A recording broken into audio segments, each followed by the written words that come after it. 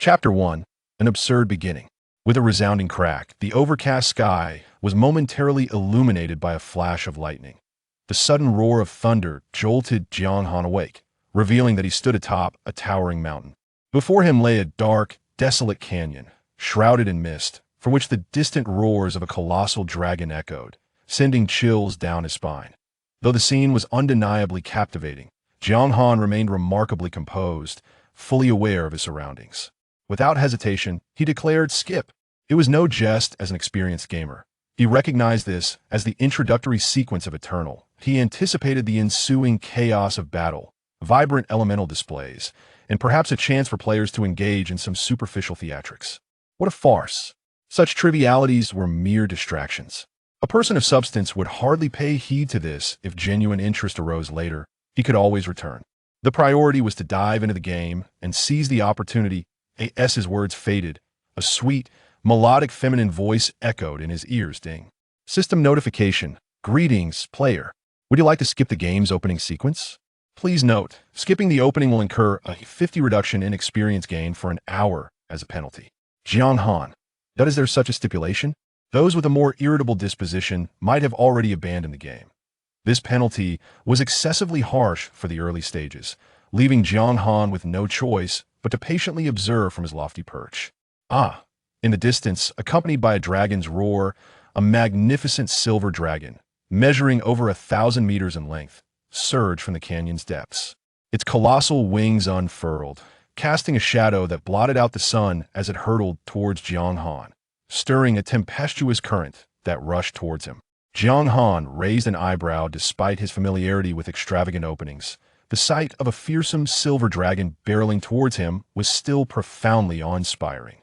Simultaneously, he noted a figure standing at the canyon's base, a man clad in a gray robe.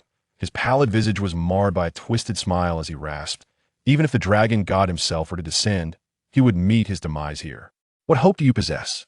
With that, he deftly leaped, his right leg poised to strike, effortlessly sending the silver dragon tumbling aside, crashing against the canyon's edge and causing a cascade of stones to tumble, enveloping the scene in a cloud of dusted display of sheer devastation.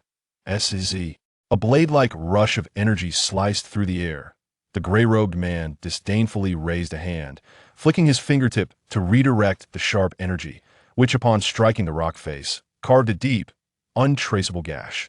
With such meager power, you hardly deserve to compel me to summon my divine weapon. Such bravado was rather striking. Jiang Han mused silently. Today, I shall ensure you are suppressed here. From amidst the mist torn asunder by the energy, emerged a silver-haired man wielding a gleaming sword, his expression resolute, as if resigned to face death.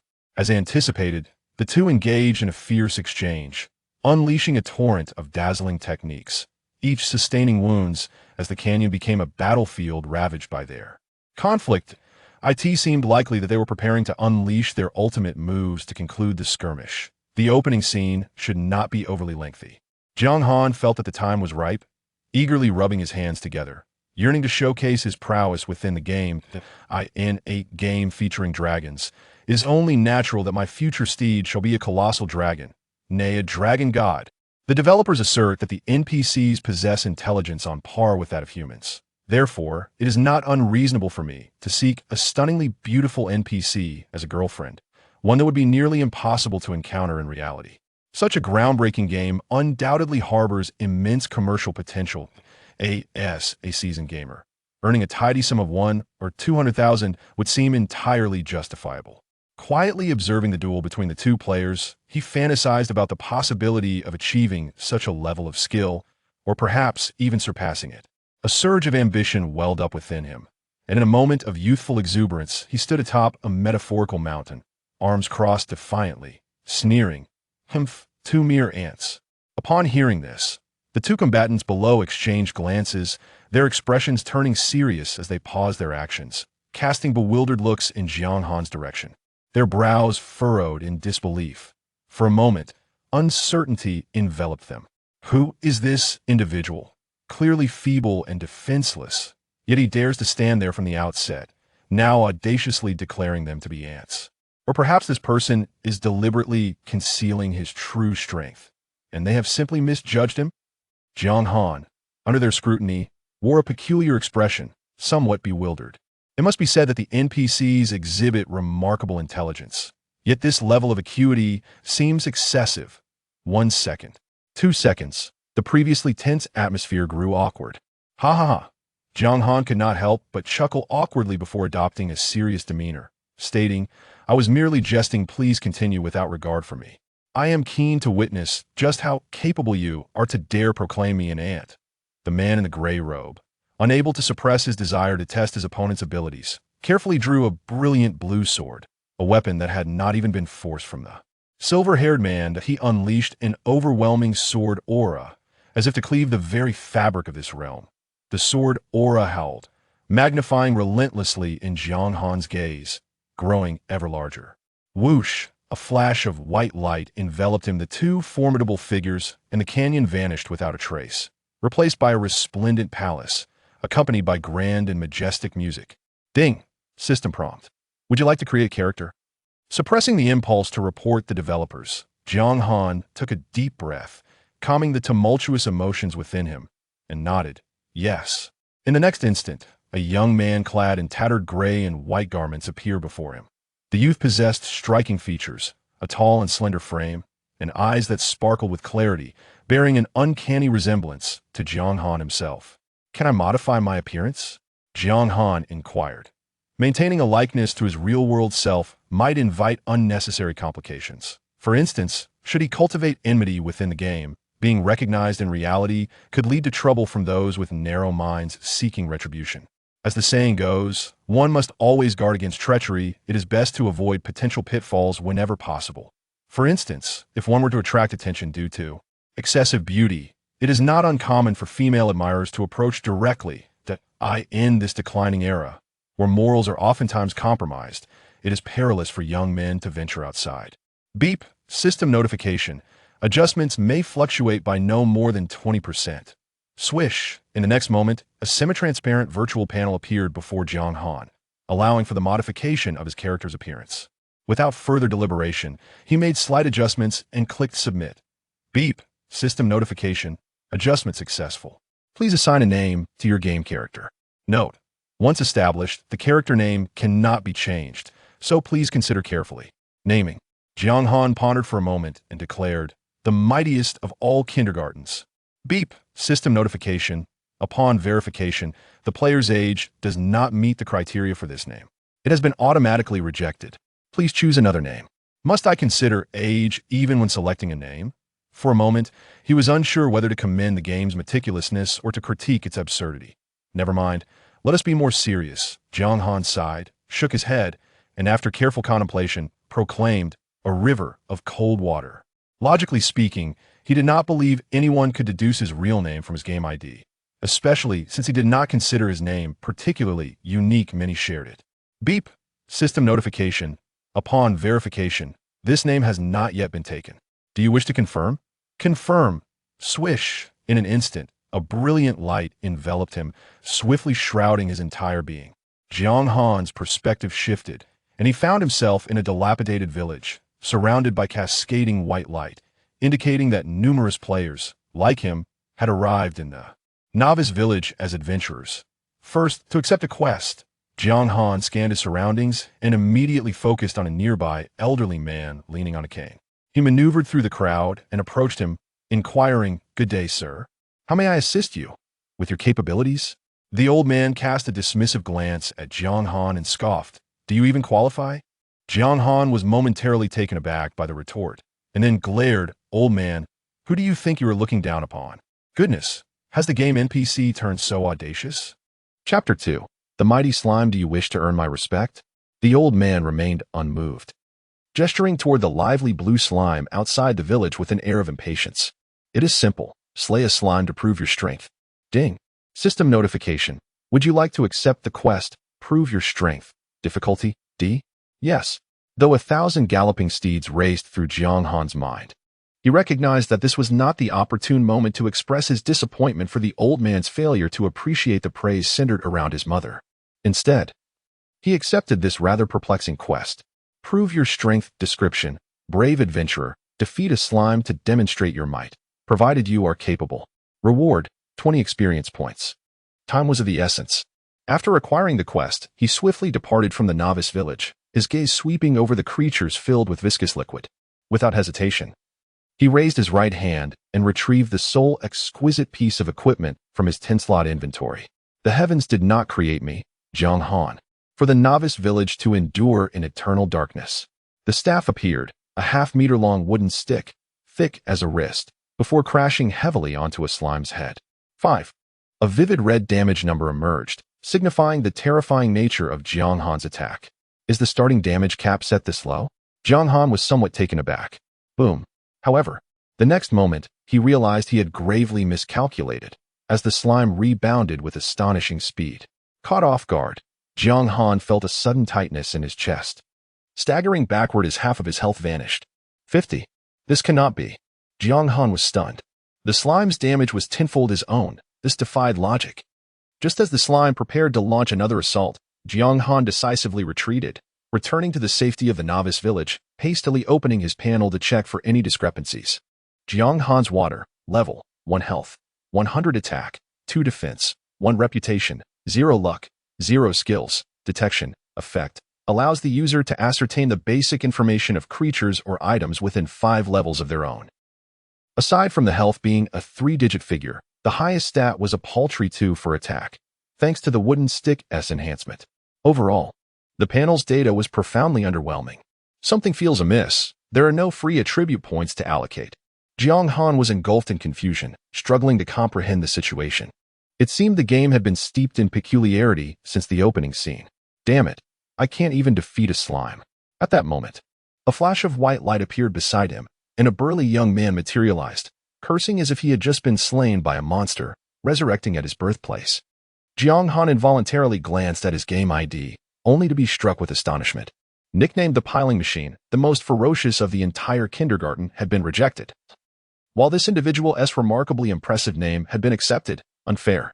However, being relatively unfamiliar with the situation, Jiang Han refrained from probing further.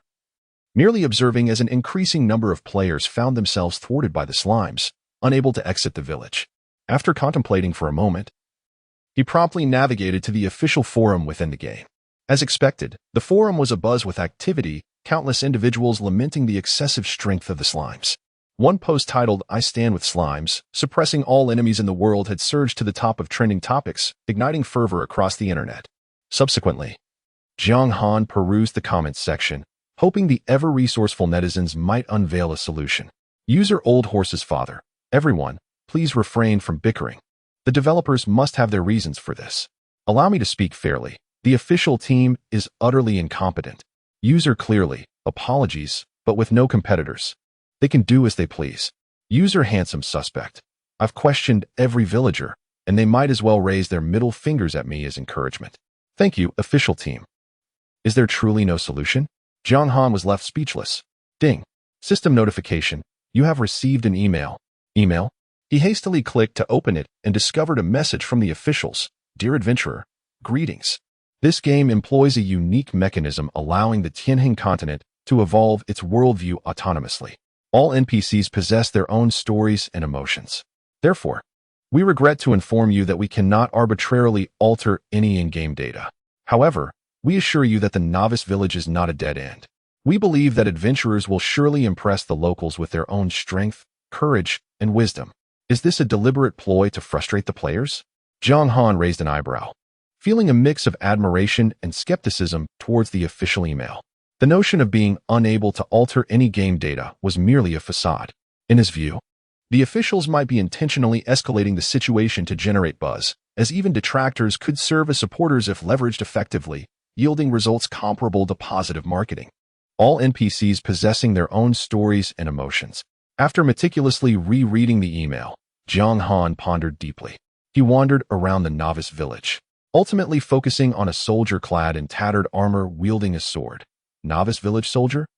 The question marks represented Jiang Han's current level and capabilities, preventing him from accurately assessing the soldier's information panel. It appeared the novice village soldier was at least level 5 or higher. The reason for targeting the novice village soldier was due to the latter's evident strength. Without hesitation, he approached briskly and smiled. Good sir, may I request a favor? Absolutely not. The novice village soldier's refusal was unequivocal. Nevertheless, Jiang Han persisted, slowly raising a finger, poised to speak. But the soldier interjected directly. You adventurers should first consider how to protect yourselves from the slime's attacks. Do you truly believe a trivial benefit could sway me?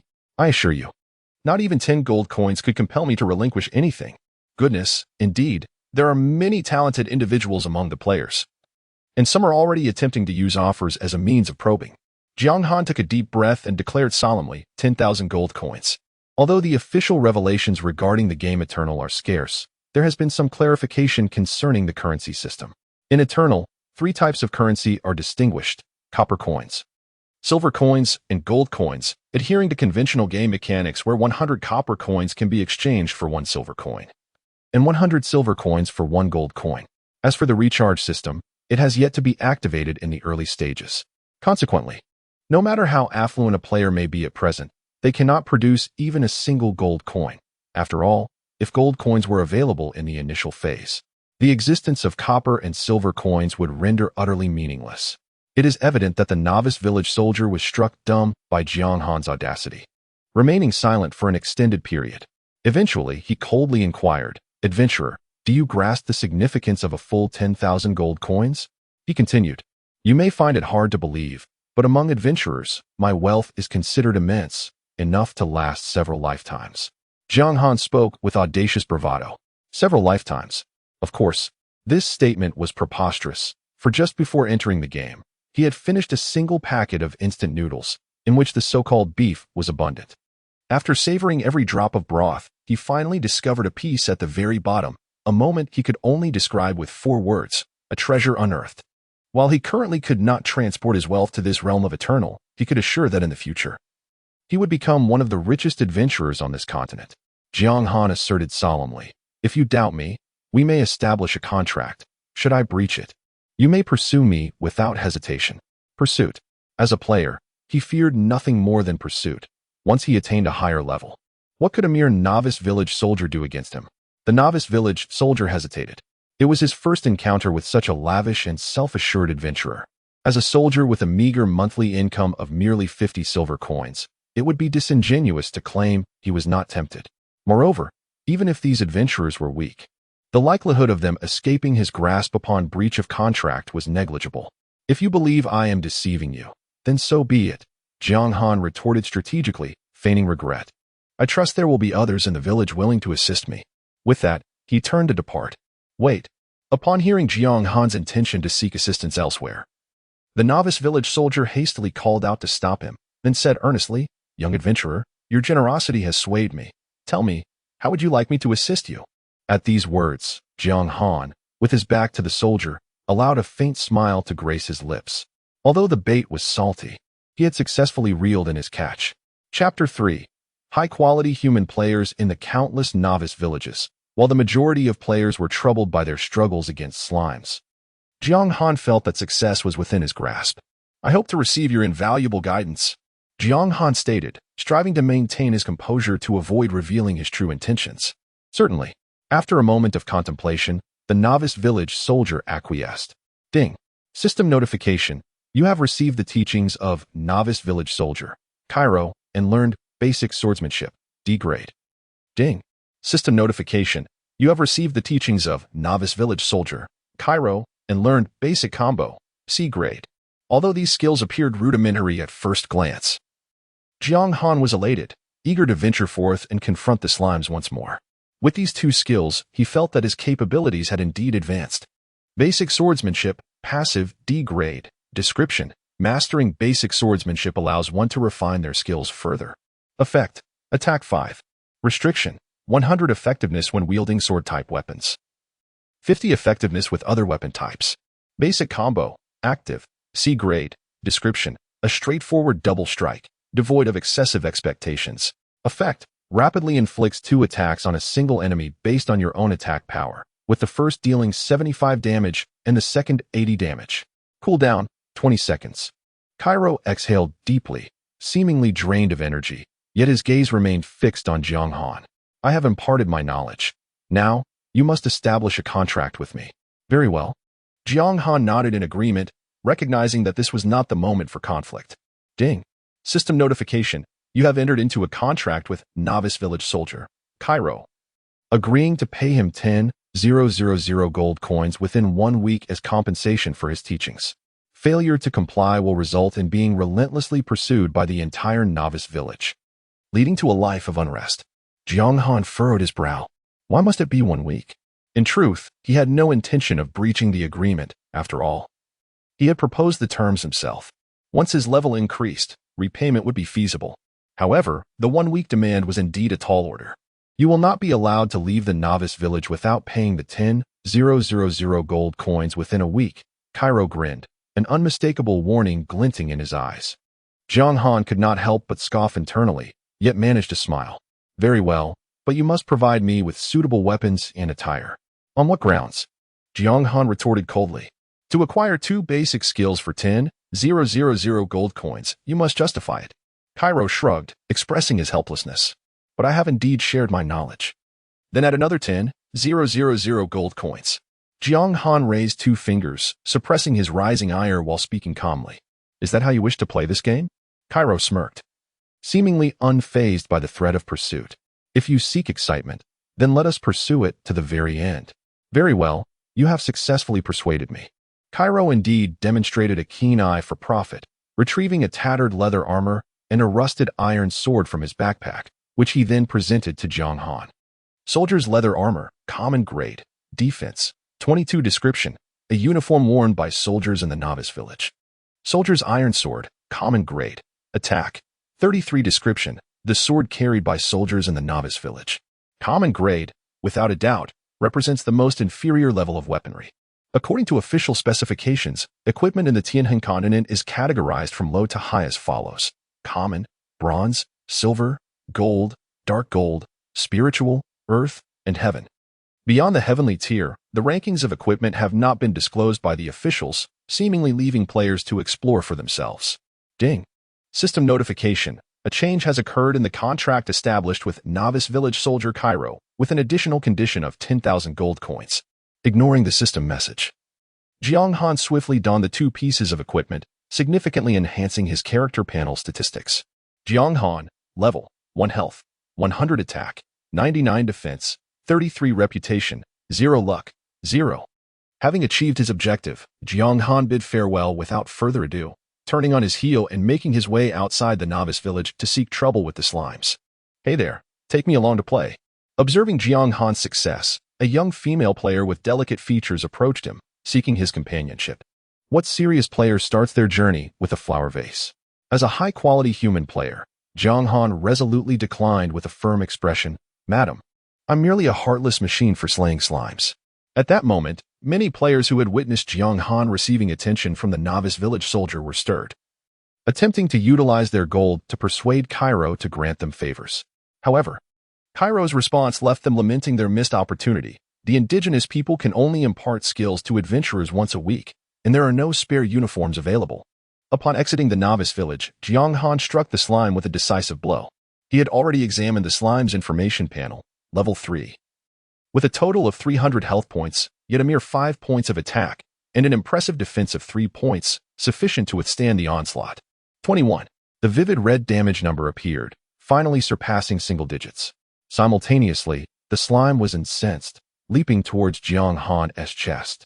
However, the latter reacted swiftly, sidestepping the attack while delivering a thrust to its back. No, to be precise, 2 thrusts. Basic combo. 32. 38. Large numbers emerged, indicating a critical hit, visibly diminishing the slime's health by a third. Subsequently, Jiang Han dispatched the slime with ease, triumphantly accomplishing his first monster defeat within the game, while also fulfilling the quest assigned by the village elder. Ding. System notification. Congratulations on defeating the blue slime, earning 10 experience points. Continue. Jiang Han did not return to the Novice Village, but instead immediately sought the next troublesome slime. It may be hard for others to believe that, through mere bluster, he had managed to gain a significant lead over countless players. With this in mind, he naturally aimed to swiftly widen the gap, striving to be among the first players to leave the Novice Village. In merely 5 minutes, Jiang Han had dispatched over 10 slimes, and suddenly, He felt a warmth enveloping him as golden light scattered around, signifying that he had successfully reached level 2. Glancing at his attribute panel, Jiang Han noticed that he had not acquired any free attribute points. The sole benefit of leveling up was an increase of 1 in both attack and defense, along with a boost of 100 in health points. Well, at least his efficiency in slaying slimes had improved. The game's designer was truly a remarkable talent, Jiang Han mused as he cast a sidelong glance at the multitude of players in the village, flustered and overwhelmed. He had never encountered such an unusual setup. Had he not successfully enticed Cairo, he feared he would be as stuck as the other players, unable to step beyond the village. Subsequently, after 2 hours of relentless pursuit as an emotionless slime slayer, Jiang Han reached level 3, further enhancing his prowess. Of course, if it were merely a matter of slaying slimes, he would not have needed to expend so much time to elevate his level. The issue lay in the game's initial phase. With no money or potions in his inventory and insufficient health, he was forced to rest on the spot, relying on passive regeneration to gradually restore his vitality. Suddenly, Jiang Han sensed something amiss. Upon reflection, it dawned on him, after more than 2 hours of grinding. Not a single copper coin had dropped from the slimes. With no copper coins to speak of, any notion of equipment was even more absurd. Starting with nothing but a stick and expecting adventurers to conquer the world, Jiang Han lowered his gaze at the iron sword in his hand, which resembled little more than scrap metal, and realized that despite having gained an unimaginable lead, he was momentarily at a loss for words. Damn it. I find myself utterly speechless. Chapter 4.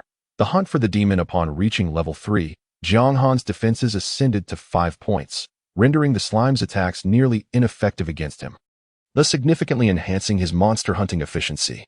However, he soon discovered that the experience points gained from each kill had dwindled from a robust 10 at level 1 to a mere 5, effectively having his rewards. No equipment dropped, no copper coins were yielded, and the experience points were diminished. Jiang Han inhaled deeply, contemplating a venture into more formidable adversaries, yet hesitated momentarily before ultimately deciding to continue battling slimes. This was not to suggest that the novice village was exclusively populated by slimes. In fact, he spotted numerous black wild buffalo meandering across the distant grasslands. The quandary lay in the buffalo's formidable attributes. Should he be trampled by one, it would be nothing short of comical. Wild buffalo, ordinary monster, level 6 health, 500 attack, 12-15 defense, 10 skill, tough hide. Description: though a wild buffalo, it has been tainted by deathly energy, rendering it far more ferocious than its predecessors, and certainly not a foe that a mere band of adventurers, incapable of besting even the villagers, could contend with. It was perplexing what the game designers were thinking, endowing the buffalo not only with high attack power but also with formidable defenses. Given Jiang Han's current attributes, even breaking through its defenses posed a challenge. He surmised that even if he could defeat the buffalo, the efficiency would pale in comparison to that of slimes, ultimately proving to be a futile endeavor. After enduring another 2 hours battling slimes, Jiang Han calculated that he still needed a little over 10 experience points. He swiftly returned to the novice village and sought out the elderly white-haired man, who had previously regarded him with disdain. "Old man, I have proven my strength," he declared. "Where's the proof?" The old man retorted, "Your words bear no weight. This is the evidence." Jiang Han retrieved a tattered blue cloth from his inventory, the remnants of a slime's corpse after it had been vanquished. The viscous fluid had burst forth and seeped into the ground, rendering it impossible to bring back. "You wily old man, fortunate that I prepared for your tricks." Jiang Han silently rejoiced, having anticipated that the elder might attempt to deceive him. Although the task had not required him to return with any tangible item, he had decided to remain cautious to avoid a potential calamity. As the saying goes, a fall into a pit, a gain in your wit. He had begun to grasp the intriguing aspects of this game. The old man regarded Jiang Han with a hint of surprise, snorting softly. "It seems there are indeed a few adventurers whose intelligence barely meets the standards of the natives." Ding. System prompt. "Congratulations, you have completed the quest, Proof of Strength, earning 20 experience points."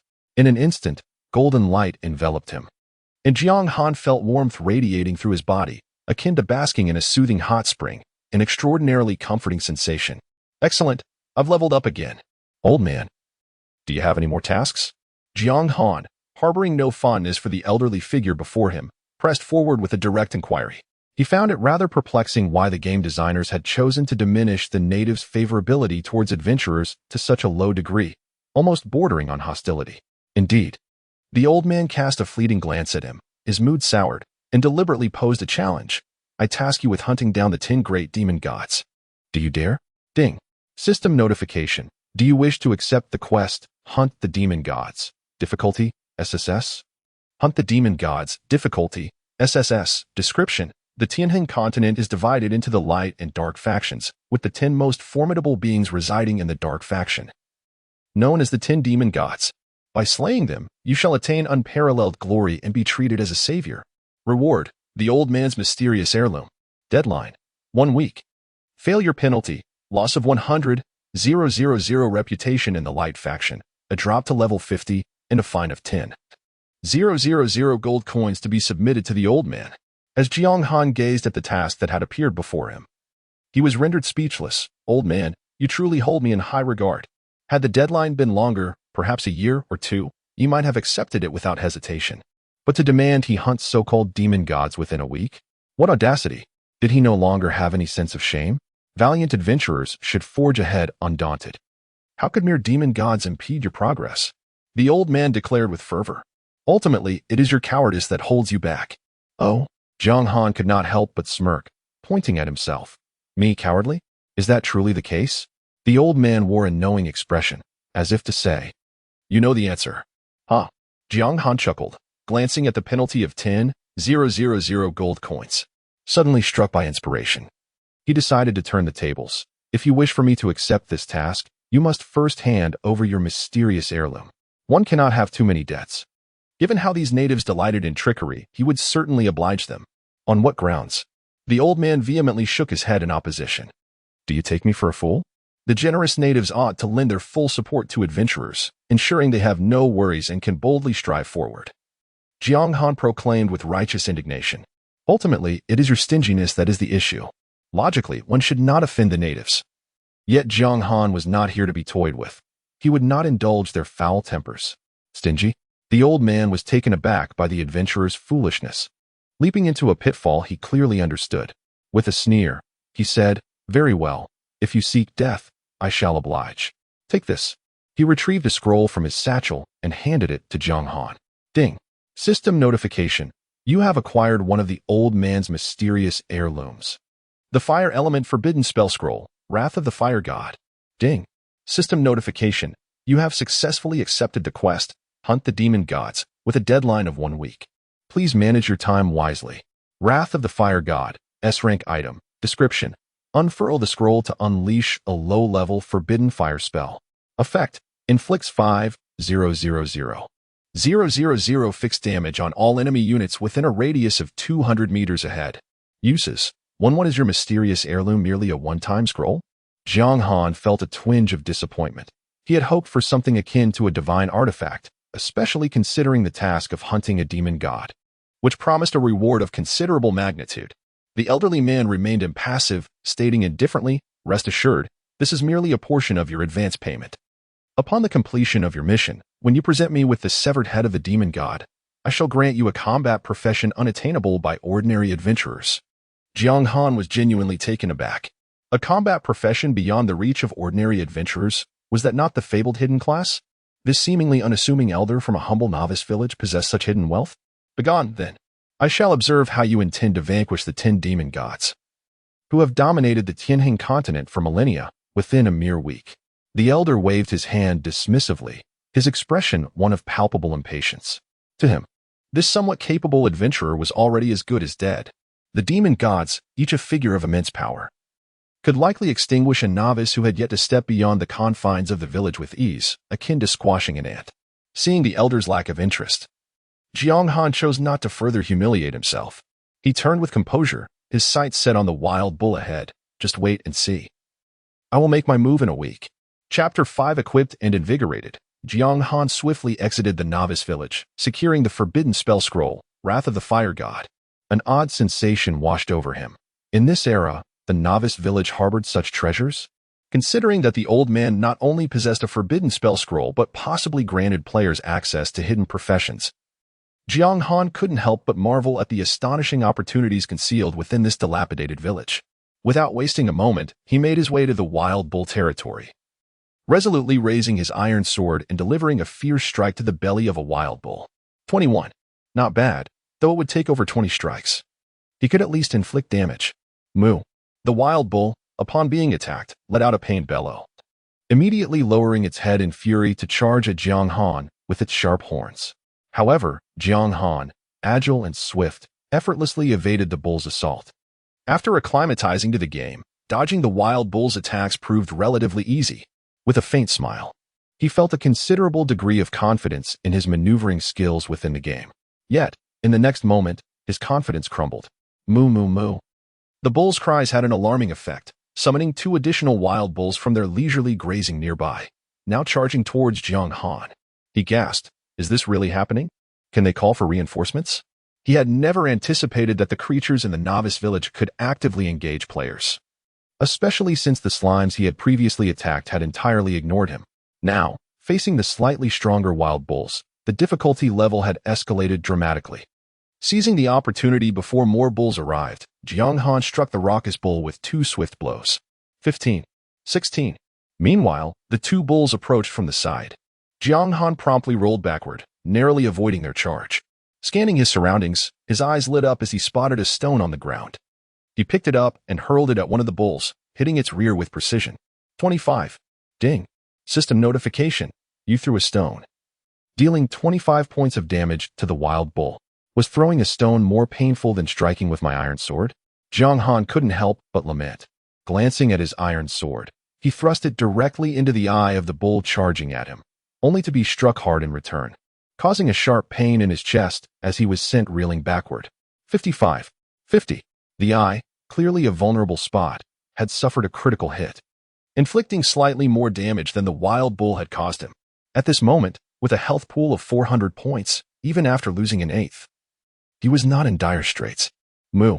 The wild bull, in pain, leapt about. Meanwhile, the 2 other wild bulls refused to remain passive, charging directly at Jiang Han. Fortunately, their attacks were straightforward and lacked intelligence. Jiang Han employed the same tactics again, swiftly dodging as they drew near, effectively avoiding damage. Of course, this would pose a significant challenge for ordinary players, but Jiang Han, confidently considering himself a seasoned gamer, felt assured in his ability to maneuver. After a mere 10 minutes, he had successfully dispatched 3 wild bulls using his thrown stones and iron sword. Ding! A system notification appeared. Congratulations on defeating Wild Bull, earning 50 experience points. Perusing the system's information log with enthusiasm, Jiang Han picked up the 3 fallen copper coins from the ground, took a brief respite, and prepared to seek out his next wild bull adversary. Not to mention, the experience gained was quite substantial. He required 800 points to level up, and defeating 16 wild bulls would suffice. While some players might view this as a slow progression, each game has its unique mechanics. To Jiang Han, gaining a level approximately every 2 hours was far more enjoyable than languishing in the novice village. A few minutes later, he stumbled upon 2 solitary wild bulls. Noticing no nearby herd, he stealthily approached with his iron sword, wearing a benign smile as he addressed the bulls. "Be good. I mean no harm." With that, he swiftly struck at one of the bullseyes, utilizing a critical hit through its vulnerability to hasten his leveling. Moo, accompanied by the bull's roar. A lively chase ensued under the radiant sun. After several minutes, panting, Jiang Han collected 2 more copper coins and noticed some clothing discarded beside one of the bulls. Thank goodness, he had finally obtained equipment. Overjoyed, he quickly examined the item. Bullhide armor, common grade, defense, 45 description, armor crafted from bullhide, notably sturdier than ordinary garments. Though it was merely common grade, it surpassed the attributes of his current soldier's leather armor. Jiang Han promptly donned the new gear, raising his defense cap by 3 points, significantly improving his margin for error against the wild bulls. However, he had no intention of discarding the soldier's leather armor. It was still an item of value that could fetch a good price from novice players in the village who struggled against even slimes. After 2 hours of effort, Jiang Han filled his experience bar, golden light cascading down as he ascended to level 5. Checking the system clock, he noted it was already 8 in the evening. The game had launched at 1 in the afternoon, and he had been online for 7 continuous hours. Though he yearned to maintain his momentum and widen the gap between himself and ordinary players, a single packet of instant noodles had proven insufficient. Now ravenous, he decided to first satisfy his hunger. Finding a relatively safe spot, one unlikely to be ambushed by wild bulls upon logging back in, Jiang Han summoned the system panel and exited the game. Removing his gaming headset, Jiang Han adeptly grabbed his phone to order takeout. Ding dong. In no time, the doorbell rang. Upon opening the door, the delivery person in a yellow uniform raised the takeout bag, cheerfully announcing, "Hello, are you the national first-class takeout food critic? Here is your chicken chop rice." Glancing at the order on the bag and reading Jiang Han's username from the delivery app, the delivery person's lips twitched, as if suppressing a laugh. "Thank you." Accepting the takeout, Jiang Han closed the door and settled at his desk, simultaneously browsing the game forum while indulging in his meal with great delight. It appears that the majority of players are still unable to step beyond the novice village. Through the myriad expressions of gratitude echoed by forum users, Jiang Han has come to realize that the current situation remains unchanged. What does this signify? It indicates that the soldier's leather armor he has exchanged is undoubtedly capable of fetching a handsome price. After browsing for a few minutes, Jiang Han stumbled upon a rather intriguing post titled "The Method of Obtaining Hidden Professions." Is it possible that players have already discovered how to acquire hidden professions? Jiang Han was taken aback and hastily clicked to read further. What is the story behind the acquisition of hidden professions? The concept of hidden professions is certainly familiar to all. The official website of Eternal has even mentioned the existence of hidden professions, including unique ones. However, how one can obtain these hidden professions remains a mystery. Allow the editor to guide you through this revelation. How are hidden professions acquired? Essentially, it is through players obtaining them within the game. Many may find it astonishing that hidden professions can be acquired by players, yet this is indeed the case. And the editor shares in this surprise. Alas, it turns out to be merely a marketing ploy. Jiang Han could not help but curse under his breath. Promptly closing the post, hastily finishing his chicken chop meal, and donning his gaming headset. Time to log in. Chapter 6. The King of Bison. With a flash of white light, Jiang Han re-entered the game, finding himself in the realm of the bison. The scene had transformed into a nocturnal setting, with a luminous full moon hanging in the sky, the air resonating with the sounds of chirping insects, and fireflies dancing gracefully around the grass and branches, creating an atmosphere of tranquility. Gripping his iron sword, Jiang Han sought to locate a bison resting at a distance from the herd, striving to limit the number of bisons attacking him simultaneously to no more than 3. Lest he falter. Time passed quietly, aligning with Jiang Han's intentions. Although the bison's calls echoed far into the still night, fortunately, they did not attract a large number of companions. With Jiang Han's increasingly adept techniques for handling bisons, his efficiency improved, and 3 hours later, golden light scattered once more, marking his ascent to level 6. Let this be enough for today. Jiang Han mused as he glanced at the time and the ever-growing experience bar. He resolved to log off and take a rest. Moo. Suddenly, a roar more resounding than that of a typical bison echoed through the air. Jiang Han's intention to log off was abruptly interrupted by the unexpected roar, invigorating his spirit. A boss? Without hesitation, he stealthily approached the source of the sound and ultimately beheld a bison of formidable size, akin to a small mountain, by the edge of a stream. Its eyes glowed a fierce crimson, its horns long and sharp, and its body radiated an enchanting red light, exuding an imposing presence. At that moment, it was drinking water. To know oneself and one's enemy is the key to victory in every battle. Jiang Han decisively cast a reconnaissance spell. King of Bison, bronze level boss, level 8 health, 4000 attack, 1823 defense, 14 skills, thick hide. Charge, berserk. Description, an exceptional bison, severely afflicted by the aura of death. Its power incomparable to that of ordinary bisons. Young adventurers, beware of its lethal kicks. Ignoring the subtle malice directed at adventurers in the description, Jiang Han compared it with his own character panel and took a deep breath, feeling somewhat ambivalent. The strength of this king of bison was indisputable, with overall attributes surpassing his own by a significant margin. However, the true concern lay in its high defense and the unpredictability of its skills. Thick hide was a basic passive ability of the bison, increasing a percentage of its health, which could be disregarded. The most crucial skills were charge and berserk, particularly the latter, as it could significantly augment its base attributes, making it exceedingly difficult for him to breach its defenses. Who knows what might transpire in a week's time? If one does not take risks, how can a bicycle transform into a motorcycle? Jiang Han gritted his teeth and decided to take the plunge. If all else failed and he could not escape, he still possessed a forbidden spell scroll to avoid losing a level. The thought of obliterating the bisons in the novice village with a forbidden spell was thrilling, albeit merely a fleeting thought. He was not naive enough to overlook the importance of the forbidden spell scroll for players in the early game. While annihilating bisons with such a spell was a rather constructive idea, it would indeed be a gross misallocation of resources. Lowering his head and surveying the surroundings, Jiang Han confirmed that no wild buffaloes were approaching to intervene. He picked up a stone and hurled it with great force towards the Buffalo King, striking accurately beneath its form and hitting two peculiar, round objects. A critical hit. The Buffalo King, with merely 4,000 health points, lost a substantial 25 points. Such damage could prove fatal. Moo. Taken by surprise, the Buffalo King ceased its drinking, pivoted angrily to glare at Jiang Han, its right front hoof scraping the ground incessantly, while two jets of steam erupted from its nostrils. Ding. System notification.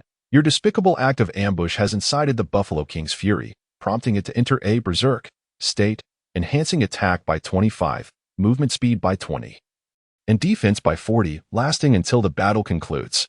Early activation? Jiang Han was both amused and bewildered. Could it truly work this way? Moo. The Buffalo King wasted no time, roaring as it charged towards Jiang Han with astonishing speed, akin to an arrow released from a bow, its momentum formidable. Yet, Jiang Han reacted swiftly, effortlessly dodging as it approached, remaining calm and even cheerful. His greatest fear was being unable to inflict damage due to high defense, but here, the creature had unwittingly reduced its own defenses, displaying a commendable degree of strategy. Moo. Regrettably, the Buffalo King was oblivious to human speech, continuing to employ its singular charging attack against its foe.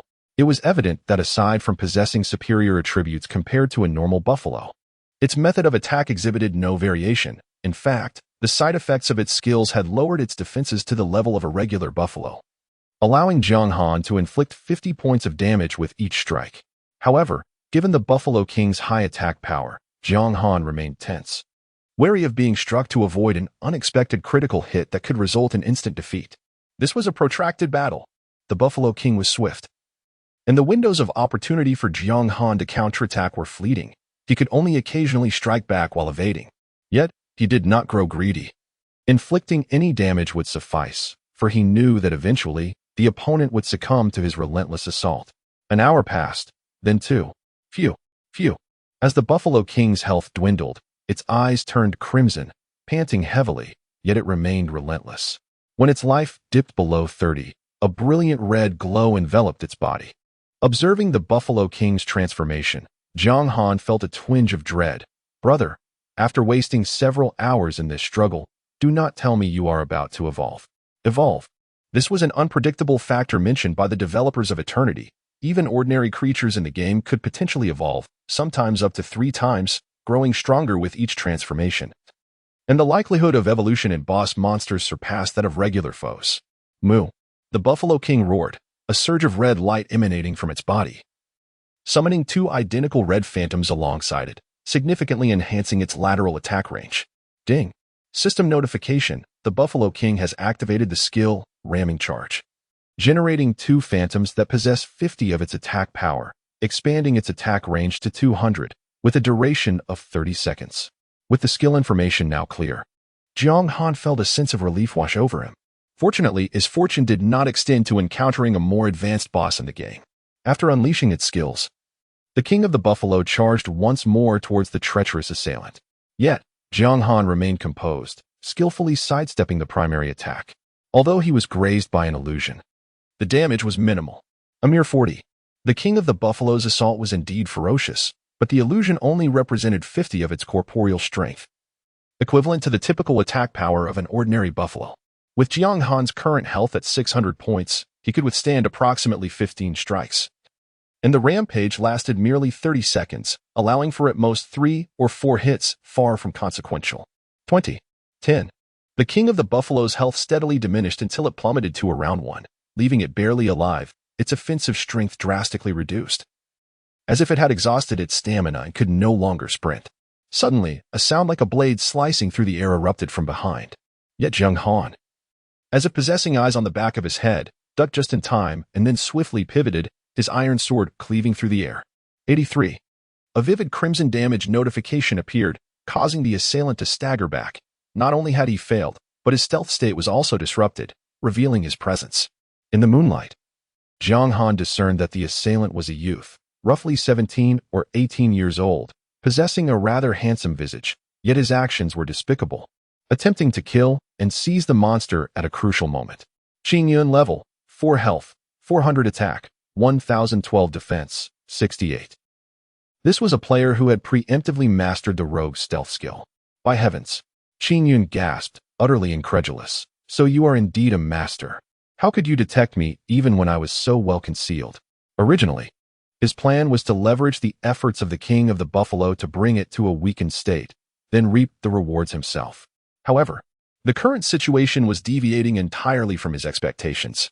Before Jiang Han's counterattack, he had never imagined that his stealth would be pierced, nor that his assured backstab would be so effortlessly evaded. With the King of the Buffalo's health waning, Jiang Han had no time to indulge in idle chatter. He brandished his iron sword and executed a basic combo, aiming to swiftly subdue his opponent. 60. 63. In an instant, Qing Yun's health fell below half.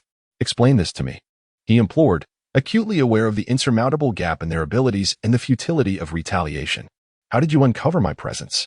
Jiang Han's expression remained indifferent. Youngster, engage your intellect and ponder it yourself. With that, he executed a precise sequence of attacks, reducing Qing Yun to a mere wisp of light, destined to respawn at the novice village's starting point. As for the audacity to ambush him, Jiang Han shifted his gaze back to the exhausted King of the Buffalo, sneering. Naive. In truth, his suspicion of lurking adversaries was not unfounded. Firstly, the King of the Buffalo would hardly make such a loud outcry without reason. It was highly probable that it had engaged in combat. Moreover, the bison, typically found congregating in groups, required him to seek out the stragglers. As the King of Bison, a creature of notable stature, it was perplexing that it would venture forth alone, devoid of any companions. Jiang Han couldn't help but suspect that it had been deliberately lured into this encounter. With the imminent threat now dissipated, Jiang Han swung his iron sword at the King of Bison. After approximately 3 arduous hours of relentless effort to vanquish his foe, his spirit soared with exhilaration. Brother, considering the sleepless night I've spent in your company, to grant me a few splendid treasures. Chapter 7. The first kill on the server. The iron sword extinguished the last flicker of life in the Bull King, causing the latter to succumb in reluctant defeat, transforming into a lifeless corpse. With a whoosh, the substantial experience surged through Jiang Han, enveloping him in a warm glow as he ascended to level 7, restoring his health to full capacity. Ding. System notification. Congratulations on defeating the bronze level boss, Bull King. As the first player in the game to vanquish a bronze level boss, you are awarded additional rewards: 10 free attribute points, 1000 reputation, and the rare item, Heaven's Favor Pearl. A reward for a first kill? Jiang Han's eyes sparkled with excitement. Free attribute points. This was precisely what he had sought since the game's launch. He never expected to encounter it only after achieving the first kill. Ding. System notification. Do you wish to announce your glorious achievement to all adventurers arriving in the Tianjin continent? Note, after the server-wide announcement, you will receive 10,000 points of reputation. 10,000 reputation. Although Jiang Han was momentarily uncertain of its utility, its presence in the player's information panel indicated that more is undoubtedly better. Furthermore, considering that defeating a bronze-level boss only granted 1,000 points, the difficulty must be considerable. Yes. Weighing the pros and cons, Jiang Han could not resist the temptation and chose to agree. Ding. System notification. Congratulations to the Eastern District player, Jiang Han Shui, for becoming the first to defeat a bronze-level boss. This announcement is hereby made. Ding. System notification. Congratulations to the Eastern District player, Jiang Han Shui, for becoming the first to defeat a bronze-level boss. This announcement is hereby made. The system announcement echoed 3 times in total, the text vividly read and magnified, as if fearing that other players might miss it. Ding. System notification. Player, Long Zhanyuyi, has requested to add you as a friend. Do you agree? Ding.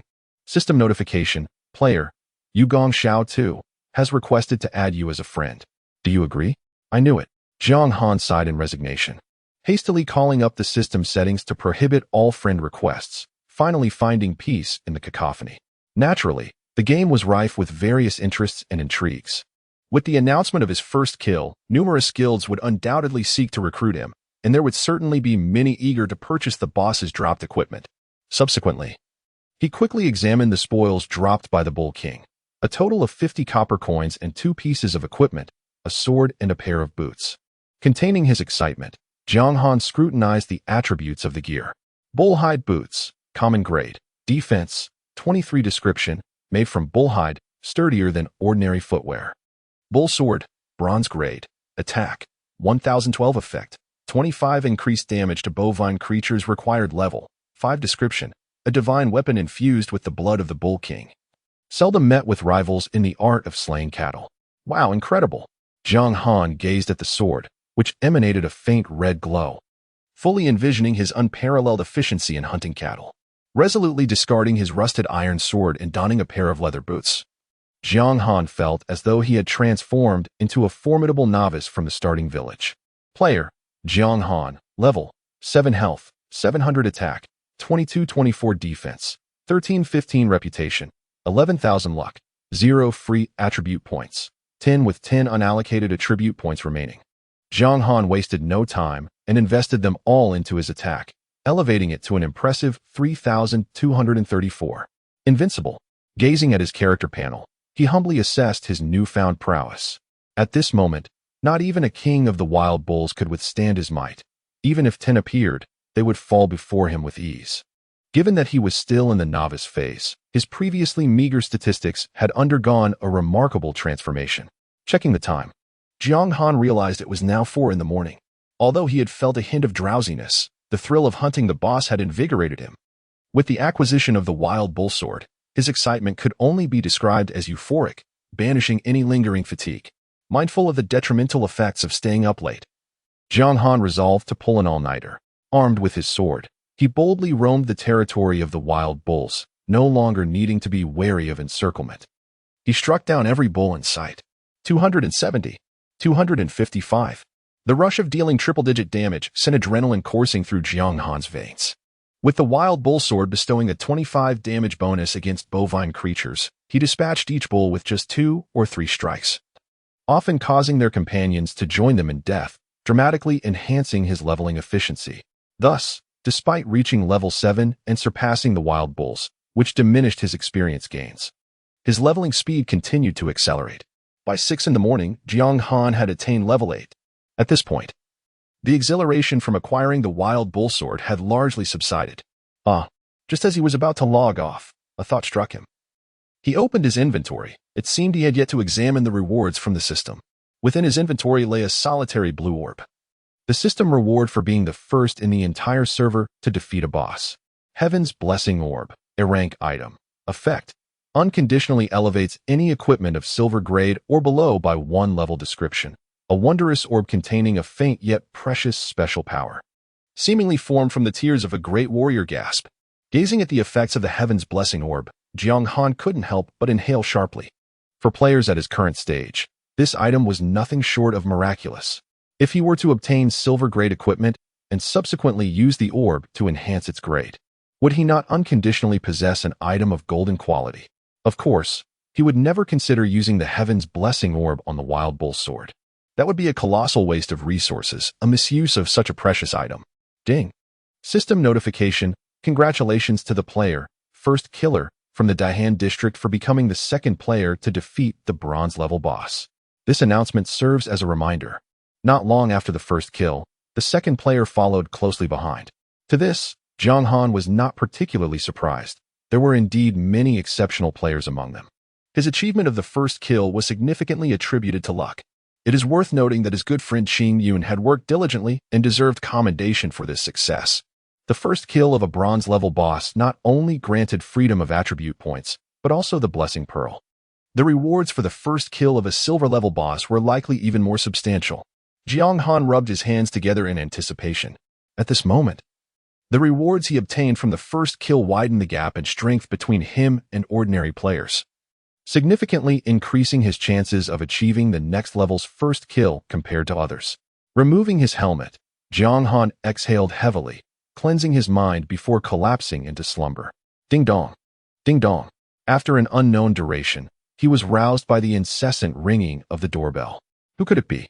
Groggy, Jiang Han rose, donned his pajamas, and hurriedly opened the door, revealing a delivery person. Hello, your package. All right, thank you. After accepting the parcel, Jiang Han returned to the living room to open it, discovering a large bag of dried vegetables alongside a few pieces of baked flatbread. He immediately realized these were sent by his mother. Taking out his phone, Jiang Han prepared to call his mother to reassure her of his well-being. However, halfway through dialing the number, he suddenly remembered something and paused. First, he needed to sell the soldier's iron sword and the soldier's leather armor. Currently, funds were a bit tight, and Jiang Han decided to sell the equipment first. At the beginning of the game, most players were stuck in the novice village, unable to progress. Regardless of the attributes of those two pieces of equipment, their value would not be low, and he could certainly fetch a good price. Afterward, he could inform his mother of his safety, with a bit more confidence to mention sending some money home. Of course, whether his mother would accept it was another matter, but he felt that regardless of his decision, he needed to let her know that he was doing quite well out there. Chapter 8. The First Fortune After Freshening Up. Jiang Han eagerly donned his gaming headset and entered the virtual realm. In an instant, he materialized within the territory of the bison, surrounded by freshly spawned beasts. Without a moment's hesitation, he brandished his bison sword and swiftly dispatched the creatures, adhering to the principle of collecting every last coin that fell. Suddenly, his eyes gleamed with excitement as he noticed a pair of bracers drop beside a bison carcass. He hurriedly picked them up and cast a detection spell, revealing the item panel. Leather bracers, common quality, defense, 22 description, crafted from leather. Their design is rather conventional. Perhaps only the weak would find them appealing. Having farmed bison throughout the night with unparalleled efficiency, Jiang Han had only managed to acquire 2 items, highlighting the notoriously low drop rate in this game. Eternal. Equipping the bracers, his defense surged by 2 points to 16-18, rendering the bison's attacks utterly ineffective, inflicting merely 1 or 2 points of damage. For a novice, his attributes could be likened to a young cow soaring into the skies, remarkably impressive. Without delay, seizing the moment as players were generally discovering ways to exit the novice village, he hastily returned, drawing the attention of many players. Wow, a master! This rubbish game has me trapped in the novice village, yet some players have already taken flight. I can't even detect this person's level. They must be at least 5 levels above me. I haven't even fought slimes, and I'm considering quitting. In Eternal, there is no concept of trousers. Armor encompasses the entire lower body. Aside from potentially special gear, a player's attire generally consists of 7 pieces: weapons, armor, helmets, bracers, shoes, leg guards, and rings. Thus, visually, Jiang Han was equipped with everything except leg guards and a helmet, making him stand out remarkably among the players still clad in novice attire. Taking a deep breath, Jiang Han shouted, "Selling equipment. A total of 2 pieces, payment first. Then trade." Unfortunately, the announcement system for broadcasting messages within a certain range was not yet activated, so attracting attention in the novice village relied solely on shouting, which could draw only limited interest. Equipment? Instantly, a throng of players surged toward him, surrounding him tightly. Displaying the soldier's iron sword and leather armor, Jiang Han proclaimed, "Highest bidder wins. These 2 pieces with such terrible attributes? Only I would want them. 100 each. How about that?" A player called out. 100 for each? You must be dreaming. Jiang Han replied with a patronizing glance, reiterating, "Highest bidder wins. I'll bid 500, 1,000, 2,000. Fortunately, not everyone lacked discernment. These items, which would typically go unnoticed in other games, commanded an astonishingly high price in Eternal. Indeed, rarity begets value, whether in games or reality. The assertion that anything possessing a certain value can be deemed a truth holds steadfast. 10,000 for this item. I shall take both pieces of equipment." A middle-aged man, with sun-kissed skin and an average build, squeezed through the crowd, examined the gear, then scrutinized Jiang Han for a moment before grinning. "You possess considerable skill, young man. Would you care to join my guild? The remuneration is quite negotiable." With the mention of 5 figures, the surrounding bidders fell silent. The swift call for such a lofty price for two soon-to-be obsolete novice items indicated that the opponent had an abundance of wealth, rendering further bidding unnecessary. I apologize, but I prefer to remain a solo player for now, Jiang Han declined with a shake of his head. Although guilds in contemporary gaming had matured, the demands of membership were excessive.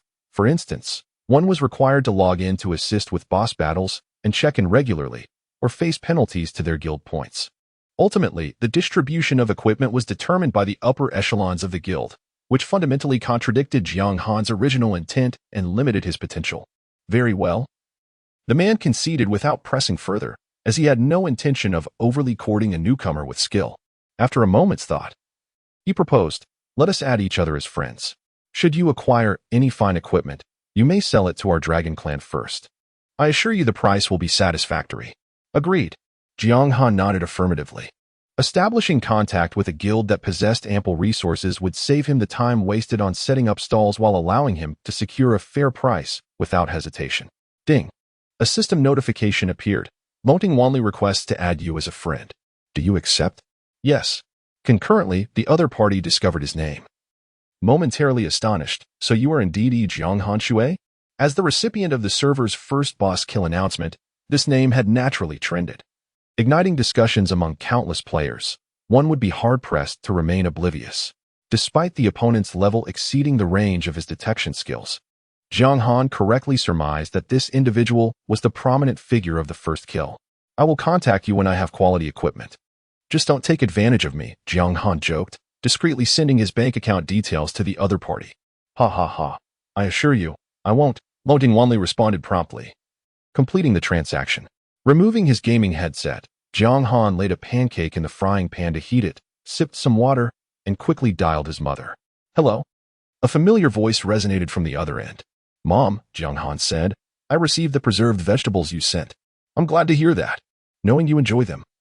I sent a bit more. Are you finding work exhausting out there? I heard from Uncle Chen next door that when you first started, you had many expenses. If you're short on cash, I can send you a few thousand. Jiang Han chuckled. Not at all. My boss appreciates my efforts. I've recently received several bonuses totaling tens of thousands. Receiving such sums just a few months into your job? The voice on the other end clearly expressed surprise. A mother's joy at her son's success was palpable. Indeed. Jiang Han smiled and reassured his mother. Rest assured, Mom, I am doing quite well out here. If finances are tight at home, I can send back 20,000. He continued, as long as you're doing well at work, money is not a concern. After a conversation lasting several minutes, Jiang Han ended the call. At noon, he satisfied his hunger with a dried vegetable bun before swiftly logging into the game. The early moments of the game are invaluable, and he must continue to expand his advantages. After wandering around the novice village and confirming that no quests were available, Jiang Han spent 50 copper coins to purchase a health potion before decisively departing. According to the apothecary, each bottle of the potion contained pills that could be used 20 times. Health potion, effect, restores 50 health points every second for 10 seconds upon consumption. Cooldown, 20 seconds. Description, a concentrated pill favored by the adult natives of the novice village, said to invigorate and replenish vitality when taken 3 times daily. 8 pills at a time. Stepping onto the soft grass as he exited the novice village and ventured into a more challenging leveling area, Jiang Han glanced at the additional 20,000 in his bank card, feeling elated. This was his first substantial earnings in the game, and it amounted to 5 figures. Despite calling himself a gaming veteran, as an ordinary student who had recently graduated from university, earning such a sum in one go was certainly a cause for excitement. A few minutes later, as he passed through the territory of Wild Buffalo, he noticed several players collaborating to defeat monsters. After hesitating for a few moments, he shook his head and thought, the Wild Buffalo can wait, given his current equipment and level. Seeking trouble with the buffalo would undoubtedly be a waste of time. Although the efficiency might be high, the experience gained from the buffalo was truly meager at higher levels. As he traversed the Wild Buffalo territory, a breathtaking valley came into view. Outside the valley, lush greenery flourished, and the air was filled with the melodious chirping of birds and fragrant blossoms. However, a pack of large gray wolves roamed the area, adding a touch of terrifying danger to the picturesque scenery. Gray wolf, common monster, level, 10 health, 2000 attack, 25-30 defense, 18 skill. Bite, description, the gray wolves are the rulers of this valley. their strength commanding respect in the novice village. Countless adventurers have fallen prey to their jaws, becoming mere sustenance. Chapter 9. The Enchanted Wolf King. The attributes of the Grey Wolf are remarkably formidable. In comparison to the King of Bison, it boasts superior attack and defense, albeit with slightly inferior vitality. However, the renowned Jiang Han, who achieved the first kill across the server, is far from an ordinary adversary. Armed with the bison sword in his grasp, he stands unwavering. Approaching the Grey Wolf, an overwhelming aura instantly captures the attention of all nearby Grey Wolves. As the piercing gazes filled with malice fixate upon him, Jiang Han feels a tightening in his chest. The monsters in the novice village are already repulsive enough in their pack mentality, and now they dare to initiate an assault? Howling. Indeed, the more one wishes to avoid a confrontation, the more likely it becomes. Approximately a dozen Grey Wolves rise from their rest, emitting low growls as they gradually close in on Jiang Han, attempting to encircle him. Without a moment's hesitation, Jiang Han turns and flees, while he could perhaps manage to fend off 3 or 4 simultaneously. Facing a dozen would be akin to waking in the dead of night to curse the King of Hell. Shaking off the majority of the Grey Wolves, he glances back at the 2 that relentlessly pursue him. With his left hand, he swiftly picks up a stone from the ground and hurls it with all his might at one of them, causing the creature to halt its advance and sidestep. Seizing this opportunity, he targets another Grey Wolf. As it lunges towards him, he executes a graceful slide tackle. 79. The Grey Wolf nearly sinks its teeth into Jiang Han's neck, but fortunately, he reacts with lightning speed, raising his left wrist to thrust into the wolf's gaping maw filled with sharp fangs. Instantly, Jiang Han's health diminishes by nearly 1/10. Taking advantage of the moment, he flips over, pinning the Grey Wolf beneath him and thrusting his iron sword into its belly twice. Basic combo. 110. 116. Equipped with the bison sword, Jiang Han possesses a significant attack power capable of breaching the Grey Wolf's defenses. Howling. At that moment, the Grey Wolf behind him pounces, prompting Jiang Han to quickly roll away, delivering a powerful kick to the belly of the wolf beneath him, sending it flying, and then swiftly evading its attack. Rising to his feet, Jiang Han takes the initiative, engaging in a fierce battle with the 2 Grey Wolves, using his exceptional attack strength to forcefully slay them both. Ding. System notification. Congratulations, you have slain a Grey Wolf, earning 80 experience points. The experience provided by the Grey Wolves is significantly higher than that of the bison. Jiang Han estimates that he requires approximately 25 Grey Wolves to level up. Furthermore, each Grey Wolf drops 2 copper coins. 2 coins. Collecting a total of 4 copper coins, Jiang Han thinks to himself that he merely needs to hunt 50 million Grey Wolves to acquire 10,000 gold coins. Nearly moved to tears. Repaying debts seems utterly unattainable, and hunting the demon god is simply a dream. With such calculations, it becomes evident that he will inevitably owe 30,000 gold coins, a reputation of 100,000, and reach level 50. Jiang Han shakes his head. Entirely unfazed, the penalties are far too lenient, hardly worth consideration. In his perspective, the animosity exhibited by the indigenous people towards adventurers was a natural consequence, and he felt no remorse for his actions. Upon reevaluation, he considered himself to be at an advantage, even profiting immensely. Firstly, the terms of the contract he had established with the novice village soldier, Cairo, stipulated that any breach would result in being hunted down by the entire village. This indicated that the punishment he would face was a relentless pursuit, rather than a forced deduction of 10,000 gold coins from his inventory. Secondly, although the old man's punishment appeared daunting, the forbidden spell scroll he received was willingly and unconditionally bestowed upon him, a generous gift following the establishment of the task conditions. Thus, there was no provision for returning the scroll within the punishment framework. Trading a mere 50 levels and 100,000 prestige points for a forbidden spell scroll, did he truly incur a loss? Even if his levels were to plummet. With the forbidden spell scroll in hand, he could effortlessly achieve a first kill on a gold grade boss or even a dark gold grade boss. Let us see who truly suffers a loss here. Jiang Han certainly had his own plans. However, he knew the old man would demand it back, and his primary objective was to devise a way to retain the forbidden spell scroll. There was no need to rush. Time was still on his side. Discarding distractions, he resumed his leveling journey. With his experience in dealing with Grey Wolves, he began to roam the outskirts of the valley, patiently seeking out solitary Grey Wolves to lure them into areas devoid of their kin. Time passed slowly. Howls of the Grey Wolves echoed hauntingly outside the valley. Regrettably, Jiang Han, in front of him, chose to provoke the wolves, a sly grin on his face. Howl all you want. Even if you scream your throat raw, no wolf will come to your rescue. It must be noted that under normal circumstances, he would not behave in such a manner. After 2 hours had elapsed, having slain over 20 gray wolves, golden light scattered as Jiang Han reached level 9. Just one more level, and he could exit the novice village.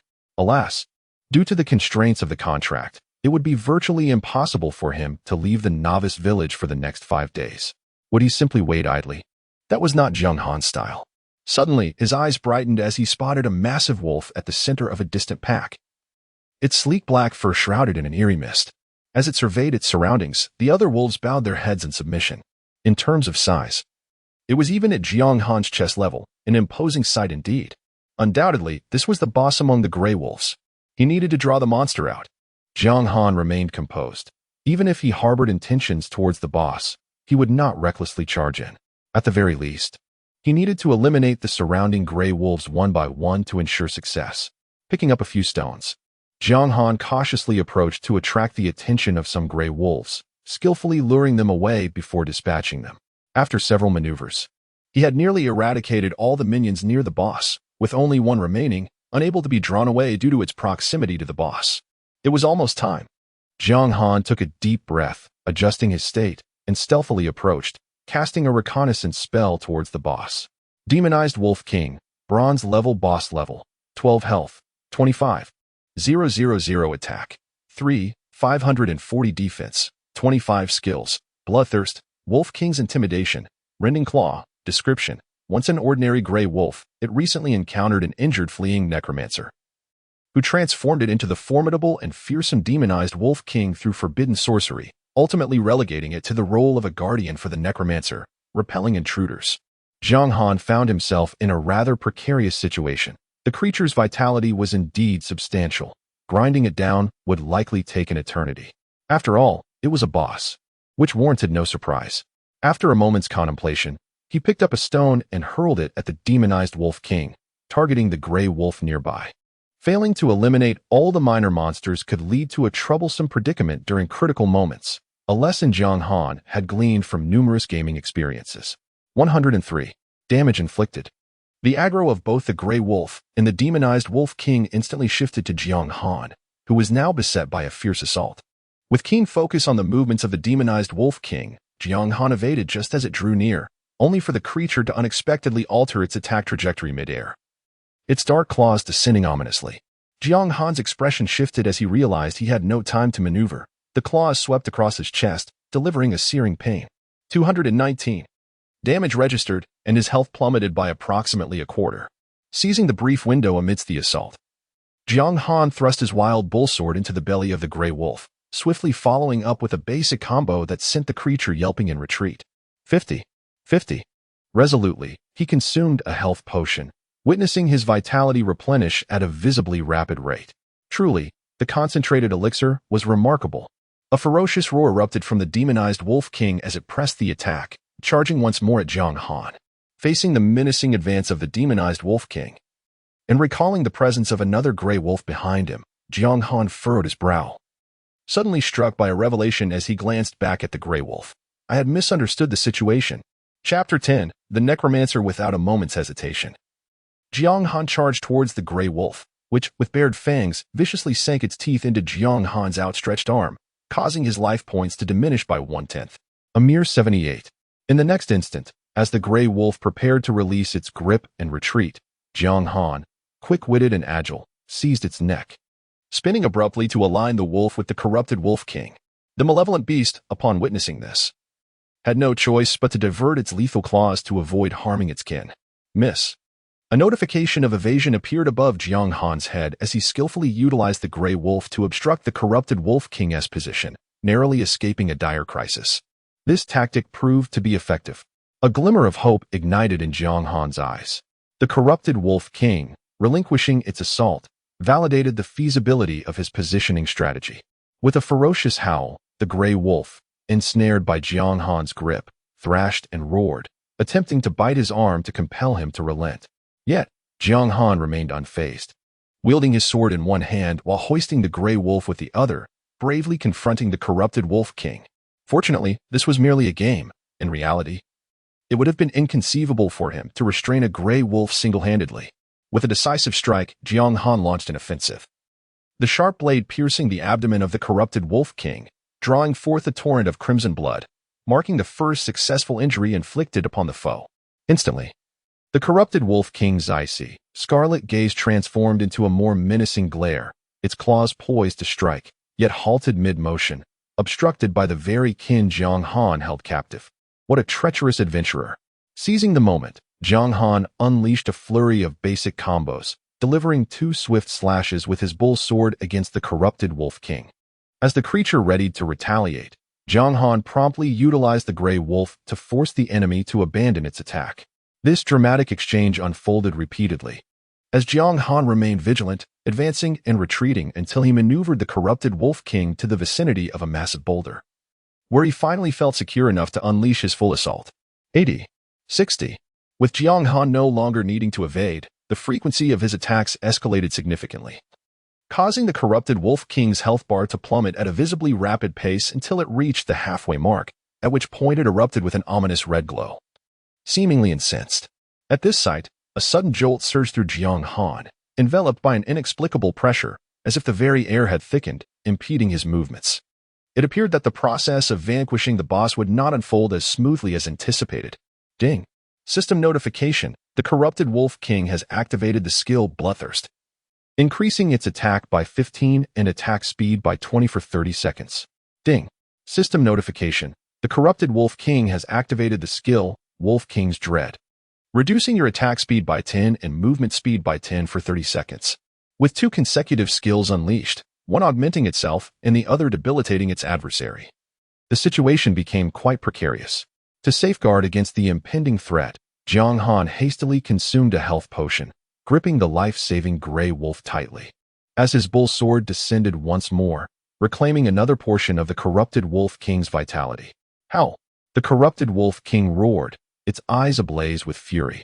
Its icy, ghastly claws swept through the air, tearing the struggling gray wolf asunder, reducing it to mere strips of flesh, a gruesome spectacle. A terrifying damage number of 1487 erupted above the gray wolf's head, signaling a critical hit that ended its life instantaneously. Ding! The system announced. The corrupted Wolf King used the skill, Rending Claw, inflicting 250 damage to the gray wolf. However, it is incapacitated for 5 seconds. At last, the inevitable clash among kin had commenced. Jiang Han inhaled sharply, yet he did not squander the precious time gained through the gray wolf's sacrifice. Instead, he pressed forward, executing a basic combo with renewed vigor. 76. 81. 102. Though the corrupted Wolf King possessed formidable enhancement skills, fortunately, its defensive capabilities remained unenhanced, allowing Jiang Han to breach its defenses with relative ease. After dispatching the gray wolf that had been seized by the adventurer, the 5 seconds elapsed, and the revived corrupted Wolf King fixated on Jiang Han, launching a frenzied assault with unprecedented swiftness. 310. In a single strike, over a third of Jiang Han's health was obliterated. Astonished, he quickly retreated, creating distance and using a nearby boulder as a shield. As the corrupted Wolf King prepared its next attack, Jiang Han deftly sidestepped, skillfully maneuvering around the boulder. Clearly, his foresight in luring the corrupted Wolf King near the obstacle had proven invaluable. From the outset, he had never believed that simply exploiting terrain could easily vanquish a boss. Having navigated the treachery of the novice village, he had acclimated to the rhythm of the game. Howl! The frustrated corrupted Wolf King grew increasingly enraged as its assault failed to breach the sturdy rock. Under Jiang Han's serpentine dodging, the duration of the skill reached its end. Meanwhile, he consumed health potions while evading, restoring his health above 80 before striking once more, with a swing of the wild bull sword. He rapidly followed up with a basic combo to hasten his output. 40. 20. Jiang Han remained remarkably composed, refusing to lower his guard despite the boss's dwindling health. As soon as the cooldown for the health potion elapsed, he promptly replenished his vitality, continuing until the corrupted Wolf King collapsed with a wretched roar, at which point he finally exhaled in relief. Ding! The system announced. Congratulations. You have slain the bronze tier boss, corrupted Wolf King, earning rewards, 2,000 experience, 500 reputation. With a flourish, golden light cascaded down, elevating Jiang Han to level 10. Ding! The system proclaimed, "Congratulations on reaching level 10. You may now leave the novice village and proceed to the town for class advancement." Excellent. Now, his next challenge lay in dealing with the old man and soldiers remaining in the novice village. Jiang Han's gaze swept over the corpse of the corrupted Wolf King, where he spotted several silver coins and a total of 3 pieces of equipment, instantly lifting his spirits. Bending down to pick up the items, he eagerly employed his reconnaissance skills to examine the attributes of his newfound equipment. Wolfskin leggings, whiteboard level, defense, 55 required level, 10 description. Crafted from the enchanted fur of the Wolf King, these leggings exhibit remarkable resilience. Wolf Fang dagger, bronze level, attack, 14-16 effect, attack speed 10 required level, 10 description, a dagger forged from sharp wolf fangs.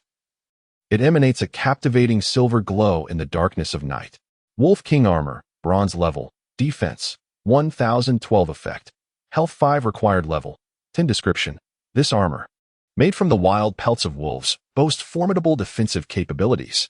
Among the 3 pieces of equipment, 2 were readily usable, although he had yet to change his class. He could wield both the dagger and the longsword. With his mastery of basic swordsmanship, he gained an additional 5 attack points when using sword-type weapons, rendering the wild bull sword comparable to the Wolf Fang dagger. He stowed the wild bull sword in his inventory and donned the 3 pieces of equipment. Upon opening his character panel, he felt a significant enhancement in all aspects. Jiang Han's Wii level, 10 health, 1050 attack, 3638 defense, 3033 reputation, 11500 luck, 0 ah. The loneliness of a skilled player.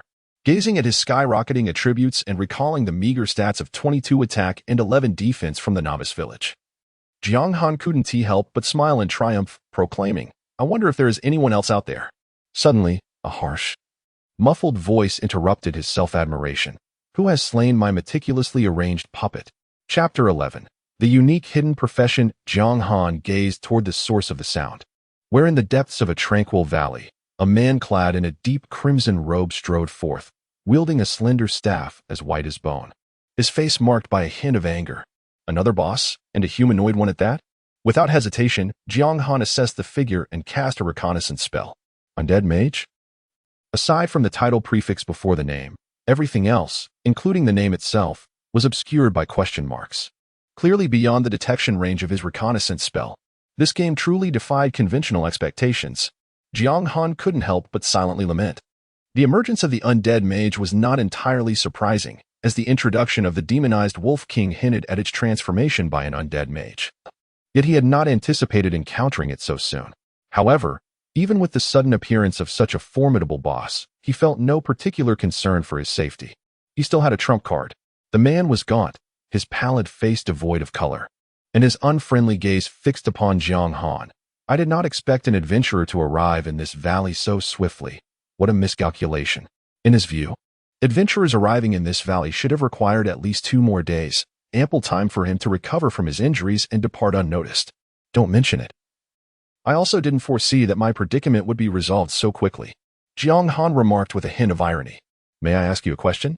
The undead mage sensed something amiss. It was indeed hard to believe that such an insignificant adventurer remained unperturbed in his presence. Facing death, what final words do you have? What rank of a powerhouse are you? Jiang Han followed up, framing his parting words with clarity. Truth be told, most players encountering such a hidden boss would be doomed. However, he was no ordinary player, but a superlative force tasked with hunting down the top 10 demon lords of the Tianhan continent within a week. Come to think of it, you adventurers are blessed by the goddess of life, capable of infinite resurrection. Thus your lack of fear in the face of temporary death is quite understandable. The undead mage stroked his chin, pondering this revelation, and soon grasped the reason behind Jiang Han's audacity. Jiang Han, somewhat astonished, looked at the undead mage. You know I can resurrect? He found it perplexing that an NPC could comprehend the player's resurrection mechanics. Was this world truly so intricate? Indeed. Observing the subtle shifts in Jiang Han's expression, the cautious undead mage relaxed, allowing a contemptuous smile to form. It matters not. I am a dark gold tier powerhouse of the Tianhan continent, merely a step away from the spirit tier. Ah! Jiang Han theatrically inhaled sharply, exclaiming in astonishment, to think there exists a dark gold tier powerhouse within a mere novice village. How terrifying. Naturally, the undead mage, feeling somewhat exalted by the flattery from one he considered an ant, replied, "Boy, do not presume that your praise will earn you my mercy. Before I meet my demise, I have one final request, which I hope you, as a dark gold tier powerhouse, can fulfill." Jiang Han's visage was ashen, embodying a complete surrender to his fate. "What is your request?" "Speak, if you will," the necromancer replied, a hint of smugness gracing his features. After all, with nothing better to do, he didn't mind indulging this adventurer, who appeared utterly terrified. Jiang Han inquired, "Might I glimpse your information panel?" To be candid, he was somewhat apprehensive about the dark gold level boss, fearing that its health points might exceed 5 million.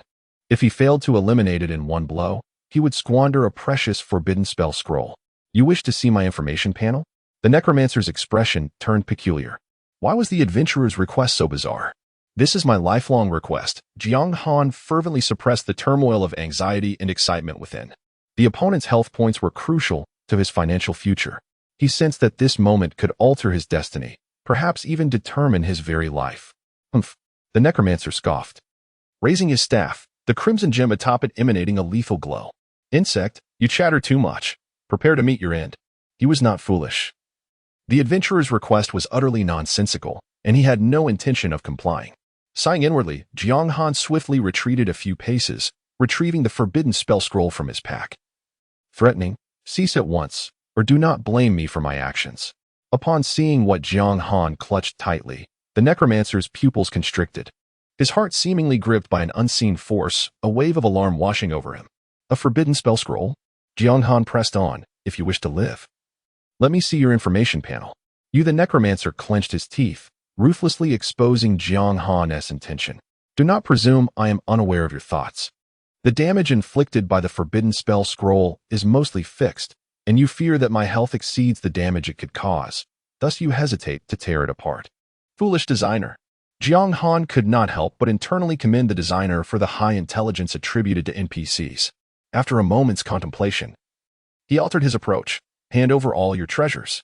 Are you attempting to rob me in my time of distress?" The necromancer erupted in expletives. Jiang Han replied coldly, "Surrender them, or I shall tear the forbidden spell scroll, and you will undoubtedly perish."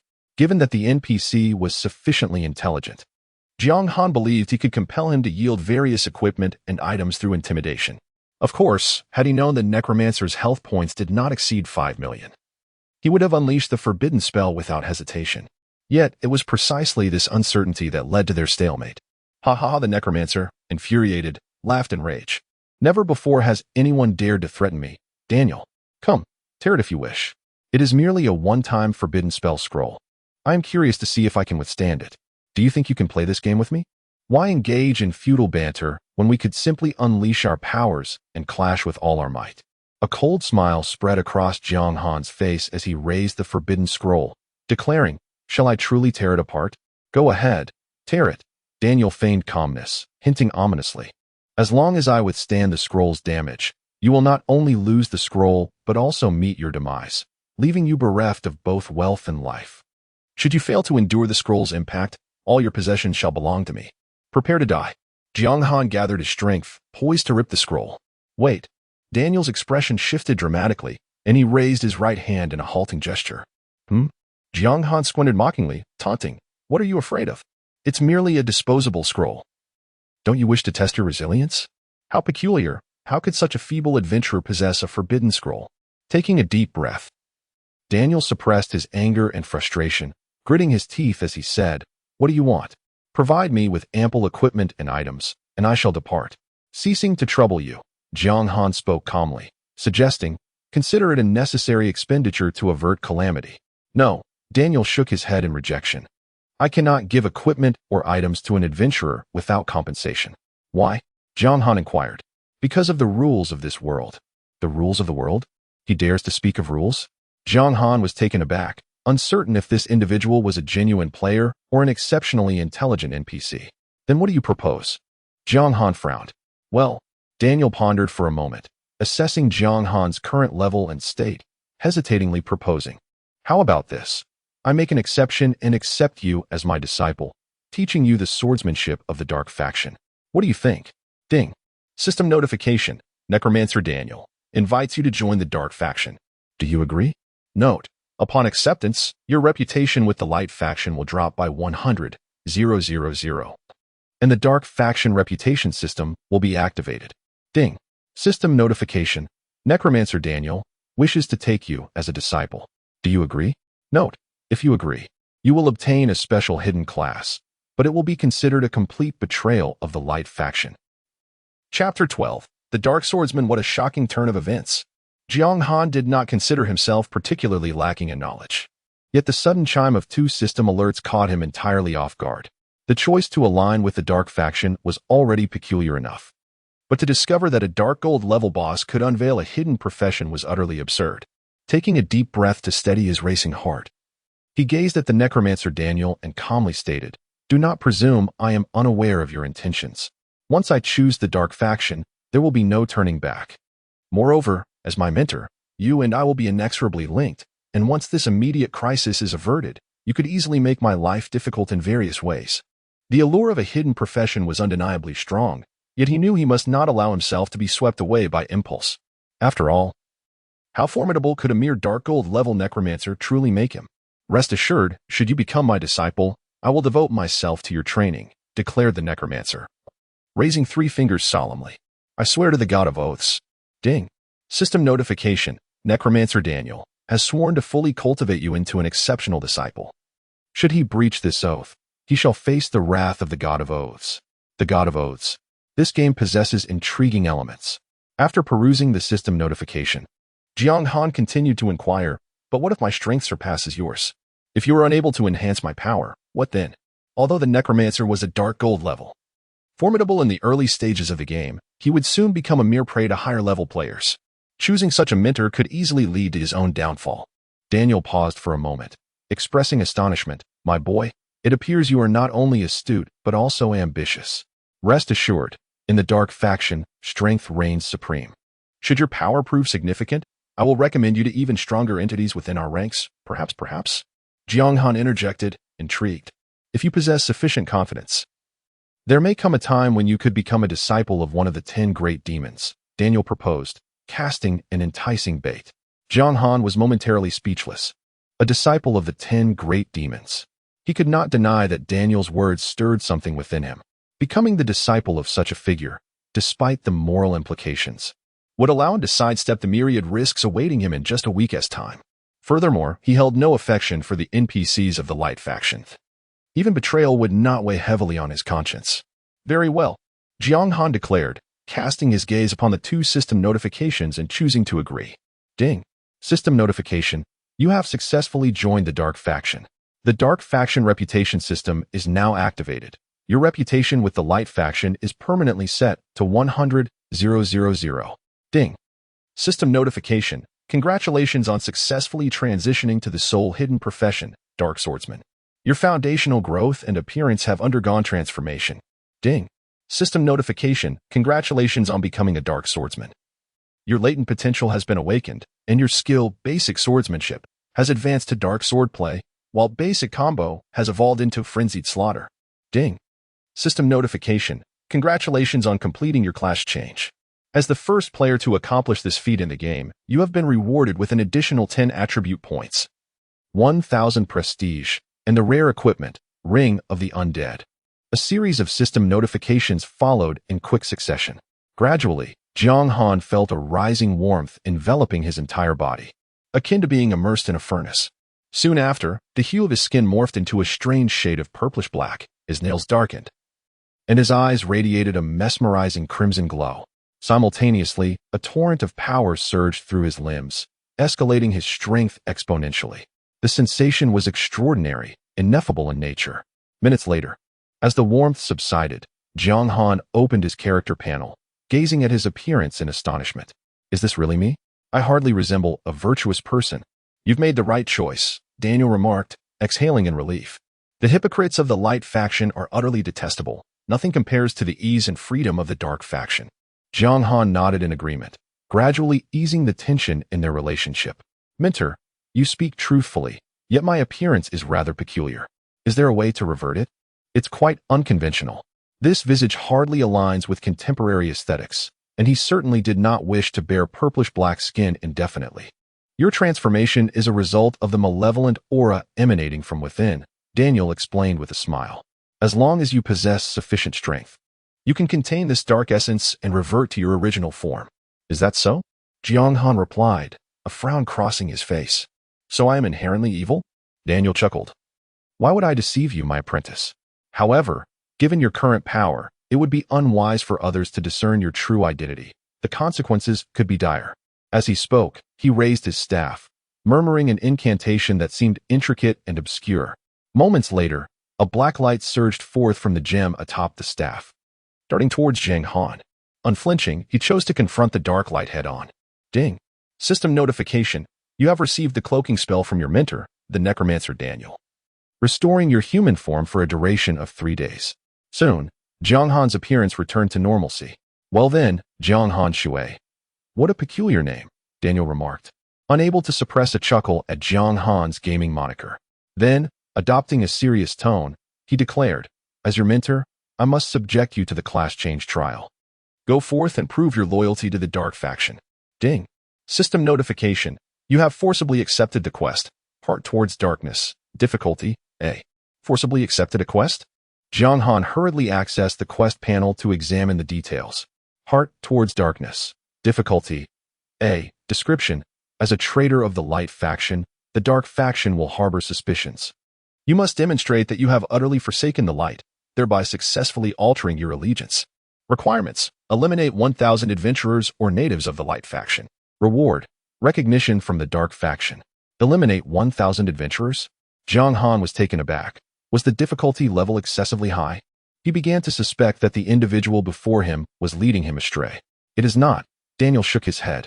You are merely advancing your class change ahead of time. Yet you still need to complete the requisite tasks for this transition. Moreover, the profession you have acquired differs from ordinary ones, thus the challenges are naturally more formidable.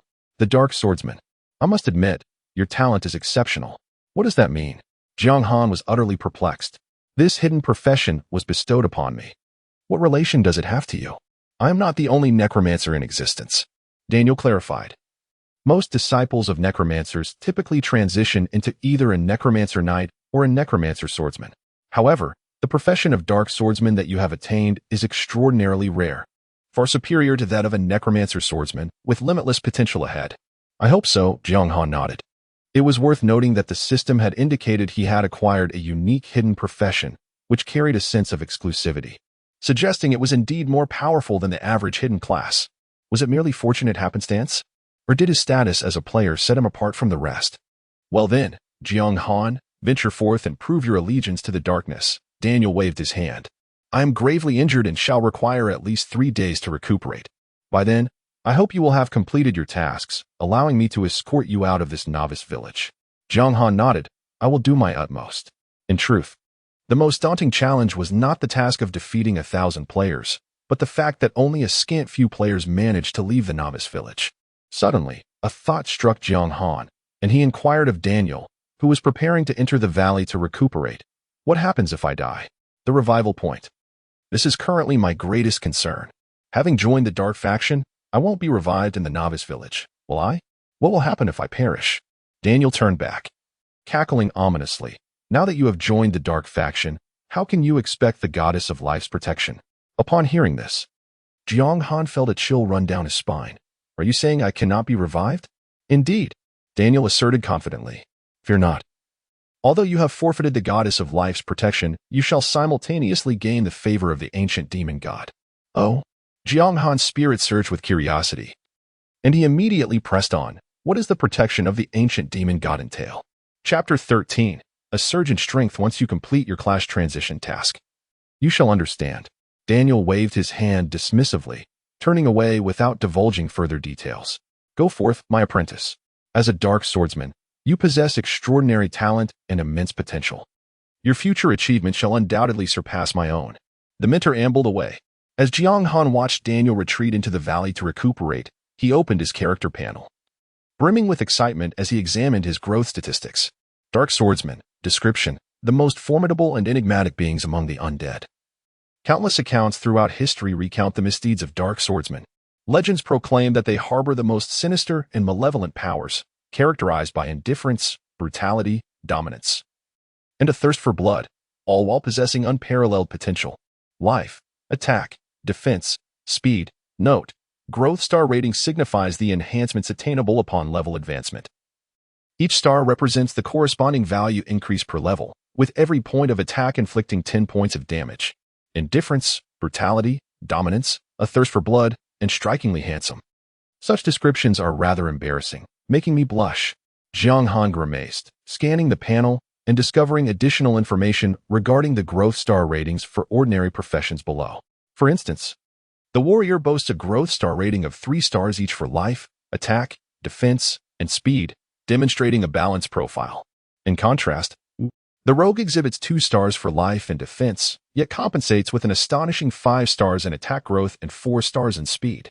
Other classes such as mages and archers follow suit, typically showcasing a prominent growth star rating alongside relatively weaker attributes.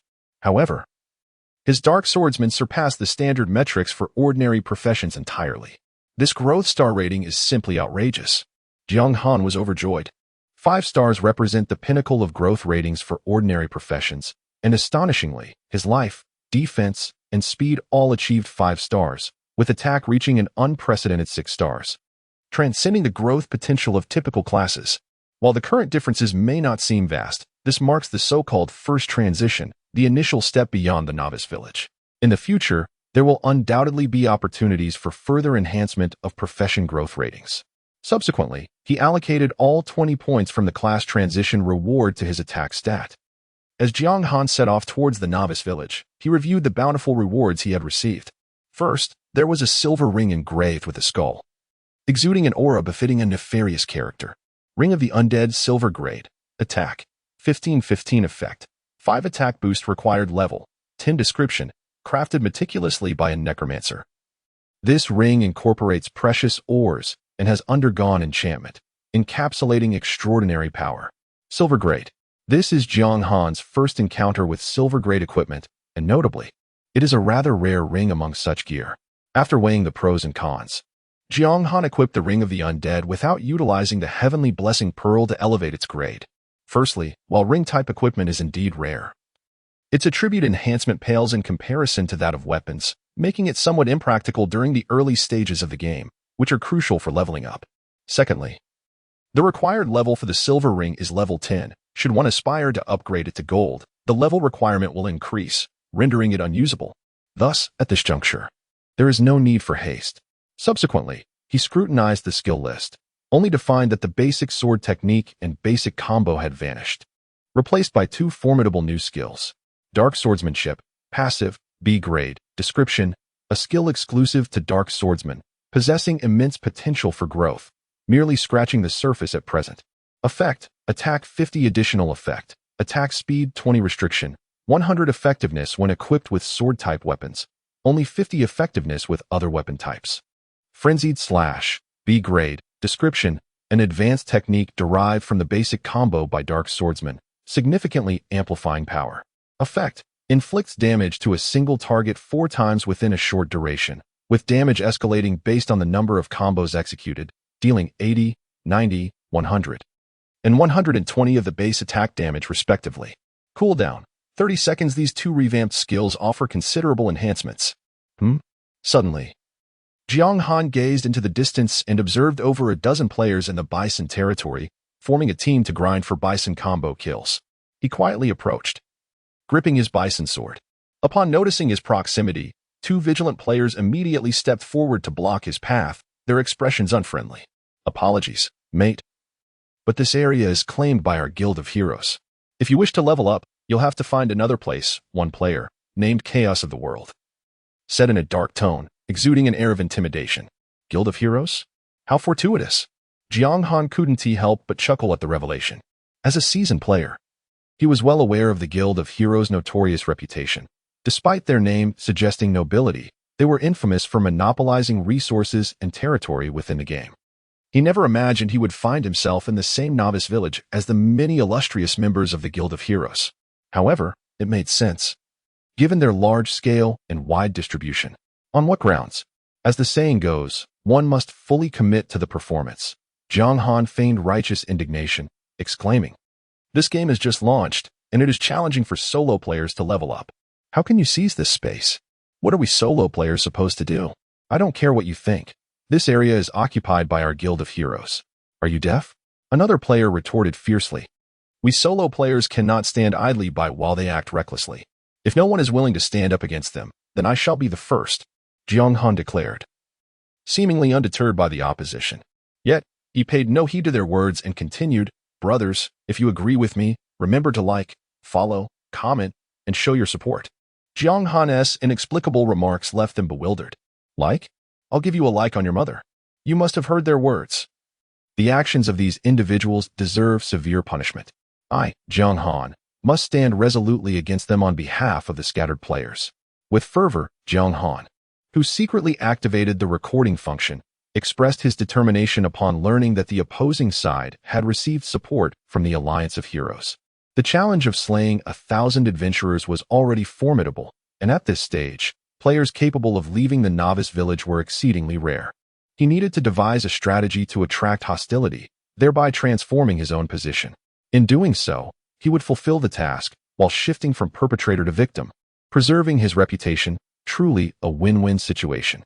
Suddenly, Chaos of the World reacted first. "This guy is recording. Let's get him." With that, he resolutely raised his worn short sword and struck at Jiang Han with ferocity. A shocking damage figure appeared, leaving both observers dumbfounded. How could it not break through the defenses? At the opportune moment, Jiang Han deactivated the recording function, brandished the wild bull sword, and delivered a death sweep, causing damage that nearly made Chaos of the World's eyes bulge. 1487. In the blink of an eye, a flash of white light enveloped the scene, and Chaos of the World found himself within the novice village, standing in stunned silence. What on earth? 4-digit damage. The players in the novice village could inflict such devastating blows, and this was without any critical hits. A one-hit kill. Gazing at the lifeless body of Chaos of the World, a nearby player exclaimed, "Brother Chaos was taken out in an instant." The performance had reached its conclusion. Jiang Han wasted no more words. With a swift stroke of his sword, he sent him off to reunite with Brother Chaos. How absurd. Now that he had transitioned to his unique hidden class, his attributes were unparalleled, making such a kill utterly commonplace. Jiang Han, level 10 health, 5250 attack, 163165 defense, 6972 reputation, 1000 luck, 0 due to joining the dark faction. His reputation with the light faction was entirely reset to 0, resulting in a significant loss of reputation. However, aside from that, his other attributes could only be described as having skyrocketed. At that moment, 2 system notifications echoed in his ears. Ding. System notification. You have slain adventurer, Chaos of the World, earning 35 experience points. Ding. System notification. You have slain adventurer, Dragon Knight in Jeeping, earning 27 experience points. Chapter 14. Leveling up by slaying players. Jiang Han stared at the system panel in a state of bewilderment, his initial shock swiftly giving way to ecstatic delight. Upon joining the dark faction, slaying players would yield experience. He could assure anyone that no ordinary player would be fortunate enough to encounter such a boon. If players were allowed to engage in mutual slaughter for experience, chaos would undoubtedly ensue within the game, transforming the novice village into a veritable river of blood. Some might even resort to purchasing kills to level up, thereby undermining the essence of the game.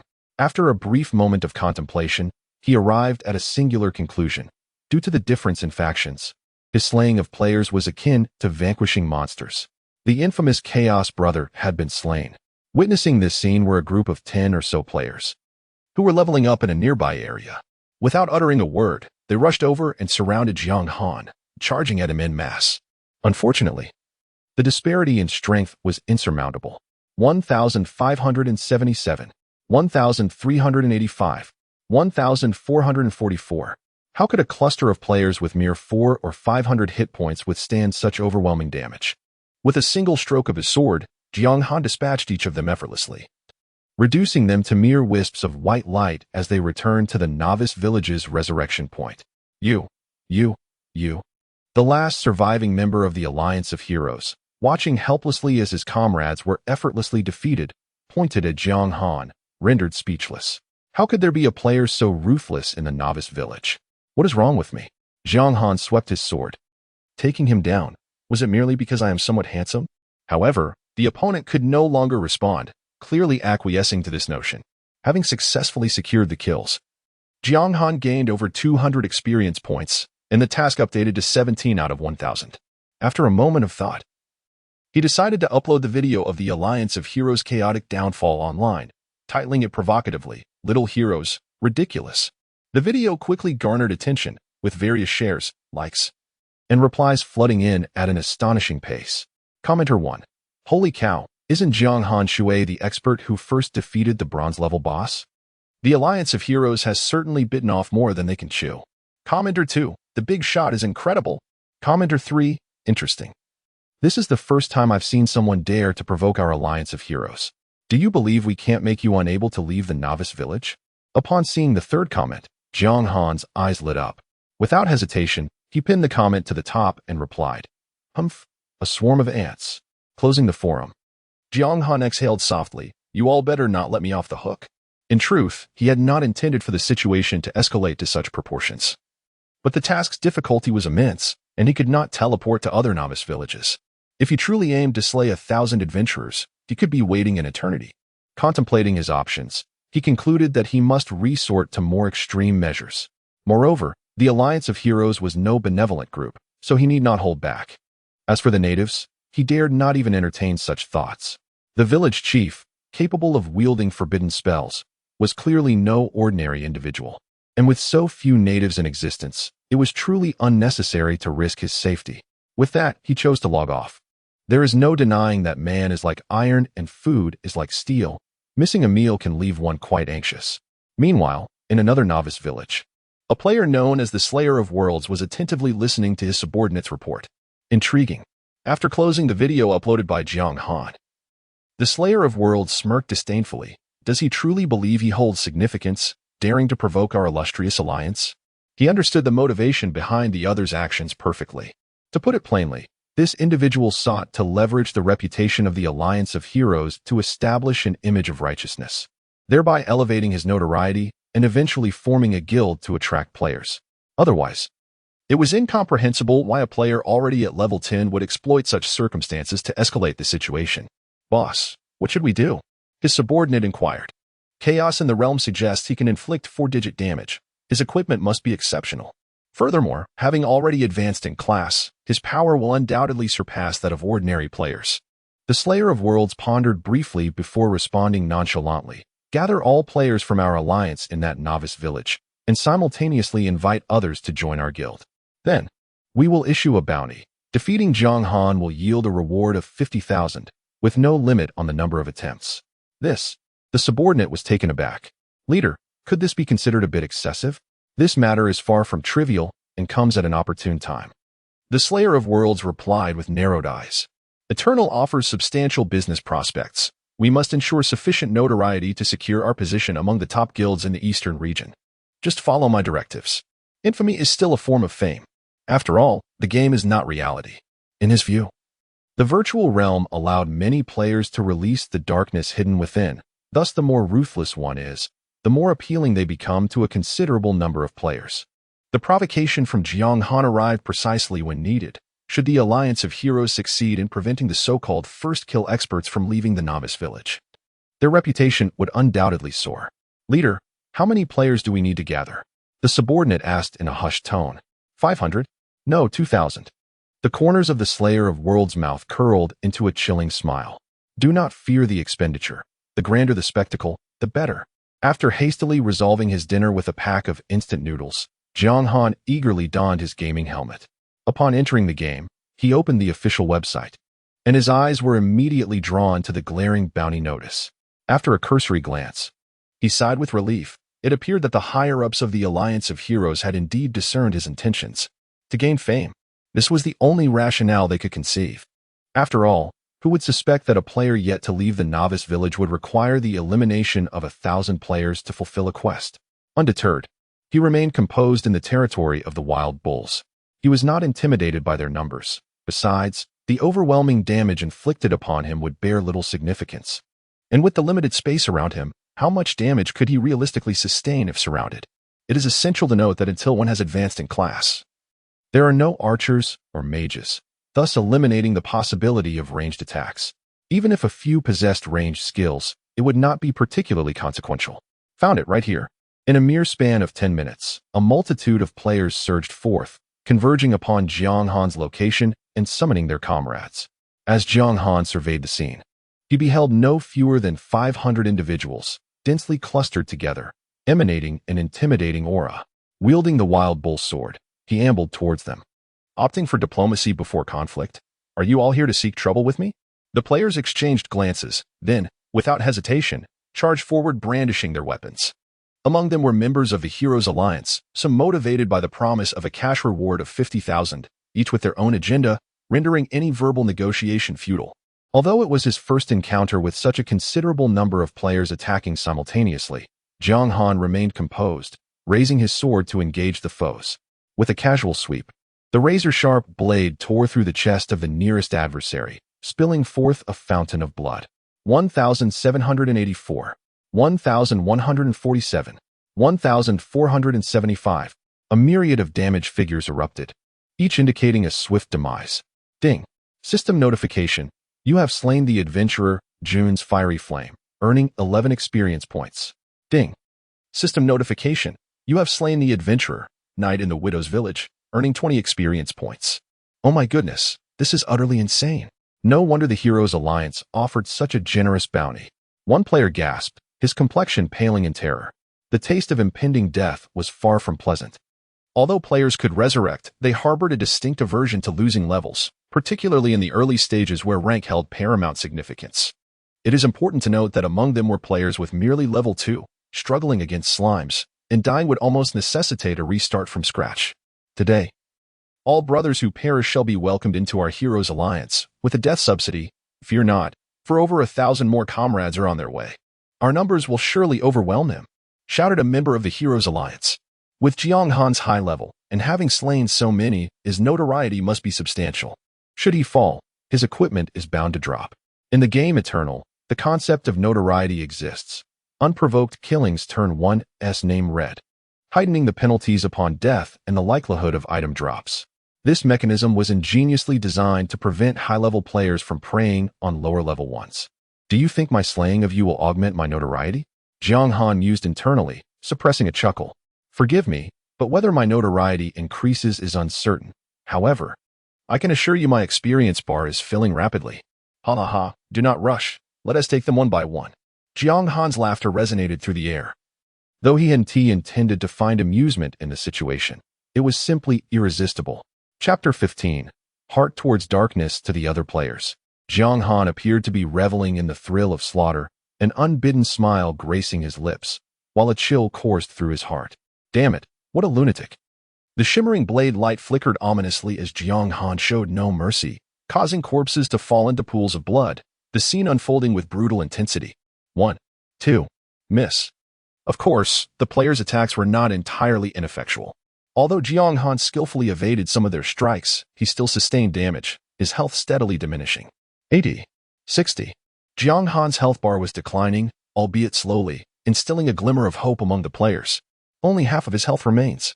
One player exclaimed. No matter how formidable he is, he cannot withstand the assault of hundreds or thousands. Brothers, let us go. His words were abruptly cut off. Suddenly, a brilliant golden light cascaded down. Jiang Han felt a warm surge within him, restoring him to an unprecedented peak of vitality. Level up, level 11. Simultaneously, his health was fully restored. What the hell? Did I just level up? Some players were left dumbfounded, incredulous that killing a player could yield such a result. In an instant, praises overflowed. Those who were astute quickly retreated. To obscure this somewhat absurd situation in a short time, Jiang Han continued to slay while explaining. Do you really think I received no reward for being the first to kill the boss? With that, he refrained from further elaboration. A single statement sufficed. The rest they could deduce on their own. So that's it. Many players suddenly understood, realizing the reason behind his unexpected level up. Clearly, the system had rewarded Jiang Han for achieving the first kill of a bronze-level boss, likely granting him a rare item capable of unconditional leveling or experience storing pearls. The recent upgrade must have resulted from utilizing such an item. Fear not. We have over 1,000 people. Defeating him is well within our means. His command for us to leave may reflect an underlying insecurity. Although some players harbored doubts, there was no time to hesitate. They pressed on with determination. In summary, being killed could still yield rewards from the Heroes Alliance, so there was no loss to be had. After a brief surge of excitement, the battle resumed. Amidst the fray, Jiang Han quickly glanced at the quest requirement, now showing 537-1000, with completion exceeding half. 5 minutes, 10 minutes. Time flowed slowly until the melodious chime echoed in his ears, pulling him back from the almost one-sided massacre. Ding. System notification. Congratulations. You have completed the quest, Heart Towards Darkness, earning the recognition of the Dark Faction.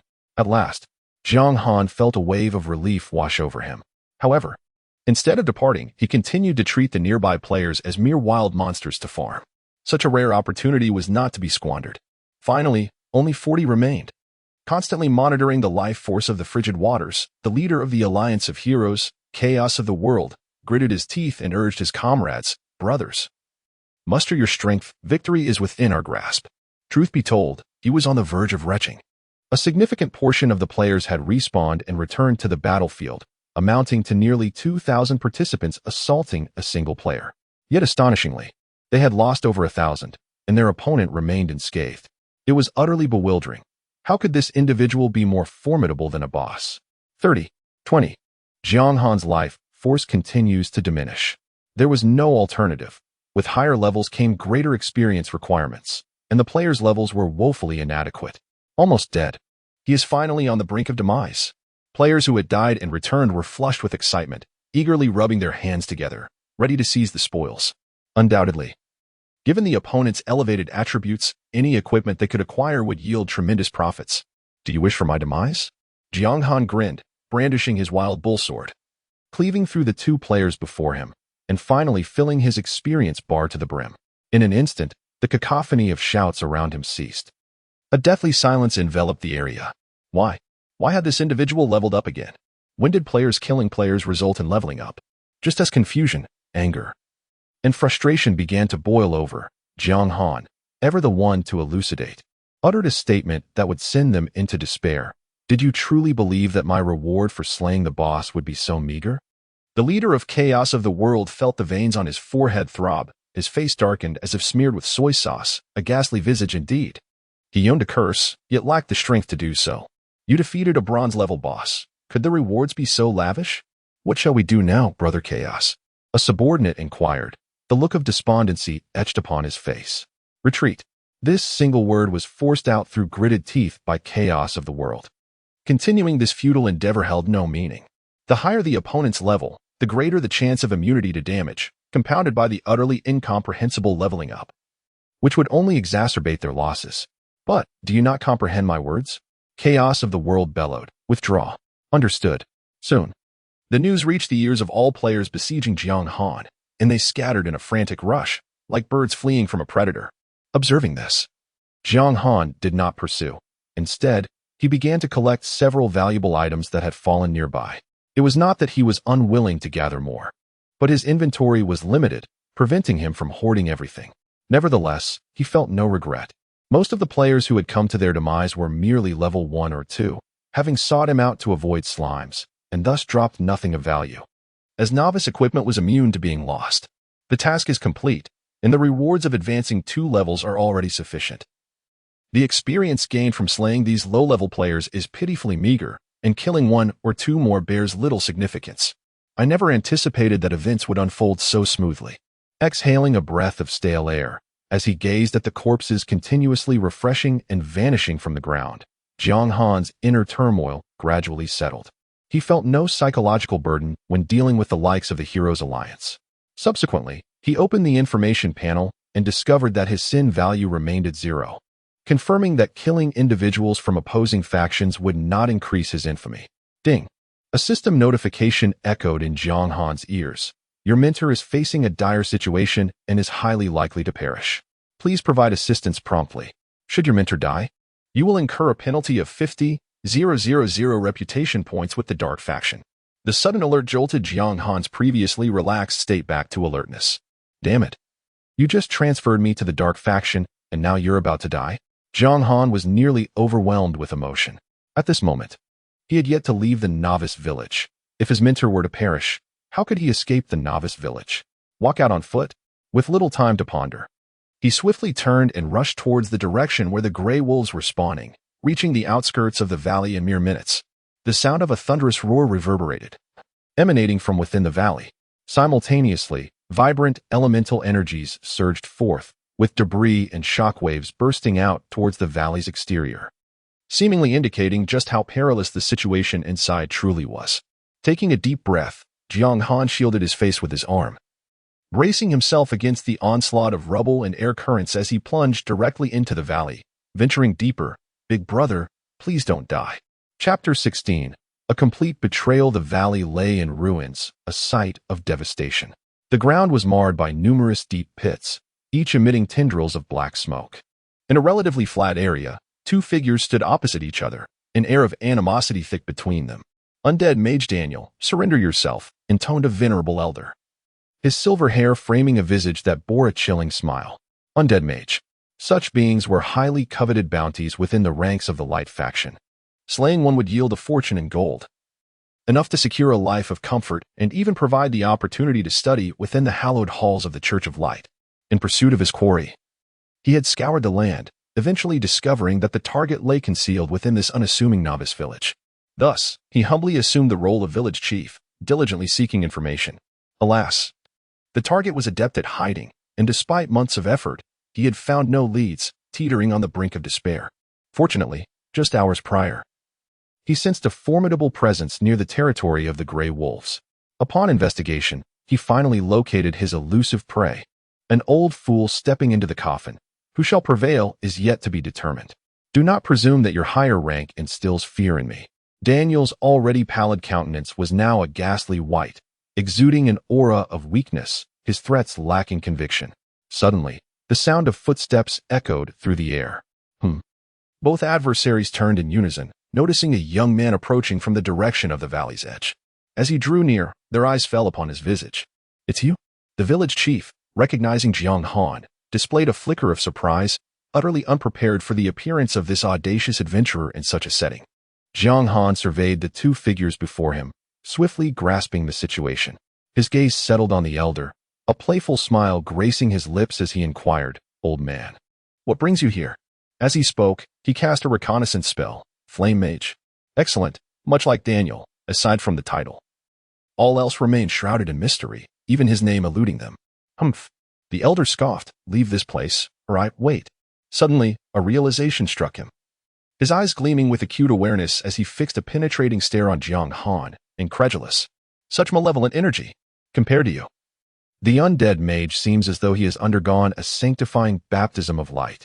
In an attempt to accurately convey the dark and uncanny aura, he could not help but employ rather irreverent terminology. Jiang Han responded, "I am but a law-abiding youth. Am I truly that wicked?" Suppressing a retort, he hastened to Daniel's side, whispering, "Do you think we can win? If you had not come, I might have harbored a glimmer of hope for victory. Now that you are here, we are assuredly doomed." Daniel sighed, patting Jiang Han's shoulder, his expression one of gratitude. Though he had only recently taken on this apprentice, the willingness to assist was indeed commendable. What now? Jiang Han felt the urge to curse, frustration bubbling within him. "I can secretly cast a teleportation array to whisk us away," Daniel whispered, "provided you can hold off this fellow for at least 20 seconds. Otherwise, all will be in vain." 20 seconds. Upon hearing this, Jiang Han nodded, and, noticing Daniel's expression of surprise, inquired, "Are there no other options?" "None, I fear." Daniel's lips twitched involuntarily. "If you are unwilling, why not at all? What are you two murmuring about?" Despite being taken aback by the faintly sinister aura emanating from the other party as a spirit-level mage, he could not idly stand by while they plotted so openly before him. "First, I shall eliminate the necromancer. This little brat will be taken to the Church of Light, and I shall undoubtedly receive the blessings of the Church's envoy." The thought of a promising future ignited a glimmer of insatiable greed in his eyes as he raised his pearly white staff, preparing to strike. "Your mentor is quite unscrupulous, compelling you to produce your most treasured artifact to aid in your escape." Jiang Han remarked, shaking his head in resignation as he took 2 steps forward. Bring it forth. The elder, Daniel, both were momentarily taken aback. Bring it forth? What do you mean? Task. Noting the confusion on his face, Jiang Han felt compelled to clarify. Without a task, without a substantial reward, how am I to assist you? To demand that he present a precious forbidden spell scroll without offering any compensation would be sheer folly. You, Daniel was at a loss for words. You have the audacity to accuse me of being unscrupulous? Ding. System notification. The necromancer, Daniel, wishes for you to accept the task. Stop the flame mage. Difficulty, A. Stop the flame mage. Description. Daniel requires 20 seconds to prepare a one-time teleportation array and needs your assistance to hinder flame mage Brandy, with a promise of generous rewards afterward. Task reward. With the task now in hand, Jiang Han felt a wave of relief wash over him. He did not believe Daniel could bypass the system's restrictions to merely hand over some worthless trinket. As Brandy prepared to strike, he decisively pulled out the forbidden spell scroll and shouted, "Do not move, or I shall not hold back." Brandy, poised to attack, hesitated upon seeing the item in Jiang Han's hand, his eyes widening in disbelief as he bellowed, "You little brat, do you have any idea who provided you with that?" He was all too familiar with it. It was given to him by the esteemed elder from the novice village, intended specifically for hunting down demons like Jiang Han. Unfazed, Jiang Han replied calmly. Glancing back at Daniel, he noticed him muttering incantations, indicating he was already in the process of casting. You, Brandy stammered, pointing a trembling finger at Jiang Han, his face contorted with rage, nearly bursting with fury. Do you think a single forbidden spell scroll can deal with me? Regret. The only thing he felt now was regret. He could never have anticipated that the forbidden spell scroll he had initially bestowed upon his adversary as a means of punishment would ultimately be wielded against him as a formidable threat. This cannot be possible. Jiang Han shook his head, refraining from contradicting the assertion, yet he was acutely aware of the substantial harm he would endure when confronted by Daniel. He might not emerge unscathed, a mere dark gold level necromancer, and severely injured at that, even if I endure. Brandy sought to elucidate Jiang Han's predicament. But as he spoke, he seemed to realize something, casting a glance toward the silent Daniel, his expression shifting dramatically. Attempting to flee? A mere fantasy. With the realization that his opponent was merely stalling for time, he ceased his idle chatter, swiftly raising his staff. A rapidly spinning fire tornado materialized before him, casting a crimson hue across the valley. Go! The fire tornado surged forth with a deafening roar, causing the surrounding air to stagnate. The terrifying heat melted the rocky ground in an instant, carrying with it a staggering force of destruction. As the flames magnified within Jiang Han's eyes, he unhesitatingly tore open the forbidden spell scroll. Though it pained him, this was not a moment for hesitation, especially since Daniel had bestowed upon him the only hidden professions. This advantage was far superior to a mere one-time forbidden spell scroll. In the next instant, a thunderous dragon-esque roar reverberated throughout the valley as a colossal dragon formed entirely of flames coalesced, intercepting the oncoming tornado. With a ferocious roar, it surged forward, unstoppable, and devoured Brandy's assault. Witnessing the menacing dragon's head approach, Brandy's eyes widened in terror as he howled frantically, "You little brat! Our fates are intertwined. Teleportation array, activate." Simultaneously, Daniel thrust his staff forcefully into the ground. In the next moment, a dazzling white light illuminated the earth, forming a slowly rotating arcane array, whisking both him and Jiang Han away from the valley, their whereabouts unknown. Ding. System notification. Attention. Adventurer 1 Jiang Han Water, from the Eastern District, has betrayed the Light Faction, aligning instead with the malevolent Dark Faction, inciting the wrath of the Light Faction's higher-ups. Those who slay him may receive rare items and attain a unique hidden profession. Ding. System notification. Attention. Adventurer 1 Jiang Han Water, from the Eastern District, has betrayed the Light Faction, aligning instead with the malevolent Dark Faction, inciting the wrath of the Light Faction's higher-ups. Those who slay him may receive rare items and attain a unique hidden profession. Chapter 17. Malevolent Tread in a Flash of White Light. Jiang Han and Daniel materialized upon an expansive plain, surrounded by lush greenery and caressed by a gentle breeze. Their arrival shattered the tranquil atmosphere, sending a wave of panic through the local fauna as they scattered in fear from the palpable aura of malevolence that enveloped the two. Daniel, breathing heavily, exhaled in relief. "We are saved." Ding.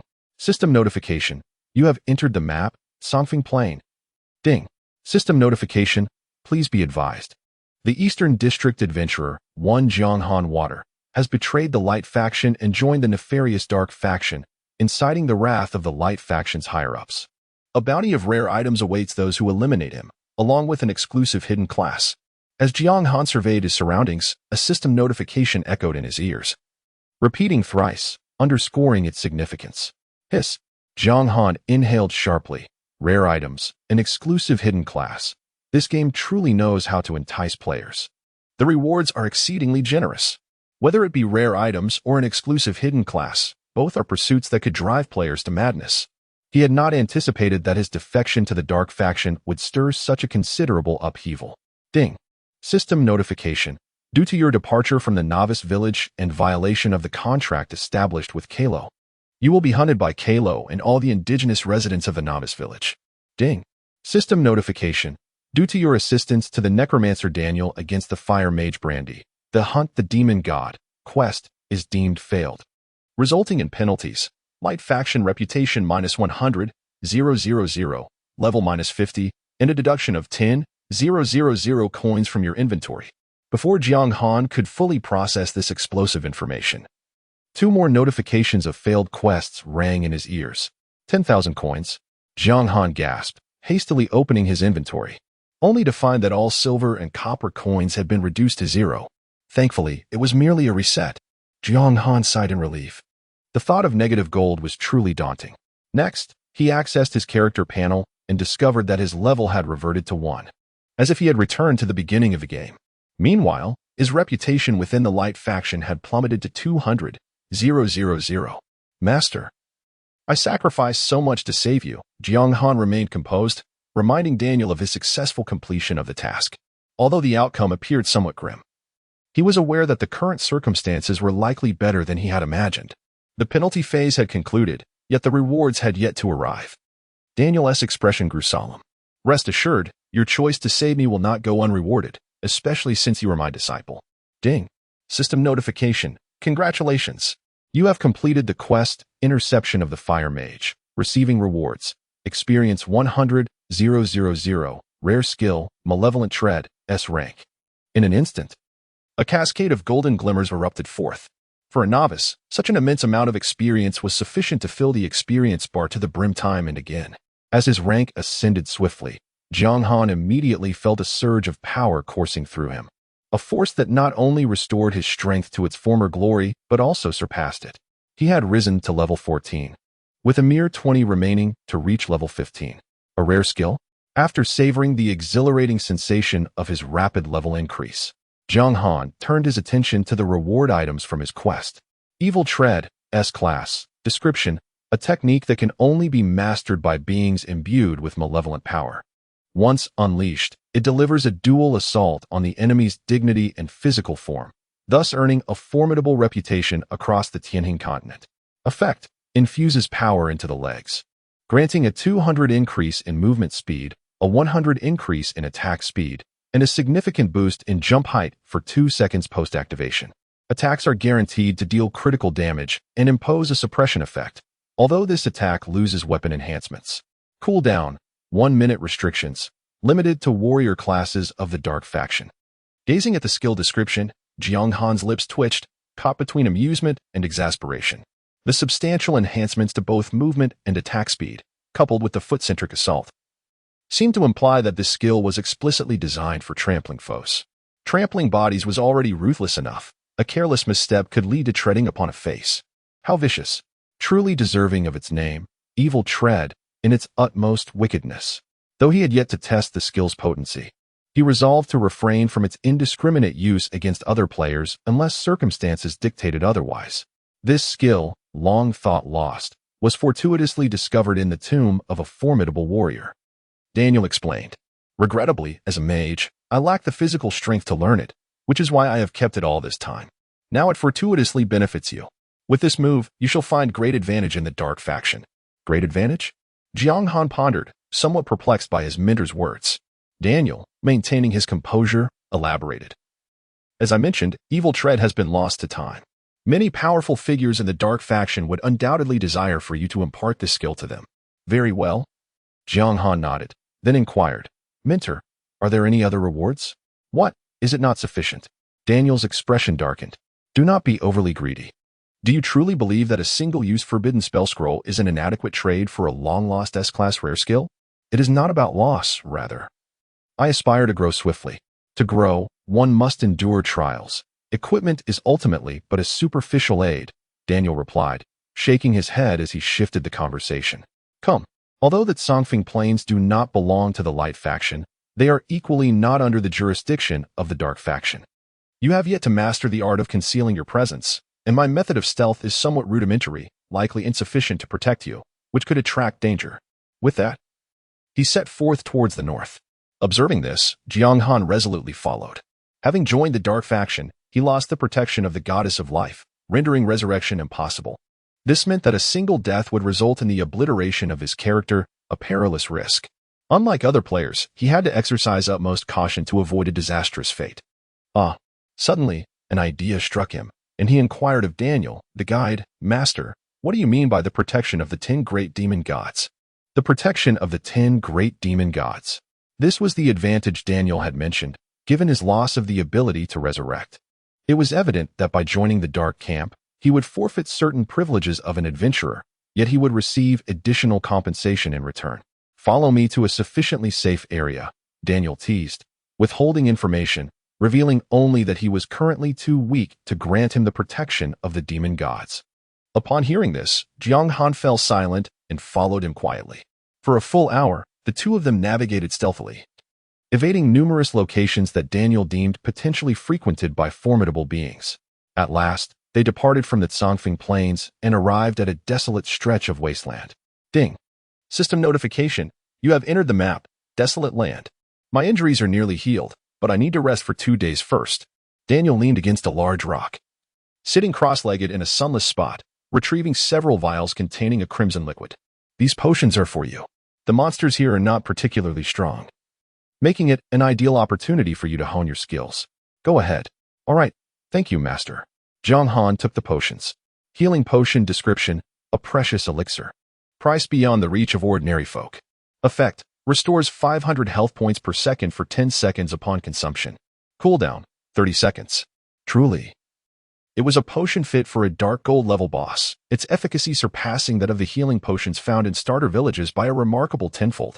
Ding. System notification. Do you wish to accept the quest? Hone your skills. Difficulty? C? Yes. Jiang Han chose to accept. Hone your skills. Difficulty? C. Description. Refinement is the foundation of one's strength.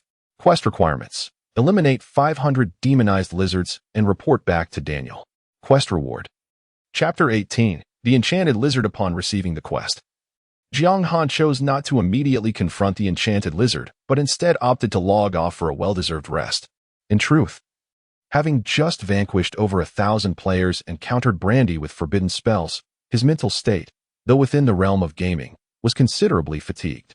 Removing the gaming headset, he exhaled heavily, shaking off the lingering haze from his mind.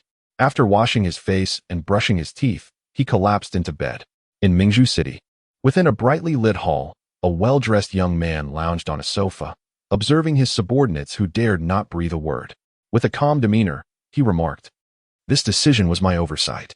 I truly did not anticipate Jiang Han's formidable strength. Not even 1,000 of us could subdue him. Brother 2, it was my mismanagement. Wan Shijian, it is of no consequence to you. They were merely a group of independent players. How could they all heed your commands? Just focus on your tasks." Brother 2 replied dismissively. "Then I shall take my leave to rest early," Wan Shijian said, cautiously glancing at the young man. Noticing his placid expression, he sighed in relief and departed. Once Wan Shijian left, Brother 2's lips curled into a grimace, his fist clenched tightly, his expression darkening as if he could drown the room in despair. "Jiang Han, our enmity is now established. As long as you continue to play Eternity, this score shall eventually be settled." Morning arrived, and Jiang Han awoke languidly. After washing up, he ventured out of his rental apartment to a nearby breakfast shop, indulging in 2 meat buns and a cup of soybean milk. After swiftly resolving his morning meal, he hurriedly logged back into the game. At this moment, he had surpassed ordinary players by a significant margin and was determined to exploit this opportunity to widen the gap even further. With a flash of white light, Jiang Han reappeared in the desolate land. Armed with his wild bull sword, he roamed the area, and after a few minutes, he located a spawn point for the enchanted lizards. Before him lay 6 lizards, each exceeding a meter in length, basking under the scorching sun on the arid desert floor. With their short limbs and thick tails, they appeared quite formidable. Exercising caution, Jiang Han crept closer and cast a reconnaissance spell. Enchanted Lizard, Common Monster, Level, 18 Health, 20. 000 Attack, 120 to 125 Defense, 90 to 100 Skills. Bite. Description: originally a group of ordinary lizards inhabiting the desert, they underwent drastic physical transformations due to the invasion of magical energy, becoming irritable and exceedingly dangerous. These attributes, though slightly inferior in health, showcased attack and defense values 3 times greater than those of the level 12 Enchanted Wolf King. An overwhelming strength indeed. Jiang Han, however, felt no particular surprise. During his time in the novice village, players had yet to transition into their professions, all possessing a growth star rating of 1. After their class change, their attributes soared dramatically, making it entirely reasonable for monsters to exhibit correspondingly elevated values. The enchanted lizards roamed in small groups, easily susceptible to area attacks. Yet Jiang Han remained unfazed, confirming that their attributes aligned with his expectations. He dashed forward with resolve. Evil Trample.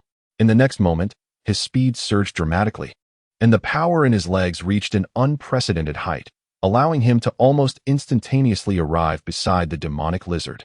He delivered a powerful stomp to its head, pinning it firmly to the ground, resulting in a vivid display of crimson critical damage. Ding. System notification. You have used Evil Stomp, inflicting 1,869 points of damage on the demonic lizard and causing a suppression effect, rendering it immobile for 2 seconds. Instantly, the lizard's health visibly dwindled. The grotesque nature of Evil Stomp aside, the sheer ability to rapidly close the distance and execute control could only be described as a formidable divine technique. Undoubtedly, this skill was the nightmare for fragile opponents. Seizing the opportunity provided by the 2 seconds of control, Jiang Han swung his wild bull sword and unleashed a frenzied series of slashes, executing a 4-hit combo in the blink of an eye. With damage that was utterly terrifying, 804, 870, 943, 1074. Gasped. Caught off guard, the demonic lizard emitted a sharp cry, seemingly irate. The moment it broke free from Jiang Han's control, it opened its mouth and bit down on his leg armor. 402. The damage was not insignificant, but regrettably for it, its adversary was no longer the same, having attained a fully maxed out hidden class with all-around growth.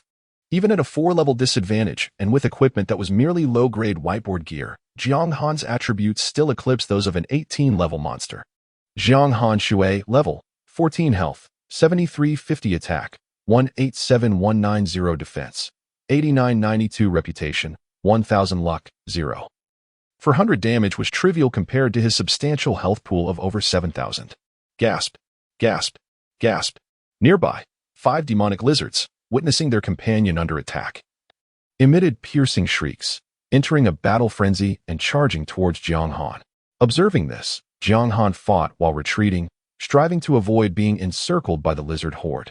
He adeptly evaded their vicious bites with swift footwork, attacking decisively, often dispatching a lizard within 20 seconds. Ding. System notification. Congratulations, you have slain a demonic lizard. Earning 500 experience points. The 4-level disparity rendered the monster's experience quite substantial. Essentially, for every 2 lizards he killed, his experience bar would increase by 1. This meant, coupled with the experience rewards from quests, slaying 10 more would lead him to level up. Minutes later, he successfully dispatched 6 demonic lizards, collecting the 120 copper coins they dropped, and continued onward in search of the next spawn point. Ding. Suddenly, a system message notification appeared. Jiang Han opened the chat panel and discovered a message from Longting Wanli, who had spent 20,000 in the novice village for beginner gear. Brother, want to sell heads? Sell heads? Jiang Han was at a loss for words, understanding his implication, and replied, no, having joined the dark faction. Dying even once would result in a permanent account destruction. Otherwise, he probably wouldn't have needed to wait for Longting Wanli to suggest it, as he would have already amassed wealth through head selling and risen to the pinnacle of life. Longting Wanli, I can offer 5 million, not for sale. Jiang Han resolutely declined, as the punishment was severe, far more than merely being demoted a level. 5 million is a substantial sum, yet it was precisely due to its magnitude that he refused.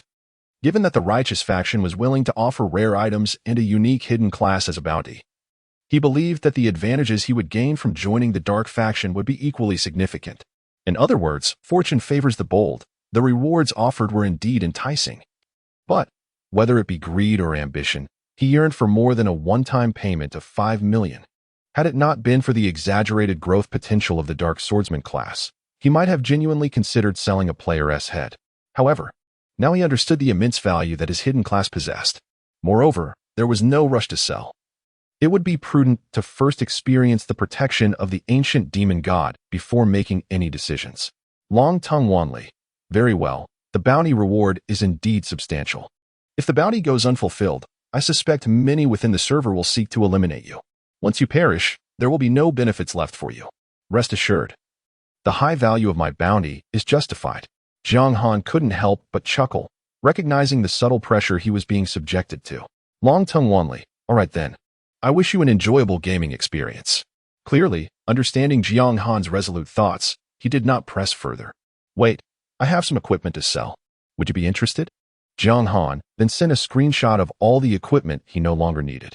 In less than 30 seconds, Long Tongue Wanli replied with an offer, a total of 30,000. Will you sell? Sure. Jiang Han agreed. The best item he had sent was merely the Wolf Fang dagger. The rest were inconsequential, merely transitional gear. As more players departed from the novice village through strategies or team formations, the value of such items would depreciate swiftly. Where are you? I'll send someone to collect. You need to send a transfer first before I can tell you the location where the rogue can stealthily retrieve the items. Although he was not afraid of Long Tongue Wanli bringing trouble, he was not foolish. He certainly would not engage in a face-to-face transaction, but rather place the items in a designated spot and inform the other party where to collect them. All right. Ending the chat. Jiang Han continued his search for the mutated lizards. Within 2 minutes, he found another spawn point. Armed with the wild bull sword, he employed his tried-and-true tactics. Approaching stealthily to initiate control, then following up with a frenzied slash, inflicting considerable damage. Methodically hunting the mutated lizards for over 10 minutes. Swish. Golden light scattered. Level 15. At the moment of leveling up, Jiang Han's expression shifted slightly as he felt a cold, eerie energy surge from his chest, coursing throughout his body. A purple-black radiance emanated from his skin, strange and enchanting. What is happening? Am I about to evolve? Chapter 19. The Power of Death Ding. System notification. Congratulations, you have reached level 15. The power of the Dark Swordsman has been awakened, and you have comprehended the skill, Power of Death. After approximately 5 minutes, the energy within Jiang Han gradually dissipated. It remained uncertain whether it had been exhausted or merely concealed, awaiting a moment when his strength would be sufficient for it to be unleashed once more. To comprehend a skill on one's own? Such an extravagant hidden class. No wonder Daniel held such high regard for him. Jiang Han took a deep breath, suppressing the excitement bubbling within, and opened the skill panel to find an additional skill icon in a striking shade of purple-black, exuding an impressive aura. Power of Death.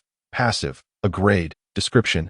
The Dark Swordsman is a variant of the Undead Swordsman, traversing the fine line between life and death, yet possessing self-awareness. Its regenerative capabilities are fearsome. Even the Holy Light finds it difficult to impose judgment. Skill effect. Outside of combat, health regenerates at a rate of 0.5 per second.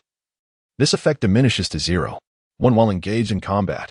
After perusing the skill details, Jiang Han stood in stunned silence for a prolonged moment before exclaiming, "Incredible! What does a 0.5 regeneration per second signify?" It translates to a 30 health recovery within a minute. For Jiang Han at this stage, it was already an exceptionally potent healing ability. However, the true ferocity of the skill had yet to manifest, as its recovery was percentage-based.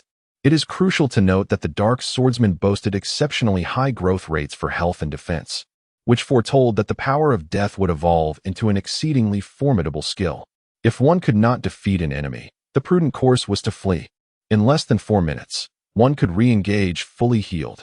Whether for survival or strategic disengagement, the effects of the power of death were likely to be a decisive factor. Ding. A notification chimed as Long Tongue Wanli sent a message. The 30,000 has been transferred to you. All right, I've concealed the equipment there. Please have him retrieve it.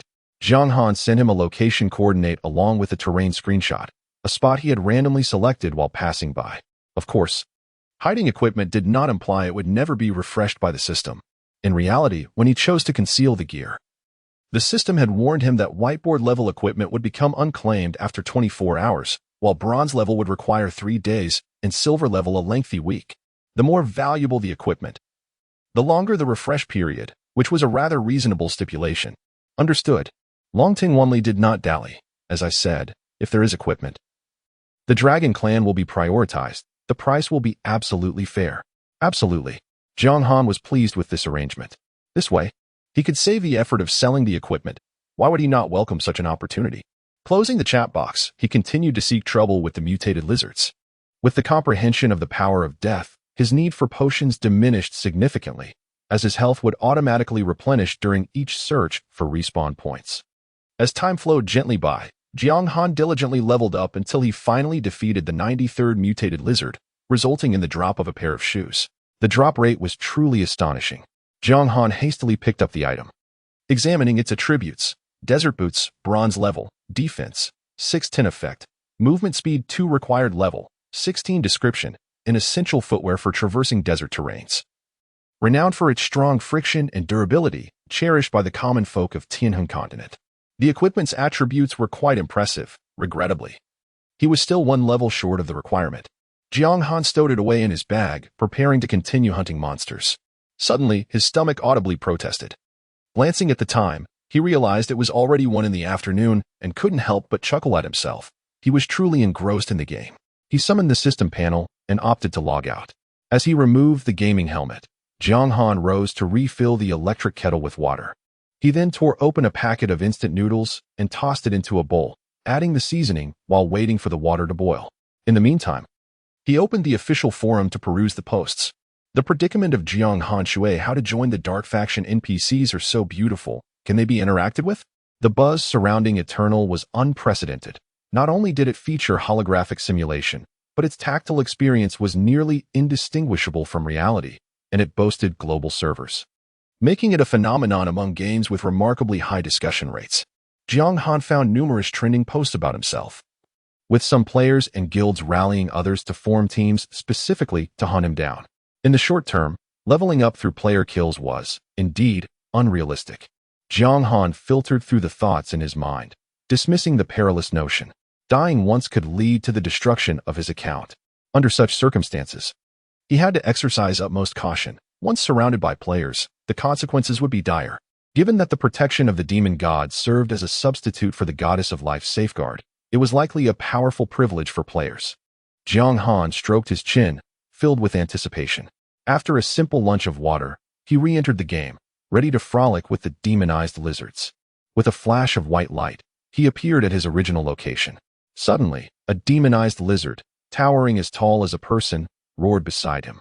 Its thick, long tail swept across, striking Jiang Han with force, sending him flying several meters in disarray. Ding! System notification. You have been struck by the sweeping attack of the demonized Lizard King, losing 1,010 health points. Upon logging in, Jiang Han's health had diminished by a 1/7. The young lizard showed no sense of honor in combat.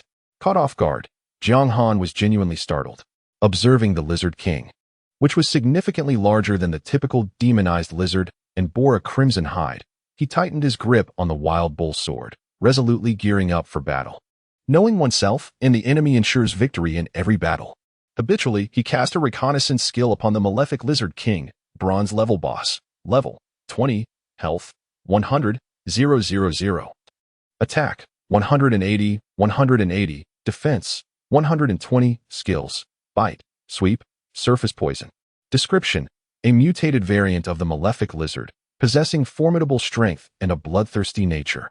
It reigns as one of the lords of the desolate lands, a formidable adversary for adventurers.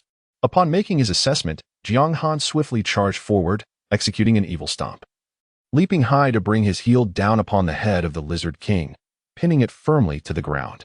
Ding. System prompt. You have used Evil Stomp, dealing 1,073 points of damage to the malefic lizard, inflicting a suppression effect, rendering it immobile for 0.35 seconds. What a brief duration. Jiang Han was taken aback. There was no time to unleash his frenzied cleave before the malefic Lizard King shook him off from its head. Ding. System prompt. You have been afflicted by the surface poison of the malefic Lizard King, losing 50 health points per second for 10 seconds. Instantly, Jiang Han's complexion turned ashen. Veins bulging, presenting a visage of grave illness. It seemed he could not afford to spare the potion Daniel had provided. With a twinge of regret, he retrieved the vial and gulped down its contents, a green aura beginning to envelop him. 500. 500. Bolstered by the potion's efficacy, Jiang Han felt confident in facing the malefic Lizard King. As his health approached its maximum once more, he charged forward without hesitation, striking the creature's head with his wild bull sword, leaving a gash. 575. Following his normal attack, he decisively followed up with frenzied cleave, unleashing a flurry of strikes like a tempest. The malefic Lizard King would not remain passive, immediately pivoting and sweeping its tail in a wide arc to toss Jiang Han aside. In response, Jiang Han's gaze shifted to a protruding rock nearby. A spark of inspiration ignited within him, and he promptly moved to take cover behind the rock, extending his finger towards the malefic Lizard King, exclaiming loudly, "Come here." Jiang Han, indeed, was remarkable. Gifted with extraordinary talent, he simultaneously executed both Finger Zen and Lion's Roar, two formidable techniques. Chapter 20. Meeting Friends with a Sneer. The enraged, demonized Lizard King charged forward, its short limbs propelling it into battle once more against Jiang Han. However, Jiang Han, quick-witted and agile, deftly evaded as the beast opened its gaping maw, utilizing the rocky terrain to circle around while striking, thereby avoiding numerous attacks and granting time for his healing potions to take effect. The sweeping attacks were broad in range, but proved ineffective near cover. Stealth attacks invariably came with their own costs. Jiang Han bided his time, gradually whittling away at the creature's health. Despite the Lizard King's formidable health pool of 100,000, Jiang Han's damage output was substantial, consistently inflicting reductions of several hundred points and occasionally unleashing frenzied strikes with impressive efficiency. Nonetheless, the toxin's corrosive nature, a rather insidious passive ability, meant that any offensive action taken by Jiang Han was met with unavoidable repercussions, compelling him to repeatedly resort to healing potions to restore his vitality. Fortuitously, his own health was sufficiently robust, allowing him to make effective use of the potions without waste. After a protracted 8 minutes and the consumption of 4 healing potions, Jiang Han ultimately triumphed over the demonized Lizard King, resulting in a bounty of silver coins and 2 pieces of equipment, a set of ochre armor and a staff. Yellow rock armor, bronze level, defense, 22-25 effect, 8 defense required level, 20 description, a remarkably sturdy piece of armor, ideal for concealing oneself in desert regions and ambushing foes. Magic rock staff, bronze level, attack, 25-30 effect, 10 attack effect, 5 spell vamp required level, 20 description, a precious novice staff, a true treasure for fledgling mages. Possessing great allure. The armor boasted commendable attributes but required level 20 to equip, which was still out of Jiang Han's reach. As for the staff, its attack power was indeed impressive, complemented by lifesteal. However, it held no significance for him. Should he equip it nonetheless? Jiang Han shared the staff's attributes with Long Ting Wanli, contemplating also the addition of a pair of basic leather shoes. After vanquishing the demonized Lizard King, he had attained level 15 at 89, and a few more minor creatures would allow him to equip the desert boots. The shoes he currently wore still retained some value, necessitating prompt disposal. Long Ting Wanli replied, "Brother, this equipment demands too high a level. No one in our guild can utilize it yet. Level 20. That is quite absurd. According to the latest information I've received, the highest level among adventurers in the Eastern Region's Light Alliance is only 13. What level is Jiang Han to have dropped a level 20 item? Sooner or later, it will be useful. Moreover, the attributes of that staff are exceptional. Name your price." Jiang Han responded, "You know how absurd the drop rates are in this game." Long Ting Wanli countered, "I can offer 1,000 for the shoes. And as for the magic rock staff, I can only bid 50,000. It is ultimately early game equipment. No matter how extraordinary, it will soon be outclassed." He was no fool, recognizing the quantifiable value of the equipment. In the early stages, Jiang Han's willingness to pay a premium for the soldier's iron sword and leather armor was primarily motivated by a desire to gain a few extra hours of leveling time, rather than an actual belief that those items were worth thousands. "All right, You can proceed with the transfer, following our usual protocol. Have someone pick it up in the desolate land. Jiang Han felt elated, experiencing an exhilarating sense of revival. This marked his third transaction with Long Tongue Wanli. And with this latest sum included, he had amassed over 100,000. In just a few short days, he had garnered such wealth. Nevertheless, he believed that the future of eternity would yield even greater rewards. After closing the chat window, Jiang Han diligently resumed his search for the spawning points of the mutated lizards. Daniel required him to eliminate 500 of these creatures, a daunting task. And he was still far from completion. Approximately half an hour later, a flash of golden light signified that Jiang Han had reached level 16. Having gained 10 experience in half an hour, it seemed he would need 5 hours to level up. Upon estimating his progression rate, Jiang Han couldn't help but lament the excruciatingly slow leveling efficiency of eternity. After all, he was merely at level 16, which was indicative of the game's early stages. It was reasonable to expect that one would need to grind for 10 hours a day to potentially achieve 2 levels during this phase. Furthermore, this was his experience.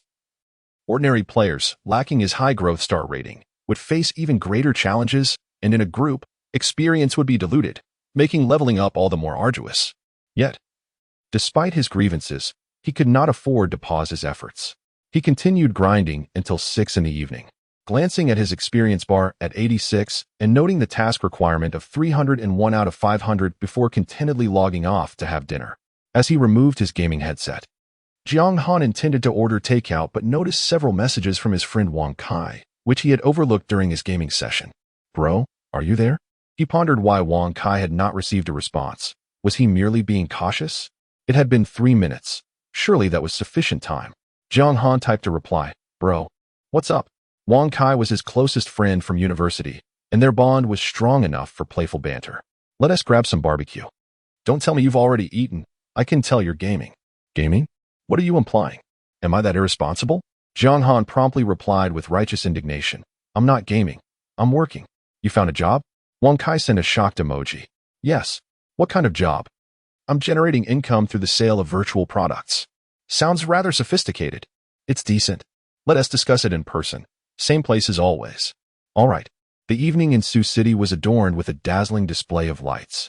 Dressed in casual attire for his outing, Jiang Han departed from his rented accommodation. Within a mere 5 minutes of traversing the bustling streets, he spotted a man of unremarkable appearance beckoning him from a barbecue stall at the intersection. As Jiang approached, Wang Kai greeted him with a playful punch to the chest. Brother, look at you. I was just about to introduce you to a job, but it seems you've already found one for yourself. Introduce me to a job? Jiang Han inquired, taken aback. What sort of job? A professional gamer. Wang Kai replied candidly. With your skills, it would be a disgrace not to pursue a career as a professional player. I'm currently working at a studio that's gearing up to make waves in Eternal, and I could refer you there, so we could work together. I think I'll pass. Jiang Han shook his head. Are you worried I'll lead you astray? Wang Kai quickly clarified. If I were to deceive you, I wouldn't be a true brother. The salary is quite generous, 8,000 a month once officially employed, along with 5 insurances and a housing fund, plus meals and accommodations included. Sure, there's an entry exam. But with your gaming prowess, I assure you, you would breeze through that level of assessment. Well, Jiang Han chuckled, although some regions boast high average salaries. Making 8,000 seem less impressive, it's all about the averages, you understand. Let me finish, Jiang Han continued, exasperated. What I mean to say is, I wish to go solo. Going solo? Wang Kai was taken aback. Aren't you currently profiting from selling virtual products? Wait. He suddenly connected the dots. Smacking his thigh with an exclamation, I've been duped by you, you sly fox. Chapter 21. On Talent, the fragrant smoke from the barbecue stall wafted through the air, while the nearby storefronts glimmered with vibrant neon lights, and a multitude of passers-by engaged in lively conversation and laughter. The atmosphere was thick with the essence of life. The two of them chatted amiably as they placed their orders, subsequently taking a seat at an outdoor corner to await their dishes. You're selling gear and virtual items. I thought you were helping people set up online shops. Wang Kai couldn't help but jest. Have you already immersed yourself in the game? Jiang Han nodded.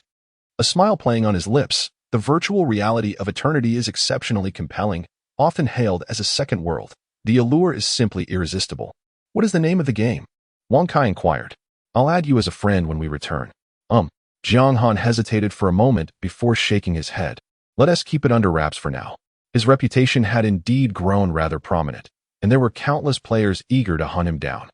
It wasn't that he didn't trust Wang Kai, but rather, it was prudent to withhold information for the time being. After all, there are no secrets that can remain hidden forever.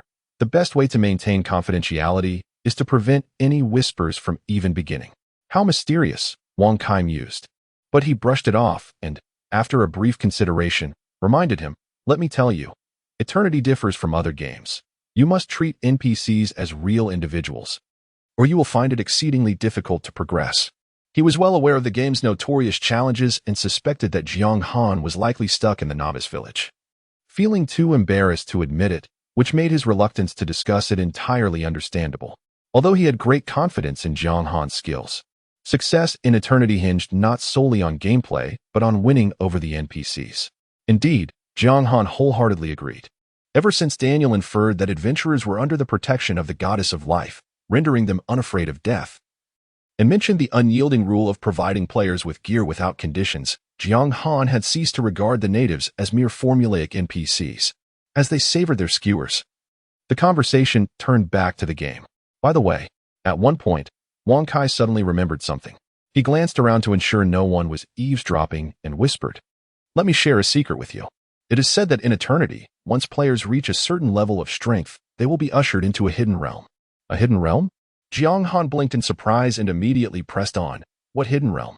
I'm not sure when exactly it opens, but it seems that players will automatically enter it upon reaching a specific level," Wang Kai replied mysteriously. "This hidden realm appears to be connected to the talents of the adventurers. It seems Eternity officials prefer not to bestow talents through mere luck and chance, but rather determine them through trials." "How do you know all this?" Jiang Han questioned, perplexed. While Wang Kai's family was reasonably well off, they were certainly not affluent, and it seemed unlikely he could have accessed such information through personal connections. "I mentioned that I joined a studio. They have significant influence and aim to make a substantial impact within the game." Wang Kai patted his belly, rose, and said, "All right. No more questions. Let us conclude our conversation for today, as I must return to work."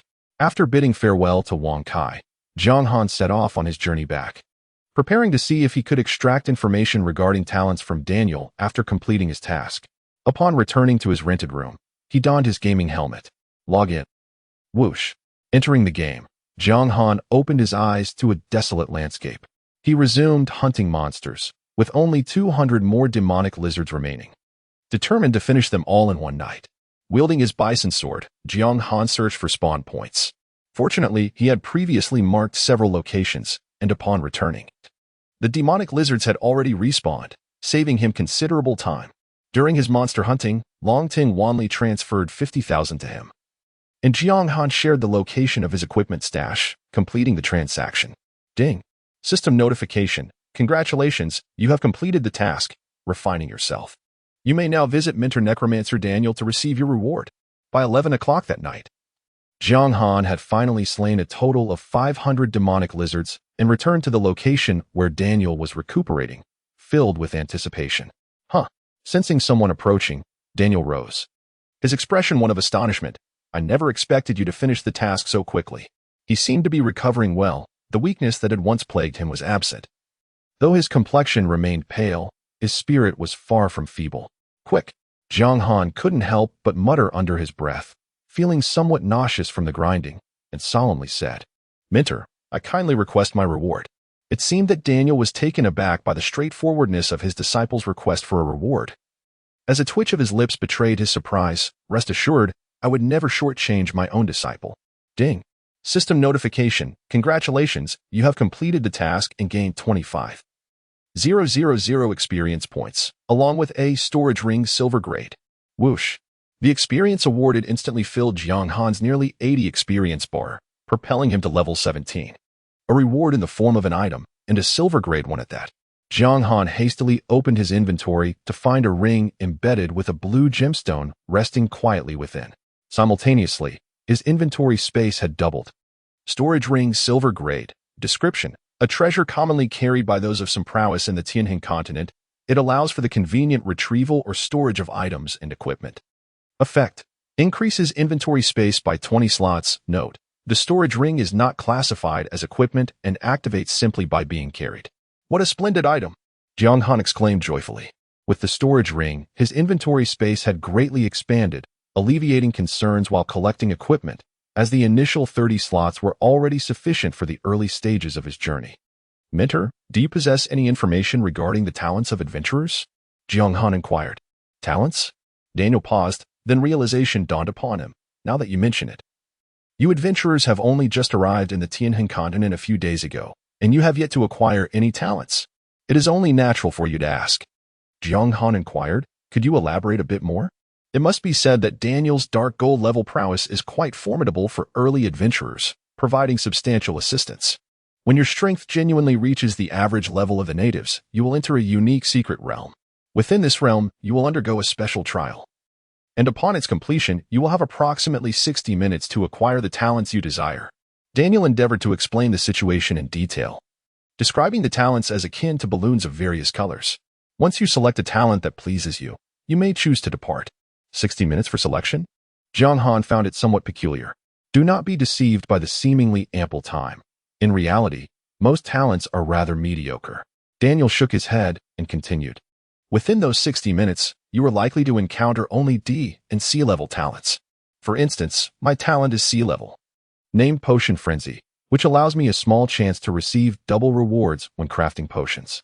The greater the difficulty of the potion, the smaller the probability. Jiang Han listened in silence, feeling somewhat disheartened. Isn't that rather disappointing?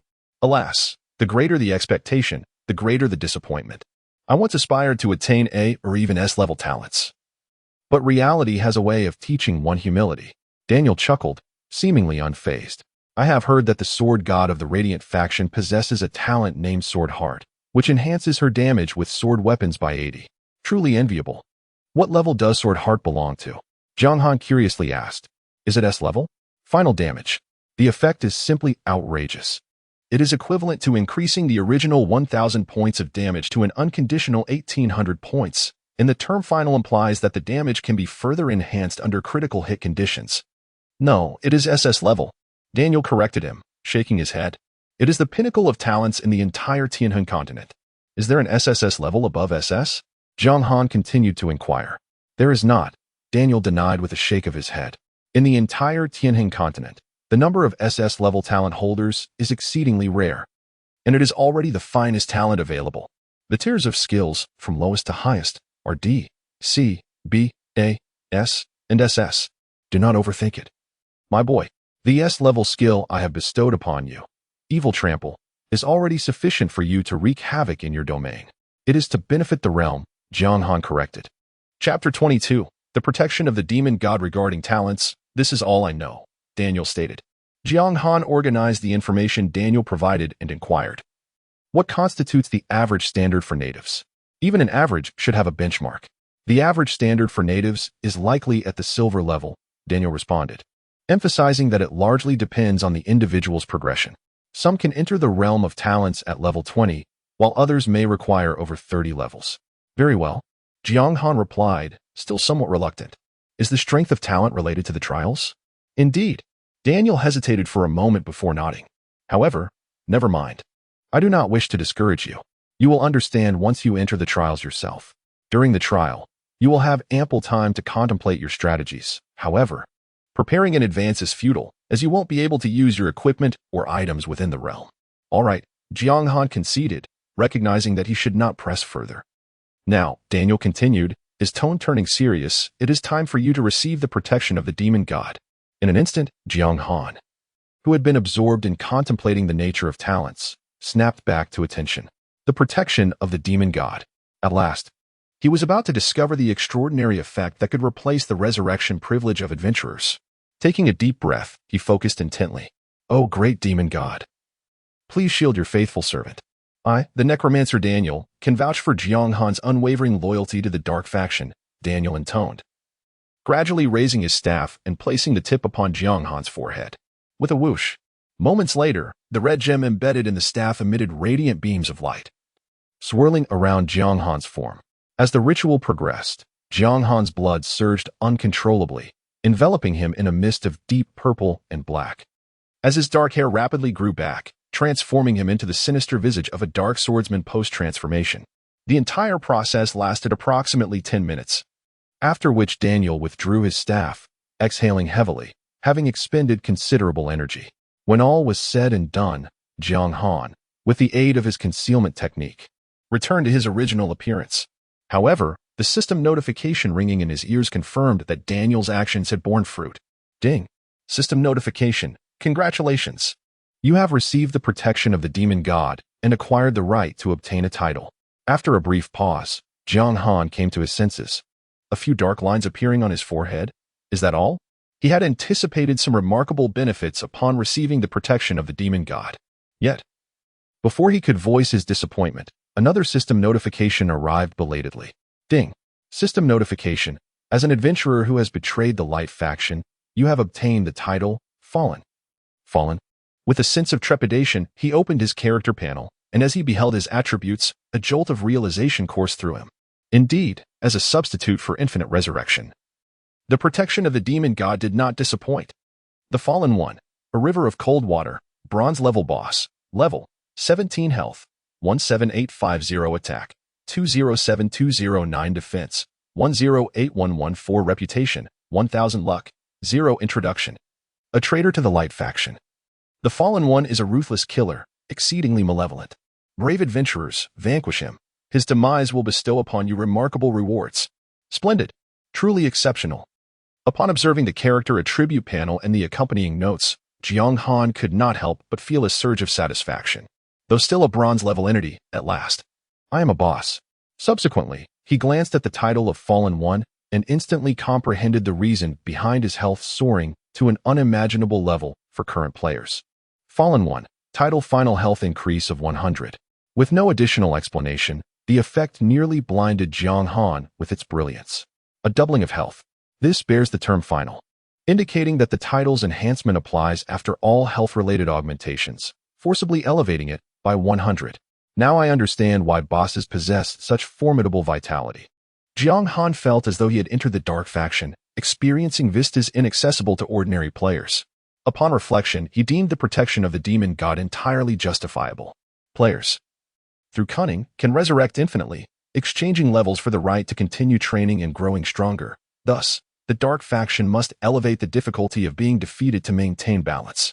Although, as a native, the dark faction's boss would likely be doomed, he is different. He is an adventurer who has joined the dark faction, possessing the accelerated growth of an adventurer while simultaneously presenting the formidable challenge of a boss, embodying the best of both realms. Perhaps, at present, the title of Fallen One alone cannot rival the privilege of infinite resurrection, yet he has received the demon god's protection, transcending mere titles. This signifies that in the future, he may acquire titles even more potent than the Fallen One, further enhancing his vitality. Just imagining the scene where players discover his health is so substantial that they cannot inflict damage fills him with anticipation. However, in the early stages, the combination of the Fallen One's title and the recovery effect of the death power already renders him unparalleled. A river of cold water, my dear disciple. What do you think? Daniel observed Jiang Han's expression and laughed heartily. Are you astonished by the effects of the demon god's protection? Indeed, he was somewhat taken aback. Jiang Han nodded, taking a moment to steady his exhilarated heart. Master, where shall we go next? Surely, we cannot remain in the wilderness indefinitely? He truly did not know which region Daniel belonged to. According to conventional wisdom, wild monsters are typically fixed within reasonable maps, awaiting adventurers to grow sufficiently strong before engaging in combat. Certainly, he was not yet at the point of considering those matters for Daniel. The primary magical lizards could no longer satisfy his leveling needs. He yearned to venture into more perilous territories to maintain his advantage in levels. Now that my injuries had healed, there was no reason to cower. Follow me, he declared. Daniel smiled with confidence, leading the way. In truth, my identity as a mentor is not as simple as you might imagine. Oh, Jiang Han replied, somewhat astonished. Is it truly appropriate to boast so? However, he could not criticize his mentor and thus followed closely behind Daniel as they departed the desolate land for the next map. The two traversed the barren desert, entering a vast plain. In the distance, a towering city loomed like a mountain range, an imposing sight that was impossible to overlook. Ding. System notification. You have entered the map, City of Shadows. City of Shadows, Level 1 City, Description: originally the territory of the Light faction, known as the City of Radiance. It has now been incorporated into the domain of the Dark faction under the leadership of the 10 great demon gods. Yet, as a level 1 city situated perilously close to the forces of light, it remains a battleground, with the Light faction's desire to reclaim the City of Radiance unwavering. Chapter 23. The dim city. A gentle breeze stirred, causing the resilient grass to sway gracefully. Yet, intertwined within the wind was a faint scent of blood, seemingly attesting to the unrest that had once plagued this place. The sound of footsteps echoed softly as Jiang Han and Daniel arrived beneath the gates of the dim city. Above them, several skeletal soldiers, brandishing axes and clad in tattered iron, immediately commanded, "Quickly, open the gates to welcome our lord. The lord is here. Hurry. Do not keep our lord waiting. He has been away for several months and has finally returned." The skeletal soldiers waved their weapons with palpable excitement. Hearing their remarks, Jiang Han, who trailed behind Daniel, was momentarily stunned. "Master, you are the lord of the dim city?" he exclaimed. "A mere dark gold level boss dares to assume the title of lord of a primary city? How audacious." Jiang Han's knowledge of city tiers was limited. Yet he understood from the scant official information that cities were categorized into 5 levels: Level 4 villages, Level 3 towns, Level 2 cities, Level 1 primary cities, and the highest tier, super cities. Notably, there was only one super city per server worldwide, followed by the Level 1 primary cities. This hierarchy underscored the significance of a primary city. Typically, one would expect a formidable boss to guard a primary city, while dark gold level entities were more suited to serve as the initial waves of expendable minions, not as lords. Given Daniel's relatively short tenure of less than half a year, few were aware of his position. He appeared quite proud, unconsciously puffing out his chest to display the stature of a city lord to his newly acquired disciple, attributing his recent advancement to the enhancement in strength conferred by his title, allowing him to break through to the spiritual level. Observing his ostentatious demeanor, Jiang Han refrained from dampening his spirits and offered a sheepish smile. As the gates swung open, he stepped inside alongside Daniel. Once within the city, Jiang Han curiously surveyed his surroundings and cast a reconnaissance spell towards the approaching skeletal soldiers. Skeleton minion, common monster, level, health, attack, defense, skills. Description: evolved from deceased human soldiers. These beings are often bound by unresolved resentment, refusing to fully depart from the mortal realm, choosing instead to return as spirits to combat the injustices of the world. Though their attributes remain concealed, the designation skeleton minion along with the label of common monster unmistakably marked them as insignificant adversaries, leading Jiang Han to struggle in envisioning their true potential. "The deputy lord has arrived," announced one of the skeletal minions. Soon, the throng of skeletal soldiers parted to clear a path for Jiang Han and Daniel. Upon hearing the announcement, Jiang Han looked up to witness a spectral being, wielding a lance and mounted upon a skeletal steed, cutting through the throng of skeletons. Dismounting gracefully before Daniel, the entity knelt on one knee, proclaiming, "I pay my respects to the Lord." Jiang Han also cast a reconnaissance spell, and although all the attributes were marked as question marks, he could still discern his title and name: Death Knight Kant, Golden Grade Boss. Excellent, very well. Jiang Han felt an ominous premonition. Upon entering the City of Shadows, he had received an introduction detailing the city, which included a statement that the Light faction's desire to reclaim the City of Radiance had never wavered. Undoubtedly, although this city had been seized by the Dark faction, its proximity to the territories of the Light faction made it a prime target for future assaults. The Dark faction would face difficulties in providing support, leading to its abandonment by the higher-ups, who appointed a scapegoat as the city lord. "Do not mention it. I appreciate your hard work during my absence," Daniel chuckled, quickly helping Kant to his feet. Kant, with utmost respect, shook his head and replied, "My lord, you jest. This is all part of my duty. By the way, allow me to introduce my newly accepted disciple, Jiang Han Shui," Daniel said, gesturing towards Jiang Han to present him to the vice lord. "Greetings." Kant nodded with his skeletal head, acknowledging him. "I can faintly sense your terrifying aura of malevolence. Your future prospects are limitless." "That is indeed the case," Daniel asserted confidently. "Throughout the history of the Eternal Heaven continent, there has never been a weak, dark swordsman." The group bantered and laughed as they walked along the main street of the city, ultimately reaching the dilapidated city lord's mansion, where they bid farewell to Khan at the entrance. Subsequently, Daniel and Jiang Han entered the city lord's residence. "Master, are you not worried?" Jiang Han inquired with mild curiosity. From Daniel's series of actions, it was clear he was no fool. It made little sense that he would be oblivious to the grim reality. Lost in the fantasy of being a city lord. Not at all, Daniel shook his head. As a necromancer, death does not terrify me. To experience being a city lord, even if just once, is a regretless endeavor. Jiang Han replied, "You speak as if you were not afraid of death. Yet I still have much life to live." "I know what you are thinking," Daniel said calmly, as if aware of Jiang Han's thoughts. "Strictly speaking, necromancers do not belong to the dark faction, so the higher-ups of the dark faction regard us with a degree of trepidation. They do not wish for the horrors of the necromantic catastrophe to unfold again." The necromantic catastrophe? Jiang Han was slightly taken aback. It sounded reminiscent of a storyline from an ancient game. On the Eternal Heaven continent, all living beings hold a deep-seated fear and aversion towards the undead. Daniel remarked with a smile. "Thus, I am destined to die. However, I have already attained what I desire within this city. As long as I achieve my goals, death does not frighten me. Of course." He paused, gazing gently at Jiang Han. "As your mentor, I would never lead you into the abyss. Although my position as city lord may seem unfavorable to you, before all transpires, I can still offer you certain advantageous benefits."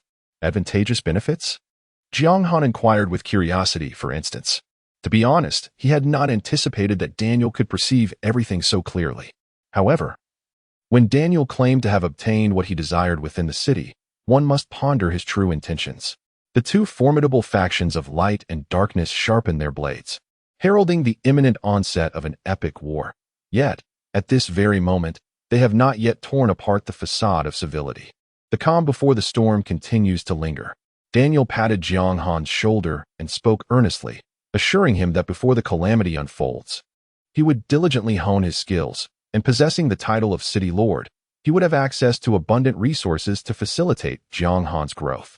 Staring blankly at Daniel, this inexplicably appointed mentor, Jiang Han felt a tumultuous wave within him, deeply appreciating the true allure of games as the ninth art. Blurring the lines between the virtual and the real, was he truly existent, or merely a construct of artificial intelligence? After a moment of contemplation, Daniel issued a task. Recently, wild mice afflicted by dark energy have frequently appeared around the City of Shadows, attacking patrolling skeletal soldiers, and their numbers are growing ever larger. You're to assist in clearing them out. Ding. System prompt. Do you accept the task, clear the wild mice? Difficulty? C. Yes. Without hesitation, Jiang Han chose to accept. Yet he soon voiced his concern. Should not the creatures beset by dark energy belong to the dark faction?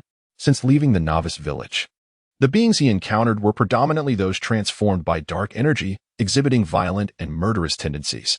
The term dark energy itself carries a sinister connotation. Surely it should bear no relation to the dark faction. Chapter 24. The enchanted rat king beasts afflicted by dark energy often lose their sanity, retaining only an innate affinity for their kind, allowing them to coexist peacefully. However, when faced with other creatures, regardless of your allegiance, they will engage in relentless combat until death.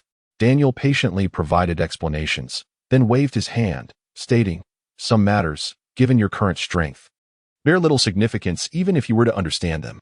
The most crucial aspect is to focus on your growth. You must realize that dark swordsmen are notorious within the light faction, and once you come into the side of the powerful, you may lose your opportunity for advancement." Very well.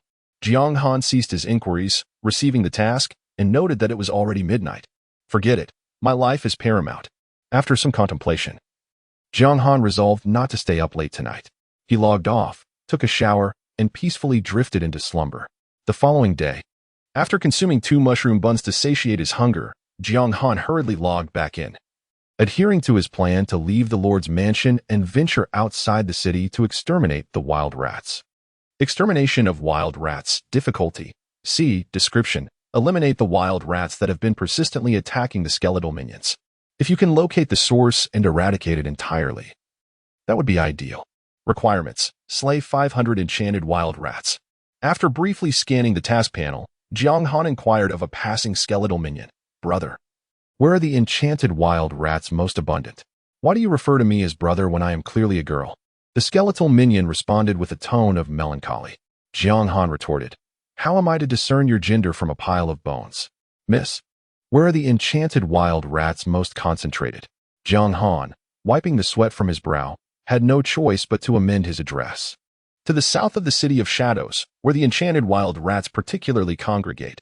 Moreover, the skeletal minion hesitated, trailing off. Jiang Han, intrigued, pressed. Moreover what? They have a tendency to burrow into my body, which is quite bothersome. I feel particularly guilty towards my boyfriend, the skeletal minion lamented, with a sense of exasperation. Jiang Han departed the City of Shadows and proceeded southward. As expected, he soon encountered a multitude of enchanted wild rats scurrying across the ground. Their fur was jet black, with crimson eyes, and their size was comparable to a man's arm. Their long tails flicked about, creating a scene that was undeniably eerie. Enchanted wild rat, common monster, level, 22 health, 35,000 attack, 150 to 160 defense, 70 to 80 skill. Nah. Description: once ordinary wild rats.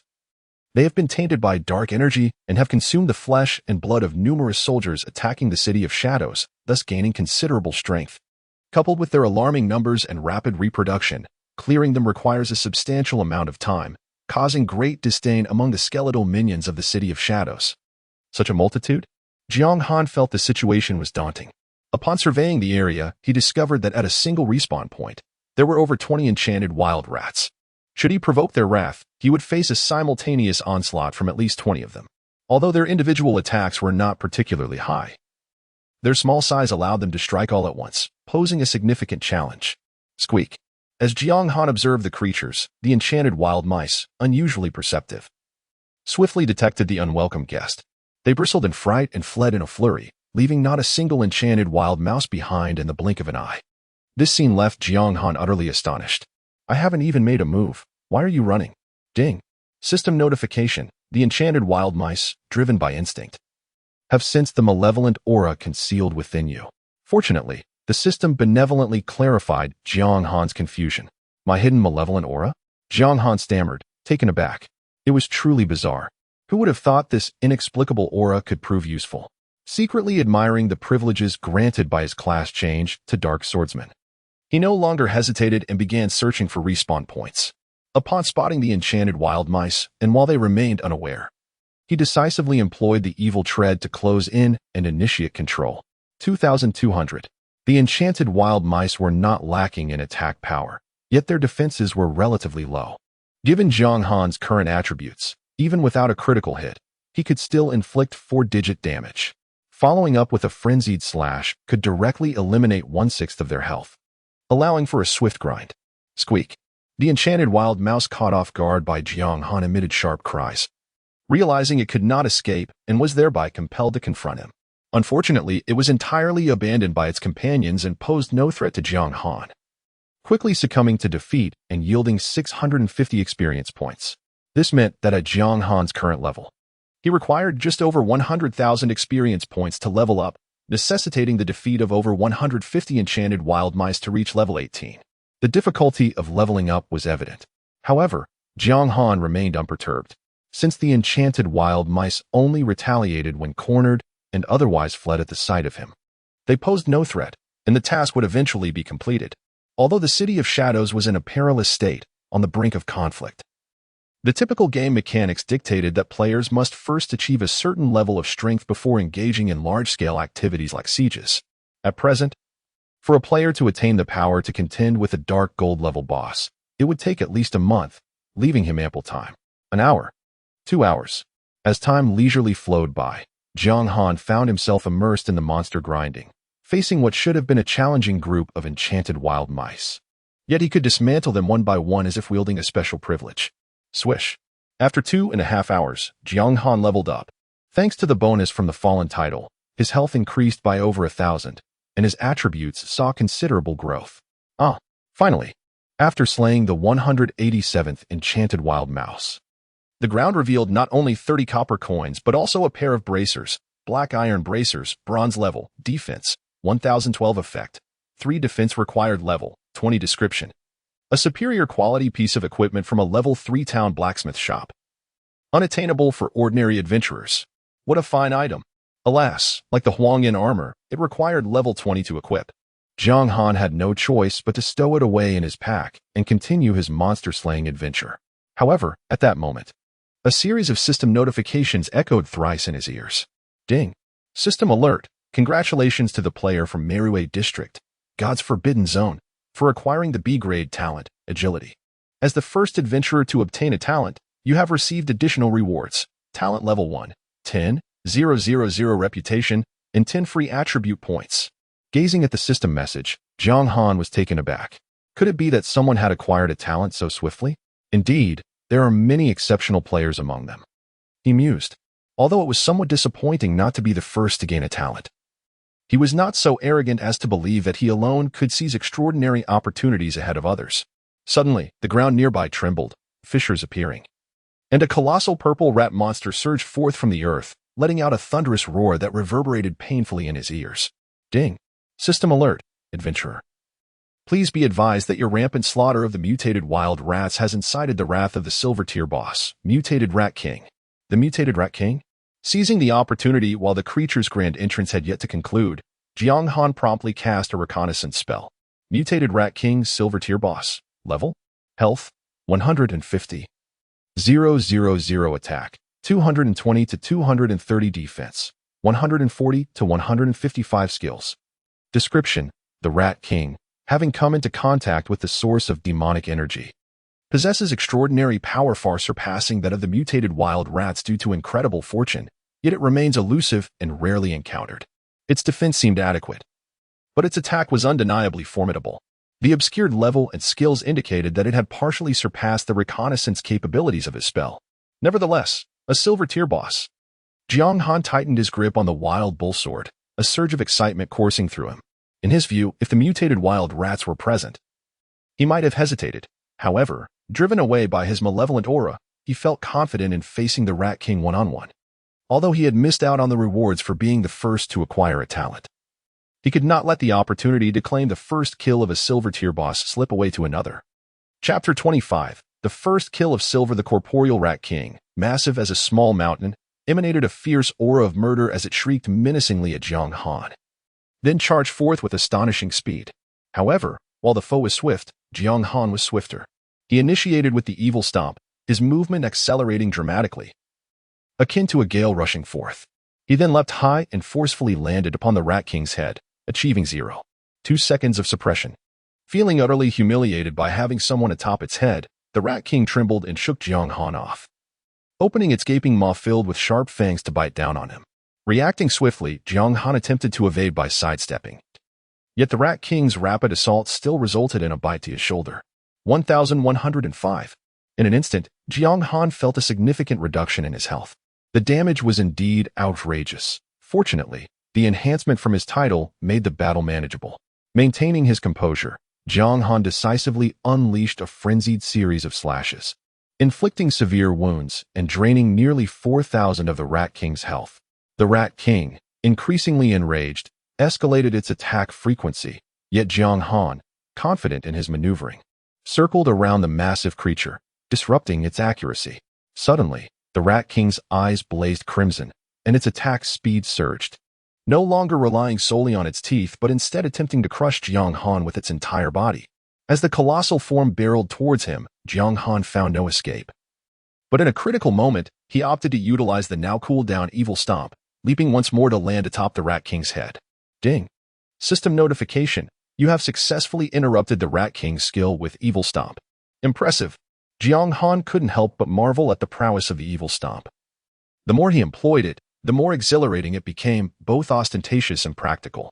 Descending from the Rat King's form, he swung his wild bull sword in a steady assault, diligently chipping away at the creature's substantial health pool of 150,000. Of course, not all damage could be avoided. He found it necessary to use healing potions to maintain his health above a safe threshold, preventing any unforeseen calamities. 80. 60. Jiang Han methodically pressed his attack, his focus razor-sharp. As the Rat King's health dipped to 50, he prudently retreated a few paces. Caution is the mother of safety. It is customary for a boss to unleash a skill upon reaching half health, so he resolved to proceed with care. Sure enough, the Rat King shrieked, seemingly sending out a call for assistance. Squeak, squeak, squeak. Moments later, a swarm of corrupted wild mice erupted from the ground, only to hastily retreat upon spotting Jiang Han. Jiang Han, corrupted Rat King.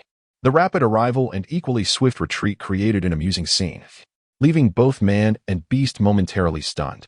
Realizing that its minions had fled, the Rat King turned and burrowed its head into the deep hole it had just excavated. Ding! The ominous aura surrounding you, coupled with your formidable strength, instills fear in the heart of the corrupted Rat King, compelling it to flee. Flee! Do you dare to escape? Jiang Han swiftly charged forward, seizing the creature's long, thick tail, and yanked with all his might. You think you can run after having your fun? Get out here. Unfortunately, in terms of sheer strength, a bronze-level boss cannot contend with a silver-level boss. Not only did he fail to drag the Rat King out, but he was also pulled into the abyss himself. Can I let you slip away after the first kill? With one hand gripping the rat's tail and the other wielding the wild bull sword, Jiang Han thrust forward, inflicting numerous wounds on the Rat King's rear, causing its health to plummet rapidly. Yet, the corrupted Rat King remained undeterred, continuing its frantic escape into the depths. As its health dwindled to 30, it finally reached its destination, entering a cavern illuminated by a violet light, arriving at the central area. This is Jiang Han, still clutching the rat's tail, looked up to find the corrupted Rat King resting beside a violet glowing crystal, its injuries rapidly healing as its health surged upward. 2,500. 2,500. Releasing his grip, Jiang Han's expression turned stern. This must be the source. Suddenly, Jiang Han felt a surge of blood coursing through him. Under the violet light, he sensed his power escalating dramatically. Ding! System notification. You are illuminated by the violet lightning gem, momentarily awakening the evil power within you. Granting all attributes a 1,000 boost for 1 minute. A 1,000 boost to all attributes. Jiang Han was momentarily stunned, opening his status panel to see his attack power exceeding 2,000. Approaching the treasure, the corrupted Rat King, emboldened, turned to Jiang Han and let out a shriek, ready to re-engage in combat. Die. Despite his astonishment, Jiang Han recognized the order of priorities. First, secure the silver-level first kill. Then investigate the origins of the violet lightning gem. With frenzied strikes, Jiang Han swung the wild bull sword at the oncoming corrupted Rat King, landing a 4-hit combo that dealt a staggering 15,699, 17,888, 20,002, 23,988. A total damage exceeding 70,000 was unbearable for the corrupted Rat King, whose health lingered at just over 50,000. The sheer destructive force cleaved its body into 4 grotesque pieces, creating a particularly gruesome scene. Ding! Golden light erupted. The bountiful experience, unsurprisingly, propelled Jiang Han's level to 19, achieving a 73 progression. Simultaneously, a melodious system notification echoed in Jiang Han's ears. Ding! System notification. Congratulations on successfully defeating the silver-level boss, Corrupted Rat King, earning a reward of 180,000 experience points. Ding! System notification. Congratulations on being the first player in the game to defeat the silver-level boss, Corrupted Rat King, receiving additional rewards, 1,000 reputation, 20 free attribute points. And the rare item, Blessing of Power. Blessing of Power? Jiang Han, brimming with anticipation, unwrapped the character package to reveal a resplendent scroll. Eagerly, he examined the scroll's effects. If a bronze-level first kill could yield an artifact like the Pearl of Divine Favor, the reward for a silver-level first kill could scarcely be inferior. Divine Favor, S-Class, Effect. Unconditionally elevate any B-Class skill or below by 1 level. Description: Divine Favor is a creation of nature, imbued with powers typically reserved for deities, rendering it exceedingly precious. Yet, in this world, there are always a few fortunate souls blessed by destiny, enabling their B-Class skills to ascend without conditions. Jiang Han was overwhelmed with joy. This far surpassed the Pearl of Divine Favor. The advantages of skills were incomparable to equipment, especially since Golden Tier gear was primarily beneficial in the early stages and would inevitably become obsolete. In terms of practicality, no matter the circumstance, it could not rival A-Class skills. Ding! System notification. Would you like to announce your glorious achievements to all adventurers arriving in the Eternal Continent? Note: following the server-wide announcement, you will receive 10,000 points of reputation. Yes, Jiang Han decisively chose to agree. His current renown was nothing short of sensational within the game, leaving no need for modesty. Ding. System notification. Congratulations to the Eastern District player, One Jianghan Water, for becoming the first to defeat a silver-level boss. This announcement is hereby made. Ding. System notification. Congratulations to the Eastern District player, One Jianghan Water, for becoming the first to defeat a silver-level boss. This announcement is hereby made.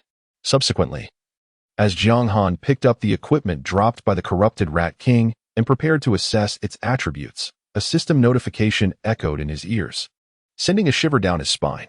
Ding. System notification. Adventurer, One Jianghan Water, your talent trial will commence in 3 minutes. Chapter 26. The Trial of Talent. The trial of talent has unexpectedly commenced with such abruptness. Jianghan inhaled deeply. Suppressing the restlessness within and striving to maintain his composure, there are still 3 minutes left to prepare. The acquisition of talent, albeit heavily reliant on fortune, is nonetheless the sole pathway to elevate the level of one's talent.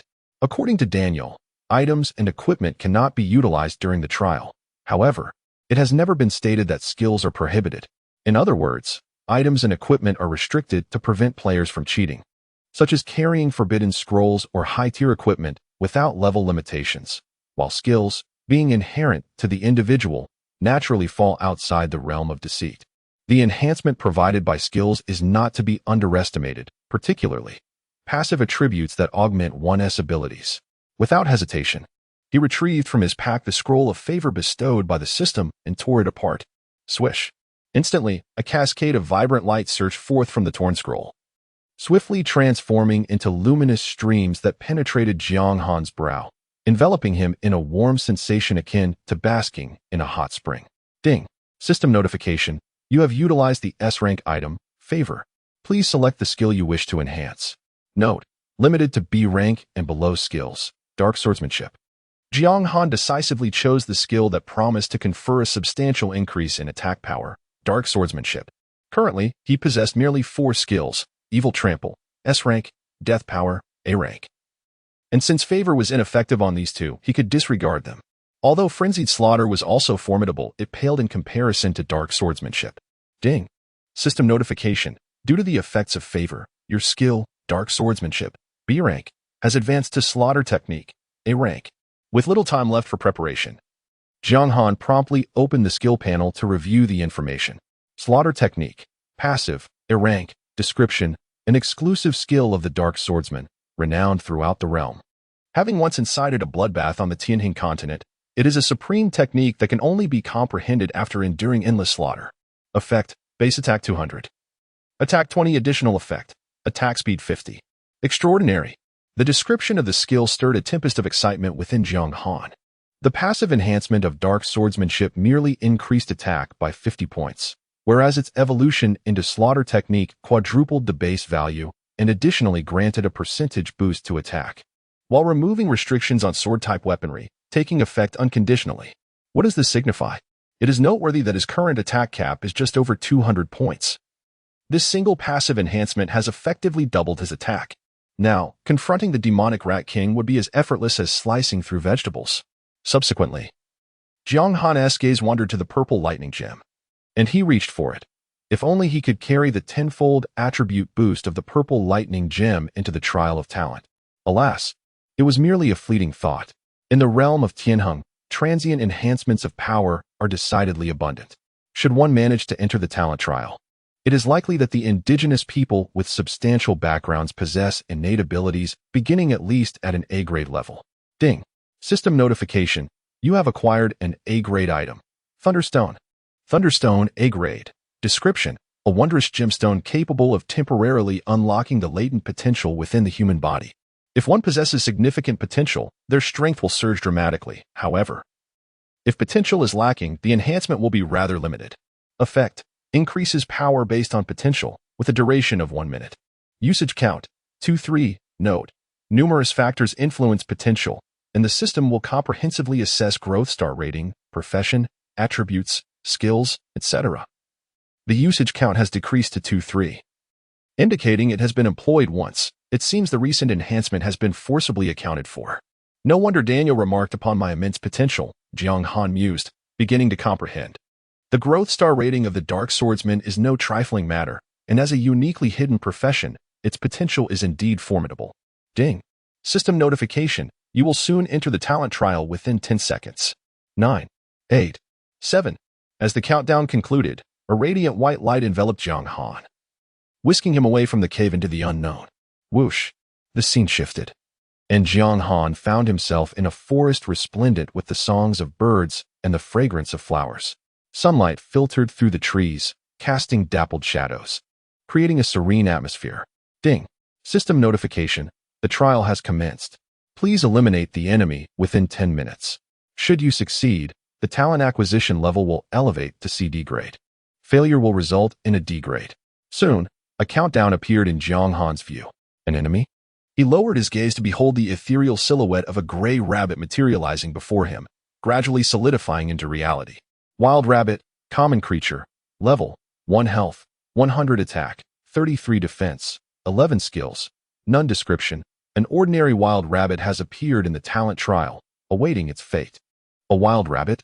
Jiang Han felt a wave of incredulity. Its attributes were even inferior to that of a slime. What kind of disdainful challenge was this talent trial presenting? He refrained from launching an immediate assault and opened his attribute panel to confirm that the effects of his skill, killing technique, had indeed been carried over into the talent trial, allowing him to breathe a sigh of relief. It appeared his assumptions were correct. The skill enhancements could indeed be utilized in the talent trial. Fallen 1. Jiang Hanshui, bronze level boss. Level, 1 health, 500 attack, 271 defense, 5 reputation, 12,000 luck, 0 unallocated free attribute points, 20 description, a traitor to the light faction. The Fallen One is a bloodthirsty and profoundly malevolent entity. Brave adventurers, vanquish him, and he shall bestow upon you remarkable rewards. A staggering attack of 271 points displayed on the panel of a level 1 player was truly unfathomable. Should other players become aware of this, undoubtedly, they would not only be astonished but would also vehemently criticize you, as the deception is glaringly apparent. It seems that the freely allocated attribute points rewarded by the system can indeed be carried over. After a brief calculation, Jiang Han concluded that he would allocate all 20 attribute points to his attack. He began to grasp the nature of the trial process, approaching a wild hare and delivering a swift kick, executing it mercilessly. Ding. System notification. Congratulations, you have met the conditions. The range for talent acquisition has been elevated to CD level. In an instant, the hare transformed into a spectral figure, gradually fading away, leaving behind a haunting skeletal remnant. Roughly the size of an adult, its appearance unsettling. Clearly, upon meeting the conditions, the trial would progress to the next phase. Ding. System notification. Please eliminate the enemy within 10 minutes. If successful, the range for talent acquisition will be upgraded to BD level. If you fail, it will remain at CD level. Ding. System notification. Your level has reached 10. Jiang Han was not surprised by the system elevating his level, as his opponents in this phase were also at level 10. Evidently, the trial ensured that both parties were at least equal in terms of level. Cackling, the undead emitted a peculiar cry and charged towards Jiang Han. However, with the enhancement of his killing techniques and his exceptionally high growth star rating, the undead posed no threat, being effortlessly dispatched with 2 precise punches. Ding. System notification. Congratulations, you have met the conditions. The range for talent acquisition has been elevated to BD level. I am eager to see what level of talent I can ultimately attain with the growth of the Dark Swordsman and the enhancement of my killing techniques. Jiang Han rubbed his hands in anticipation, filled with excitement. Chapter 27. Challenging the Water Chelan as the phantoms of the slain gradually dissipated in the trial arena. The next phase commenced without granting Jiang Han a moment of respite. Ding. System notification. Please eliminate the enemy within 10 minutes. If successful, the talent acquisition range will be elevated to AD level. If unsuccessful, it will revert to BD level. Undoubtedly, the difficulty of this trial would continuously escalate until it reached its utmost limit or until defeat at the hands of the enemy, at which point it would conclude. Howl. A demonized wild wolf, its fur a vivid crimson, emerged in Jiang Han's line of sight, boasting a level of 20. Demonized wild wolf, common creature, level, 20 health, 30,000 attack, 130 to 140 defense, 80 skills. By description, one of the phantoms in the talent trial. Defeating it signifies your qualification as an adventurer.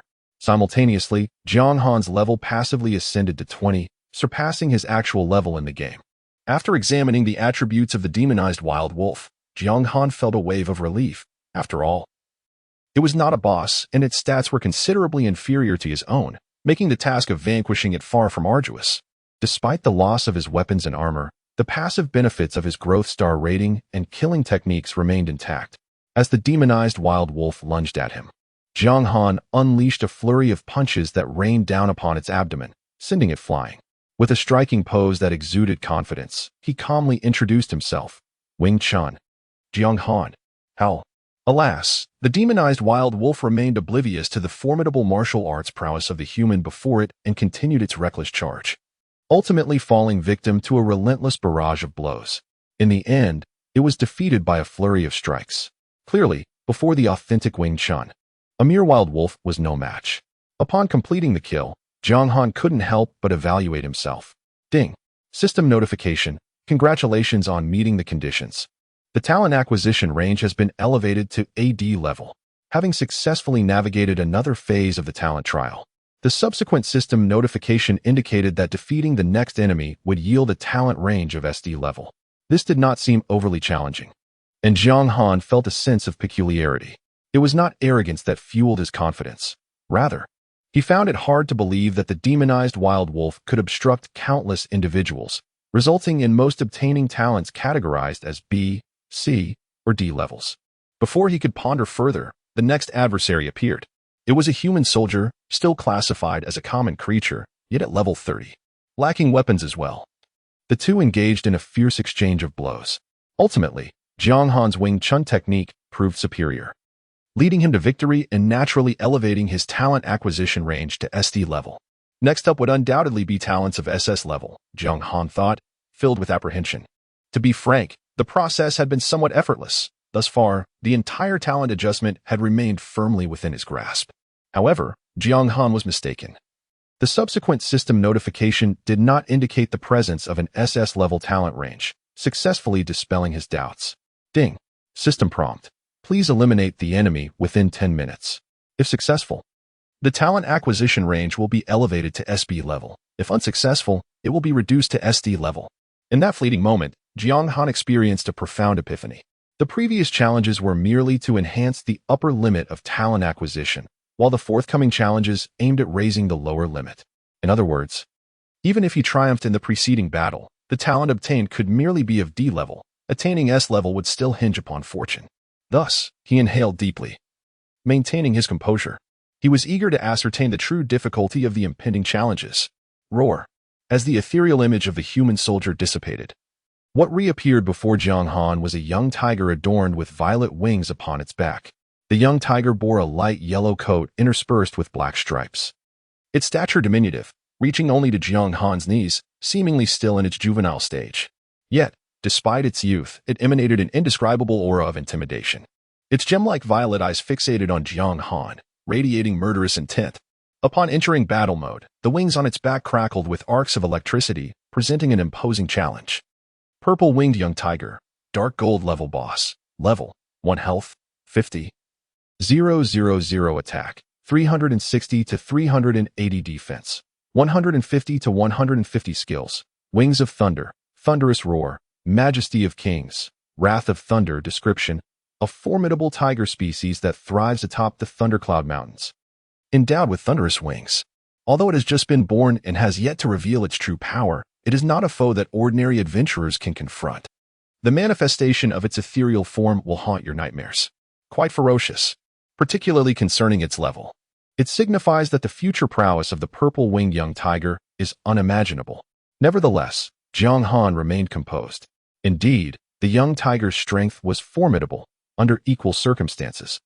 He would undoubtedly be at a disadvantage. However, the system would not be so cruel as to leave him unprepared, having elevated his level to 40, thereby granting him a significant advantage in attributes due to his exceptional growth. Without hesitation, Jiang Han opted for a preemptive strike, swiftly advancing to deliver a powerful blow to the tiger's forehead. 4,050. A damage figure exceeding 4,000 erupted. Jiang Han was not surprised. In his level 40 state, his attack reached an impressive 576 points, easily breaching defenses. Roar. Struck by the assault, the purple-winged young tiger succumbed to rage, its violet wings unfurling in preparation to ascend into the sky. However, Jiang Han, acting swiftly, leapt high and landed upon its head, forcing it back to the ground. He followed up with a flurry of relentless strikes, his fist raining down mercilessly. After a vigorous onslaught, he had already depleted over 20,000 of its health, nearly half of its total. Roar. The violet-winged juvenile tiger unleashed a thunderous roar. The sonic assault of its thunderous growl and the oppressive aura of its regal power manifested simultaneously. Yet, Jiang Han remained undeterred, even as the malevolent trample skill concluded. He exerted every ounce of his strength to suppress his opponent, preventing it from soaring into the sky and robbing him of his chance to strike. In a mere 30 seconds, the juvenile tiger's health plummeted. Suddenly, a bolt of lightning descended from the void, striking Jiang Han with terrifying ferocity, causing a significant loss of health, reducing it by a third. Ding. System notification. You have been struck by the thunder punishment of the violet-winged juvenile tiger, losing 6,757 health points. Jiang Han clenched his fist and exclaimed, "Die." Ding. System notification. Congratulations. You have met the conditions, and your talent acquisition range has been elevated to SB level. Ding. System notification. Congratulations. You have successfully defeated the violet-winged juvenile tiger, earning a reward of 5 free attribute points. Is there an unexpected surprise? Jiang Han opened his character panel and allocated all attribute points to attack. At this moment, the free attribute points were exceedingly precious, seemingly belonging to a reward tier that could only be obtained through notable honors. To date, aside from defeating the violet-winged juvenile tiger, his previous gains had relied on bronze and silver first kills, as well as being the first to change classes. Subsequently, he focused his attention on the remanifesting shadow. He watched as it slowly coalesced into a creature of celestial blue, adorned with the head of a lion, antlers of a deer, eyes of a tiger, body of a deer, scales of a dragon, and the tail of an ox, its forehooves enveloped in swirling blue mist. The surface of its body shimmered like rippling waves, exuding an air of sanctity and unassailable nobility. This, Jiang Han could not help but swallow hard, his eyes widening in astonishment. Goodness, is the challenge difficulty this high? Water Chelan Celestial Boss. Chapter 28. The Cycle of Darkness Sting. System notification. Please be advised that your level has temporarily increased to level 50. It will revert to its original state after the talent trial concludes. Jiang Han was not taken aback by the system's incessant elevation of player levels to mitigate actual difficulty, in comparison to the terrifying growth of beastly creatures. Even at level 50, humanity remains woefully inferior. After all, non-humanoid beings do not possess the concept of equipment. The higher the rank, the stronger the attribute growth. Players must rely on the accumulation of attributes through equipment to compete. However, to gain a clear understanding of the disparity, he decided to examine his own attributes first. The Fallen One, Jiang Hanxue, Bronze Level Boss. Level, 50 Health, 25,000 Attack, 600 Defense, 250 Reputation, 12,000 Luck, 0 Unallocated Free Attribute Points, 5 Description. A staggering 600 points in attack. The enhancement of the Art of Slaughter remains formidable, as it not only boosts the attack value, but also provides a percentage increase, ensuring its relevance. Allocating all free attribute points to attack further amplifies Jiang Han's prowess. Simultaneously, the ethereal semblance of the Water Chelan solidified entirely. Ding. System notification. You have 10 minutes to defeat the enemy. If successful, the talent acquisition level will be elevated to SA grade. If you fail, it will be SB grade. A grade. By vanquishing the Water Chelan, the talent he could obtain would be at least A grade, yet the dilemma lies in an immortal level boss? The system certainly knows how to play. Jiang Han's expression grew increasingly grave. Immortal level. This surpassed the previous stage's dark golden level by several tiers, crossing at least 3 levels: Spirit, Earth, and Heavenly. Despite the system elevating his level to 50, facing a level 1 immortal level boss meant his attributes remained at a disadvantage, not to mention his skills, which were utterly overwhelmed. Water Chelan, Immortal Level Boss. Level, 1 Health, 100. 000 Attack, 680 Defense, 350 Skills, Breath of Water, Cold Tide Surge, Holy Auspice. Forbidden, Ocean Domain Description, an exceedingly rare creature residing in vast oceans. An ordinary person would never be fortunate enough to encounter one in their lifetime. As a branch of auspicious beings, it possesses an innate mastery over water elements. Even in its youth, it is a dominant force, and upon reaching maturity, it may step into the divine realm, becoming one of the pinnacle powers of the Tianheng continent. Given that it has become one of the trials of talent, it is likely to resonate with reality. Jiang Han felt immense pressure. Every aspect of his attributes was completely overshadowed, leaving him with no advantages whatsoever. Moreover, the skills of the water Qilin sounded outrageous. The final skill even bore the word forbidden. What does that imply? Has a level 1 water Qilin already learned to cast forbidden spells? How absurd. The water Qilin roared, its glistening scales refracting a lethal danger. A swirling torrent materialized within the cavernous maw of Jiang Han, before erupting forth in a violent spray, forming a towering column of water. Observing this, Jiang Han, fully prepared, would not recklessly absorb the impact. He swiftly evaded to the side, narrowly escaping the onslaught aimed at his chest. Yet, the water Qilin was relentless. Tilting its head, the water column shifted direction, moving horizontally. Startled, Jiang Han instinctively bent at the waist and fell to the ground. But before he could react, a bone-chilling frost enveloped him, the damp earth rapidly crystallizing into ice. The cold invaded his body, causing his blood to stagnate in an instant. Ding! System notification. The water Qilin has used the skill Cold Wave Surge, reducing the speed and attack speed of all enemy units within a 30-meter radius by 50 for 10 seconds. 10 seconds. Jiang Han's expression shifted dramatically. He attempted to move, but found himself slow. The water Qilin, quick to seize the opportunity, leaped forward, its hooves crashing down on either side of Jiang Han's shoulders, pinning him to the ground. 4,555. A mere ordinary attack, yet nearly a fifth of Jiang Han's life force was instantly depleted. Roaring with fury, the Qilin's thunderous voice reverberated in Jiang Han's ears, causing great discomfort. In the next moment, the torrent took shape in its mouth. Confident that its adversary could not evade at such close quarters. Was defeat imminent? Jiang Han gritted his teeth, striving to break free, but his arms were firmly pinned, leaving him helpless to witness the impending torrent coalesce within the water Qilin's jaws. What to do? His mind raced as he sought an escape from this perilous situation. He felt he had performed admirably in the talent trial. With a stroke of luck, the selection criteria might still grant him an S rank. Yet, he was unwilling to accept this as his end.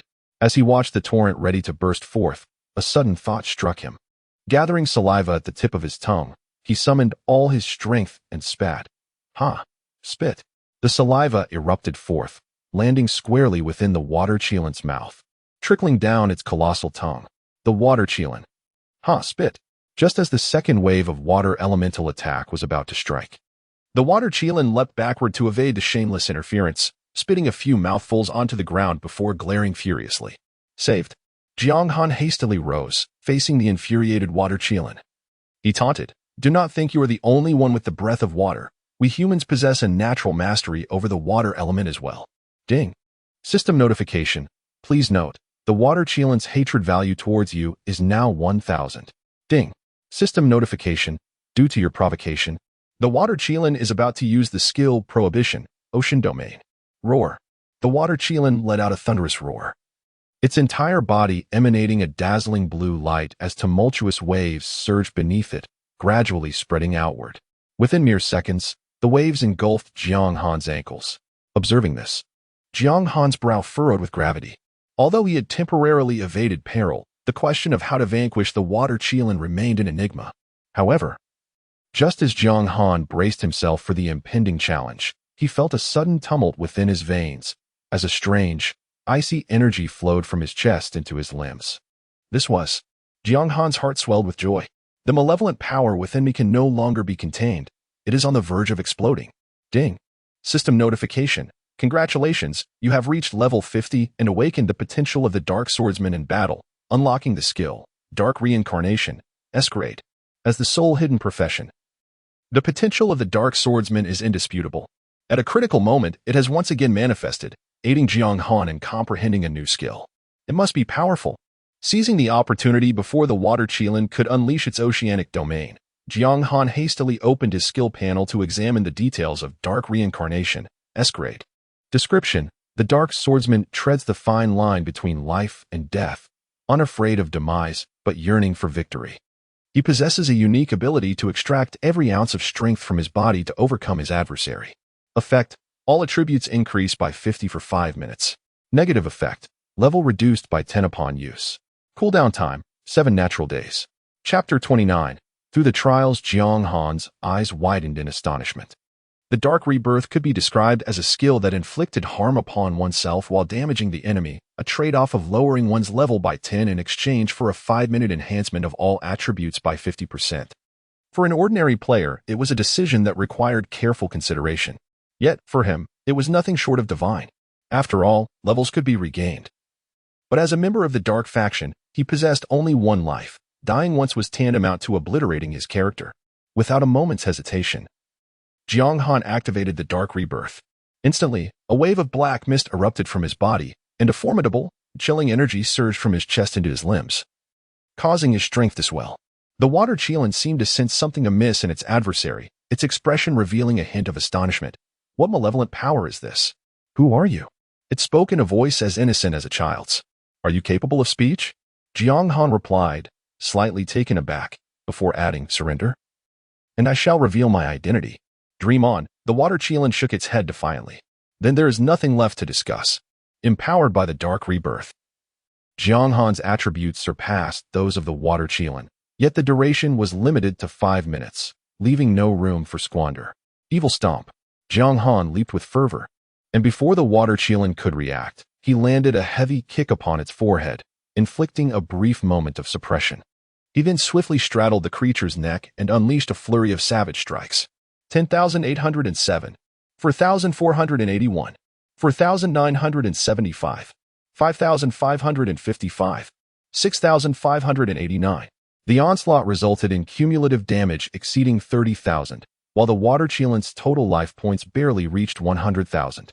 Nearly a third of its vitality was depleted in an instant. Evil Stomp. The water Qilin exclaimed again. You dare wield the long-lost Evil Stomp. Were it not for the constraints of the trial, it could have easily discerned Jiang Han's skills and character panel. However, within this realm, despite his prowess, his level being only 1 transcended the limits of detection. I not only possess Evil Stomp, but also Water's Breath. Would you care to witness it? Jiang Han taunted while continuing his assault. You, wretched fool. Seemingly incensed by Jiang Han's provocations, the water Qilin furiously stomped its right hoof upon the water-covered ground, causing a rectangular expanse of water to rise within a 100-meter radius. Ding. System notification. The water Qilin has activated the skill Forbidden Ocean Domain. All enemy units within this domain will suffer increasingly potent attacks from oceanic creatures for a duration of 3 minutes. Oceanic creatures? Jiang Han's heart raced as he sought to conclude the battle swiftly, his fist crashing down upon the water Qilin's head. Suddenly, a sea serpent formed from water elements erupted from the surface, baring its fangs as it sank its teeth into Jiang Han's calf before vanishing. Ding. System notification.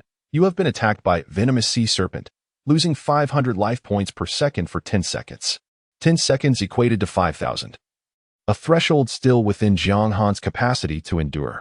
However, before he could regain his composure, a water elemental took the form of a frog, leaping forth and striking his leg with its tongue, inflicting a damage of 3,096 points. Undeterred, Jiang Han unleashed a fervent assault on the water Qilin, his focus solely fixated on its health bar. 60%, 40%. Come crashing down. The water Qilin continued to leap, attempting to dislodge him. Alas, Jiang Han clung tightly to its neck, resolute in his refusal to relent.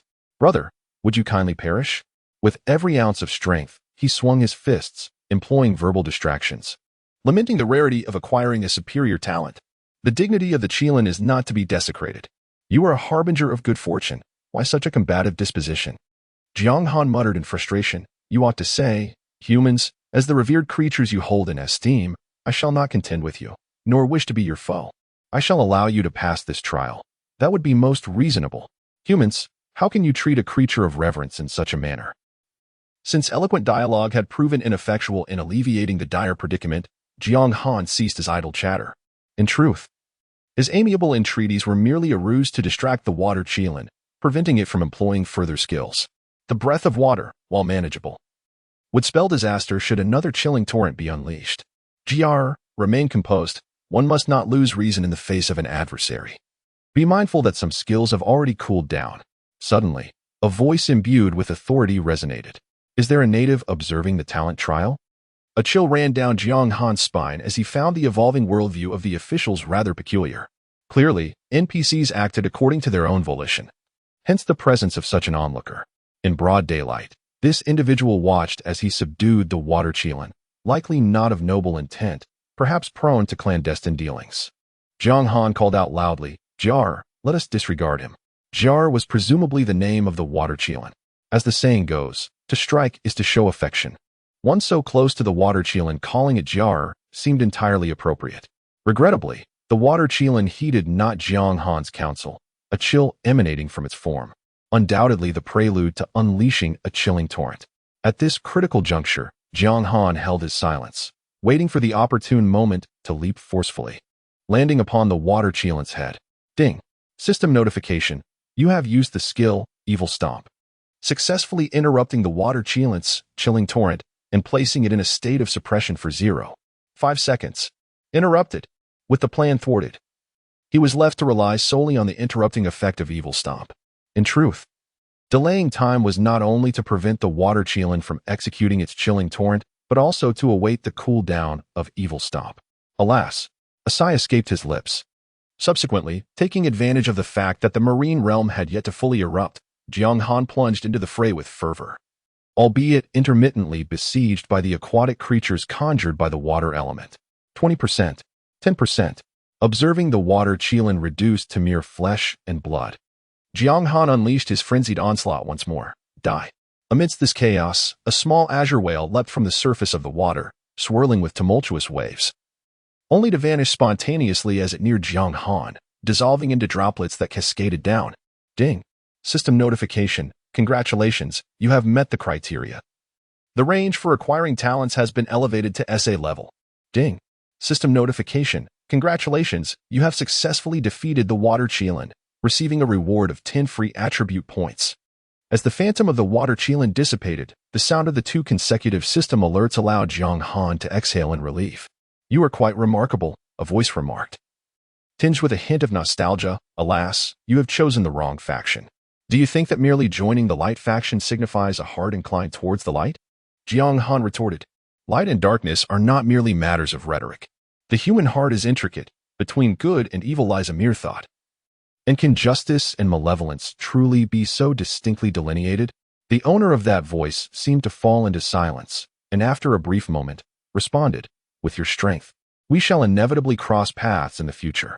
Let us hope we are not adversaries. Jiang Han nodded. Following this exchange, silence enveloped them, prompting him to redirect his attention to the present. Ding. System notification. Congratulations, you have successfully passed all talent trials, entering the talent selection phase. Please choose a talent that suits you carefully. Note, talents do not grow, cannot be changed, and will not be forgotten. They accompany you for life. Chapter 30. Overbearing had he entered the stage of selecting talents? Jiang Han furrowed his brow. Feeling a pang of reluctance, was there truly no SS-level talent trial? Undoubtedly, he understood that even if there were another talent trial, victory would be elusive, however. Without having faced the challenge, how could he surrender so easily? Yet, the system offered no response. In an instant, Jiang Han's vision shifted, revealing a realm adorned with a myriad of vibrant energy orbs. Ding. The system prompted. Please be advised, you have 60 minutes to select your talent. Upon the expiration of this time, you will return to the heavenly continent. So these are the talents? Curiosity piqued, Jiang Han reached out to touch a yellow energy orb, and instantly, the talent contained within materialized before him. As solid as rock, passive, a level final defense increased by 20. An A-level talent exhibited such strength? Jiang Han gasped in astonishment. This was not merely defense, it was final defense, belonging to a distinct calculation domain of defense. Those who acquired this talent would undoubtedly be as unyielding as stone. However, this talent was not Jiang Han's aim. Offense is the best form of defense. A high defense merely shields oneself, but does nothing to prevent others from targeting those around him. If his teammates fell prey to an area attack, even the most resilient would eventually succumb. By contrast, he favored sheer destructive power. Moreover, as a dark swordsman with an impressive attack growth of 6 stars, it would be a travesty not to opt for a talent that enhances his offensive capabilities. though an hour seemed ample. The plethora of energy orbs in this space was overwhelming. Even if he merely glanced at each orb, the choices left him bewildered. Impenetrable Fortress, passive, a level final health increased by 30. Unfazed by water and fire, passive, a level resistance to water and fire elements increased by 50. Rend, passive, a level inflicts an additional fixed damage equal to 20 of the enemy unit's health per second for 10 seconds, stacking up to 3 times. A level. All a level. Would it be too much to ask for an S level? Jiang Han cursed as he scanned the energy orbs, finding none that appealed to him. The selection range for SA level talents was nearly entirely A level. He could hardly bear to imagine the dismal fate awaiting him should he venture into the SD level offerings. 10 minutes, 20 minutes. Time trickled away, and Jiang Han dared not relax. The further he progressed, the clearer it became that an hour was far from sufficient. He found himself disregarding any talent that was not S level. At last, nearing the 30-minute mark. His eyes brightened as he spotted a precious S-level talent within a blue energy orb, Immortal Passive. S-level restores 0.2 of health per second during combat, and 0.8 of health per second after exiting combat. An exceptionally outrageous talent. If the powers of immortality and death are combined, the recovery ability becomes extraordinarily formidable. Even amidst combat, one can regain 0.3 of health per second, and if one disengages from battle, full health can be restored in just over 70 seconds. Furthermore, belonging to the Dark faction, he benefits from title enhancements. His health is inherently exaggerated, allowing him to maximize the effects of immortality. However, it is still not an offensive talent. He decided to hold on to it. If the time came and no suitable talent presented itself, he would opt for immortality. Jiang Han had to admit that Daniel's mention of the SS-level talent Sword Heart had raised his expectations too high. Subsequently, he continued to browse through other talents while holding the energy orb imbued with immortality, skipping over those below S level. 40 minutes, 50 minutes. At last, with only 10 minutes remaining, Jiang Han finally spotted an incredibly powerful S-level talent, his body trembling with excitement. This is definitely the one.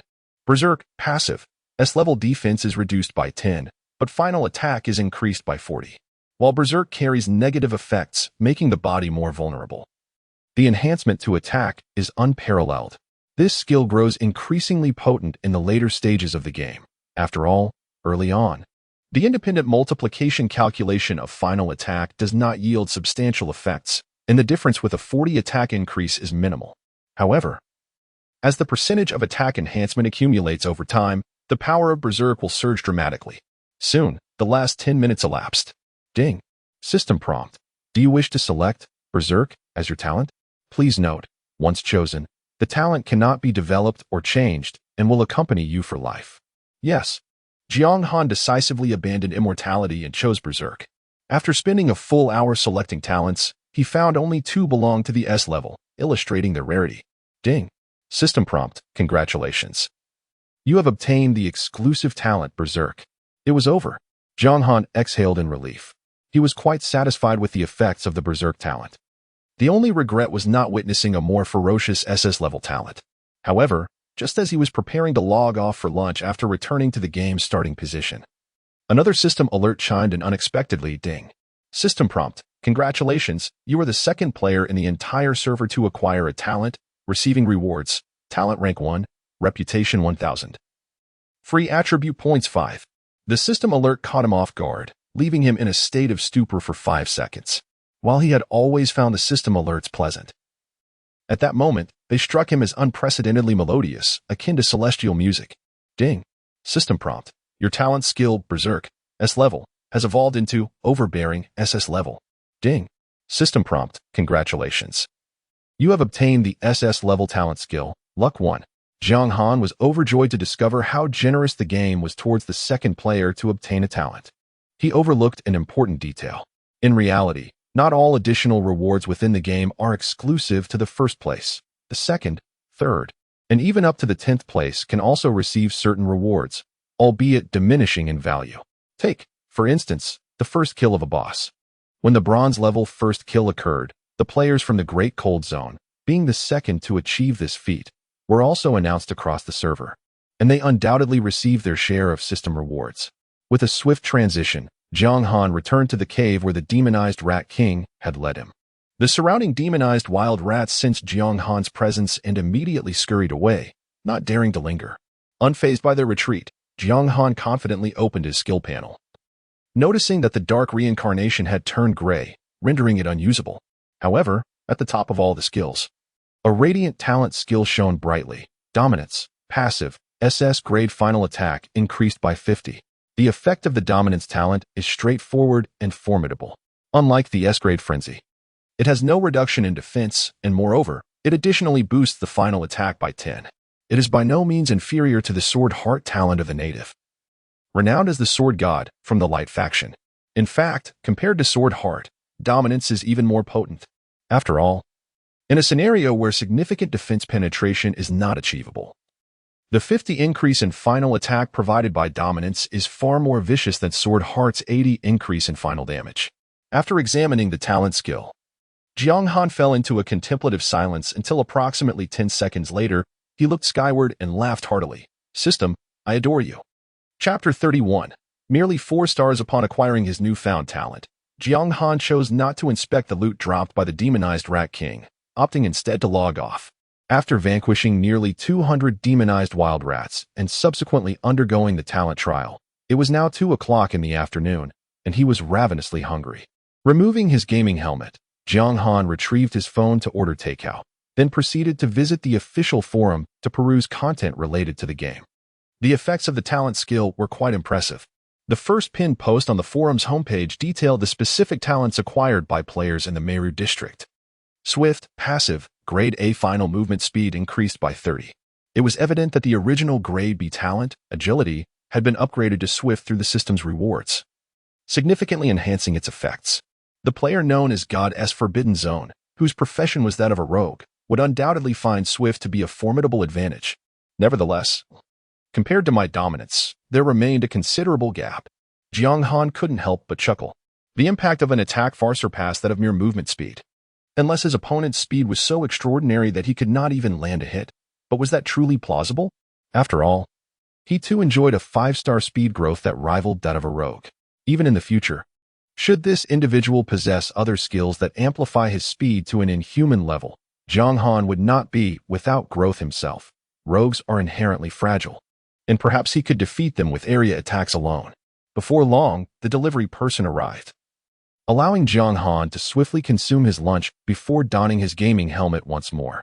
He had yet to examine the equipment dropped by the demonized Rat King or test the effects of dominance, and his anticipation was mounting.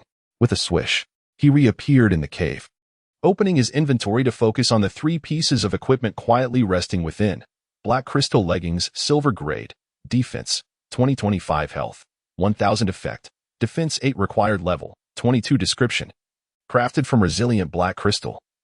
These leggings are impervious to ordinary blades, and only the most elite soldiers in the level 3 town may don them. Rat King's sword, silver grade, attack, 60-80 effect, attack 10 additional effect, attack speed 10 required level, 25 description, a formidable weapon acquired from the battlefield by the demonized Rat King. Treasured as its most prized possession, and aptly named the Rat King S sword. Black crystal helmet, silver grade, defense, 1822 health, 800 effect, health 8 required level, 22 description, forged from sturdy black crystal. Wearing this helmet may enhance your chances of survival on a battlefield besieged by arrows. The Rat King was exceptionally generous, bestowing upon him 3 pieces of silver-grade equipment along with 50 silver coins. Alas, the Rat King's sword required level 25 for equipping. Jiang Han gazed at the chillingly lustrous sword with a tinge of regret. The level of the demonized Mouse King inherently surpassed his detection range, making it entirely reasonable for the equipment it dropped to require a higher level. Jiang Han glanced at his experience bar, which had reached 73 of level 19, and he was not far from attaining level 20. He promptly grasped the wild bull sword and sought trouble with the demonized wild mouse. Although he had undergone a talent trial in between, his task remained unfulfilled, compelling him to linger in this area. However, with the formidable enhancement, his monster-slaying speed was astonishingly swift. Evil Stomp. As the demonized wild mouse would flee upon sighting him, Jiang Han generally initiated with Evil Stomp, a damage output of 11.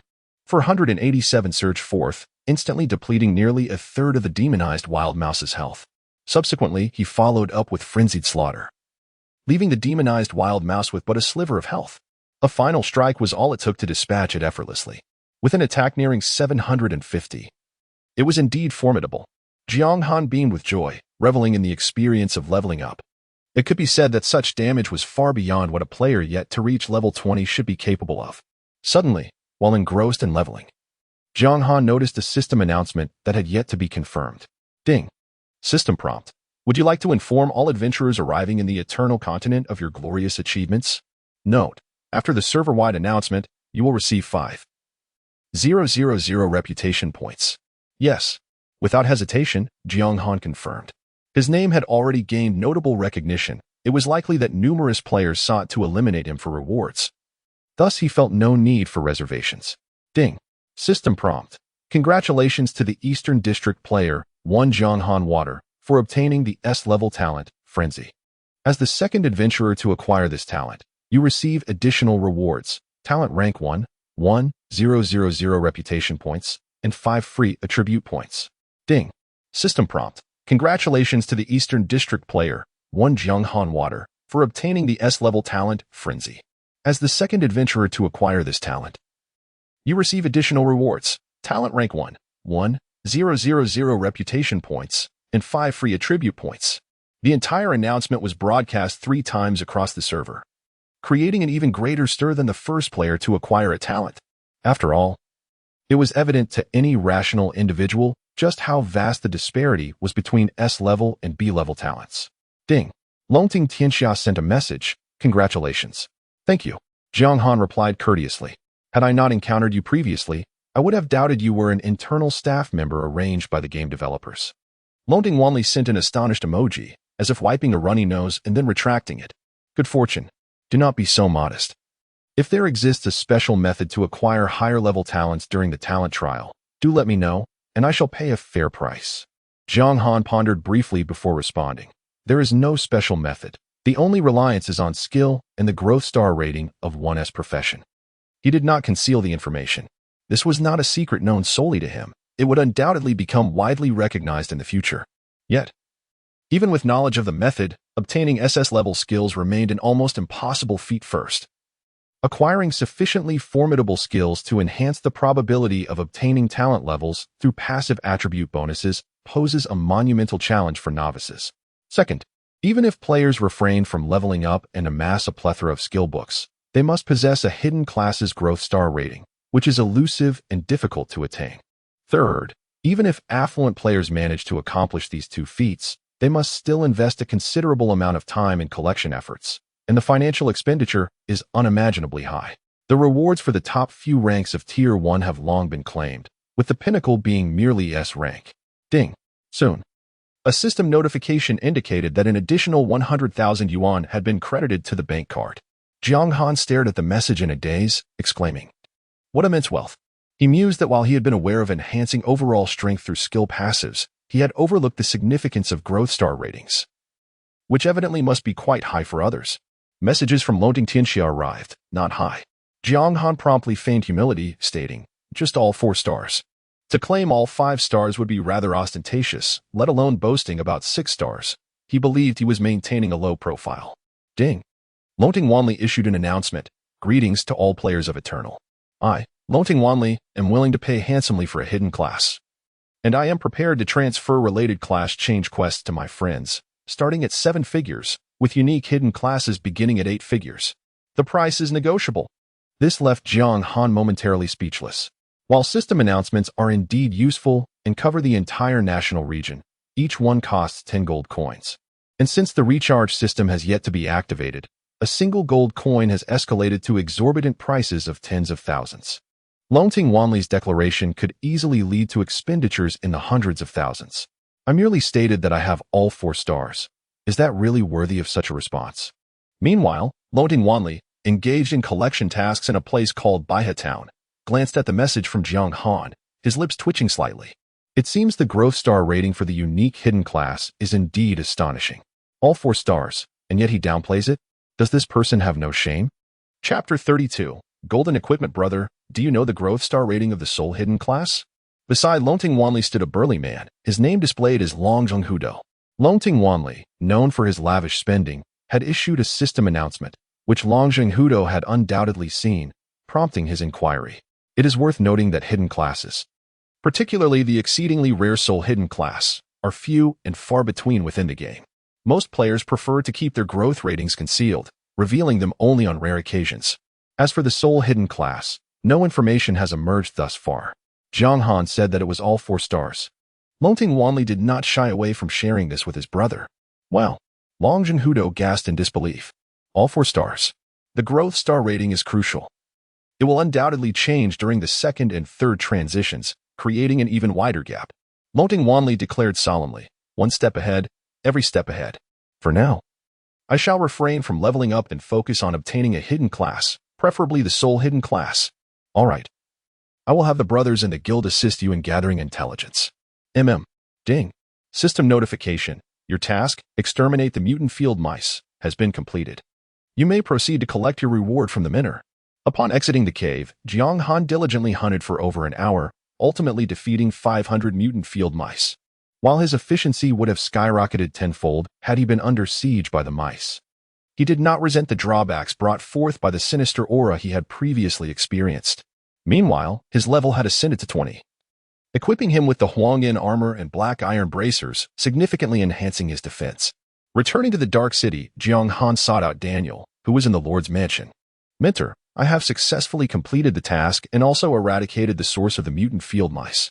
Oh, Daniel, who was concocting potions in the hall, turned around and was momentarily taken aback upon seeing Jiang Han.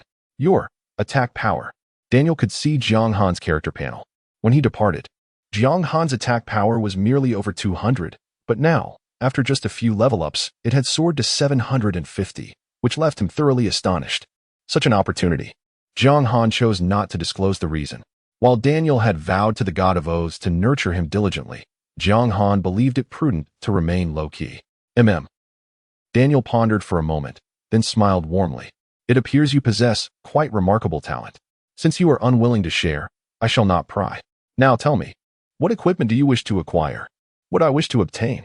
Hearing Daniel's words, Jiang Han was somewhat taken aback. I can choose for myself? The prospect of actively selecting a task reward was indeed unexpected. Of course, Daniel laughed heartily. I have promised to utilize the resources of the Dark City to nurture you. Would I deceive you? Thank you, Minner. A warmth enveloped Jiang Han's heart as he surveyed his equipment. He drew forth the Mouse King's sword and inquired, Minner, I have acquired a rather commendable weapon, yet its level requirement is rather high. Is there any way to reduce the equipment's required level? The Mouse King's sword demanded level 25, which meant that until he reached that threshold, he would have to continue wielding the Wild Bull sword obtained from the first kill in the Novice Village, a rather unsatisfactory predicament. Nevertheless, he understood that one should not force matters and merely approach the question with a spirit of inquiry, if it proved unfeasible. He could always request a suitable weapon as a reward from Daniel. Daniel examined the Mouse King's sword, nodding in approval. This weapon is quite fitting for your current standing. He then returned the sword to Jiang Han. Ding. The system notification chimed. Congratulations on completing the quest, exterminate the wild mice. You have received a reward, 150. 000 experience points and a C-grade item, Blessing Orb. In a flash of golden light, Jiang Han's level ascended to 21. A Blessing Orb? Jiang Han opened his inventory and immediately spotted a green orb labeled Blessing Orb, C-grade. Description: this is not a heavenly blessing, but the culmination of a craftsman's dedication. Effect: reduces the equipping level of silver grade and below equipment by 10 levels. What a splendid item! Jiang Han exclaimed. Thank you, Minner. Give it a try, Daniel encouraged, patting Jiang Han on the shoulder. Without hesitation, Jiang Han utilized the Blessing Orb. Ding. The system prompted, please select the equipment for which you wish to reduce the equipping level. The Mouse King's sword. Ding. The system announced, the equipping level of the Mouse King's sword has been reduced by 10 levels. As the Blessing Orb dissipated, Jiang Han rechecked the equipment's attributes, and indeed, the requirement for the Mouse King's sword had transformed to level 15, making it equipable. In light of this, Jiang Han decisively retrieved the Heavenly Blessing Orb and asked, Minner, I have decided to use the Heavenly Blessing Orb to elevate the Mouse King's sword's grade. Do you think this is advisable? The Heavenly Blessing Orb could unconditionally raise equipment to golden grade, and the advantages of using it sooner rather than later were clear. Where did you acquire the Heavenly Blessing Orb? Daniel's expression reflected astonishment, for this item far surpassed the value of the Blessing Orb. Fortune smiled upon me. Jiang Han replied sheepishly. He was at a loss for how to explain it. Should he say it was a gift from the system? That would hardly be appropriate. Well, I think it sounds excellent. Daniel did not press further and instead addressed Jiang Han's query. There are various grades of Heavenly Blessing Orbs, and the one you possess is of a lower quality. Using it to enhance the Mouse King's sword would not be a loss. Very well, I shall proceed with it. Jiang Han nodded, anticipation swelling within him as he activated the Heavenly Blessing Orb. Ding. The system notified. Please select the equipment you wish to elevate in grade. Note: only applicable to silver grade and below equipment. The Mouse King's sword. In an instant, the Heavenly Blessing Orb in Jiang Han's left hand radiated a brilliant azure light, transforming into an ethereal mist-like energy that began to flow gently into the Mouse King's sword held in his right hand. Buzzing.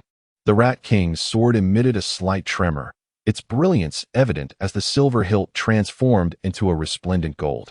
Esoteric and intricate patterns flickered along the blade's edges. This enchanting transformation lasted for 2 minutes. Once the celestial pearl had completely vanished, the Rat King's sword successfully ascended. As Jiang Han merely grasped it, he felt a surge of formidable power coursing into his right arm, significantly enhancing his strength. Ding. System notification. Your weapon, Rat King's sword, has ascended to Cold Cloud Sword, under the influence of the celestial pearl. Cold Cloud Sword, golden grade, attack, 150 to 180 effect, attack power 15, attack speed 20 additional effect, lifesteal 5 required level, 20 description. The Rat King's sword, elevated by the celestial pearl, has attained a higher grade, becoming an even sharper divine weapon. Gripping the Cold Cloud Sword, Jiang Han swung it through the air a few times, his heart racing. Indeed, gold is a significant upgrade over silver. The Rat King's sword had an attack cap of merely 80 points, while the Cold Cloud Sword soared to 180, more than doubling its predecessor. It is essential to note that the damage provided by a weapon is merely the base attack, augmented by the percentage increase alongside formidable innate enhancements, making it far more complex than the simplistic 180 points. However, just as he prepared to inspect the attributes of his newly acquired equipment, another system notification unexpectedly chimed. Ding. System notification. Your power has ascended to a new echelon, reaching the level of a silver grade boss, and your title has changed. Chapter 33, Mastery of Darkness, Silver Tier Boss Level. Jiang Han gazed at the system notification, feeling an unexpected thrill of amusement. Ding. System notification. Your title, Fallen, has advanced to Master of Darkness, with attribute changes. Opening his character panel once more, Jiang Han beheld the various statistics, invigorated by a sense of rebirth, as his strength surged dramatically. Master of Darkness Jiang Hanshui, Silver Tier Boss. Level, 21 Health, 26, 250 Attack, 115, 712, 220 Defense, 164. 174 Reputation, 18. 000 Luck. 1 description. As a traitor of the Light faction, Jiang Hanshui has grown under the guidance of Mentor Daniel, showcasing his ambition to control the darkness.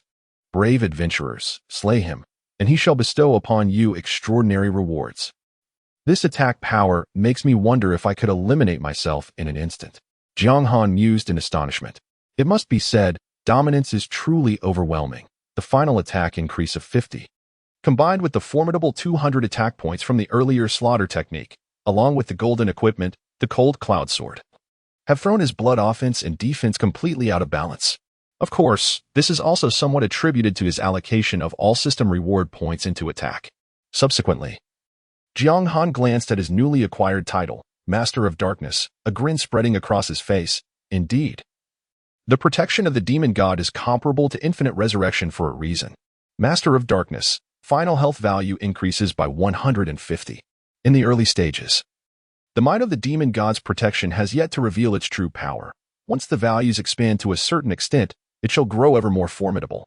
Meanwhile, Daniel, who was observing Jiang Han's attribute panel, wore an odd expression. Young man, it seems your acquired talent skill is quite extraordinary. It's all thanks to your excellent guidance. Jiang Han complimented. Daniel nodded in agreement, clearly convinced. That is indeed the case. Jiang Han replied. Your current attack is already quite formidable, but your defense is rather lacking. Before Jiang Han could voice his concerns, Daniel continued, your armor is still inadequate. You need to undertake more tasks for the City of Darkness. What should I do next? Jiang Han knew that Daniel was about to issue a task. Recently, there have been stealthy adventurers appearing near the City of Darkness. I am unsure of their intentions, but since they belong to the Light faction, they cannot be allowed to return easily, Daniel stated solemnly. Go and slay them, and earn merit for the City of Darkness. Ding. System notification. Do you accept the task? Eliminate adventurers. Difficulty B. Yes. Jiang Han agreed. He had initially anticipated that Daniel would instruct him to deal with other wild creatures. But to his surprise, it was players instead. However, he welcomed the opportunity. Eliminating players is advantageous. Experience comes swiftly, although it may be perilous. The bounty on his head by the Light faction is unlikely to be rescinded, and he would eventually have to confront it. Soon, the system notified him that he had accepted a quest. Eliminate adventurers. Difficulty B. Synopsis. Having joined the Dark faction, adventurers from the same world become adversaries. Slaying them serves as a testament to one's loyalty to the Dark faction and comes with abundant rewards. Quest requirement. Eliminate 500 adventurers. Quest reward. Master, could you provide me with some potions? Jiang Han inquired. Potions could save lives, and he had nearly exhausted the healing potions given by Daniel, leaving him with very few. He needed to find a way to acquire more. Previously, I could offer you potions as part of the quest rewards, but now, should you desire potions, a transaction is necessary, Daniel replied, shaking his head. However, as your mentor, I can offer you a 30% discount on some. Thank you, Master. Jiang Han expressed his gratitude. At that moment, a panel appeared before him. Healing potion. Synopsis. A precious medicine, priced beyond the means of ordinary folk. Effect. Restores 500 health points per second for 10 seconds upon consumption. Cooldown. 30 seconds. Price. 35 silver coins. Lifeblood potion. Synopsis. Perhaps on the brink of life and death. He may rely on luck to survive. Effect. Restores 1,000 health points per second for 10 seconds upon consumption. Cooldown. 30 seconds. Price. 70 silver coins. How exorbitant. Jiang Han was taken aback. Even with a 30% discount, the lifeblood potion still cost 70 silver coins, its original price being a staggering 1 gold coin. This was not merely selling potions. It was akin to extortion. Opening his inventory, Jiang Han discovered he had just over 5 gold coins saved up. With a heavy heart, he declared, 5 lifeblood potions and 4 healing potions. The effects of different potions do not stack, thus he preferred the lifeblood potion, despite its price being double. Its restorative effect was also doubled, making it a worthwhile investment. Having accepted the quest and procured the potions, Jiang Han exited the Lord's Manor, preparing to search for traces of players near the City of Shadows, while Daniel remained engrossed in his studies of potions. Stepping beyond the city gates, he wandered aimlessly, awaiting players to discover his location. Suddenly, he felt a darkness enveloping his surroundings, plunging him into shadow while the distance basked in bright sunlight. Something seemed to obscure the sun above him. Looking up, Jiang Han's pupils constricted as he beheld a silver dragon soaring just above him. A thunderous roar echoed across the plains, causing the skeletal minions within the City of Shadows to cower under the immense presence of the dragon. The silver dragon, magnificent and colossal, obscured the sky, yet moved with the swiftness of an arrow, vanishing almost instantaneously from Jiang Han's sight, seemingly indifferent to the ants beneath it. Above the dragon, a slender silver-haired man furrowed his brow. My lord, what troubles you? The silver dragon inquired, noticing the change in the man's expression. The silver-haired man shook his head, saying, It is nothing. I merely sensed a fleeting presence of profound malevolence. But such formidable demon gods should not manifest in this place. Perhaps it was merely an illusion. Should we investigate further? The task is of utmost importance. He shook his head once more, even if it were indeed a demon god. While I could vanquish it, I would find it difficult to prevent its escape. It would be a waste of time. After a long pause, Jiang Han finally regained his composure and remarked, If only I could ride this dragon, it would undoubtedly be a sight to behold. Any spirited young man would yearn to become a magnificent dragon knight. Moreover, in nearly all games, dragons serve as the most prestigious mounts, with players only gaining the opportunity to soar through the skies on their backs in the later stages of the game. Suddenly, a faint sound of footsteps reached Jiang Han's ears. He turned his gaze to see a rogue player stealthily trailing behind him. Stealth expert, apprentice rogue, he thought. Oh no. I am too close. I have been discovered. The player seemed to be using a communication function, and his expression changed dramatically. Then, realizing something, he exclaimed, my heavens. Jiang Han has. He has. The companion on the other end of the call hastily inquired, what is it? He has transformed into a silver-tier boss. Stealth expert was taken aback. Aren't players supposed to embody the role of adventurers? How could one become a boss? Chapter 34, triggering the main quest observing the astonished players. Jiang Han felt a clarity within, understanding that they were bewildered by his identity as a boss, which elicited a secretive chuckle from him. What kind of dialogue should he choose? With a flicker of mischief in his mind, Jiang Han resolved to employ a unique opening line. Foolish adventurers. What purpose do you seek in following me? The infidelity expert interjected. Foolish adventurers? We are all players. Is such formality necessary? Or could it be that Jiang Han is actually an NPC, merely sharing a name reminiscent of a player? Yet, that could not be.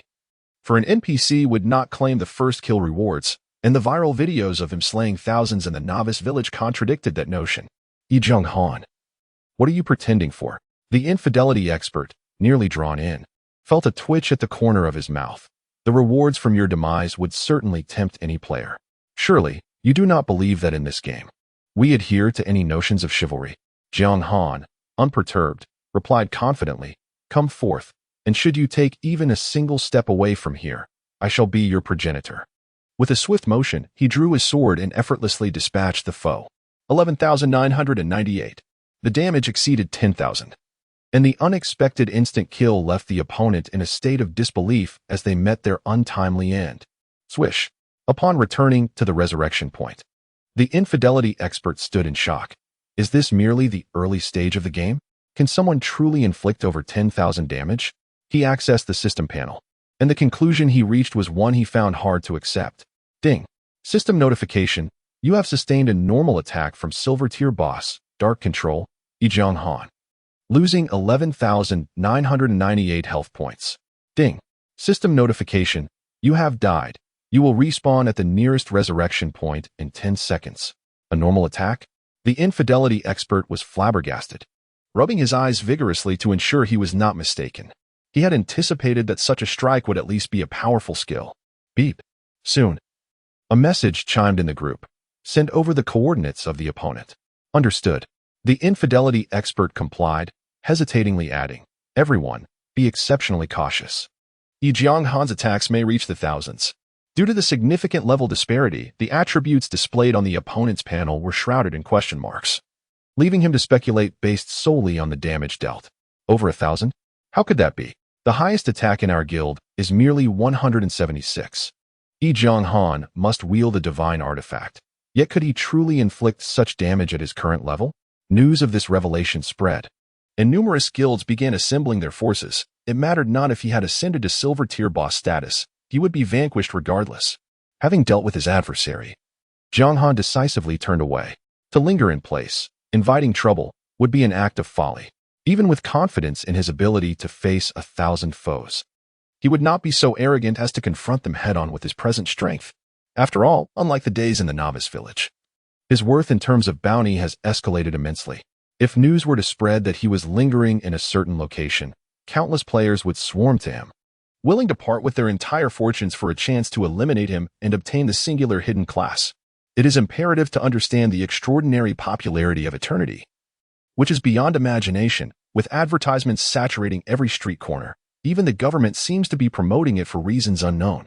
As a phenomenal game launching globally, the player base is conservatively estimated to be in the billions, continually growing in fervor. With such a vast number of players, could it be possible that not a single fortunate soul has acquired a stroke of luck? Although he does not believe that all natives are as Na'vi as Brandy, who would hand over a forbidden spell scroll to adventurers, one must always be cautious. If a forbidden scroll were to materialize, confronting it head-on would surely lead to his demise. Minutes later, the distant plains stirred with dust as a multitude of players surged forth, a formidable presence gathering in an oppressive cloud. Indeed, the number of arrivals was staggering. From a concealed spot amidst the grass, Jiang Han observed the throng of players advancing with narrowed eyes, tightening his grip on the Frost Cloud sword. Truth be told, as long as he refrained from excessive bravado, it would be nearly impossible for a group of adventurers who had yet to pass their talent trials to defeat him. Where is he? Upon arriving at the location where Jiang Han once stood, a player named Blade Storm wore a grim expression. He has probably fled. The expert in stealth, who had perished once, stepped forward, stating, "He killed me here just a short while ago." Split up and search, Blade Storm commanded solemnly. The growth star rating of the unique hidden class in Eternity is unimaginable. This time, we must secure Jiang Han. Indeed. Soon, all players of the guild dispersed, scouring the vicinity of the Dark City for Jiang Han's whereabouts. Here, within minutes, one player reported, "A few of us were instantly eliminated by him. Coordinates are 7847. 548. Brothers, charge with me," Blade Storm cried, raising his arm, as hundreds of allies rallied behind him. However, upon reaching their target location, they found nothing. He was here. The coordinates are. Just arrived, and another message appears. His attack is exceedingly high. Each strike deals over 10,000 damage. Veins bulged on Blade Storm's forehead as he grasped the opponent's strategy. Damn it. Is he playing hide and seek with me? It seemed that considering the vast number of players, Eternity was designed with expansive maps, allowing the vicinity of the Dark City to accommodate tens of thousands of players. Yet, even after 4 or 5 days since the game's launch, the majority of players remained in the novice village, making it utterly impractical to organize tens of thousands to besiege a single player. Brothers, he has changed positions again. Coordinates are. What the hell? How can players in the early game deal over 10,000 damage? Monsters have only a few thousand health. He wouldn't last 2 hits. Report him. This guy is definitely cheating. In the group, messages regarding the whereabouts of the elusive Jiang Han Shui flooded in incessantly. The expression of Jianren Fengbao turned ashen. His teeth clenched in frustration. How insidious. Brothers, disperse. This time, we have truly faltered. To contend with Jiang Han Shui, he had invested a considerable sum in acquiring special tools, confident that he could confine his adversary for a duration of 10 minutes while significantly diminishing their attributes. However, Jiang Han Shui was elusive, striking only when alone, and before his tools could even be deployed, the guild had already suffered grave losses. The cost was exorbitant, and there was no guarantee of capturing Jiang Han Shui. He dared not act recklessly. Ding. System notification. Congratulations, you have reached level 22. After vanquishing an archer player, golden light enveloped Jiang Han as he leveled up. Indeed, slaying players proved to be a swifter path to advancement. Jiang Han accessed the quest panel and discovered that he had already met the requirement of defeating 500 adventurers. However, at that moment, it appeared that the opposing leader had also realized the situation, commanding his comrades to retreat to the city, compelling Jiang Han to abandon his pursuit. Ding. System notification. Attention. Due to the deaths of hundreds of adventurers near the Dark City, the higher-ups of the Light faction have taken notice and have decided to initiate their plan ahead of schedule, aiming to reclaim their city of Tianguang 1 week from now. Ding. System notification. Attention. Due to the deaths of hundreds of adventurers near the Dark City, the higher-ups of the Light faction have taken notice and have decided to initiate their plan ahead of schedule, aiming to reclaim their city of Tianguang 1 week from now. A crucial system announcement echoed 3 times. Hiss. Jiang Han could not help but draw in a sharp breath. Is a siege war about to commence? Chapter 35. The Ghostly Marsh, the Siege. Undoubtedly, this marks the inaugural grand event within the game. Although Jiang Han anticipated that such a day would eventually arrive, he was utterly unprepared for the abrupt commencement of the siege, which afforded him no ample time for growth. Ding. System notification. You have received the main quest, Guarding the Dark City, difficulty, SS. Ding. System notification. Please be advised. The Light faction will commence an assault on the Dark City in 1 week's time. Ding. System notification. Please take note. You will serve as one of the 3rd wave of defending bosses against the siege forces of the Light faction. Failure to be present will result in a permanent loss of level 10 and all attributes reduced by 1,000. Before he could fully comprehend the information just relayed, 3 more system alerts sounded in quick succession. Jiang Han. A siege is one thing, but I must actively participate as one of the defending bosses. This is a serious matter. Jiang Han's expression turned grave. Typically, large-scale events conclude with the victory of the Light faction, and at his current state, even if he yearned to turn the tide, he lacked the necessary power. Moreover, the Dark City is a primary stronghold, and it is highly likely that the Light faction will deploy extraordinarily powerful NPCs. Without hesitation, he pivoted and returned to the Dark City, hastening to the Lord's Manor to seek guidance from his mentor on how to address this predicament. I have a rough understanding of the situation. Daniel's countenance was somber, gripping a staff as white as bone. It is unexpected that the Order of the Celestial Continent has included you as well. Jiang Han was taken aback, momentarily rendered speechless. He had intended to inquire whether Daniel had any means to withstand the impending assault from the Light faction in a week's time, but instead, Daniel uttered a perplexing statement that nearly left him dazed. The Order of the Celestial Continent has included you as well. Goodness. Is this something an NPC should say? This was a blatant revelation of the game's rules. Gazing at Daniel's unabashed expression of concern, Jiang Han felt, in a fleeting moment, that he was not merely in a game, but rather in an enchanting alternate world. Do not worry, my disciple, I shall ensure your safety. Daniel patted Jiang Han's shoulder reassuringly. At the crucial moment, I will intervene to assist you. Once you are free from the constraints of the rules, I will promptly transport you away using the teleportation array. And what about you? Jiang Han felt a warmth in his heart and inquired. To be honest, he had never envisioned Daniel treating him in such a manner, considering their relationship as master and disciple was born from mutual compromise. Logically, Daniel should have preferred that his apprentice meet an untimely end. Daniel shook his head, speaking earnestly. I am a necromancer, unafraid of death, and besides, my task has already been fulfilled. Death, in fact, represents a form of liberation. Task? Jiang Han questioned, perplexed. It sounded as though this was part of Daniel's narrative. In the future, you will surely understand. Daniel replied calmly, you need not concern yourself with my mortality. Despite numerous concerns, Jiang Han chose to keep them to himself. Daniel felt that further inquiries would only provoke annoyance. Thus, he decided to postpone the matter for a week. Exhaling softly, he observed, it is evident that you have completed the task I assigned. What reward do you seek? I desire a suitable pair of boots, Jiang Han replied. In truth, he yearned for a life-saving artifact capable of resisting forbidden spell scrolls. However, if Daniel possessed such an item, the threats posed earlier would seem utterly futile. Moreover, acquiring such a precious protective item was certainly beyond the scope of a B-level task. Ding. System notification. Congratulations, you have completed the task, Eliminate Adventurers, and received a reward, 200,000 experience points and a silver grade equipment, Boots of Swift Movement. Boots of Swift Movement, silver grade, defense, 1518 health, 800 effect, movement speed 8 required level, 22 description, boots inscribed with the array of rapid movement, providing warmth in winter and coolness in summer. Once donned, one can move with remarkable speed. Another silver grade item acquired. Perfectly suited for his level, Jiang Han immediately equipped them, along with the black crystal helmet and black crystal leggings obtained from defeating the corrupted Rat King. His defense and health significantly increased. Dark Control, Jiang Han of the Water, silver grade boss, level, 22 health, 36, 720 attack, 1170 to 1233 defense, 232 to 252 reputation, 18,000 luck. 1 description, a traitor of the Light faction. The favored disciple of the necromancer Daniel, possessing strength far surpassing that of ordinary adventurers. As one of the guardians of the Dark City, what fate awaits him?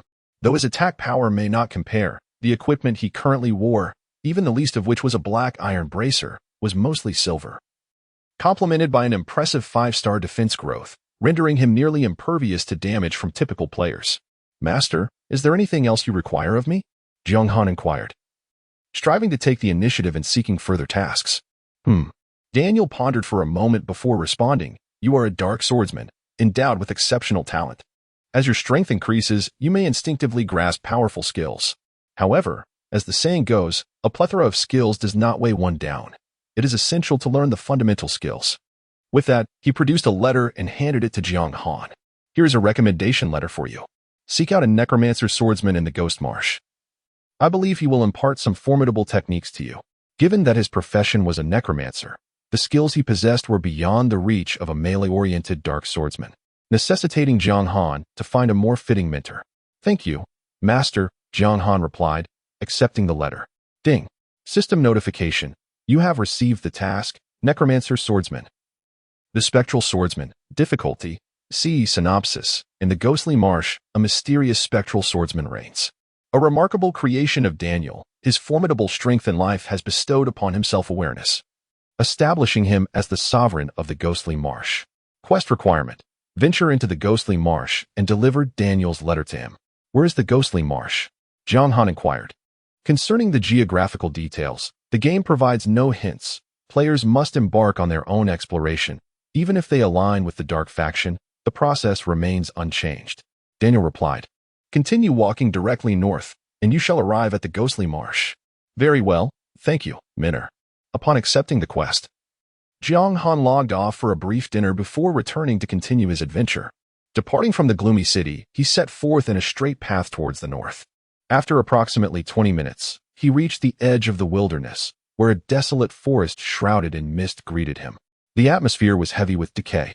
The sparse leaves on the branches allowed little light to penetrate, and the ground was riddled with uneven pits, many of which were filled with a viscous green liquid, bubbling ominously as if possessing a potent corrosive nature. Ding. System notification. You have entered the map, Ghostly Marsh. Chapter 36. Decaying bones cautiously advancing through the desolate forest. Jiang Han beheld numerous skeletons huddled together in groups. Unlike the skeletal soldiers of the Dark City, these figures moved with an unsettling gait, emitting a harsh and grating cacophony. Their bony frames were adorned with putrid, viscous remnants of flesh, and a nauseating stench permeated the air, strikingly offensive to the senses. Decaying bones, common monster, level? Health, 80, 000 attack, 250 to 260 defense? Skills, bite, frenzy, description. The bones that perished in the ghost marsh have transformed into mindless abominations under the weight of profound resentment. They harbor a deep-seated hatred for the living and exhibit immense hostility towards any living beings. The untraceable level and defense suggest that these creatures are at least level 28. However, Jiang Han could still discern most of their attributes, likely due to the relatively equal power levels between them. Suddenly, the decaying bones detected the unexpected intruder. As if emerging from a state of bewildered wandering to fixate on Jiang Han, instantly entering a combat stance and launching an assault. Jiang Han, maintaining an air of calmness, noted that there were only 5 wild monsters. He brandished the Cold Cloud sword and charged forth with great vigor, activating the Evil Tread skill to stomp heavily upon the foremost decaying bone. Immediately, a frenzied slaughter ensued. 17,586, 8,175, 8,866, 9,675, 11,233. Damage exceeding 50,000 erupted, depleting more than half of the decaying bone's health. Simultaneously, the skeletal foes retaliated, snapping their jaws at Jiang Han. 214, 122, 178. Unfortunately, Jiang Han's defensive capabilities had reached a formidable limit of 252, rendering the decaying bones virtually harmless. In swift succession, he dispatched several of the decaying bones, garnering a commendable 6,000 experience points and 3 silver coins. Though their strength was modest, the experience yielded was quite rewarding. Jiang Han cast a satisfied glance at his slightly increased experience bar. Currently, he required 280,000 experience points to level up, indicating that slaying fewer than 300 decaying bones would suffice, given his attack power exceeding 1,000. He anticipated that he could level up in less than 2 hours of monster hunting. Once out of the novice village, the difficulty of leveling up escalated significantly. However, under the overwhelming and exaggerated increments, the time required for him to advance was no longer lengthy compared to his initial struggles. As he ventured deeper into the ghost marsh, Jiang Han continued to eliminate any decaying bones encountered along the way. After half an hour had elapsed, swish, golden light erupted, signaling his ascension to level 23. The initial quest had awarded 200,000 experience points, and with more than half of the experience bar filled, this level up was particularly swift. But where could the undead swordsman be? Jiang Han glanced around, a slight frown creasing his brow. The ghost marsh was shrouded in fog, obscuring his sense of direction. Despite marking his path, the sheer vastness of the area rendered the search for the undead swordsman exceedingly challenging. Wait. Suddenly, Jiang Han came to his senses. Glancing at the task panel once more, as if awakening from a dream, I had misjudged. The task indeed provided a hint. The undead swordsman possesses self-awareness. With this thought in mind, he took a deep breath and shouted, "Undead swordsman, I am Daniel's envoy sent to find you. Find me? A voice unexpectedly emerged from behind Jiang Han.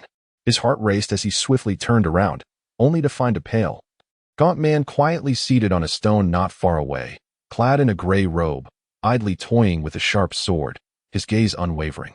When had he arrived there? What does Daniel want you to seek me for? He slowly lifted his head, his vacant eyes fixing on Jiang Han. Jiang Han retrieved a letter from his satchel. The reason for seeking you is written within this letter. With a swift motion, the slender man rose from the stone and, in the next instant, appeared before Jiang Han, taking the letter and opening it to read. How fast? Jiang Han marveled silently. This speed seemed uncharacteristic for an epic-grade boss. Was he truly resurrected by Daniel? After a moment, the man raised his head, scrutinizing Jiang Han closely. I sensed an aura of sinister and uncanny energy surrounding you. Ah. A dark swordsman. It appears that in this chaotic world, alongside the emergence of numerous heroic figures from the Light faction, many malevolent beings have also returned to the realm. Jiang Han was at a loss for words. Daniel wishes for me to teach you some techniques of the undead swordsman, he calmly declared while folding the letter. However, the rules of this realm impose limitations on me. If you wish to learn, you must first complete the task I assign. The rules of this realm restrict you? Upon hearing this, Jiang Han could not suppress his curiosity. How do you perceive the rules of the world? It seemed these natives had an extraordinary clarity of understanding regarding the so-called processes, which was rather astonishing for NPCs. Did the developers of Eternal not fear that NPCs might engage in unpredictable behaviors, potentially leading to the game's collapse? Or perhaps their awareness of the rules was a unique design. Rules are rules. Since they exist, one must abide by them, the man replied. A knowing smile gracing his lips as his dim eyes remained unfazed, calmly locking onto Jiang Han. Not even the 10 great demons can break them, let alone I. Do you pursue breaking the rules? Jiang Han inquired further. The man shook his head. I fear that before breaking them, the rules would obliterate me. Enough. Some matters are too premature for you. Once you grow into a true dark swordsman who makes the very world tremble, you may seek the answers. For now, go slay some decayed bones and prove your worthiness for me to teach you the art of killing. Ding. System notification. Do you accept the task? Proof of qualification? Yes. Jiang Han would naturally not refuse. Qualification certificate, difficulty, B introduction, as the enigmatic powerhouse of the Phantom Swamp, the undead swordsman, Cheryl. Requires you to demonstrate sufficient prowess to impart his lethal techniques. Task requirement, eliminate 1,000 decayed skeletons. 1,000. Jiang Han gazed at the daunting task before him, momentarily taken aback. Your attacks are relatively commendable, yet your overall strength remains feeble. You still require further honing, Cheryl remarked, seemingly perceiving Jiang Han's thoughts. Otherwise, you lack the qualifications to receive my tutelage. Understood, Jiang Han nodded, grasping the essence of Cheryl's words. It was evident that Cheryl was cautioning him regarding his insufficient level, which fell short of the minimum criteria for skill acquisition. Cheryl waved his hand dismissively. Go forth. Once you have completed the task, simply summon me. With that, he stepped into the mist, vanishing within mere seconds, his speed astonishingly swift. Glancing at the time, which read 10 o'clock in the evening, Jiang Han resolved to pull an all-nighter to accomplish the task. With the upcoming siege battle in a week, where he would serve as one of the defending bosses, the stakes were perilously high. He must elevate his strength within the limited time frame to avoid falling prey to players or the NPCs dispatched by the Light faction. Chapter 37. The grip of the undead. A series of muted howls echoed in Jiang Han's ears as he wielded the Hanyun sword, unleashing his full might against the decaying skeletons. With an impressive attack boost exceeding 1,000, he faced the rotting bones with ease, dispatching each with just a few strikes. The only challenge lay in locating their respawn points.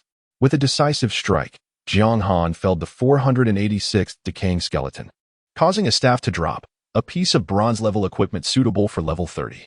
Although it was of no use to him, it promised a handsome profit when sold. The drop rates remained disappointingly low, prompting Jiang Han to shake his head. Had he not witnessed the staff drop from the decaying skeleton? He might have forgotten that minor creatures could yield equipment. Ding. System notification. Congratulations. You have completed the quest, qualification proof. You may now claim your reward from the undead swordsman, Cheryl. By 3 in the morning, Jiang Han had met the necessary conditions, reaching 25 levels and 95% experience. He estimated that upon claiming his reward, he would ascend to level 26. Just as he prepared to summon Cheryl for an audience, another system alert chimed in his ears. Ding. System notification. The cloak of concealment cast by the undead mage, Daniel, has expired. In an instant, his skin turned a deep purplish black, and his nails darkened. A crimson glow emanated from his pupils, giving him an almost demonic appearance. Is this the initial visage of the Dark Swordsman? Cheryl's voice interjected from the side. Jiang Han turned to see him approaching, scrutinizing him from head to toe. Mr. Cheryl, I have completed the task, Jiang Han said, striving to maintain a courteous demeanor. Despite being an undead swordsman, Cheryl possessed a physical form and moved with astonishing speed. His formidable strength was evident, far beyond what Jiang Han could contend with. Cheryl nodded. Excellent. I have been observing you from the shadows. Your attacks far surpass those of your peers. No number of decaying skeletons could pose a challenge to you. Ding. System notification. Congratulations. You have completed the quest Qualification Proof. You have earned a reward of 200,000 experience points and gained the privilege to learn skills from Cheryl. In a flash of golden light, Jiang Han ascended to level 26. You need not address me as Mr. It feels too formal. Since Daniel has entrusted me with teaching you some techniques, I shall consider myself your mentor, Cheryl remarked with a smile. Understanding his cue, Jiang Han promptly changed his address to teacher. Very well, Cheryl acknowledged with a slight nod. He then flicked his arm, revealing a skill learning interface. Do not harbor overly high expectations. Given your current strength, the techniques you can master are exceedingly limited. Grip of the Undead, Rank A, Description, the Undead Swordsman, Cheryl, has devised control techniques suitable for the undead based on skills acquired in life, exhibiting an inescapable control effect. Effect: harness the energy within, binding a single enemy within 10 meters in a state of immobility for a duration of up to 3 seconds. Cooldown: 1 minute. Level requirement: 25 price, 2 gold coins. Necromancer's / Rank B. Description: an offensive technique that the undead swordsman inherently possesses from birth. Effect: inflicts damage equivalent to 250 of the user's attack on a single enemy, reducing their movement speed by 10 for 2 seconds. Cooldown: 15 seconds. Level requirement: 25 price, 1 gold coin. As Cheryl remarked, had he not vanquished 1,000 rotting corpses, he would have been unable to learn any skills. As the minimum requirement is level 25, there are numerous skills. The skills that cannot be learned are displayed in gray within the skill bar, yet they remain visible. Driven by curiosity, Jiang Han scrolled down, ultimately traversing over 30 pages before reaching the end, where he beheld an SS-ranked skill, leading him to firmly believe that Cheryl's identity was anything but ordinary. Ding. System notification. You have successfully mastered the skill Grip of the Undead. Ding. System notification. You have successfully mastered the skill Necromancer's / The two skills required a total of 3 gold coins, yet having slain over 1,000 decaying corpses, he possessed more than 8 gold coins in his inventory, making the expense manageable. Very well, I have imparted all that you can learn. Return when your strength is sufficient to acquire new techniques. Cheryl bid farewell after Jiang Han learned the skills. Jiang Han inquired, Master, when shall I be deemed sufficiently strong? When the power of the dark swordsman within you becomes uncontainable, allowing you to master new techniques, Cheryl replied. Upon hearing this, Jiang Han realized, if memory served correctly, he attained understanding of the dark reincarnation at level 50, implying he should seek Cheryl again upon reaching that level. I shall not disturb you further. Farewell, Master. Indeed. Having departed the Ghost Marsh, Jiang Han decisively chose to log off. The task was complete, and he had acquired skills. It was now past 3 in the morning, and his well-being was paramount, necessitating a prompt return to slumber. The following day, ding-ding, the sound of his phone awakened Jiang Han from his slumber. Groggily reaching for his phone on the bedside, he answered, Hello? Hey buddy, it's noon already. Are you still asleep? Wang Kai's voice resonated from the other end. Pulled an all-nighter. What's up? You know about the large-scale event the system announced yesterday, right? Yes. Jiang Han rubbed his somewhat heavy head, a hint of a helpless smile gracing his lips. It's the siege battle, I'm aware. To be honest, as one of the city's defending bosses, it would be difficult for him to be oblivious. Are you going to join in the festivities? Wang Kai inquired about the bountiful rewards of the upcoming siege event, noting that the top participants could receive golden tier equipment and even exceedingly rare items. Event rewards? Jiang Han's interest was piqued. Where did you hear about this? If memory serves him right, the system had not disclosed any information regarding rewards. It hasn't been announced, Wang Kai replied in a hushed tone. I learned it through special channels. Are you certain it's fine to share that with me? Jiang Han queried, somewhat perplexed. During the last talent trial, had it not been for Wang Kai's insights, he might not have pursued Daniel for specific details and consequently acquired the formidable SS-level talent skill, dominance. I haven't signed a confidentiality agreement. I can share this with whomever I choose, Wang Kai stated nonchalantly. All right then. Jiang Han's concern had prompted his caution. Yet Wang Kai seemed unconcerned, so he refrained from pressing further. Just take a look for yourself. Honestly, grinding some minor monsters for points could be quite rewarding, Wang Kai suggested. Indeed, Jiang Han grasped his intent. After all, since it was an event, the rewards would undoubtedly surpass the usual gains from slaying monsters or completing quests. Wang Kai was indeed looking out for him. Wait, event rewards.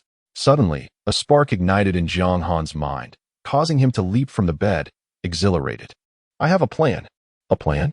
Wang Kai was utterly bewildered by Jiang Han's cryptic utterances. What kind of plan? Once it comes to fruition, I shall treat you to a meal. First, enlighten me about this matter, Wang Kai pressed. Wang Kai fell into a contemplative silence. Brother, I am male. Chapter 38. Embracing darkness in a certain studio in Sioux City. During the midday break, Wang Kai set down his phone, his expression one of utter bemusement. What on earth is going on? Why all this excitement? Jiang Han, his childhood friend with whom he had shared countless adventures, was someone he felt compelled to assist, sharing insights that ordinary players would never grasp. Had he not been certain of his friend's heterosexual inclinations, he might have deemed it necessary to maintain a certain distance after their recent phone call. Brother Kai, I've encountered a bronze-level boss. Please come and help me. All right.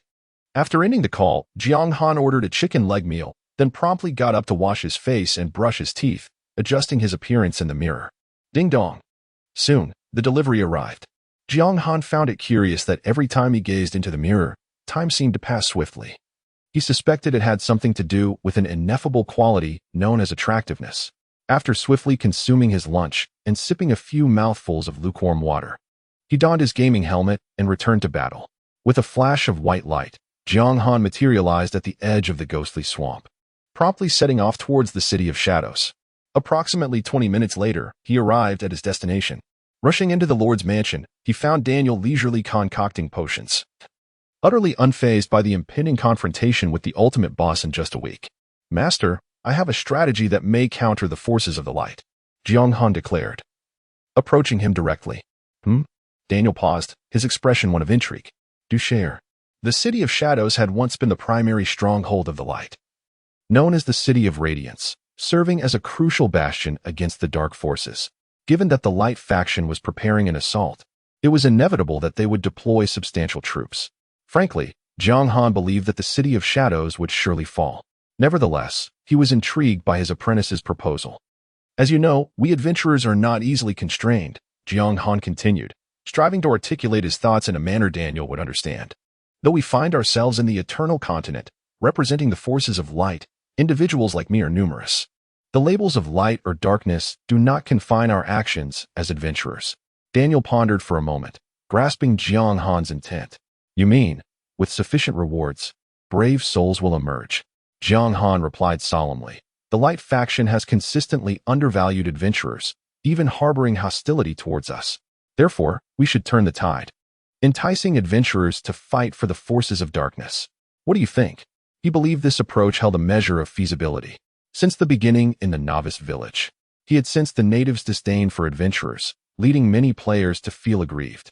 It was likely that numerous players wished to diverge from the main storyline. You were thinking too simplistically.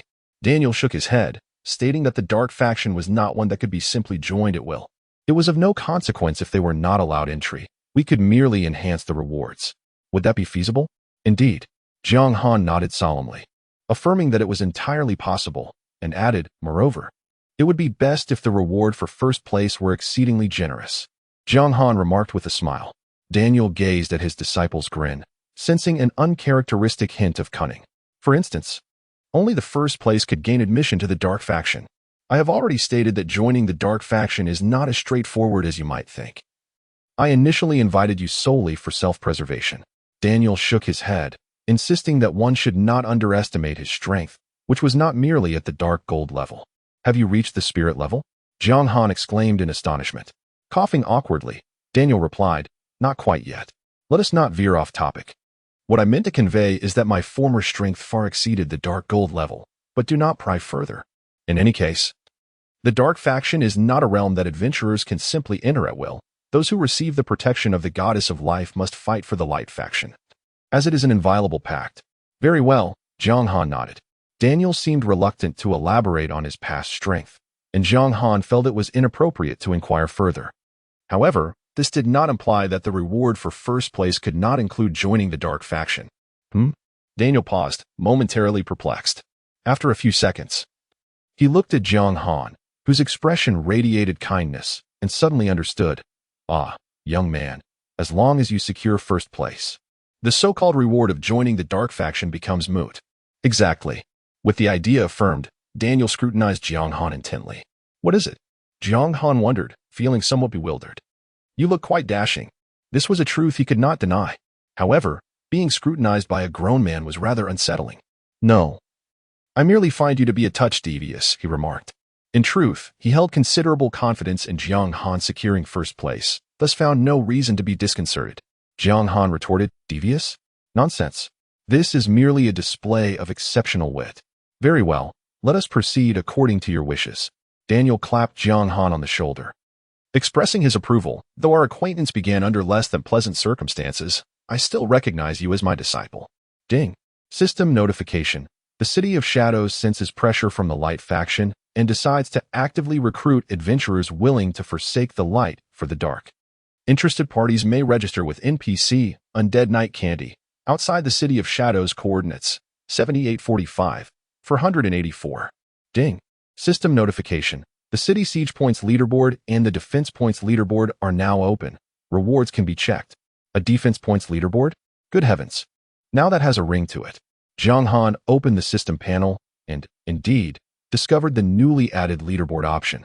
Upon accessing it, he beheld the rewards. First place, join the dark faction and attain the hidden class of Undead Swordsman. Second place, randomly receive 1 piece of dark gold tier equipment and 1 S-rank rare item.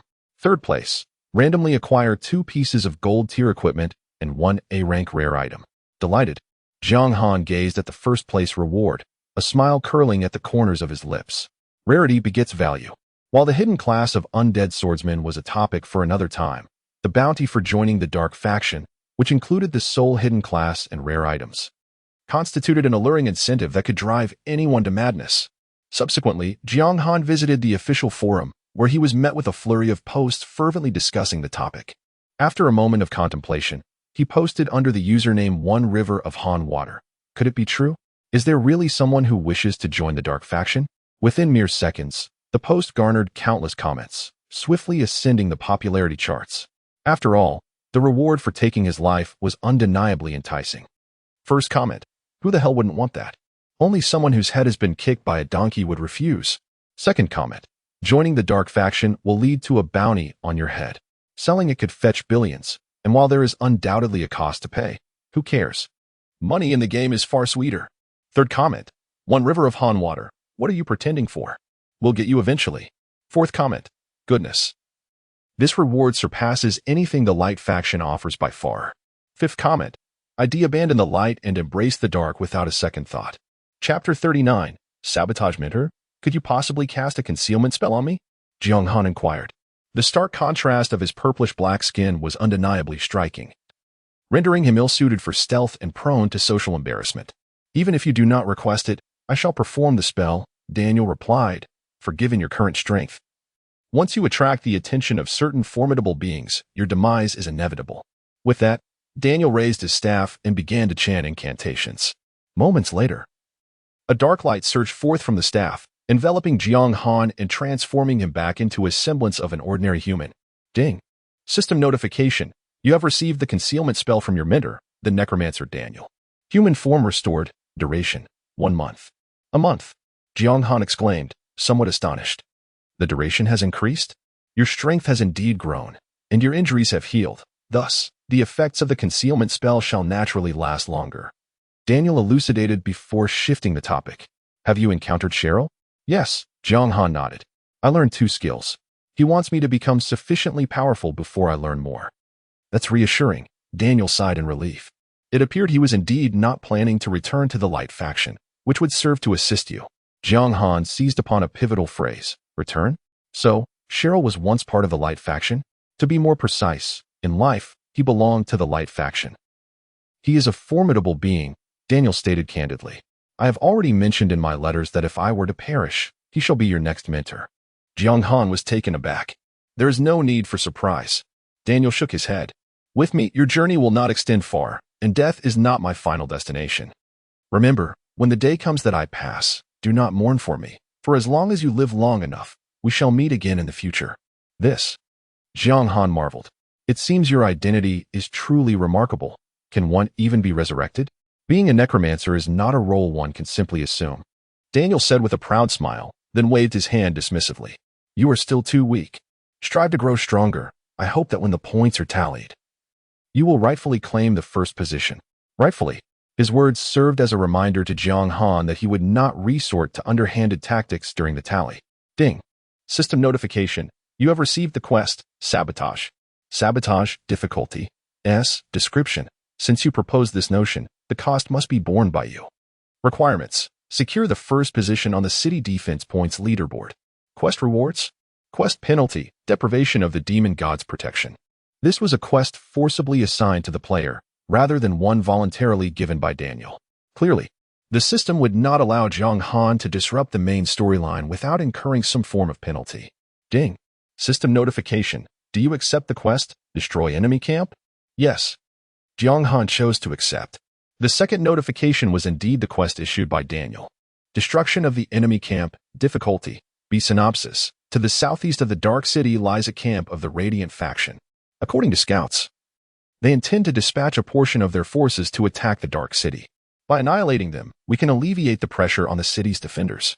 Mission requirements. Eliminate the human soldiers and slay the camp's boss. Daniel spoke earnestly. Since your arrival at the Dark City, you have undergone significant refinement. It is now imperative to escalate the challenge slightly and impose some pressure. I trust you will not disappoint me, nor tarnish the name of the Dark Swordsman. Understood. Jiang Han nodded. He then departed from the Dark City, making every effort to avoid drawing the attention of other players as he journeyed southeast. Traversing through the territory of the Dark City, he entered a lush forest. Unlike the ghostly marsh, this forest was vibrant and teeming with small creatures. At noon, the brilliant sunlight filtered through the dense foliage, casting dappled shadows upon the ground. Jiang Han ventured deeper, observing traces of human activity. Ding. System notification. You have entered the map, Sunlit Forest. As he treaded softly upon the yielding earth, Jiang Han swiftly arrived at a camp. Spotting his target, a group of armored soldiers wielding long spears. Starlight soldiers, common monster, level, health, 100, 000 attack, defense, 250 to 280 skills, combo. Critical strike, nebula formation, description, elite soldiers dispatched by Xingyue Town, stationed in the Sunlit Forest. They are well-trained and formidable, constituting a part of the forces attacking the Dark City. Lamenting the limitations of his scouting abilities, Jiang Han sighed after examining the attributes of the Starlight soldiers. The basic reconnaissance skill he possessed could only assess the attributes of creatures no higher than 5 levels above his own. As players gradually surpassed the novice stage, such abilities began to prove insufficient. Cautiously approaching, he utilized the trees as cover, drawing near to one of the soldiers until he stood a short distance behind. Without further ado, he unleashed his evil stomp, leaping high and crashing down with force, pinning the soldier beneath his foot for 0.5 seconds. Seizing the moment before an alarm could be raised, Jiang Han plunged his sword into the soldier's neck, blood gushing forth. Ding. System notification. You have used the skill, Necromancer's / dealing 765 damage to the Starlight soldier and reducing its movement speed by 10. The overwhelming power granted by his skills was astonishing, enough to claim a quarter of the soldier's health with a single strike. Enemy attack. Enemy attack. The soldier, disregarding his pain, shouted loudly, "Help." Unfazed, Jiang Han followed up the Necromancer's / with a frenzied cleave and then retreated a few steps. Observing the soldier struggling to rise, he raised his left hand and made a grasping motion towards the air. Swish. Instantly, A surge of purple-black energy coalesced in midair, rapidly forming a colossal hand that then seized the soldier. Ding. System notification. You have utilized the skill Grasp of the Undead, ensnaring the Stellar Moon soldier in a state of binding for one fleeting second. Although Jiang Han's attacks far exceed those of his peers, his level is still significantly inferior. The control effect, hindered by the disparity in levels, did not endure for long. However, seizing this opportunity, he swiftly delivered 2 additional strikes, resulting in a decisive conclusion. The combination of Soul Reaper and Frenzied Slaughter unleashed devastating damage, while the Malevolent Trample paired with Grasp of the Undead executed remarkable control. Jiang Han was profoundly aware of the insidious nature of this skill synergy. The enemy is approaching. Yet, the warning from the soldier before his demise proved effective, as numerous soldiers immediately congregated with murderous intent. Observing this, Jiang Han prepared to flee. The Stellar Moon soldier was not yet formidable enough to compel his retreat, but the presence of an unknown boss within the enemy camp necessitated utmost caution. "Where is the general? Summon him swiftly," a Stellar Moon soldier shouted. "He has gone out for a leisurely outing with his concubine." Damn. As Jiang Han took a single step, he was momentarily stunned by the soldier's conversation behind him. "Should I first eliminate the minions before confronting the boss? This must be a deliberate ploy by the system, right?" Chapter 40. You are too despicable. Upon hearing those words, Jiang Han turned around, raising the cold cloud sword, and coldly declared, "Humph, a swarm of ants. If you wish to show off, do so with greater flair. Since the boss is absent, these Star Moon soldiers are merely at my mercy. Cursed be the dark faction. Your arrogance shall come at a price." Enraged by Jiang Han's taunts, the Star Moon soldiers advanced, encircling him tightly and launching a coordinated assault. Ding. System notification. The Star Moon soldiers have activated the skill Nebula Formation, increasing attack power by 15. With a flurry of thrusts, the frontline soldiers lunged at Jiang Han with fierce intent. Unperturbed, he unleashed his evil tread, significantly enhancing his leaping ability. He then bent his knees and leaped high, effortlessly escaping their attack range, resulting in a multitude of missed notifications. He landed heavily, crushing the face of a soldier in the second row, sending him sprawling backward in a most undignified manner. The others stared in shock at their comrade's plight, their eyes wide and faces pale, their morale plummeting sharply. As the saying goes, one should never strike a face. How could one tread upon another's visage? Following up with a deathly slash, he maintained control with the grip of the undead, unleashing a frenzied barrage of strikes. By the time he finished his onslaught, the soldier was gasping for breath, and a few more sword strikes sealed his fate. Kill. However, this momentary daze was fleeting. As elite soldiers of Star Moon Town, they were not to be trifled with. They swiftly regained their composure, positioning their spears for another round of attacks. Ding. System notification. You have suffered a critical hit from the Star Moon soldiers, losing 2,458 health points. Ding. System notification. You have suffered a critical hit from the Star Moon soldiers, losing 2,381 health points. Jiang Han felt the pressure mount as his health rapidly dwindled. Amidst the chaos, he seized a moment to gulp down a healing potion, a green glow emanating from him. 500. 500. Though Jiang Han possessed some understanding of his own maneuvering and combat tactics, avoiding all damage amidst a group attack proved impossible. The relentless thrusts of the Star Moon soldiers were formidable, compelling him to both fight and evade within the encirclement. Nevertheless, with his health soaring to 42,000, the endeavor to slay him was an uphill battle for these soldiers. The battle raged on for 10 minutes, with Jiang Han dispatching over 20 foes, significantly alleviating the pressure and ceasing to waste potions. After successfully eliminating the entire camp of Star Moon soldiers, he began to explore, scavenging dozens of silver coins from various tents, perplexed by the scant number of soldiers on guard. Is this truly all? He had expected at least several hundred soldiers, yet only found 20 or 30. Who could have done this? While rummaging through a tent, Jiang Han heard a bellowing roar from outside. The boss has returned? He hurriedly dashed outside, only to behold a brawny figure clad in yellow armor, wielding a sharp axe in each hand. The man was imposing, with a scarred face that conveyed a fierce demeanor. Behind him stood a plump woman with a pale complexion, seemingly terrified by the corpses of the surrounding soldiers. To be cautious, Jiang Han cast a scouting spell. Starry Moon Commander, Quentin, Silver Grade Boss level, Health, 250, 000 attack, Defense, Skills, Description. the most distinguished warrior of Nebula Town. Regrettably, after seizing power, he succumbed to indulgence, his body ravaged and strength waning. It is said he harbors a peculiar fascination for engaging in pleasurable activities in the wild. Only his health and description were visible. The rest remained shrouded in mystery. There was no way around it. The level of the Starry Moon soldiers far surpassed his own, and as a boss, Quentin was even stronger, rendering the effectiveness of the scouting spell significantly diminished. Upon noticing Jiang Han emerging from the tent, Quentin glared furiously. Jiang Han Shui, I recognize you. It appears my soldiers have met their demise at your hands. What? Jiang Han replied, astonished. He had not anticipated drawing the attention of an NPC. You are quite notorious on the wanted list of the Radiant faction. Presenting your head will grant a unique combat profession, exponentially increasing one's power and promising a boundless future. Who in the Radiant faction wouldn't covet your head? A glint of greed flickered in Quentin's eyes, accompanied by a fierce desire for blood. If I slay you, I shall indulge in endless wealth and pleasures. I shall have my pick of the most exquisite beauties.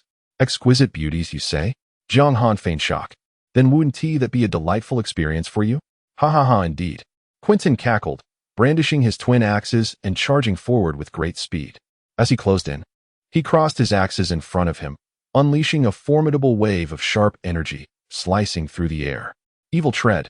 With an astonishing burst of speed, Jiang Han executed a familiar maneuver, leaping into the air to evade the sword-like energy attack. He brought his feet together, tracing a perfect parabolic arc, and landed a precise kick to Quentin's face, forcing him to stagger back a step. Ding. System notification. You have used the skill, Evil Tread, dealing 11,571 points of damage to the enemy. Due to the significant level disparity, no suppression effect was achieved. Jiang Han's expression hardened. This was the first time his Evil Tread had failed to achieve suppression. In the next moment, Quentin raised his axes, then brought them crashing down onto Jiang Han's legs. 3,580. 4, 214.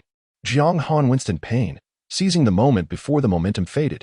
He spread his legs, pushing off Quentin's shoulder with all his might, flipping gracefully in midair to land perfectly. Impressive agility. Quentin could not help but commend, despite being his adversary. Jiang Han remained silent. The backflip was indeed impressive, but he dared only to attempt such flamboyance in the game. In reality, he feared that such theatrics might lead to a disastrous fall. Subsequently, the two individuals charged at each other once more, engaging in a spirited duel with sword and axe. The chilling glimmers of their blades sent shivers down the spine of the beautiful woman hiding behind a tree. At a certain moment, Jiang Han's health plummeted to 30%. Without hesitation, he consumed a more potent healing potion and raised his hand, exclaiming, "Grip of the Undead." In an instant, a dark purple energy coalesced into a formidable hand that firmly ensnared Quentin. Ding. System notification. You have used the skill, Grip of the Undead, entrapping the Star Moon Commander, Quentin, in a binding state for 0.8 seconds. Evil Tread. This time, Jiang Han refrained from launching an attack. Instead, seizing the opportunity provided by the 2 seconds of a 200 speed boost, he turned and fled without a word. In terms of offense, he far surpassed his opponent. However, his defense and health were considerably inferior. A direct confrontation would only place him in perilous circumstances. Thus, he resolved to adopt a different approach. Quentin, easily breaking free from the control effect, watched as Jiang Han vanished in an instant, his eyes twitching in disbelief. How fast? My lord, are you all right? The beautiful woman inquired with concern. Quentin sheathed his axe, shaking his head in disappointment. I'm fine, but it's a pity he escaped. Yet, less than a minute later, a revitalized Jiang Han reappeared in Quentin's line of sight, brandishing the cold cloud sword and shouting, I won't run anymore. If you seek battle, then I shall fight. With the healing effect of the death power, which restored 0.5 health per second, his recuperative capabilities were no jest. You dare return? Quentin exclaimed in a mix of anger and surprise, raising his axe to confront him. 2 minutes later, Jiang Han employed the same tactic again, using the Grip of the Undead to gain control, followed by Evil Tread to make his escape. Damn it! Quentin gasped, his health reduced to 40%. His eyes filled with fury. What a devious fellow! He possesses no sense of honor in combat. My lord, should we retreat? The beautiful woman suggested. Quentin nodded. Indeed. This place is unsuitable for prolonged stay. Retreat? Jiang Han emerged slowly from behind the tree, gripping the cold cloud sword tightly. exuding an aura of menace, to flee when faced with defeat. How despicable. Chapter 41. The Wall of Armor. You. Quentin trembled violently, his face turning ashen with rage at Jiang Han's shameless words. He pointed at him and shouted, "How dare you utter such nonsense? It is clearly you who are playing tricks, yet you twisted into me being unable to fight back and wanting to flee? Is there no shame left? Why can't I say it?" Jiang Han retorted, advancing closer. Quentin gritted his teeth. "Isn't it you who has been running away?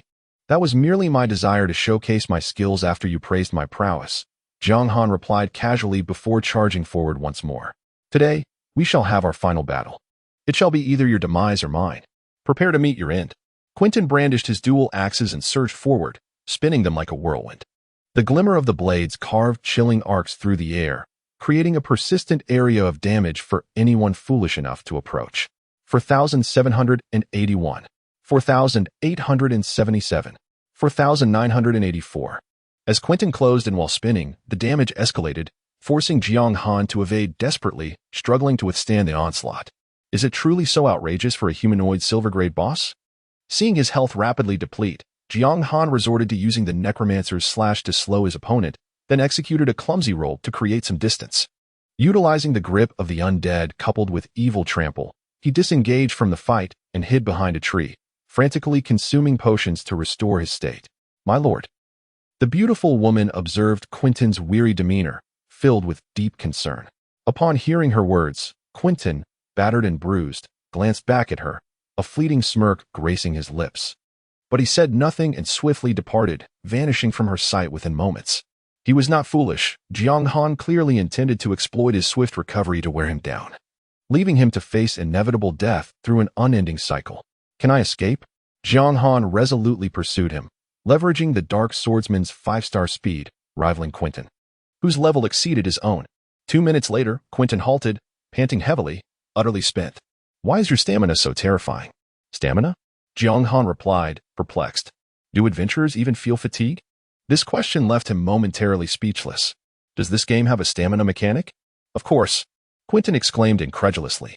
"Everyone tires after such a prolonged battle filled with chasing and fighting. How could you not be exhausted?"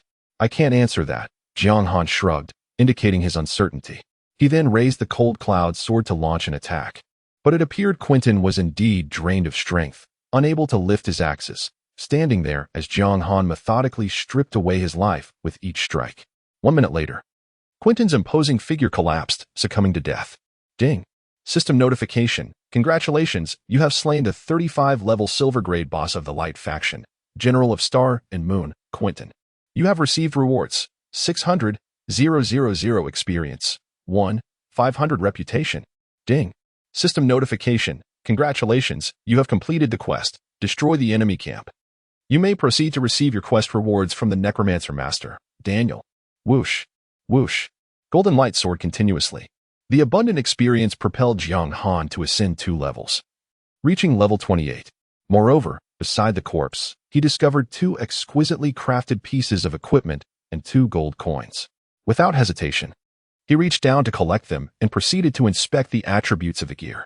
Rock wall armor, silver grade, defense, 60-80 health, 2000 effect, 15 defense required level, 35 description. The armor most favored by Quentin, heavy and sturdy, boasts exceptional defensive capabilities.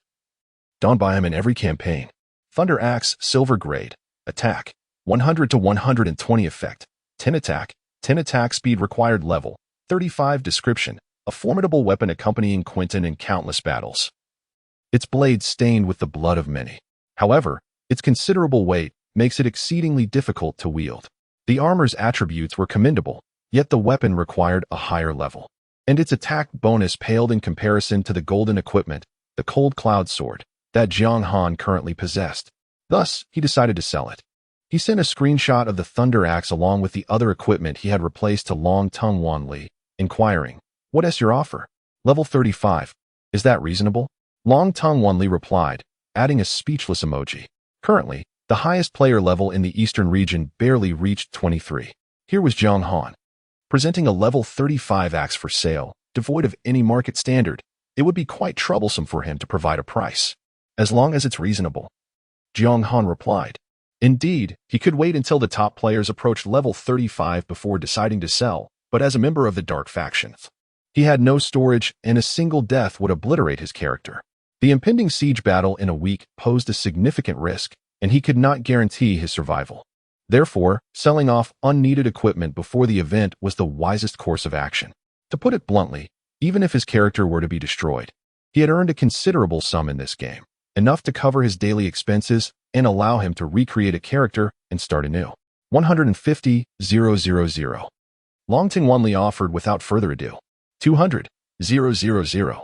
Jiang Han countered. Deal. Longting Wanli acquiesced. After all, it was silver-grade equipment with decent attributes.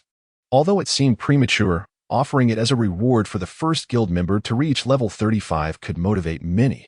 By the way, why do you think the Thunder Axe could fetch 200,000? Longting Wanli inquired, somewhat perplexed. He had expected Jiang Han to readily accept the initial offer of 150,000, not to raise the price further. Jiang Han replied succinctly, because you have plenty of money. This was a person who had spent hundreds of thousands on announcements for a character with a 4-star growth rating and clearly had no shortage of funds. Asking for an additional 50,000 would likely not even cause him to blink, and Jiang Han felt it was morally wrong not to take advantage of such an opportunity. Far away in a small town, Longting Wanli couldn't help but smirk, succinct and to the point. You certainly have a way with words. He never anticipated Jiang Han's response would be so unembellished. Rest assured, I shall not intentionally lead you astray, as long as the price is appropriate. I shall prioritize seeking your assistance in the future. Jiang Han replied, if the price does not suffice, I shall seek another patron. Nay, simply come to me. Longting Wanli assured, for he would certainly not be perturbed by a mere 50,000. A person of significant ambition does not concern themselves with trifles. 200,000 is of little consequence to him. However, the potential of Jiang Han's endeavors is immense, even in the realm of equipment trading. It fosters a bond of camaraderie. Moreover, in terms of equipment, he would not be at a disadvantage. After a brief conversation, Jiang Han concealed the equipment in a secluded corner of the sunlit forest, burying it with earth, and then awaited Longting Wanli's transfer before sharing the precise coordinates. Upon the completion of the transaction, Jiang Han returned to the City of Shadows to claim his task reward from his mentor. Speak. What is it you wish to receive this time? In terms of rewards, Daniel continued to display remarkable generosity, allowing Jiang Han the liberty to choose. Such a privilege would be beyond the reach of other players. After some contemplation, Jiang Han inquired, Mentor, may I still have the gifted pearl? The armor required level 35. Yet with the gifted pearl, he could don it immediately. Certainly, Daniel nodded in agreement. Ding. System prompt. Congratulations, you have completed the task. Destroy the enemy camp. Receiving rewards. 200,000 experience, C-grade item, gifted pearl. Upon utilizing the gifted pearl to lower the level requirement of the rock wall armor, Jiang Han promptly equipped it, enhancing his defense and vitality. Dark Control Jiang Han Shui Silver Grade Boss. Level, 28 life, 50, 220 attack, 124, 513 defense, 331, 374 reputation, 19. 500 luck. 1 description. As a traitor of the Light Faction, Jiang Han Shui, with the aid of his mentor Daniel, has gradually matured and begun to shine. Ambitious. He seeks to dominate the darkness. Brave adventurers, slay him, and he shall bestow upon you astonishing rewards. Chapter 42. The ranking of demon gods as Jiang Han donned the wall armor. An unexpected chime of the system echoed in his ears. Ding. System notification. Congratulations. Your strength has met the requirements, unlocking the Dark Camp Strength ranking. The Dark Camp Strength ranking? Jiang Han felt a flicker of surprise as he opened the system panel. And indeed, a new ranking option had emerged. A mere glance at the rankings revealed the truth. This was the strength ranking of the top 10 demon gods of the Dark Camp. 1. Temporal Beast, Porter 2. Star of Calamity, Elik 3. Ocean Devourer, Balro 4. Fallen Angel, Sarah 5. Fire Dance Lotus, Nicole 6. War Behemoth, Harry 7. Wind of Annihilation, Leaf 8. Soul Manipulator, Gal 9. Dragon of Sin, Atticus 10. Evil Curse, Lorei. Not that the strength ranking only showcased the top 10. It merely occupied one page, rendering their titles and names most prominent. With a friendly reminder from the system, Jiang Han also noted his own ranking. 99, 999, 955th, Dark Control, a river of Han water. Quite impressive. From this ranking, Jiang Han discerned that he was far from a mere foot soldier. He was already a formidable force among the elite of the Dark Camp. In other words, the number of individuals capable of besting him within the Dark Camp did not exceed 100 million. So, it appears you are now aware of the names of the demon gods, Daniel remarked, understanding Jiang Han's contemplation of the rankings. Although the top 10 demon gods were exceedingly powerful, rarely encountering opponents on the Tianjin continent, he cautioned Jiang Han not to underestimate himself. In the future, you might find yourself with the opportunity to ascend into the top 10. Oh? Jiang Han raised an eyebrow, somewhat astonished. Is it simply because I am a dark swordsman? Indeed, Daniel nodded solemnly. The last dark swordsman was also one of the illustrious top 10 demon gods. What befell him? Jiang Han inquired, posing a rather grim question. To him, the absence of that dark swordsman from the current top 10 likely indicated his demise. Well, Daniel hesitated momentarily, then stated, "It's best not to dwell on it for now. You will come to learn in due time." Jiang Han fell silent. It seemed that Daniel was consistently reluctant to expose him to certain pivotal aspects of the game as background. By the way, your method has indeed proven effective. Daniel suddenly recalled. Currently, over 200,000 adventurers have chosen to enlist on the side of Candy, willing to assist us when the siege commences. Naturally, Jiang Han was unfazed. Players typically acted according to their whims, unbound by any sense of justice. The moral code that dictated that representatives of the light camp would never aid the dark camp held no sway over them. Thus, it was conceivable that as long as they did not appear, there was indeed a possibility of preserving the city of darkness. Daniel gazed proudly at his promising disciple. And they? Jiang Han sensed an unsettling atmosphere. When you mention they, do you mean? You already understand, Daniel chuckled. There's no need to feign ignorance. He had recognized the intelligence of his disciple. A cautious individual like him would simplify complex matters? He found that hard to believe. At this, Jiang Han's heart sank. It seemed that the most troublesome aspect was indeed the narrative conflict. Enough pondering. Your current strength is inadequate. The only solution is to grow stronger. Daniel waved his hand, steering the conversation away from Jiang Han's musings and instead assigning a new task. The main forces defending the City of Shadows were still skeletal soldiers. Your current ability far surpasses theirs, so you should teach them some combat techniques. Off you go. Ding. System notification. Would you like to accept the quest, train the skeletal soldiers? Yes.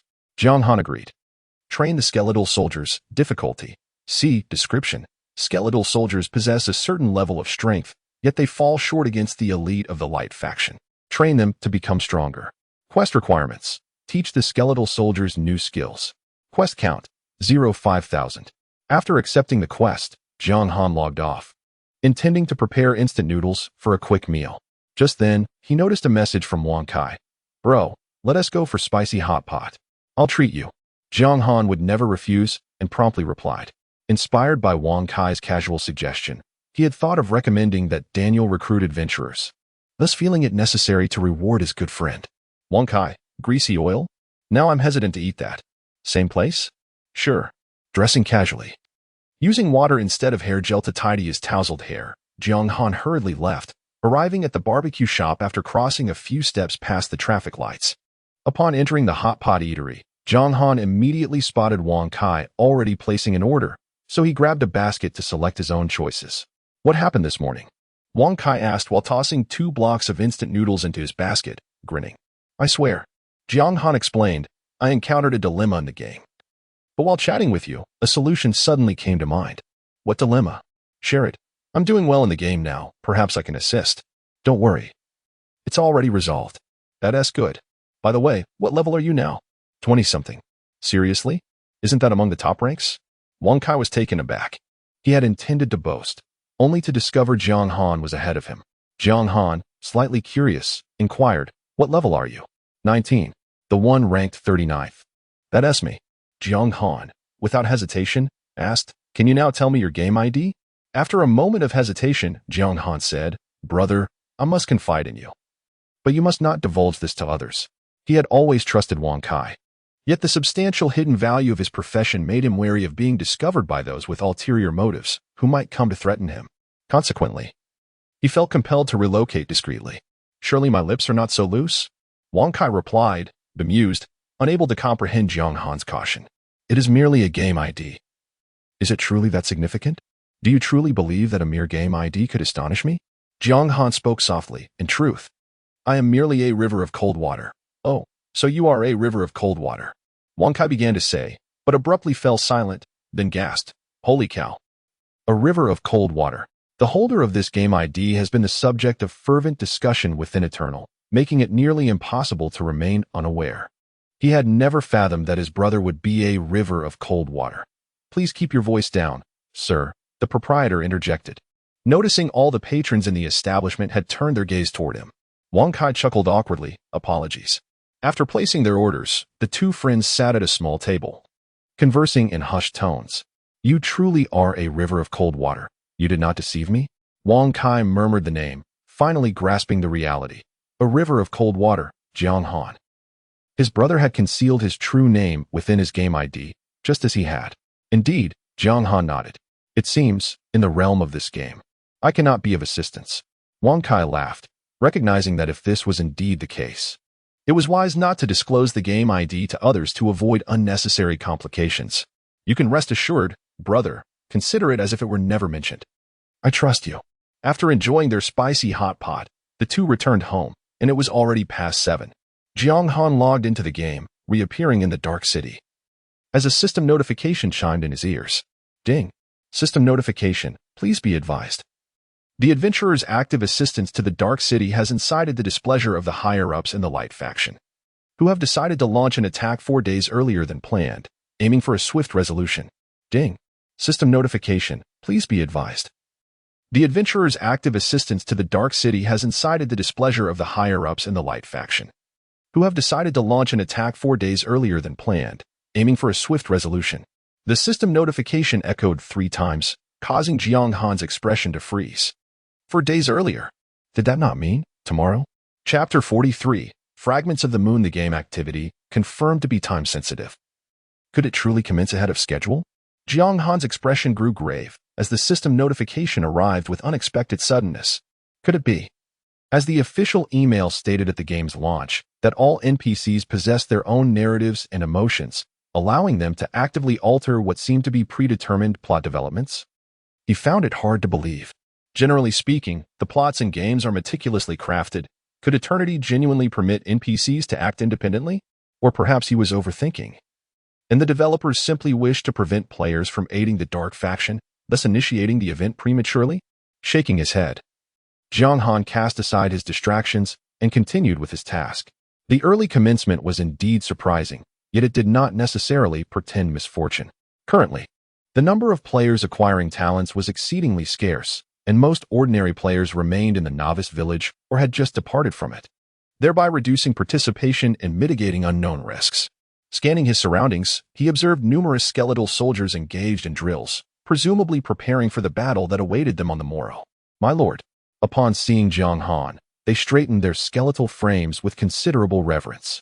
This was quite natural, for nominally, he was the disciple of the city lord, and his status was certainly not trivial. Indeed, Jiang Han nodded, then commanded, the city lord has entrusted me with the task of training you. I hope you will learn new skills from me. Gather the nearby skeletal soldiers. Yes. Upon receiving their orders, they swiftly complied. In no time, a multitude of skeletal soldiers congregated, forming a circle around Jiang Han, their anticipation palpable. Now, how should I instruct them? Jiang Han's expression turned peculiar. This was his first experience in such a situation within the game, and he was uncertain about the specifics of how to proceed. Ding. System notification. You can utilize active skills to demonstrate to the skeletal soldiers, thereby enabling them to learn new techniques. Note, due to the low potential of skeletal soldiers, they cannot perfectly replicate skills. Thus, there is no restriction of once per week teaching. Fortunately, the system provided timely guidance. Through demonstration, Jiang Han opened his skill panel, scanning from top to bottom, until his eyes lit up, settling on Evil Stomp.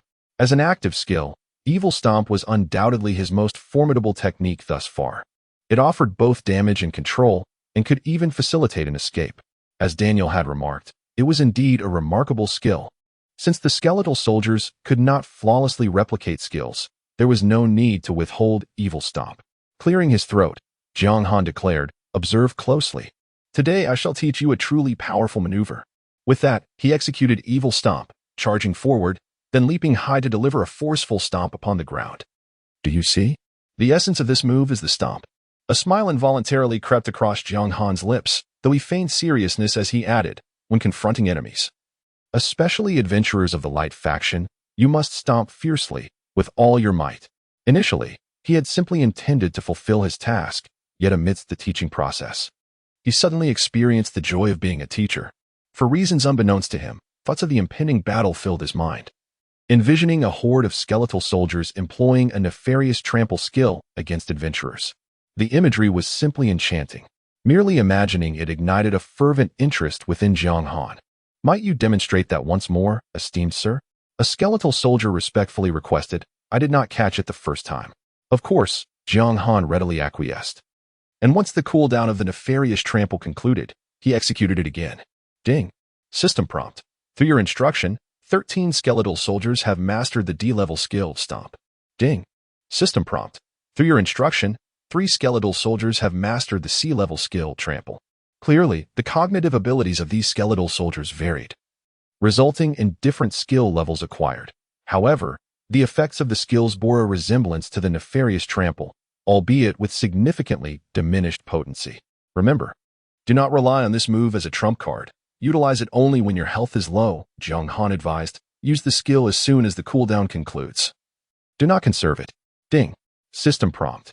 Through your instruction, 22 skeletal soldiers have decided to adopt Stomp as their primary offensive skill, significantly increasing its usage frequency. Indeed, that is precisely the way. In tomorrow's battle, we must perform admirably, demonstrating our prowess to those foolish light faction members. Jiang Han encouraged persuasively. Yes. After instructing one group, Jiang Han relocated to continue his teachings, relishing the experience. Ding. System prompt. Congratulations, you have completed the task, Train Skeletal Soldiers. You may proceed to the mentor to claim your reward. Unbeknownst to him, the task had been accomplished. It was a refreshing experience. This was his self-assessment of the teaching endeavor. Upon returning to the Lord's Manor, Jiang Han discovered it was already deep into the night, and Daniel was not engrossed in alchemy as usual.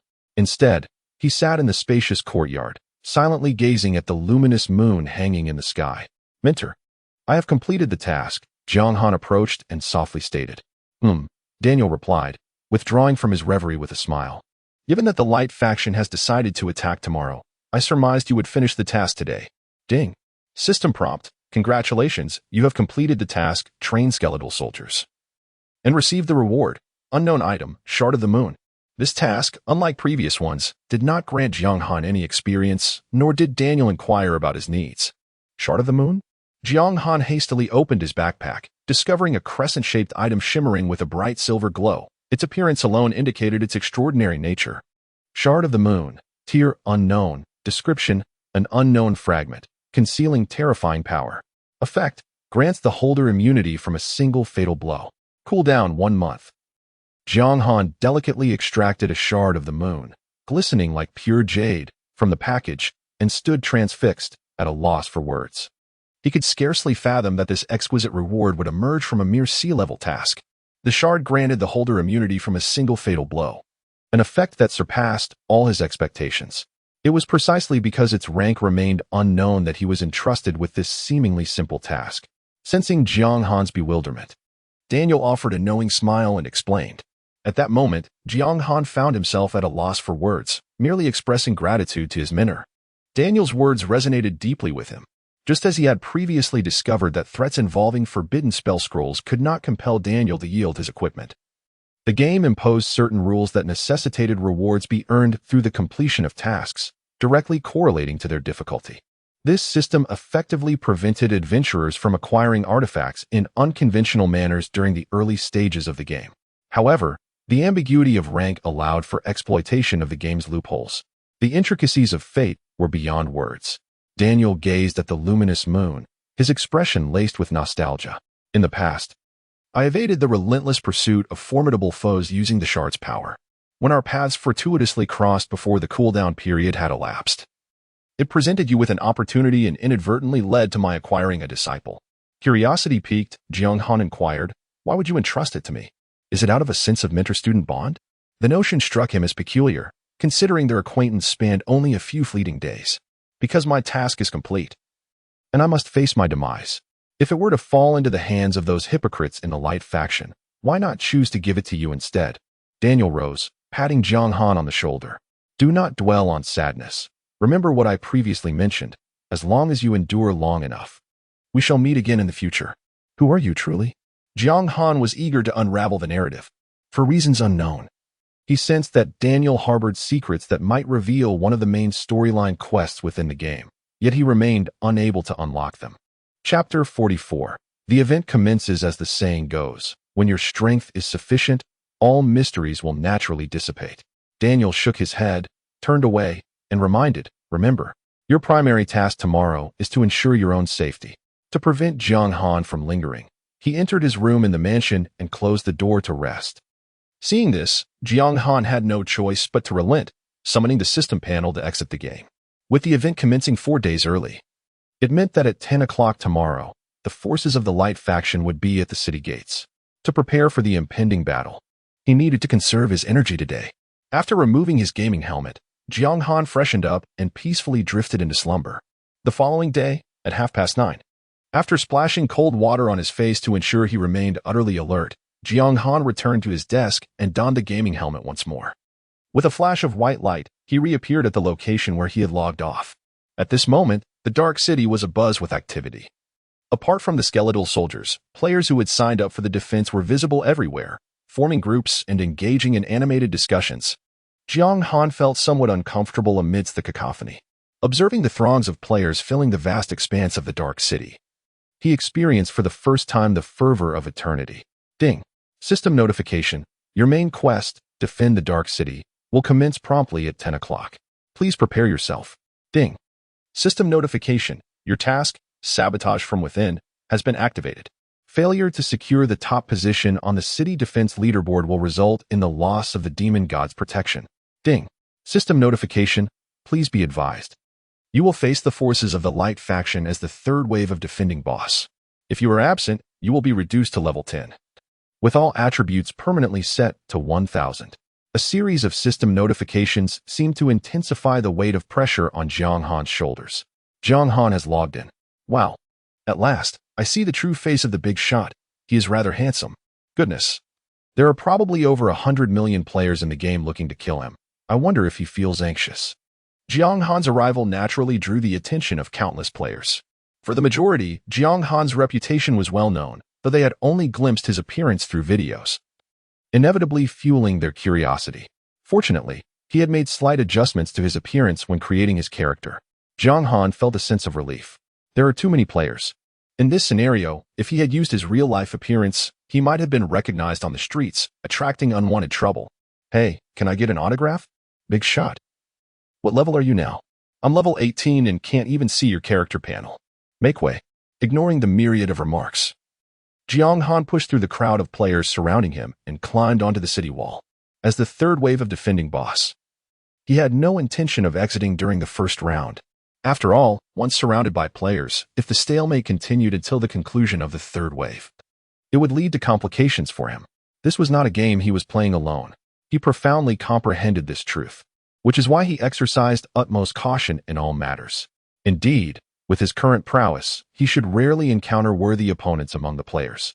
His formidable 5-star defensive growth, coupled with an array of silver-grade equipment, renders it a luxury for ordinary players to breach his defenses. However, should a player possess a rare opportunity to acquire exceptional items, the situation would be entirely different. There are always stronger players beyond the horizon, and one must consider the vast number of participants in the eastern region. He was not inclined to believe that he alone was destined to obtain rare artifacts such as the Forbidden Spell Scroll. As time gradually passed, the clock struck 10. Ding. System notification. The event has officially commenced. The earth trembled, and dust began to rise at the edge of the plains. Jiang Han squinted into the distance and beheld thousands of steeds galloping towards him, a sight of grandiosity. In the blink of an eye, the scene became shrouded in darkness as they swiftly approached, a throng of adventurers and NPCs mingling together, creating an atmosphere of dread. Ding. System notification. Please be advised. The Cleansing Wind Legion, led by the level 20 bronze tier boss, fighter, Xiazhua, will initiate the first wave of the siege. From afar, Jiang Han could discern Xiazhua, a burly figure clad in black armor, brandishing a meteor hammer atop his mount, conspicuously prominent at the forefront of the battlefield. Ha ha ha. He laughed boisterously, proclaiming, "What nonsense is this dark city? We should have reclaimed our city of radiance long ago. Brothers, charge forth and annihilate those foolish traitors of the Light faction, along with those repugnant skeletal soldiers." Atop the city gates, Daniel raised his hand at the opportune moment and bellowed, "Engage the enemy." As a primary capital city, the resilience of Dark City's walls surpassed expectations, capable of withstanding considerable assaults for extended periods. Yet, this did not imply that the defenders should merely huddle behind the walls. Engaging the enemy first, with ranged classes providing support from above, was essential until the pressure became unbearable, after which a gradual shift to a walled defense strategy would maximize the advantages of the defending side. Clang, clang. The heavy city gates creaked open. Skeleton soldiers and adventurers surged forth like a tide, fanning out in a wide arc to confront the oncoming Cleansing Wind Legion. Ding. System notification. Please be advised, as a silver tier boss for the third wave, you are not permitted to enter the fray early. Before Jiang Han could make any move, the system had already issued a preemptive warning. He regarded this with indifference. The first wave was merely an appetizer, and he had no intention of participating. Creak, creak. As the front line of skeletal soldiers neared, their pace suddenly quickened, leaping forward to deliver fierce kicks to their adversaries. Thud, thud, thud. A multitude of players found themselves toppled, their faces bruised and battered, appearing exceedingly disheveled. Yet, this was not the end. Before they could rise, another wave of advancing skeletal soldiers trampled over them, their pale toes flailing across their faces. In an instant, the battlefield resonated with gasps of astonishment, as numerous players clutched their heads in disbelief, fixated on the unfolding scene, utterly flabbergasted. Goodness, one should strike without targeting the face. These skeletal minions exhibit a shocking lack of decency. Such ferocious little skeletons, fortunate am I to be on the defending side. It is a classic moment that must be recorded. I shall revisit this repeatedly. Just as countless players were intimidated by the trampling skill of the skeletal minions, Daniel atop the city gate felt a twitch at the corner of his eye and involuntarily turned to gaze at Jiang Han, who was observing the battle from a distance. This so-called trampling was a newly introduced skill on the skeletal minions panel, and it was evident whose handiwork it was. Noticing Daniel's gaze, Jiang Han turned back and offered him an innocuous yet radiant smile. What a wicked smile. Daniel took a deep breath, conceding, truly, he is a dark swordsman. He felt that his disciple possessed many admirable qualities, yet lacked a sense of morality.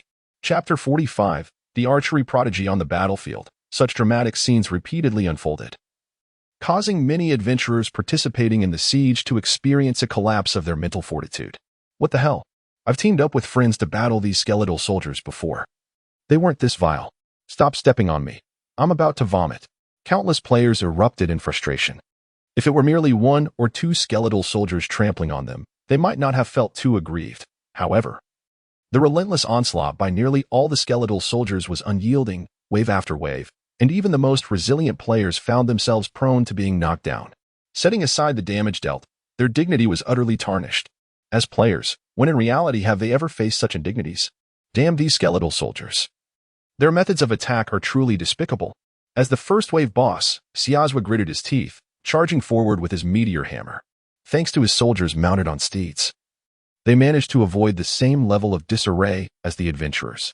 Standing atop the city walls, Jiang Han opened the city defense points leaderboard, noticing many adventurers striving for substantial rewards. 1. Untroubled sleep, points, 23. 2. Lace is my favorite, points, 20. 3. Beautiful blossoms, points, 19. The battle had only just commenced, and the Chief Feng Legion's health was still considerable. They could not be overwhelmed so swiftly. Clearly, adventurers defending the city could also gain points by slaying those attacking. Everyone was vying for points. It would not do for him to simply wait idly. Jiang Han furrowed his brow. Although he felt confident in his ability to catch up later, it was prudent to accumulate more points, as they were directly tied to the final rewards. After a moment's thought, he turned to the archer beside him, who was frantically loosing arrows. Brother, do you have a spare weapon? The player hesitated for a moment before nodding. I have one, but you're a warrior class. Using a bow 1T grant you any attributes, never mind. Jiang Han replied, just give me a subpar one, along with 10 quivers of arrows. I'll pay 10 silver coins. The weapon system in Eternal was quite user-friendly. For instance, while a warrior wielding a bow or a mage using a sword would not receive weapon bonuses or corresponding skills, they could still equip them. It was akin to reality. There was no reason a swordsman could not draw a bow, merely that they would not possess the same proficiency as a specialist in archery. All right, the player agreed decisively. Currently, a single gold coin was worth over 10,000. Thus, 10 silver coins equated to over 1,000, a most advantageous deal. In mere seconds, the two completed the transaction, and Jiang Han successfully obtained a wooden bow and 10 quivers of arrows, totaling 100 arrows. Wooden bow, basic level, attack, 68 required level, 5 description, a bow crafted by a carpenter. It is quite remarkable to possess one having acquired the wooden bow. Jiang Han replaced his cold cloud sword, resulting in an immediate drop in attack power to 842 points. However, this was still more than sufficient to contend with the initial wave of NPCs and adventurers. With an arrow drawn and the bowstring taut, Jiang Han took aim at one of the players and released the arrow with a sudden force. Whoosh! The arrow traced a perfect parabolic arc. Moments later, the targeted player, merely 3 meters away, collapsed in a pool of blood, his expression one of shock as he fell victim to the unforeseen projectile. 7,758. The instant kill did not surprise Jiang Han. Such formidable damage, exceeding 7,000, could easily obliterate even a high-level knight with a 5-star life growth. At this stage, few players could withstand such a blow. Meanwhile, the system's chime rang in Jiang Han's ears, notifying him of his points. Ding! System notification. Congratulations on slaying an adventurer of the Light faction, earning 1 point. Encouraged, Jiang Han noticed the discrepancy between the bow's aim and his expectations. Undeterred, he continued to draw the bow, eager to accumulate more points. This time, he targeted an NPC mounted on horseback. Whoosh! The arrow flew forth, and another adventurer was struck down in a flash of white light. Ding! System notification. Congratulations on slaying an adventurer of the Light faction, earning 1 point. Jiang Han, clearly, the wooden bow's aim left much to be desired. Despite his extraordinary archer talent, mastery eluded him. My goodness, what exaggerated damage. Meanwhile, the archer beside Jiang Han stood in awe. It was his first time witnessing a swordsman inflict such damage with a bow. Taking a deep breath, Jiang Han retrieved his third arrow, knocked it, drew the string, and aimed. In that moment, man and arrow became one. Release. Instantly, the arrow soared forth, slicing through the air with a sharp sound. An adventurer, struck from behind, slowly fell to the ground. Ding! System notification. Please note, due to your slaying of a defender adventurer, 1 point will be deducted. Occasionally glancing at his disciple, Daniel's lips twitched. This unscrupulous fellow even slays his own kind? Jiang Han grimaced, completely abandoning the pursuit of archery skills and instead directing his arrows towards clusters of distant foes to avoid unnecessary friendly fire. As time passed, 20 minutes elapsed, and the numbers of the Qifeng Legion dwindled. The fighter, Xiazhua, struggled valiantly, yet under the relentless assault of numerous players, his health steadily declined, teetering on the brink. The city of Tianguang must be reclaimed. Xiazhua let out a desperate cry before tumbling from his mount, ultimately succumbing to death, dropping several pieces of bronze-level equipment and a handful of silver coins, which were quickly snatched up by a throng of players. Ding! System notification. Congratulations to adventurer Heartless Sleep for successfully slaying fighter Xiazhua, earning an additional 25 points. Ding! System notification. Attention, the Thunder Legion, led by the 25-level bronze-level boss, Thunderous Great Axe, Angus, will commence the second wave of the siege in 5 minutes. Upon the conclusion of the initial wave of battle, Jiang Han opened the leaderboard and was pleased to find his name prominently displayed. 1. Unwilling to sleep. Points, 129. 2. Beautiful flowers in bloom. Points, 68. 3. Dragons War in the Wilderness. Points, 57. 4. A River of Cold Water. Points, 51. It must be said that the competition was rather fierce, particularly for the top position, which was nearly double that of the second place. With only 51 points, Jiang Han gazed at his rank with a sense of resignation. Had it not been for the wooden bow and arrows, he would have easily secured at least second place, for he had roughly counted no less than 70 kills during the archery contest. Soon, 5 minutes had elapsed. At the edge of the wilderness, a multitude of shield-bearing infantry and adventurers launched their assault once more. However, this time the adventurers had learned from experience. Instead of charging forward in front of the NPCs, they chose to remain at the rear, allowing the NPCs to engage first with the skeleton warriors. With a cawing sound, the battle was reignited, becoming a stalemate. Yet, the NPC soldiers of this second wave were evidently far more formidable than those of the first, causing the defenders to falter and gradually retreat towards the gates of the city. Suddenly, a torrential downpour of arrows and vividly colored spells intertwined, crashing down upon the frontline enemies, causing their health points to plummet and leading them to their demise beneath the city walls. At that moment, the mages and archers truly proved their worth. As an accomplished archer, Jiang Han began to accumulate points at a furious pace. With the enemy pressing against the city, occupying the majority of the battlefield, he paid no heed to his surroundings, his focus solely on shooting arrows. The complexity of the battlefield meant that occasionally injuring a comrade was entirely normal. As the third wave boss, a river of cold water found Jiang Han's actions to be understandable. Chapter 46. The emergence of Jiang Han. The brothers of the Thunder Legion, let us slay. The second wave of the siege boss, Angus, exuded an aura of menace as he wielded a colossal axe, towering over a man's height. With sweeping strikes, his ferocious assaults reduced the surrounding skeletal soldiers to mere piles of brittle bones. Let us reclaim the city of Radiance together. Kill. As he charged into the fray, the NPC's offensive grew increasingly ferocious, swiftly overwhelming the first wave of skeletal soldiers who had ventured forth to confront them. In that tumultuous moment, numerous melee players perished, their forms enveloped in radiant white light, signaling their departure from the battlefield, for they would not be resurrected until the siege concluded. Advance from the city, Daniel commanded decisively. He was evidently unwilling to grant the enemy any opportunity to approach the city gates following the retreat of the initial defenders. Ding. System notification, adventurers. Please be advised that a contingent of elite skeletal soldiers, led by the level 25 silver tier boss, Skeletal Commander, will emerge as the second wave of defenders. As the skeletal soldiers failed to pose a significant threat, the system message echoed in the ears of every attacking player. The heavy gates creaked open once more, revealing a more formidable array of skeletal soldiers led by a colossal skeletal commander wielding a massive sword, charging forth to confront the relentless Thunder Legion. Cackling. The skeletal soldiers immediately executed the sea-level skill trample, taught by Jiang Han, trampling over rows of NPCs and players alike. More? The adventurers besieging the city were taken aback, hastily retreating in fear of exposing themselves to ridicule, lest they be recorded in their moment of vulnerability.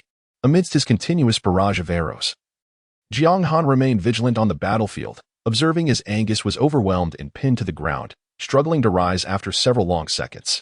Curse those skeletal soldiers. Their tactics are so despicable. Angus seethed with fury, ready to swing his axe, only to find his vision obscured by the enormous skeletal commander blocking the sunlight above. With a swift motion, the great sword descended, cleaving Angus in two in a scene of brutal carnage, rendering him utterly lifeless. As a fellow level 20 silver tier entity, the skeletal commander vastly surpassed Angus in strength, especially after Angus had already suffered significant damage from the minions, leading to his swift demise. Ding. System notification. Due to Thunder Axe, Angus, being slain by the skeletal commander, points have been forfeited. As an NPC, the skeletal commander is ineligible for points. Jiang Han, unable to enter the battlefield, found solace in this outcome. My lord, it's over. Our lord has been slain. With the commander's death, the morale of the Thunder Legion plummeted, the tides of battle turning, and within mere minutes, they all succumbed to the battlefield as lifeless corpses. Ding.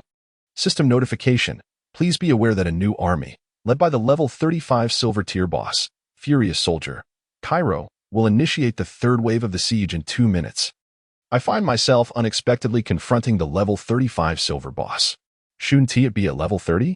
It appears that the difficulty has surged dramatically with the onset of the third wave. The angry soldier, Cairo? Jiang Han sheathed his bow, astonished by the system notification announcing the name of the third wave boss. This name was all too familiar to him. Was it merely a name? Or was it indeed the same individual? Soon, a throng of adventurers and NPCs surged forth from the distance, led by a figure wielding a silver longsword, moving with a swiftness that stirred the air. As he plunged into the crowd, a chilling light danced about him, causing numerous players to succumb to darkness. 6,770, 7,423, 7,371. The staggering damage figures indicated the ferocity of his assault. Cackling with glee, the skeletal commander brandished his massive sword and engaged him. But as a level 35 silver boss, Kairo's attributes vastly surpassed those of his opponent, easily overpowering the skeletal commander, whose health plummeted alarmingly. Jiang Han narrowed his eyes. It truly is him? As an NPC who had afforded him the opportunity to advance ahead of many players in the novice village. His impression was indelible. He stowed his bow, noting that the skeletal commander could not withstand much longer, and thus prepared to make his entrance. Ding. System notification. Due to the skeletal commander being slain by the angry soldier, Kairo, the score reward has been nullified. The outcome was hardly surprising. The skeletal commander endured Kairo's brutal onslaught for mere minutes before being reduced to mere bones. Subsequently, the tide of battle shifted once more. Kairo's attributes far exceeded the capabilities of the current mainstream players, dispatching them with a single strike, while the damage inflicted by the players was minimal and insignificant. His newly formed army dominated over the elite skeletal soldiers in every aspect. Disciple Daniel, who was vigilantly monitoring the battlefield, shifted his gaze towards Jiang Han. Remember, your objective is to protect yourself. Do not let the carnage cloud your judgment. Indeed, Jiang Han nodded, warmth filling his heart. Truth be told, irrespective of Daniel's hidden motives, he had been quite favorable towards his apprentice. Now go. Daniel's tone turned grave. Ding. System notification, adventurers. Please be advised that the skeletal knights, led by the level 28 silver boss, Dark Control, One River of Cold Water, will emerge as the third wave of defense. In the next moment, the system message jolted the spirits of all attacking adventurers, igniting insatiable greed in their eyes. At last, the true master had arrived. Ding. System notification. Please note, you must endure for at least 20 minutes before you may retreat to the city. Concurrently, a system message echoed in Jiang Han's ears. One only he could discern. 20 minutes. It was evident that the game rules were determined to prevent him from evading this trial easily. Crack, crack. Crack as the city gate opened for the third time, Jiang Han led the skeletal knights, sword of chilling clouds in hand, stepping forth under the gaze of countless eyes. With a sudden flash of cold light, a dagger sliced through the air, tracing a breathtaking arc. Jiang Han seemed to possess an uncanny awareness. Bending his knees and dodging the lethal strike aimed at his neck with impeccable precision. In the next moment, he spun around, thrusting his sword forward and dispatching his assailant. Astonished, the would-be thief stood frozen, utterly unprepared for the unexpected evasion. Captain, Jiang Han has emerged. Surround him at once and seal off the city gates. We must not allow him to escape. It was inevitable that the rewards for the attackers from the light faction would pale in comparison to those of the defenders. For the true bounty was never reserved solely for the top rank. As Jiang Han emerged, mounted upon his skeletal steed, the city gate slammed shut. Effectively barricaded by a multitude of defenders, it was evident they had come prepared, joining the defensive ranks specifically to claim Jiang Han's head, intending to coordinate their efforts. However, Jiang Han remained unfazed. Once the time came for him to return to the city, these players would be powerless to stop him. 1. Miss. 1. A series of ineffective strikes erupted, either failing to breach his defenses or being outright evaded. In the next instant, countless adventurers closed in on Jiang Han, creating an impenetrable barrier. Ding.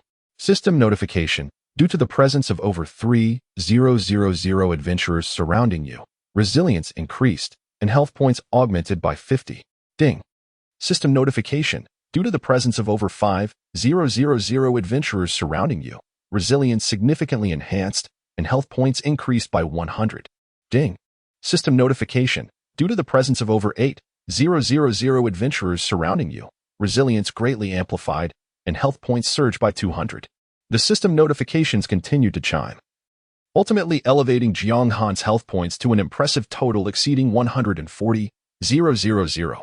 14,000. This was the true measure of a formidable boss. Undoubtedly, the game adhered to hidden mechanics. As the player count escalated, so too did the boss's health and resilience, rendering them increasingly difficult to defeat. This rule effectively curtailed players from employing sheer numbers to overpower bosses beyond their current capabilities, thus preserving the game's balance. with a swift sweep of his blade. Jiang Han dispatched two adversaries in an instant, their forms dissolving into white light without contest. 11, 475. 22, 584. The substantial damage stunned a large crowd of players, particularly the latter strike, which was a critical hit, doubling the damage dealt. Good heavens, has Jiang Han truly become a boss? Players in the top 10 of the leaderboard shared his attributes, revealing over 300 attack power. Was this what a level 28 player possessed? Brothers, for the sake of the only hidden class, let us attack. Jiang Han surveyed the tide of adventurers surging toward him, an overwhelming wave of intent and ambition. Chapter 47, Inet Fury Ding. System notification. Congratulations, you have slain an adventurer of the Light faction, earning 1 point. Ding. System notification. Congratulations. You have slain an adventurer of the Light faction, earning 1 point. As Jiang Han unsheathed his sword, a chilling light emerged, leaving a trail of lifeless bodies upon the ground. Give me a stun. Suddenly, several rogue players launched an assault from all directions. Jiang Han evaded a few attacks, yet was inevitably struck by some. Ding. System notification. You have been struck by the cold ice rain strike, stunning you for 0.5 seconds and inflicting a loss of 3 health points. Ding. System notification. You have been struck by strike from Do Not Stop Me, stunning you for 0.2 seconds and inflicting a loss of 2 health points. Jiang Han was far from surprised by this. The more players surrounded him, the more terrifying the resilience and additional health points granted by the system became. Given the already vast disparity, their attempts to rely on control skills like stuns to incapacitate him were utterly fanciful.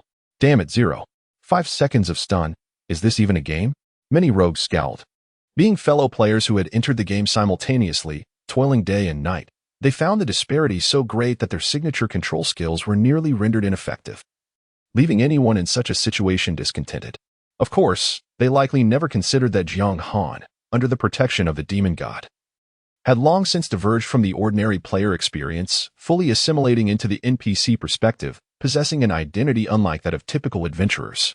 Everyone disperse. Too many players will only strengthen him. We need to attack in waves. Occasionally, a rational player would propose such a strategy, but unfortunately, there was little chance of its realization. Everyone sought the singular reward, and not a single player would willingly sacrifice themselves for another. Suddenly, a flash of light pierced through the crowd, reaching Jiang Han and plunging into his chest. 5001. Jiang Han felt a sharp pain in his chest as his health visibly diminished. Fortunately, there were enough adventurers around, or else this strike could have cost him 1/10 of his health. The blade embedded in Jiang Han's torso, and Cairo sneered, a river of Jiang Han. Do you remember me? Angry soldier. Cairo, silver tier boss. Level, 35 health. Attack, 800 to 850 defense, 420 to 450 skills. Combo, advanced swordplay, silver blade. Fury, description, originally a guard soldier of the novice village, aimlessly drifting through life by a stroke of fortune. He received the village chief's assistance and grew into a formidable figure in the town. I remember, Jiang Han said, his usual jest replaced with seriousness as he examined the opponent's attribute panel. He nodded and replied, the creditor of the novice village. Knowing that, will you not hurry to repay the debt? 20,000 gold coins, not a single coin less. Cairo chuckled coldly. Sorry, I cannot repay you at the moment. Jiang Han spoke with utmost tact, advising, you should depart first. In the future, once I have accumulated sufficient wealth, I shall undoubtedly repay you. I assure you. I could even swear an oath before the god of vows. Yet if you were to perish midway, would I not be left with nothing? Do you truly believe that I would trust your words without question? The glint of greed sparkled in Cairo's eyes as he suggested, how about this? You can settle your debt with your life. I shall take a slight loss, and we can consider it a clean slate between us. Silently observing his adversary, Jiang Han furrowed his brow slightly, brandishing his sword in response. Then there is nothing left to discuss. Let us see whose skills prevail. You. Cairo's expression darkened with fury. You treacherous renegade. How dare you speak so boldly? Why should I be afraid? Jiang Han replied with an indifferent demeanor. You wish to claim my life? Very well. Defeat me in fair combat, and I shall concede. Am I truly to submit my neck for an absurd and unreasonable contract?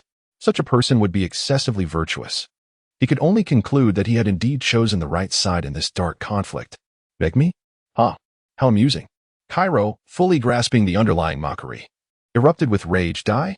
He withdrew his sword from Jiang Han's chest and swiftly unleashed a flurry of lethal strikes. In the face of Cairo's devastating abilities, Jiang Han chose to disregard them entirely. First, he employed the grip of the undead to seize control of his opponent, then followed up with a frenzied assault, draining over 30,000 of Cairo's life points. The two combatants engaged in a desperate struggle, their health rapidly plummeting, leaving the onlooking adventurers in stunned disbelief. Is Jiang Han truly out of his mind? After all, he is a silver-tier NPC, with far greater health than he possesses. This exchange of blows is hardly advantageous. Could it be that he was aware of his imminent demise and sought to allow the NPC to claim the reward? As the adventurers delivered their attacks, uncertainty clouded their judgment. Within a brief span of 2 minutes, Jiang Han's health teetered on the brink of depletion. Is this truly all you are capable of? Cairo, whose condition was considerably better than Jiang Han's, regarded him with disdain. In response, Jiang Han did not look back, but instead thrust his cold cloud sword to the side, swiftly dispatching a nearby adventurer. With a whoosh, warmth enveloped him, and golden light burst forth. Level 29. At that moment, his health was fully restored. The players were left speechless. One level gained rendered all the damage dealt prior a mere waste. Indeed, this is all I possess, Jiang Han replied dismissively, unwilling to engage in further argument. The previous day, after completing a quest, he had amassed a substantial amount of experience. Coupled with the recent elimination of adventurers from the castle tower in this confrontation, he was merely a hair's breadth away from leveling up. He had meticulously calculated all of this. Otherwise, he would never have acted so recklessly. You. Cairo's countenance fell, realizing he had been outmaneuvered. You remain the Cairo I once knew, unchanged in any regard. Jiang Han taunted as he pressed his assault. How delightful. Though he disdained idle chatter during combat, provocation held significant merit. It could incite anger, leading to a loss of rationality, much like the water Qilin he had faced during the trial of talents. Certainly, if the adversary possesses a sufficiently robust disposition and remains impervious to verbal provocation, he would undoubtedly remain silent. However, Cairo is not among them. Die. Indeed. Cairo fell into the trap, his eyes bloodshot as he roared and charged at Jiang Han in a fit of rage. With a swift motion, he wielded his silver sword, unleashing several horizontal slashes of razor-sharp energy. Evil tread. Unfortunately for him, Jiang Han had no intention of engaging in a mindless exchange of blows. As he leapt into the air, evading the sword's energy, he sent Cairo crashing to the ground with a powerful kick. Ding. System notification. You have used Evil Tread, inflicting 547 points of damage on the enraged soldier Cairo, successfully interrupting his skill and applying a suppression effect, rendering him immobile for 1 second. With Jiang Han's level increase, the suppression effect of Evil Tread finally manifested its intended power. Even though Cairo, as a silver tier boss, was significantly higher in level than Jiang Han, he still fell victim to the control. Necromancer's Slash, Grip of the Undead, Frenzied Slaughter. A flawless combination of control and damage caused Cairo's health to plummet once more. Subsequently, Jiang Han retreated a short distance, unhesitatingly consuming a health potion to ensure his vitality remained at a robust level. Rising from the ground, Cairo gritted his teeth. You bastard. Today you shall pay for your transgressions. Ding. System notification. The enraged soldier Cairo has activated the skill, Fury, increasing attack power by 20 and attack speed by 25. Lasting 1 minute. Fury? An admirable enhancement skill. Nevertheless, Skeleton Knight, protect me, Jiang Han commanded with authority. As Daniel's disciple and the leader of this expedition, he naturally held the right to issue orders. Yes. Immediately, upon receiving the command, the Skeleton Knights abandoned their skirmishes with the adversaries, forcefully pushing aside the surrounding adventurers to form a solid wall of defense before Jiang Han. This scene left the players in utter astonishment. It can be done this way? This game is truly shattering my worldview. For the vast majority of players, the concept of integrating with the natives remained completely incomprehensible, as they continue to interpret Eternal within the confines of conventional gameplay. Since you have chosen to partake in this siege, I do not believe you can emerge unscathed. A cold smile graced Jiang Han's lips. Once your enhancement effect expires, you shall become a lamb to the slaughter. The debt he owed amounted to an astounding 20,000 gold coins. Is that excessive? Indeed it is, and he is required to repay it within a week. A demand more outrageous than that of usury. Had there been no time constraint, or if he had amassed sufficient wealth? He would have remembered and repaid the favor of the counterpart, lending him equipment and imparting skills that allowed him to gain an edge over others. However, now, due to this preposterous contract, the other party demanded he repay the debt with lives, leaving Jiang Han with little remorse for such insatiably greedy individuals. Kairos found himself at a loss for words, repeatedly mocked by Jiang Han, his face flushed with anger, gasping for breath, and brimming with resentment and hatred. In his mind, this battle was supposed to catapult him to fame, allowing him to soar to success by claiming the bounty on Jiang Han's head. Yet, everything unfolded in a manner entirely contrary to his expectations. Do you truly believe that you can breach the defenses of the Skeletal Knight in a mere minute fueled by rage? Jiang Han remarked calmly. If not, then your fury is nothing more than impotent rage. Chapter 48. The Player Expert's Frenzy of Ineptitude. Faced with Jiang Han's cold mockery, Cairo was driven to madness, roaring, "All adventurers, fall back. Your numbers only serve to bolster his health and resilience." As an attacker, he too was well aware of the enhancements Jiang Han received amidst a throng of defenders. However, his plea went unheeded. The attacking adventurers exchanged glances, ultimately opting to continue their relentless assault. Arrows and spells rained down upon Jiang Han, yet the damage inflicted was negligible. It was important to note that the effective range for ranged classes was limited to approximately 50 meters for accurate strikes. Beyond that distance, whether from archers or mages, landing a hit on the opponent became exceedingly difficult. Thus, the notion of having the attacks from tens of thousands on the battlefield converge solely upon Jiang Han was utterly unrealistic. Thanks to the power of death, even while remaining engaged in battle, he was regenerating around 140 health points per second, supplemented by the occasional use of a health potion, rendering the attacks from ordinary players completely inconsequential. Cairo surveyed the adventurers who disregarded him, his face turning a deep shade of crimson with fury. 30 seconds. Your rage lasts for 30 seconds. Standing within the protective circle of the Skeletal Knight, Jiang Han continued to apply psychological pressure. At this, Cairo grew increasingly agitated, brandishing his silver sword as he charged at Jiang Han. "Damn Skeletal Knight, get out of my way." 20 seconds. 10 seconds. Cairo, consumed by rage, glared at Jiang Han with a singular focus. "You are too annoying. Evil tread." As he sensed the opponent's rage boost nearing its end, Jiang Han seized the moment to strike decisively. With his 5-star speed growth, Cairo had yet to react before being brought down beneath his foot. 14,786. Following this, a seamless series of skill executions left Cairo's health bar nearly depleted. "Spare me." Beneath Jiang Han's foot, Cairo's expression transformed from arrogance to despair as he pleaded earnestly. Swoosh. The cold sound of a blade slicing through the air answered him. The swordsman remained indifferent. "Spare you? It is far too late." With animosity now fully established, and Jiang Han's taunts ringing in his ears, Cairo realized that granting him mercy would only sow the seeds of unnecessary trouble for himself in the future. Ding. System notification. Congratulations, you have slain the third wave of attacking boss, Furious Soldier Cairo, earning an additional 500 points. Ding. System notification. Congratulations.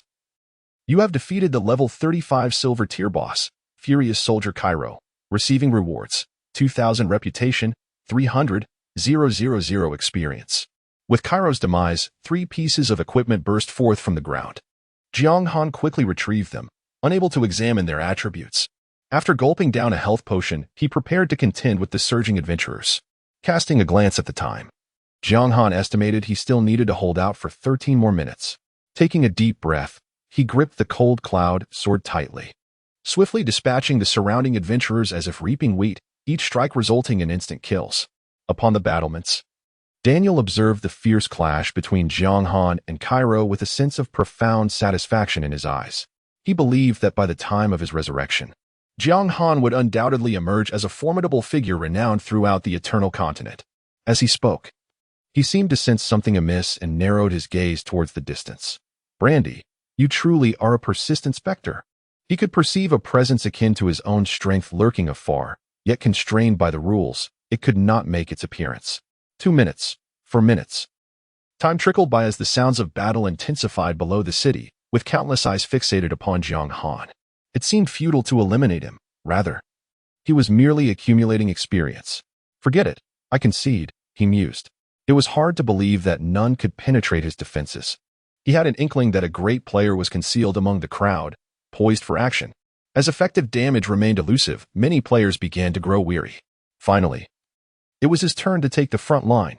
At a certain moment, amidst a sea of corpses surrounding Jiang Han, a man wielding a fiery red greatsword appeared before him. This man was clad in equipment far superior to that of the surrounding players, his eyes glimmering with fervor. Jiang Han furrowed his brow slightly, sensing a measure of pressure emanating from the man. Indeed, there were no shortage of experts among the players. Detection Art. Autumn Wind Wudong Crimson Flame Swordsman. Level, 25 health, 20, 070 attack, 705, 752 defense, 353. 377 skills. Blazing Slash, Flame Dragon Dance, Flame Guardian, Crimson Flame Fury, Crimson Flame Swordsman? Jiang Han exclaimed in surprise. There was no doubt that this individual, like him, belonged to a hidden profession. You possess a hidden profession yet still seek to challenge me? Jiang Han inquired. This was, after all, his first encounter with another hidden class, and he was quite intrigued by the opponent's professional prowess and skills. Autumn Wind Wudong pointed his great sword at Jiang Han and chuckled. I've heard that those who possess a hidden profession can choose to forego others, and in return, the game rewards will be converted into equivalent benefits. Ah, I see. Jiang Han nodded. Moreover, I find your personal strength quite intriguing. An SS-grade talent is indeed enviable. As he spoke, the man charged towards Jiang Han, flames suddenly erupting from his form. Clang. System notification. Autumn Wind Wudong has used the skill Crimson Flame Fury, increasing all attributes by 25 for 2 minutes. At the cost of a 10-level reduction upon skill's conclusion, Jiang Han observed the effect of Crimson Flame Fury with a slight frown. This skill bore similarities to his own Dark Rebirth, which he could only wield at level 50. Although Crimson Flame Fury offered a lesser enhancement and shorter duration, a 25 boost in all attributes would indeed elevate him to Kairo's level of strength. Prepare to receive my attack. Autumn Wind Wudong raised his fiery red greatsword, and as he swung down, the blade ignited in a blaze of intense light, showcasing formidable power. As the colossal sword descended, Jiang Han remained unfazed, standing his ground and bracing himself to endure the full brunt of the blow. The blade struck his shoulder, inflicting a staggering damage of over 10,000 points. Ding! The system announced, you have been attacked by Qiufeng Wudong's Flame Slash, receiving 578 points of damage. Impressive! A formidable opponent has emerged. With so many talents in the Eastern District, he surely is not alone. We merely need to secure the final blow. Witnessing the substantial damage dealt, all players began to see a glimmer of hope in vanquishing Jiang Han. It's my turn now. Jiang Han replied coolly, and in an instant, his speed surged exponentially. He launched himself into the air and delivered a fierce kick to Qiufeng Wudong's face, subsequently driving him forcefully into the ground. Malevolent Tread. 8. 547. A 2-second suppression? Before Qiufeng Wudong could fully comprehend the humiliation of his compromised dignity, he observed the effects and his expression shifted dramatically. Such an extended control effect is utterly lethal. Ding. The system notified. Qiufeng Wudong has activated the skill Guardian of the Flame, enhancing his defense by 30 for 5 seconds. Frenzied Slaughter. Jiang Han unleashed a series of 4 consecutive strikes. Qiufeng Wudong, witnessing his health plummet to a mere 23 points, broke into a cold sweat. Just as he prepared to roll away to evade, a massive hand of purple-black energy materialized in his field of vision, seizing him with the unmistakable grip of death. More? He realized he was ensnared once again in a state of immobility, his complexion turning ashen. What a wretched form of control. Chapter 49. Unraveling the Drama, T. New York Q. Who? If you do not come to my aid, I shall truly kneel. At the brink of desperation, he bellowed. In an instant, a milky white radiance erupted from the crowd, enveloping him and manifesting as green digits. 25,088. 18,758.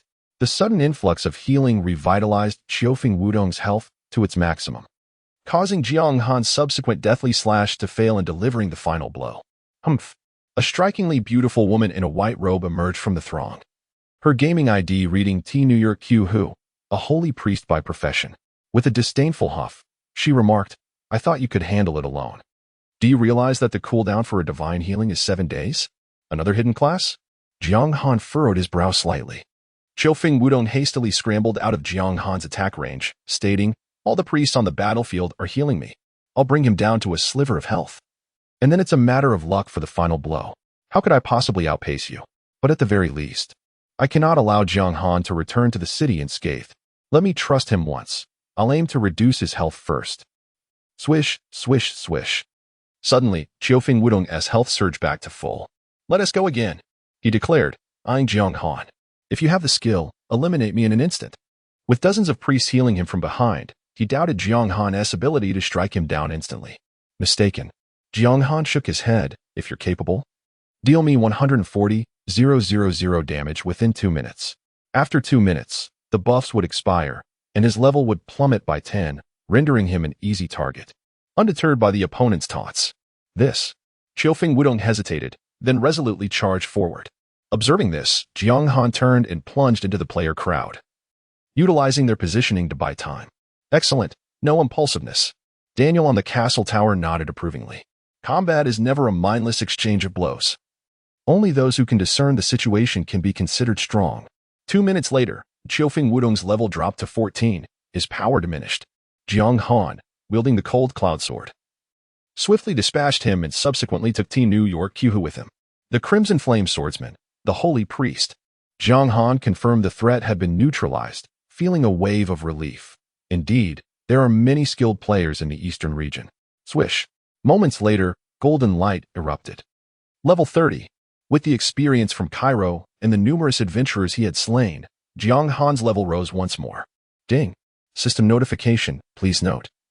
The Ice Legion led by the level 50 golden boss, Ice Mage Jennifer, will commence the 4th wave of the siege in 1 minute. Ding. System notification, please note. The Flame Legion led by the level 80 dark gold boss, Flame Mage Brandy, will commence the 5th wave of the siege in 1 minute. As Cairo's new elite army displayed signs of decline, the system bells rang incessantly in Jiang Han's ears. 2 waves of assault commencing simultaneously? You are mistaken. It is evident that the ensuing events will revolve around the narrative, marking the conclusion of the adventurer's activities. I wondered how an 80-level dark gold boss could possibly manifest. Players engaged in fervent discussions. Jiang Han returned, and Daniel, standing atop the city tower, proclaimed loudly, "The battles ahead are not for you to partake in."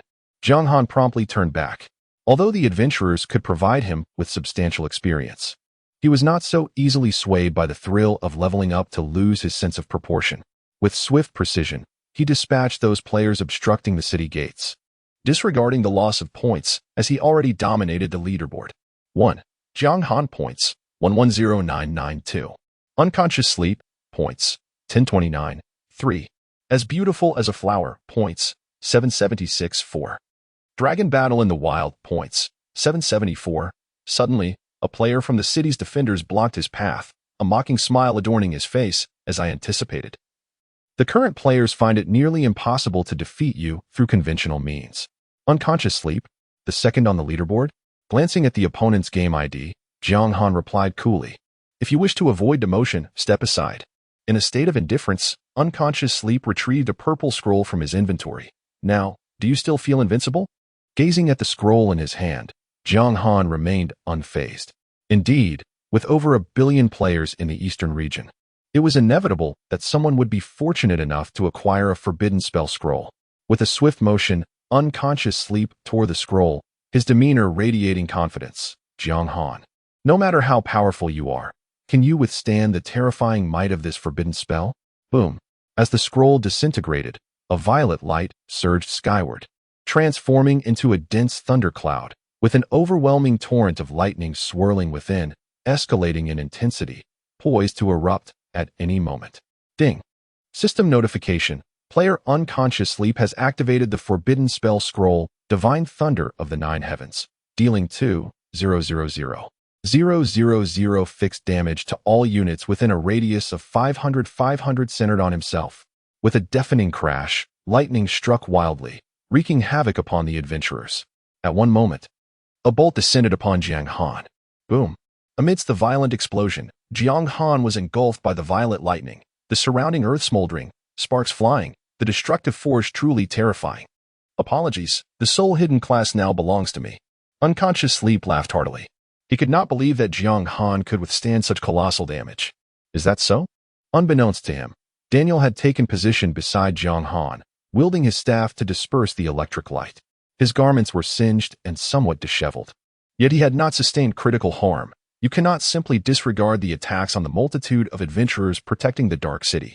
The expression of the carefree sleeper froze, eyes wide in shock as he stared at the pristine cold waters, seemingly losing his balance and taking 2 steps back. His complexion shifted from pale to flushed, ultimately contorting into a grimace. By the gods! The forbidden spell scroll. That is indeed a forbidden spell scroll. It can be used to claim the ultimate prize of golden first kills. To eliminate the only hidden class, I was prepared to annihilate the cold waters, and yet, it was thwarted by an NPC. With a swift motion, Daniel raised his staff. The gem atop it emitting a beam of dark light that instantaneously obliterated the carefree sleeper. Apologies, but my mother has been at rest for thousands of years. The Minter, even when facing such an attack, remarked, even if I were to endure it, I might not meet my demise. Jiang Han interjected, never having anticipated that Daniel would intervene to shield him from the forbidden spell. Fear not, Daniel replied, shaking his head with a smile. I shall inevitably meet my end. The shards of the moon are precious. Do not squander them recklessly, lest they be on cooldown when truly needed. Suddenly, a hoarse yet piercing voice interrupted. Ah. The bond between master and disciple is truly touching. Turning around, Jiang Han beheld a red-robed elder and a blue-robed matron approaching briskly, the former being the one who spoke. The grudges of the past shall demand payment today. His expression darkened, his tone laced with malice. Flame Mage Brandy, Dark Gold level boss. Level? Health? Attack? Defense? Skills? Description? Despite the inexplicable descent of Brandy from the spiritual level to the Dark Gold level, as an 80-level boss, the disparity in power between Brandy and Jiang Han remained vast. Hence all but the name on the panel was obscured by question marks. Armed with a spear and mounted upon a skeletal steed, the golden-level boss Kant emerged from the city gates, advising, Cold Waters, leave this to me and the city lord. You should rest in the city for now. Hide away, Daniel urged in a hushed tone. Kant and I will handle them. Jiang Han, at a loss for words, glanced at Daniel, then at Kant, emotion surging within him. Suddenly feeling a pang of sorrow. How can you all dare to call yourselves part of the dark faction? Mentor, I leave Brandy to you. Jiang Han took a deep breath, regaining his composure. Kant, together we shall confront this old hag. Perhaps retreating to the city would indeed spare his life. Perhaps hiding was the wisest course of action. Yet, in that moment, despite knowing it was merely a game, he felt utterly ensnared within its reality. Chapter 50. What are you pretending? The dazzling elements of magic howled beneath the city as a relentless rain of arrows fell. In the distance, the 2 formidable legions led by Brandy and Jennifer surged forth with an unstoppable momentum. The soldiers, elite creatures at levels 40 or 50, possessed attributes far superior to the adventurers defending the city and the skeletal knights, capable of dispatching an opponent in just 2 or 3 strikes, rendering the situation overwhelmingly bleak. Resistance seemed futile. These adversaries were not NPCs that could be dealt with at present. It was time to bid farewell. Continuing to fight would only squander the hard-earned levels. The unfolding narrative was of little concern now. It was time to log off. Thus, the players on the defending side began to waver. The forthcoming battles would have little impact on their point rankings, leading them to believe that further resistance was unnecessary. However, some players remained steadfast, for the walls had yet to crumble, and the narrative battles amongst the NPCs had not commenced. Still clinging to a flicker of hope for the defense of the Dark City, an old crone? Beneath the city gates, Jennifer, clad in a blue robe, wore a face etched with wrinkles that now twisted in anger. Have the fledgling dark swordsmen grown so brazen? Huh. Jiang Han could not suppress a scoff. Do you require me to call you grandmother to satisfy you? Knowing that the approaching forces were hostile, it would be disingenuous to treat them with civility. You, Jennifer, seethed with fury, sharp-tongued brat. Retreat to the safe zone within the city and await the opportune moment for evacuation. Daniel's voice was grave. This time, heed my command. Ding. The system prompted. Do you accept the quest, temporarily avoid the spotlight? No. Without hesitation, Jiang Han rejected the offer. There remained a chance. His gaze was profound as he locked eyes with Daniel. Trust me. Was the outcome already determined? Perhaps to the other players, it seemed so. Yet he still perceived a glimmer of possibility. Hearing this, Daniel hesitated for a moment, then gritted his teeth. Very well, if you wish to fight. I shall not retreat first. Leave the old crone to you. I will deal with that scoundrel Brandy. Good. Jiang Han nodded in agreement. Jennifer's expression darkened at being referred to as an old crone repeatedly, her face wrinkling further. Brandy, take care of this brat. You go and eliminate Daniel. Given Daniel's formidable strength, she dared not be reckless, but she regarded the mere silver-ranked ant with disdain. Understood. Brandy, who had long been unable to contain his bloodlust, felt no qualms about this arrangement. In his view, he held a decisive advantage over Daniel, and Jennifer would find it even easier to handle the undead knight Canny and Jiang Han. Ensuring victory was inevitable. Fall back to the city, Daniel commanded sharply. As the defenders, they could not abandon the fortifications of the sturdy walls. With the city gates now open, they would only allow the enemy forces to infiltrate, thus losing their advantage. Canty and Jiang Han exchanged knowing glances and unhesitatingly retreated into the city. As the skeletal soldiers stationed in various corners of the city observed the situation, they promptly intended to shut the city gates. Noticing this, Jennifer and Brandy exchanged a glance and decisively dashed into the city before the gates could close. It was not that they wished to prevent the gates from shutting. Rather, the issue lay in the fact that the Dark City was classified as a primary stronghold. Although the gates did not close rapidly, standing in the center would wield enough weight to crush even Earth-level or heavenly-level experts. Their attempt to obstruct such an action would be akin to a mantis trying to stop a chariot. However, they remained unperturbed by their incursion into enemy territory. For the absence of a terrifying presence within the city indicated that there were no hidden, formidable foes. Naturally, if there existed experts of heavenly rank or above, they would be unable to sense them. But if such powerful beings were truly present, why would they need to conceal themselves? Miss. Upon entering the city, numerous ranged players attempted to launch attacks, only to find that the issue was not about breaking defenses, but rather that their damage was completely immune. Whoosh. Daniel raised his bone-white staff, summoning a pitch-black energy sphere that shot forth. Is this all the strength you possess? Brandy scoffed, wielding her fiery red staff to conjure a shield of fire elemental energy before her, perfectly countering the attack. Observing the clash between Daniel and Brandy, Jiang Han turned to Kant, saying, You engage head-on, I will provide support. Ultimately, the opponent was a level 50 golden boss, and given his current attributes, there was a high probability he would be eliminated in an instant, necessitating Kant to draw aggro. Not a problem. Kant nodded, then urged his skeletal steed to charge towards Jennifer. Ding. The system notification sounded. Undead Knight Khan has used the skill at charge.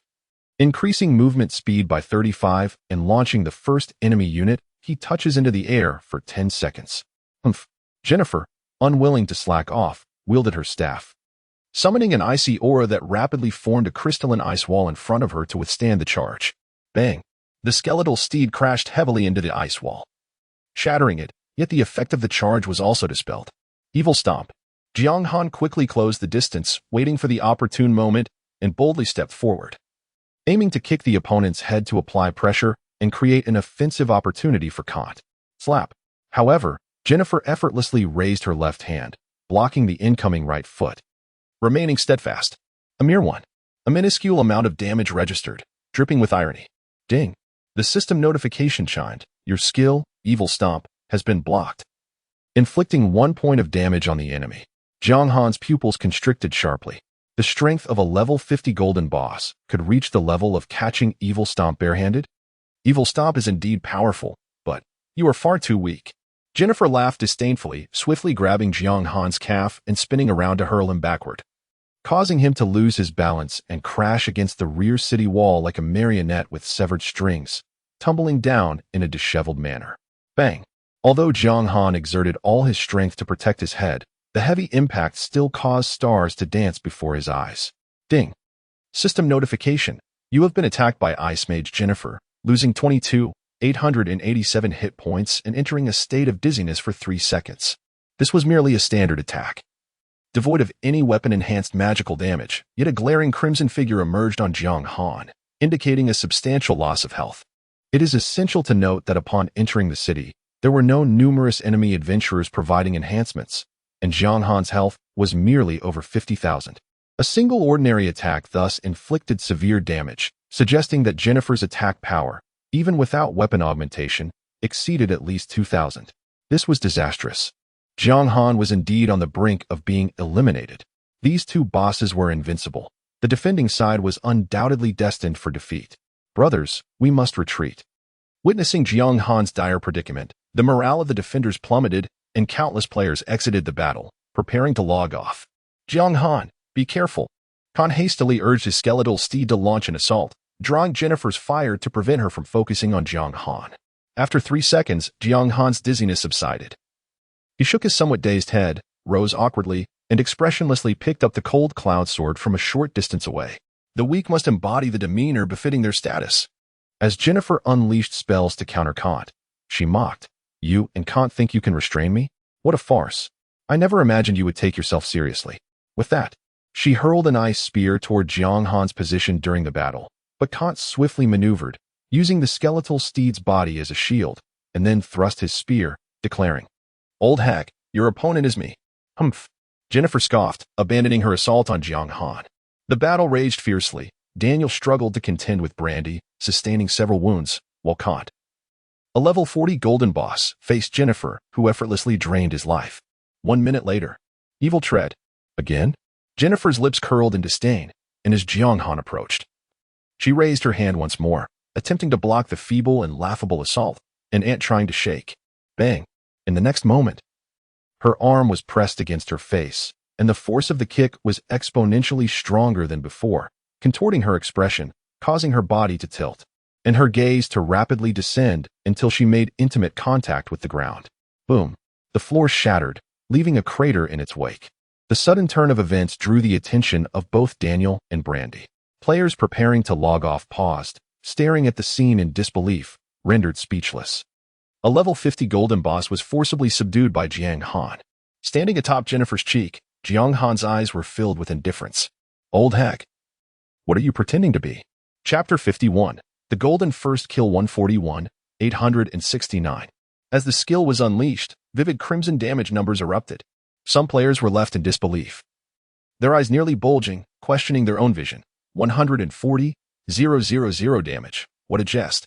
Such astonishing damage emanated from a player, striking a fearsome golden-level boss far beyond the current stage.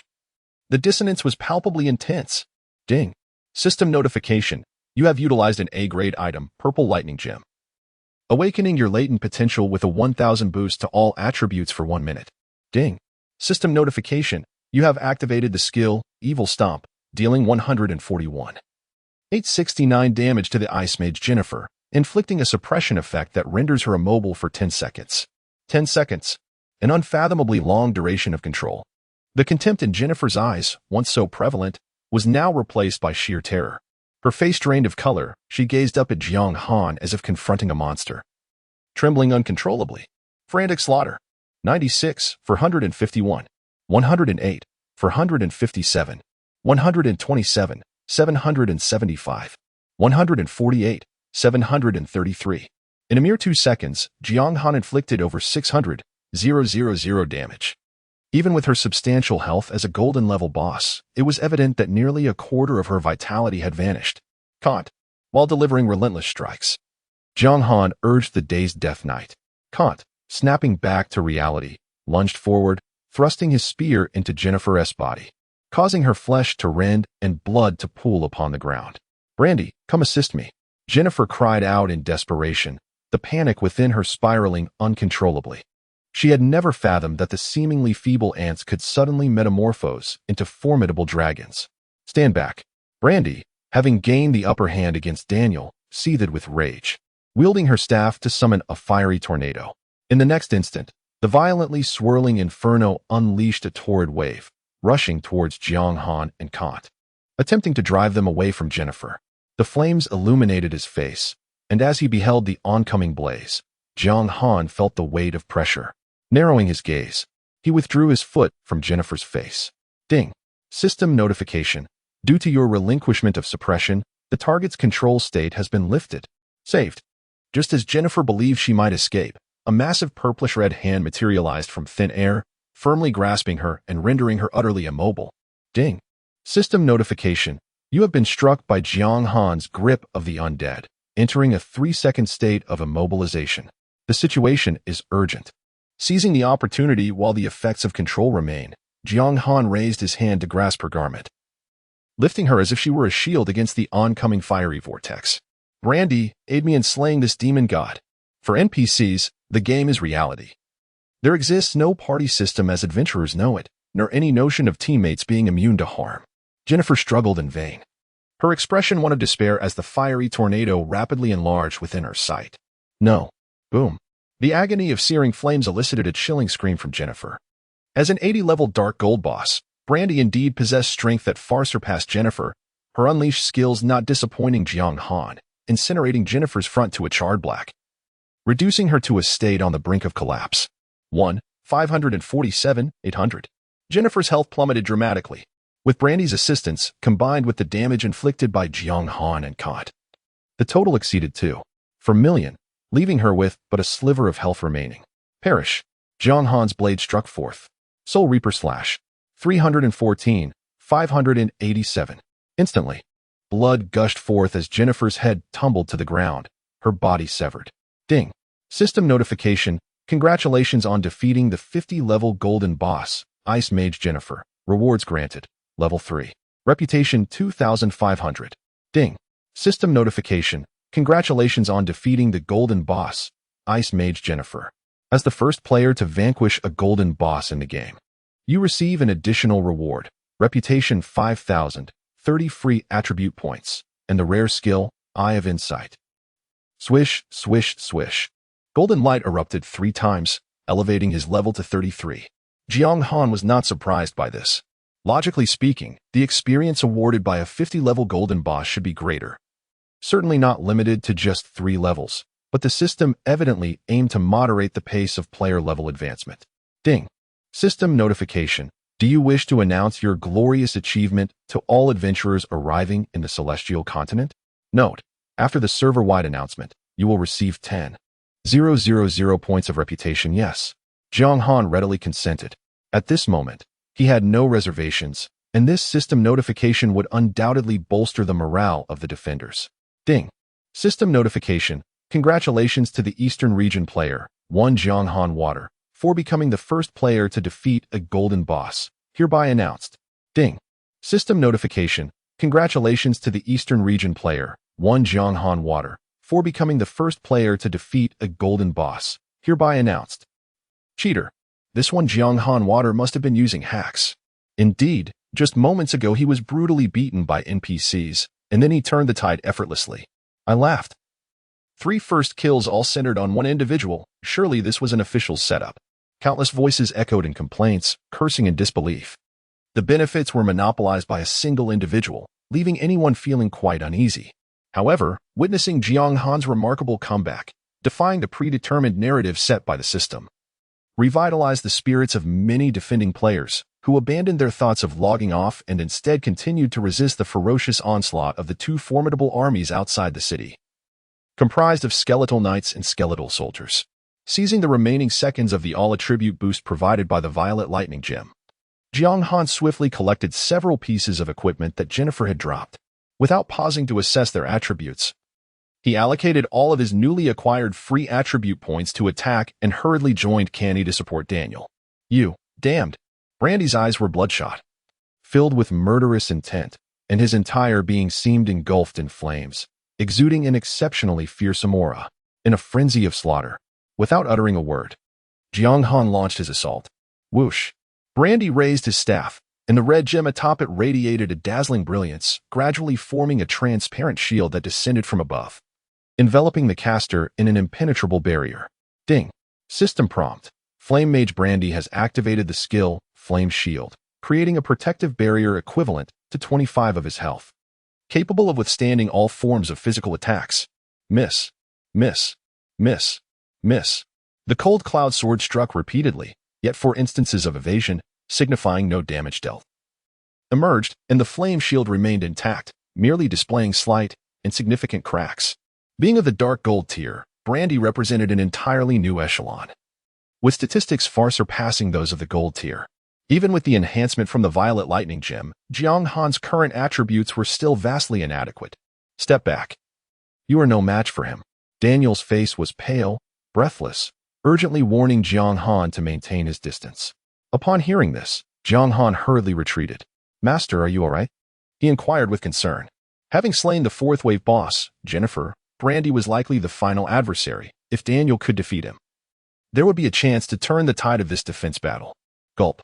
Daniel downed several potions, a strange flush appearing on his face. Propping himself up with his staff, his waning spirit revitalized. I can still manage. Boom. Suddenly, the ground beneath Brandy erupted in flames, rapidly surging forth in a fierce blaze, spreading for hundreds of meters, incinerating nearby adventurers and skeletal soldiers into ashes. Ding. System prompt. Flame Mage Brandy has activated the skill Flame C, inflicting damage based on 10 of his attack to all enemy units within a 100-100 range every second, while reducing their movement speed by 10, lasting for 2 minutes. Brandy's gaze was cold and filled with malice, resembling madness, as rage consumed his reason. Today, none of you shall survive. Each word seemed to be forced through gritted teeth. Chapter 52. The Eye of Insight. The oppressive heat rendered the air stagnant, and Brandy loomed imperiously amidst the flames. In an instant, all observing players recoiled, fearful of encroaching upon the fiery domain conjured by Brandy, lest they be incinerated alive. 1585. 1585. Wiping the sweat from his brow, Jiang Han felt the relentless burn of damage coursing through him, even as his movement speed faltered. With an attack damage reduction of 10, he gulped down a life potion. Casting a glance at the system prompt, his expression grave as he estimated Brandy's attack power to fluctuate around 15,850 points. Such a staggering figure. Even with the enhancement of the Thunderbolt gem, which multiplied all attributes tenfold, it would still fall short. Moreover, the duration of the Thunderbolt gem had already lapsed. Unless he activated it once more, he could not inflict even a scratch upon Brandy. Leave this to me, Daniel said, his face etched with concern. You and Cantor must vacate the fiery expanse. Jiang Han shook his head resolutely. I will seek an opportunity from the flank. Retreat? With hope within reach. How could he possibly withdraw? Daniel was at a loss for words. Always playing the master-disciple drama before me, do you not find it overly sentimental and contrived? Brandy interrupted forcefully, pointing his staff at Jiang Han. Aunt, you have dared to mock me time and again. Today, I shall send you to the depths of hell.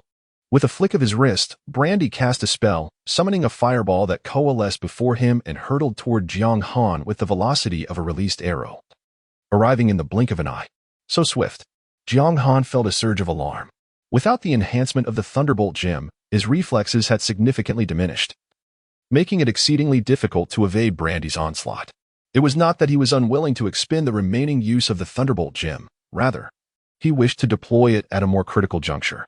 Be careful. Cantor rushed in front of Jiang Han, bracing himself to absorb the impact of the fireball. The result was catastrophic. The skeletal steed shattered, and he was sent flying backward. 878,001. An absurdly high damage number appeared. As a level 40 golden boss, the disparity between Cantor and Brandy was insurmountable. Fall back. Seeing this, Daniel swiftly waved his staff, summoning a dozen skeletal minions to charge at Brandy, buying them precious time. Jiang Han tightened his grip on the hilt of his sword and asked, Master, can you utilize this? He produced the Thunderbolt gem. If it could awaken Daniel's latent potential and significantly enhance his attributes, perhaps they could turn the tide. The necromancer no longer belongs to the realm of the living. Daniel replied, shaking his head, then distancing himself from Jiang Han to shield his disciple from the ensuing fallout. He then resumed his spellcasting, engaging in a desperate duel with Brandy. Had you not endured that forbidden spell's onslaught, you might have held your own against me for a moment longer. Now Brandy sneered, raising his hand once more to unleash a fiery whirlwind. Prepare to meet your end. As the fiery tornado roared, Daniel summoned a dark energy that surged forth from him like a shockwave. Boom.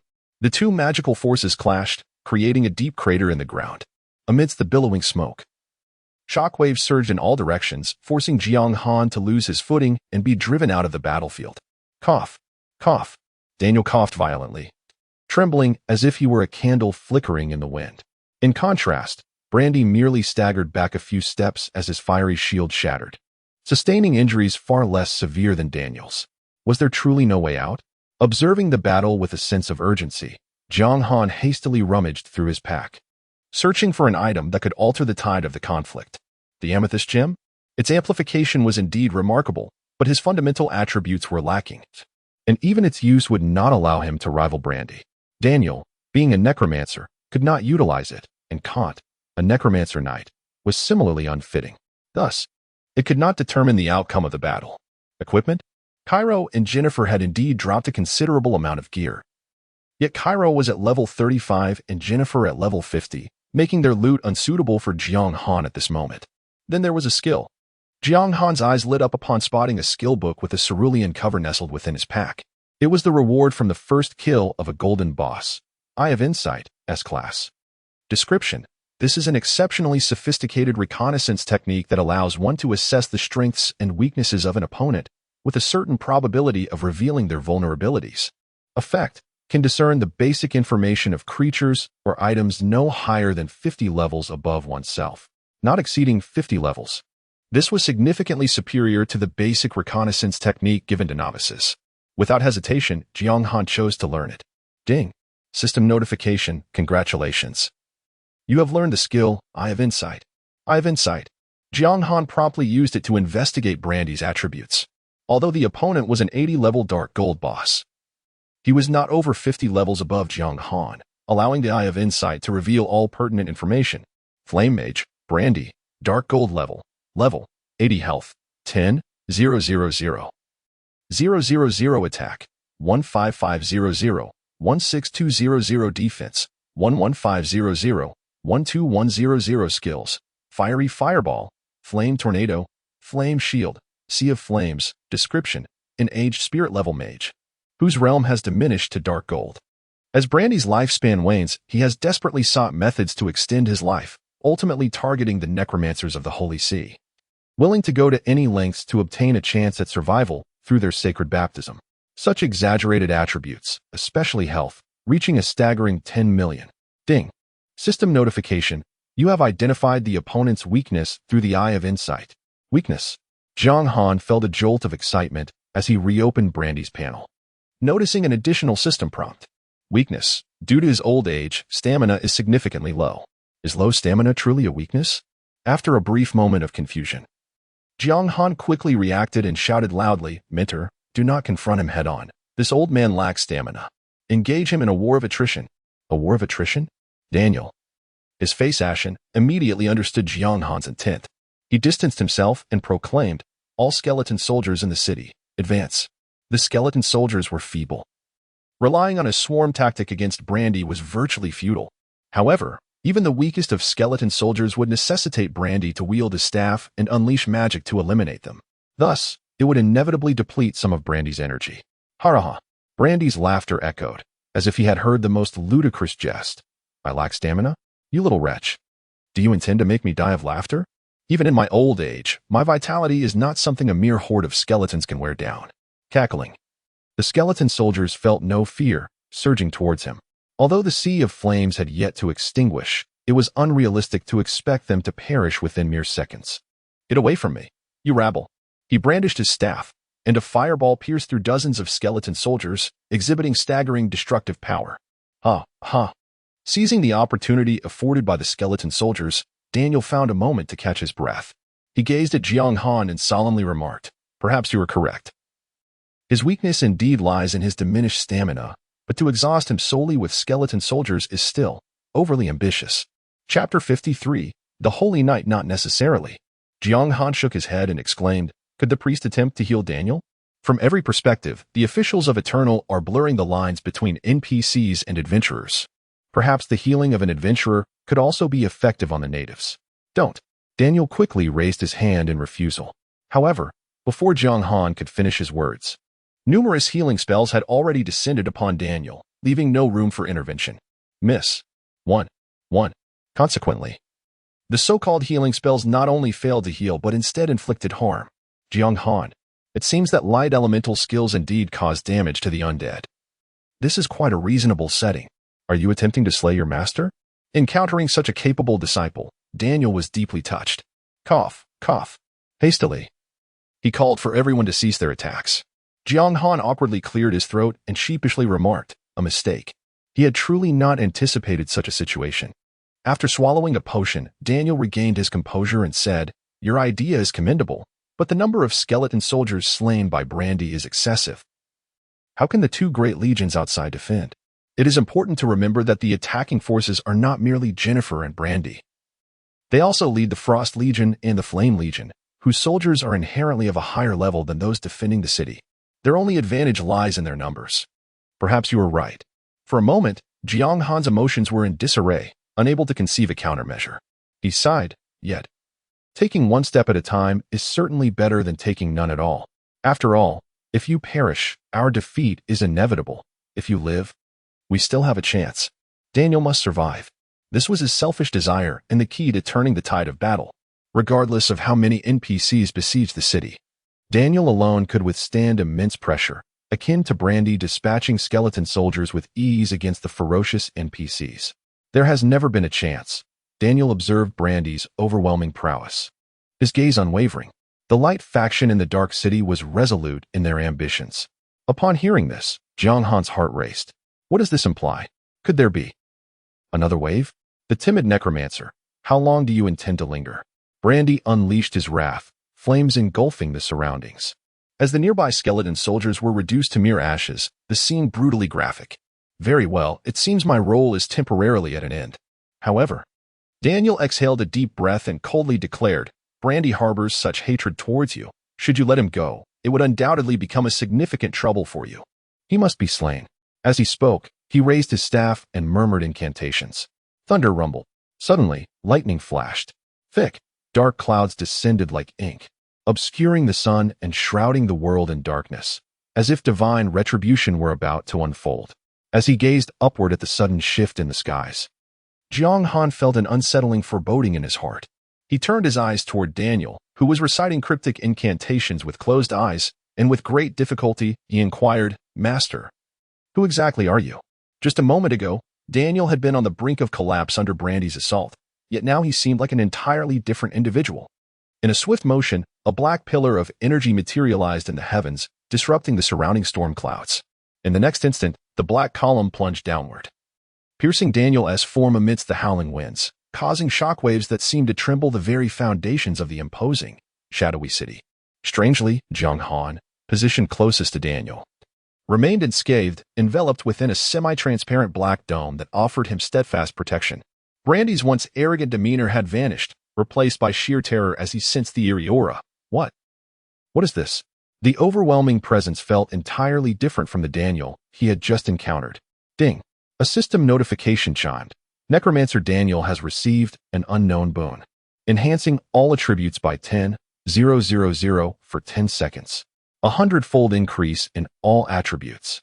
Jiang Han, upon reading the system prompt, felt a tumult of emotions, unsure how to respond. You have truly exerted yourself. Daniel, slowly approaching Jiang Han from within the black pillar, gently patted him on the shoulder as he had always done. Do not be sorrowful. As I have said before, if you live long enough, we shall meet again, and at that time, you will come to understand who I am.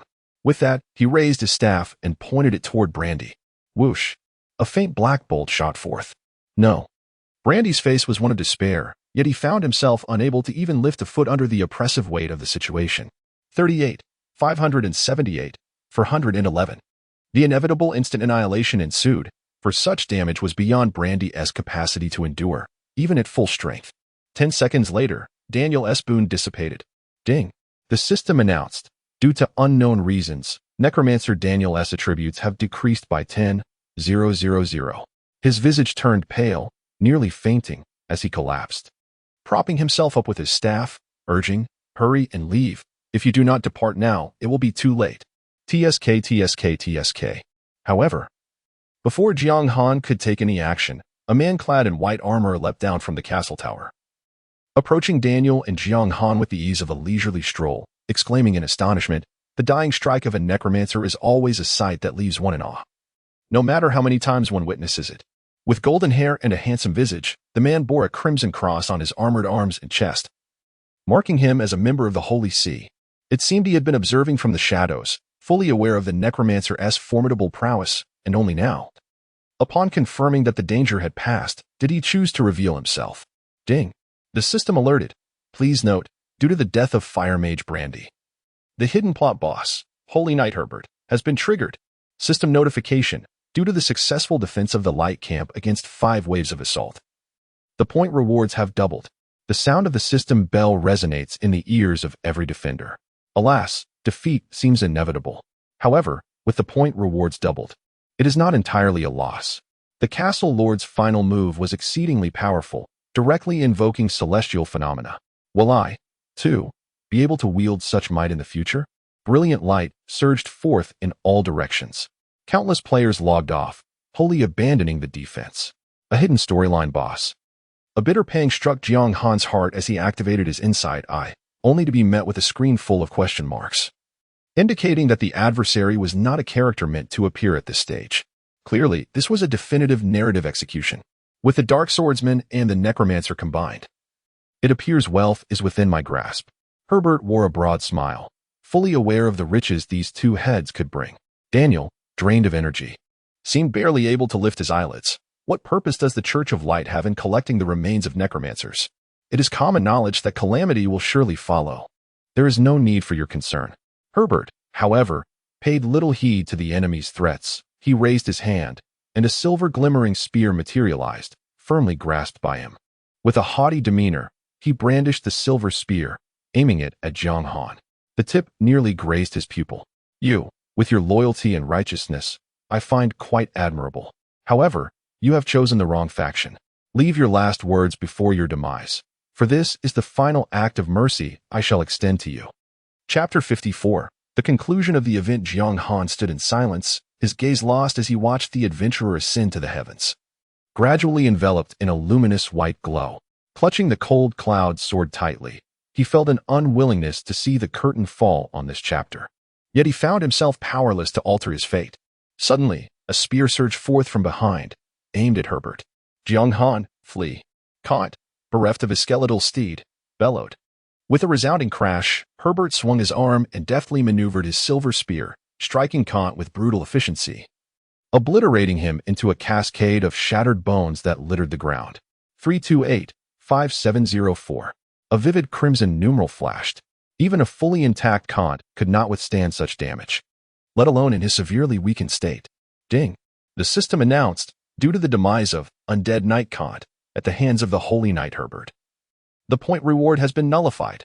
Indeed, a loyal hound, Herbert remarked flatly, casting a glance at the remnants of Kant's bones before refocusing on Jiang Han. Without a final word, then perish. The silver gleam of his spear was sharp and unyielding. He thrust forward, showing no mercy. The growth of the Dark Swordsman was an alarming threat. There was no way he would allow the opponent to escape alive. Clang! The crisp clash of sword against spear shattered the ground beneath Herbert, unleashing a powerful shockwave that sent both Jiang Han and Daniel flying. Herbert staggered back involuntarily, surprise etched on his face as he regarded the newcomer. The ordinary undead swordsman could never attain such power. Who were you in life? Though referred to as an undead swordsman, the figure that stood before him was not a skeletal visage, but rather a pallid, lean man. He remained silent, intercepting Herbert's inevitable assault before pivoting and seizing Jiang Han's armored arm, leaping with ferocity. Boom! The ground erupted into a deep crater, terrifying fissures radiating from its edges, as if etching the sheer force of that leap into the air. The undead swordsman effortlessly carried Jiang Han to the castle walls, then surged forth, using the fortifications as cover, vanishing from Herbert's sight. Witnessing this, Herbert chose not to pursue, for he harbored no confidence in overcoming his adversary. Should he provoke them further, the consequences would be dire. Exhaling deeply, Daniel felt a wave of relief wash over him as he watched Jiang Han being taken away by Cheryl. He collapsed to the ground, utterly spent, transforming in the dark, ethereal glow into a peculiar orb radiating an eerie aura. Having witnessed the Holy Knight in action, before long, the castle gates swung wide, and upon seeing Herbert, the soldiers of the two great legions knelt, bowing their heads in submission. Though the Church of Light and the Empire were separate entities, their ties were complex and ambiguous.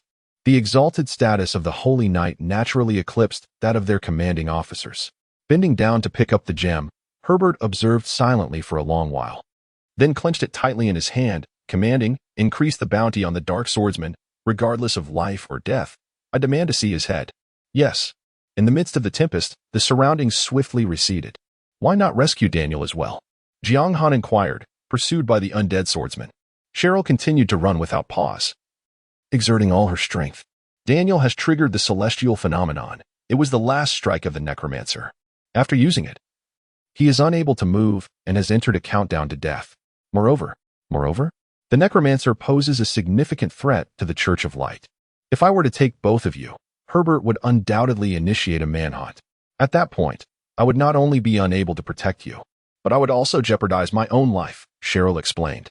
Herbert is manageable, but there are other powerful beings concealed in the shadows of the Dark City. Jiang Han was left speechless. Are there other hidden powers?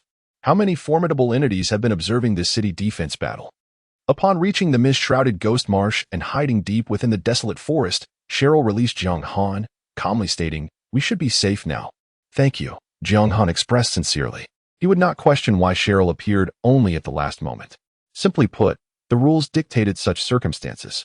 Otherwise, one would not need to engage in wave after wave of siege and defense. Perhaps Herbert alone could have easily overwhelmed all the defending forces of the Dark City and achieved victory. Cheryl shook her head. "There is no need for thanks. Daniel mentioned in his letter that he hoped I would save your life at a critical moment. I am merely fulfilling a promise." With that, she produced a map and handed it to Jiang Han. "This is." Jiang Han immediately accepted the map and noticed a red mark in the center, resembling a treasure map. "From this day forth, I shall be your new mentor," Cheryl stated with a serious tone. "Your performance in the Dark City has been quite commendable, which I greatly admire. However, to become my disciple, you must still undergo a trial." Ding. System notification. "Do you accept the quest, treasure hunt?" "Yes." Jiang Han would certainly not turn down such an opportunity, though he felt regret for failing to defend the Dark City. Daniel had assured him on numerous occasions that as long as he lived long enough, they would meet again. It seemed Daniel had also left himself a way out. What he needed to do was simply grow stronger, explore, and comprehend the entirety of the Eternal Heaven continent. Ding. System notification. You have accepted the quest, treasure hunt, difficulty, B. Quest, treasure hunt, difficulty, B. Description. The undead swordsman Cheryl has placed a mysterious treasure at the endpoint of the map. Please excavate it. Quest reward. Become Cheryl's disciple. Failure penalty. 10 gold coins. Go ahead. Cheryl waved her hand and stepped into the mist, saying, "I know this task will not trouble you. Return quickly." Understood. Jiang Han nodded, beginning to meticulously examine the treasure map in preparation for his journey. However, before he could fully concentrate, a series of system alerts resounded in his ears, disrupting his thoughts. Ding.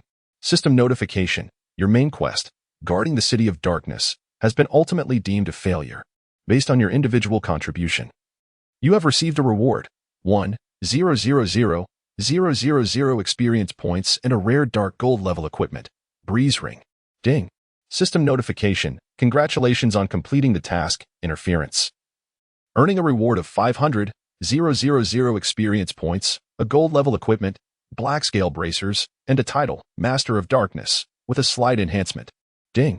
System notification. Congratulations on becoming the top of the city defense leaderboard, receiving a reward of 1,500,000 experience points, joining the Dark Faction, and transitioning to the hidden class, Undead Swordsman. Ding. System notification. As you have joined the Dark Faction and possess the unique hidden class, Dark Swordsman, you may choose to alter your rewards or change your class.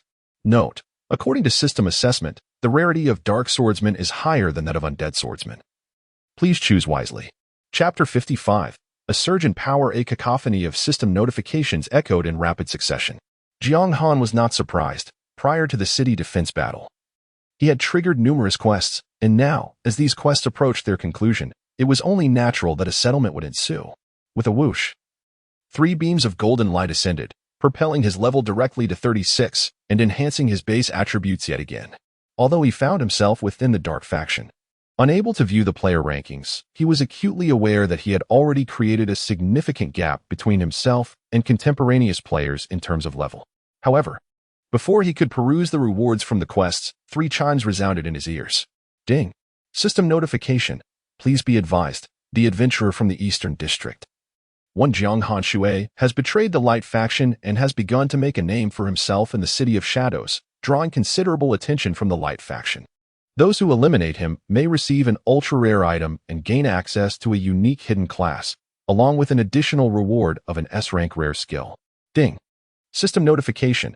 Please be advised, the adventurer from the Eastern District, one Jiang Han Shui, has betrayed the Light faction and has begun to make a name for himself in the City of Shadows, drawing considerable attention from the Light faction.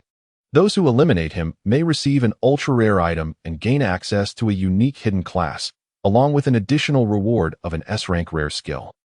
The 3 system chimes conveyed the same message. Although it pertained to him, it was not solely for his eyes.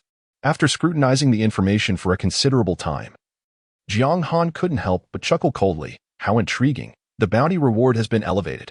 Initially, it merely offered a rare item and a unique hidden class. And now it included an S-rank rare skill. Furthermore, the prefix Ultra was deliberately added to the rare item, as if to ensure that adventurers would not underestimate the value of the reward. Undoubtedly, this was a bounty that could drive ordinary players to madness. Disregarding this particular system notification, Jiang Han continued to follow the treasure map while opening his inventory to examine the multitude of spoils he had acquired during the event. First, there was the equipment dropped by Cairo. Valiant boots, silver level, defense, 30-35 health, 2500 effect, movement speed 12 required level, 35 description, exquisite equipment bestowed upon powerful generals by Tianhai Town. Boasting exceptional defense. Valiant ring silver level, attack, 30-40 health, 2000 effect, attack 10 required level, 35 description, a ring exclusively for the generals of Tianhai Town. Symbolizing power and status. Valiant sword, silver level, attack, 120 to 140 effect, attack 15, attack speed 15 required level, 35 description, a remarkably sharp weapon. Treasured by Cairo as a prized possession. All of these items are truly splendid. Jiang Han expressed his satisfaction with the equipment's attributes. Sighing, these will undoubtedly contribute significantly to my power enhancement. Brother Cairo, you may rest in peace. 3 pieces of equipment. The boots can be easily donned, while the Sword of Valor and the Ring of Valor serve as weapons and adornments of immense worth, capable of replenishing the energy of his bank card. Certainly, the Ring of Valor cannot compare to the undead ring he currently wears, primarily because the rewards from the main quest are far superior. The Breeze Ring, dark gold level, boasts an attack of 160 to 180, health of 15,000, and an effect that enhances attack by 30. Its special skill, Breeze Guardian, requires level 30 to activate. Description, a precious ring embedded with wind crystals, painstakingly inscribed by a formidable mage, granting it a magical skill that can be nearly perpetually activated. Although dark gold equipment surpasses gold by a tier, the remarkable increase of 180 points in attack is quite extraordinary, matching the power of the Frost Cloud sword in his grasp. Moreover, the Breeze Ring provides a significant boost in health and attack power, coupled with an exceptional damage reduction skill. Breeze Guardian. C-grade summons wind elements to mitigate 20 of damage from the next attack, with a cooldown of 5 minutes. This equipment is truly exceptional. Without hesitation, Jiang Han replaced the undead ring, and his attributes surged dramatically. Subsequently, he discovered a pair of ebony bracers in his backpack. Their attributes vastly superior to the bronze bracers he wore, prompting him to equip them without delay. Black scale bracers, gold level, offer a defense of 50 to 60, health of 3,000, and a health boost of 20. Required level, 30. Description, crafted from the scales of the black scale beast, these bracers possess remarkable resilience and comfort. Once he had updated all possible equipment to enhance his power, Jiang Han opened his character panel to behold a meteoric rise in his overall stats. Dark Control, Jiang Han of the Waters, Silver Level Boss, Level, 36 Health, 162, 432 Attack, 202, 021-143 Defense, 440. 494 Reputation, 39. 000 Luck. 1 Description. As a nefarious adventurer who has gradually descended into the abyss. The cunning Jiang Han of the Waters has repeatedly offered slanderous counsel to the Lord of the Dark City, Daniel, even attempting to lead more valiant and virtuous adventurers into darkness. Ultimately, his schemes backfired, and he narrowly escaped death with the aid of the undead swordsman. Following this encounter, whether he will choose to reform and redeem himself remains uncertain. With health reaching an astonishing 160,000, he has far surpassed players of the same level. Additionally, due to the completion of the task, Interference, his health has received an enhancement from the title. Dark Control, final health increased by 200. After scrutinizing his various attributes, Jiang Han shook his head and chuckled. The attack power is simply outrageous. What does it mean to exceed 2,000 in attack? A mere casual strike from him could inflict damage of 16,000 to 17,000. Suddenly, Jiang Han recalled something. It seems there is a system message yet to be confirmed. He opened the information panel and immediately noticed the option to accept the hidden class. The Undead Swordsman. No. Jiang Han was not foolish enough to abandon the exceedingly powerful Dark Swordsman with its remarkable growth potential. Ding. The system prompted, "You have chosen to forego the hidden class, Undead Swordsman. As determined by the system, your reward may be changed to skills, equipment, or items of equivalent rarity. Please select the type you wish to receive. Note, regardless of the choice, all rewards will be usable by you." This aspect of the game is indeed quite user-friendly. Jiang Han stroked his chin, appreciating the system for not unilaterally deciding the reward content. Skills. After a moment of contemplation, he opted for what he deemed to be the most significant choice: skills. The reasoning was straightforward. Equipment would eventually be updated and rendered obsolete, while items were too random in nature. If he were to receive a forbidden spell scroll, it would be a considerable loss. After all, he had already secured the golden first kill, and the health of the dark gold level boss could not be obliterated by a mere forbidden spell scroll. Thus, selecting skills was undoubtedly a safe bet. Regardless, the Undead Swordsman was a hidden class, and the skill acquired would certainly possess substantial strength. The system even specifically indicated that the reward would be something he could utilize. Ding. The system notification read, "Congratulations. You have become the first on the City Defense Leaderboard, receiving a reward of 1,500 experience points, and the S-rank skill, Warfare Domain." Chapter 56. The sharp-mouthed fire ape. The term War Domain evokes thoughts of enhancement skills, does it not? Upon reopening his inventory, Jiang Han discovered a skill book adorned with a crimson cover, and with eager anticipation, he delved into its details. War Domain, S-Class. Description: a warrior who has endured blood-soaked battles possesses an aura, a murderous intent, and strength that far surpasses the ordinary. He is perpetually the center of the battlefield, instilling terror in foes and invigorating allies. Effect: within a radius of 50 meters centered on oneself, the attack power of enemy units is diminished, while the attack power of allied members, including oneself, is augmented. The degree of reduction or enhancement is contingent upon the disparity between both sides. Duration: 3 minutes cooldown, 5 minutes requirements, melee class professions. What a remarkable skill, not merely an enhancement, but also a debuff against enemies. Jiang Han's eyes sparkled, and he promptly learned the skill, augmenting his repertoire with another formidable ability. With his preparations complete, he successfully traversed the Ghost Swamp and ventured deeper into the territory occupied by the Dark Alliance. In the distance, a range of undulating mountains came into view. Towering into the clouds, the mountains bore no signs of the expected snow. Instead, their surfaces glowed crimson, with bare rocks protruding and nearly devoid of trees, exuding an air of desolation. Ding. System notification: you have entered the map, Lava Mountains. Jiang Han scrutinized the map and confirmed that Cheryl had marked the highest point of the mountains. He immediately readied himself for the journey. Goo goo. An incongruous sound interrupted Jiang Han's progress in his quest. Checking the time, he saw it was 7 in the evening. Excellent. The siege battle was set to commence at 10, which meant I missed lunch. With the thought of self-preservation in mind, Jiang Han decisively logged off. He heated the pastries sent by his mother and enjoyed a delightful dinner of them accompanied by plain water while browsing the official forum. What is the worth of Jiang Han's head? Report on Jiang Han. Official complaint results my affairs with the NPC girlfriend. Why is the majority of the discussion centered around Jiang Han? He shook his head in resignation. I acknowledge his striking looks, but must the fervor reach such heights? At least in the Eastern District, the gaming ID Jiang Han has nearly become synonymous with trending topics. Wherever those 4 characters appear, excitement is sure to follow. After a brief moment of lamentation, he clicked on the second pinned post to discern the so-called complaint results. Official, we regret to inform you that after investigation, this player has exhibited no behavior indicative of using cheats. His performance, which exceeds that of current players, is merely temporary and a result of item utilization. Upon reading this, Jiang Han exhaled in relief. To be honest, he had feared that the game officials might intentionally target him, which would entrap him in an even more precarious situation. Having satisfied his hunger, he swiftly donned his helmet and resumed his battle. With a flash of white light, he re-entered the game. confirming his direction through the map. Jiang Han strode purposefully towards the foot of the mountain. Upon arrival, just as he was preparing to ascend, a nearby fiery red stone suddenly sprouted limbs and launched a punch at him. Reacting swiftly, Jiang Han deftly dodged to the side. Lava Stone Monster, Ordinary Monster, Level, 38 Health, 220, 000 Attack, 500 to 550 Defense, 700 to 800 Skills, Sturdy, Petrify, Description.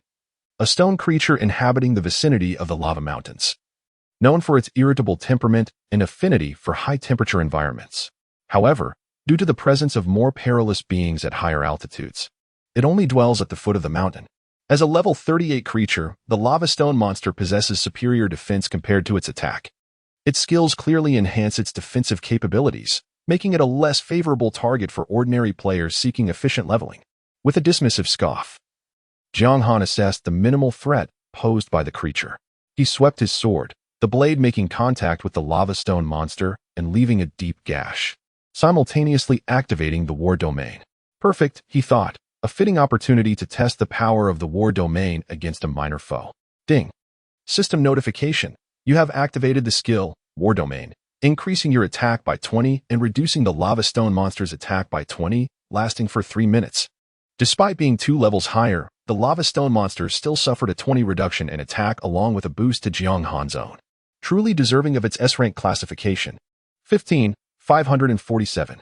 The Lava Stone Monster's defense was indeed formidable, yet it faced an adversary whose attack power far exceeded its limits. Receiving damage in the 5-digit range, the creature seemed to recognize the overwhelming strength of its opponent, glowing red, retracting its limbs, and curling into a defensive posture. Ding. System notification. The Lava Stone Monster has activated the skill, Petrify, reducing its attack by 20 while increasing its defense by 30, lasting for 2 minutes.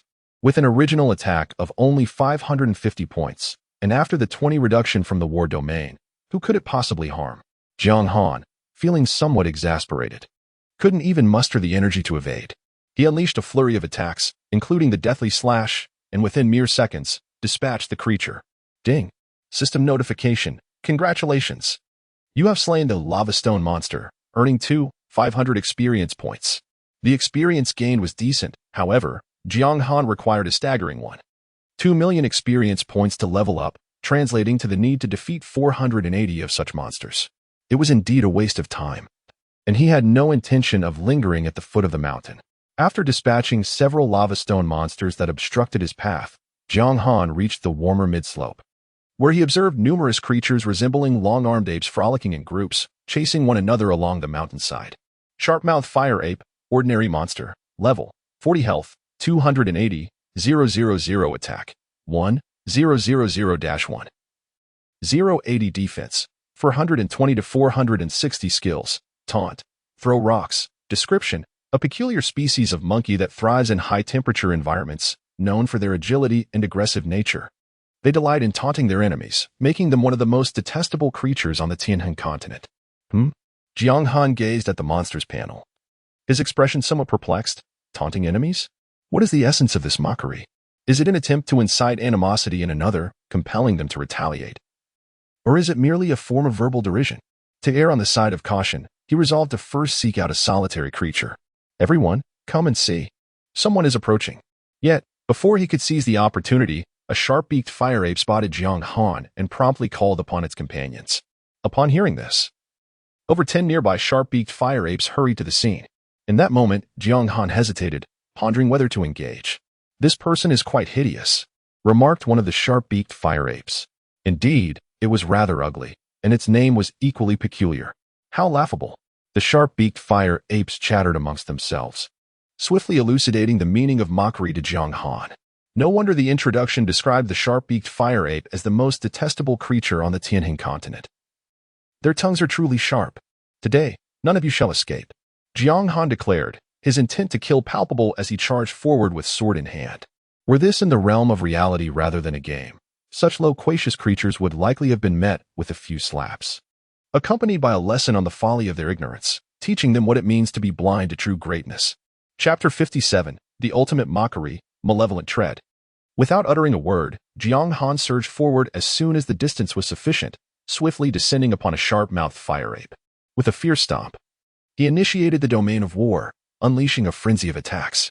15,487, 17,329, 19,555, 23,144. The defenses of the sharp-mouthed fire ape were far inferior to those of the lava rock monster, and its vitality was not significantly higher. With Jiang Han's attack exceeding 2,000, the slaughter was remarkably swift. Ding. System notification. You have activated the skill, Domain of War, enhancing your attack by 20 while diminishing the sharp-mouthed fire ape's attack by 16, lasting for 3 minutes. Evidently, the system assessed that the sharp-mouthed fire ape's level surpassed that of the lava rock monster, and its attributes were marginally superior. Consequently, the effect of the attack reduction in the Domain of War was somewhat diminished. Whoosh, whoosh, whoosh.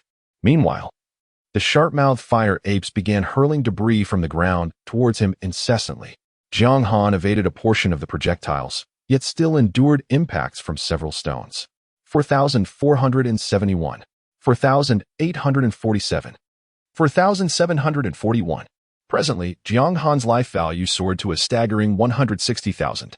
Even though the sharp-mouthed fire apes were numerous and their attacks exceeded 1,000, they still posed little threat. As he effortlessly dispatched one of them, the surrounding sharp-mouthed fire apes grew increasingly enraged, uttering a multitude of words filtered and obscured by the system. Alas, the adversary they faced was no novice in the art of provocation, understanding that silence was the most effective response, thus maintaining his composure. 3 minutes later, Jiang Han, with a malevolent tread, stood over the last of the sharp-mouthed fire apes at this respawn point and coldly inquired, "Short-statured creature, shall I grant you an opportunity for redemption?" "Yes, yes, please spare me, my lord." The sharp-mouthed fire ape trembled in fear, its body quaking as it relinquished its mockery, nodding fervently like a chick pecking at grain. "Lead me to your companions." Since these creatures could communicate, Jiang Han pondered the possibility of locating the respawn point through their guidance. While such an endeavor might be implausible in other games, Eternal was unique, perhaps harboring such a mechanism. Of course, the sharp-mouthed fire ape readily acquiesced. "Excellent." Jiang Han lifted his foot, allowing it to rise and take the lead. All right. Under the guidance of the sharp-mouthed fire ape, Jiang Han discovered the next respawn point.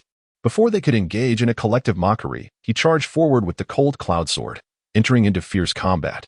Moments later, Jiang Han stood over another sharp-mouthed fire ape, a benign smile gracing his face. "Lead me to your companions." Though their speech was somewhat grating, the experience they offered was substantial, each providing 3,200 points. Given their low defenses, they appeared exceedingly suitable as targets for leveling up. Splendid. Ding. System notification. Due to the fact that over 100,000 players across the server possess a talent, the player talent level leaderboard has been activated. Following closely behind the sharp-mouthed fire ape, Jiang Han heard the chime of the system and felt a flicker of curiosity. He opened the ranking system and beheld the newly unveiled talent level leaderboard. 1. Overbearing SS grade 2. Heroic S grade 3. Compassion S grade 4. Plunder S grade 5. Bestowal S grade 6. Tempestuous a grade. On the entire leaderboard, he was the sole recipient of the SS grade. This sensation was truly exhilarating. How ostentatious. Jiang Han could not help but shake his head in envy, pondering who could possibly be the first-place holder. Capable of attaining an SS grade talent, surely not a mere puppet? It is well known that only the top 10 players with talents can aspire to receive system rewards, thereby acquiring an SS grade talent.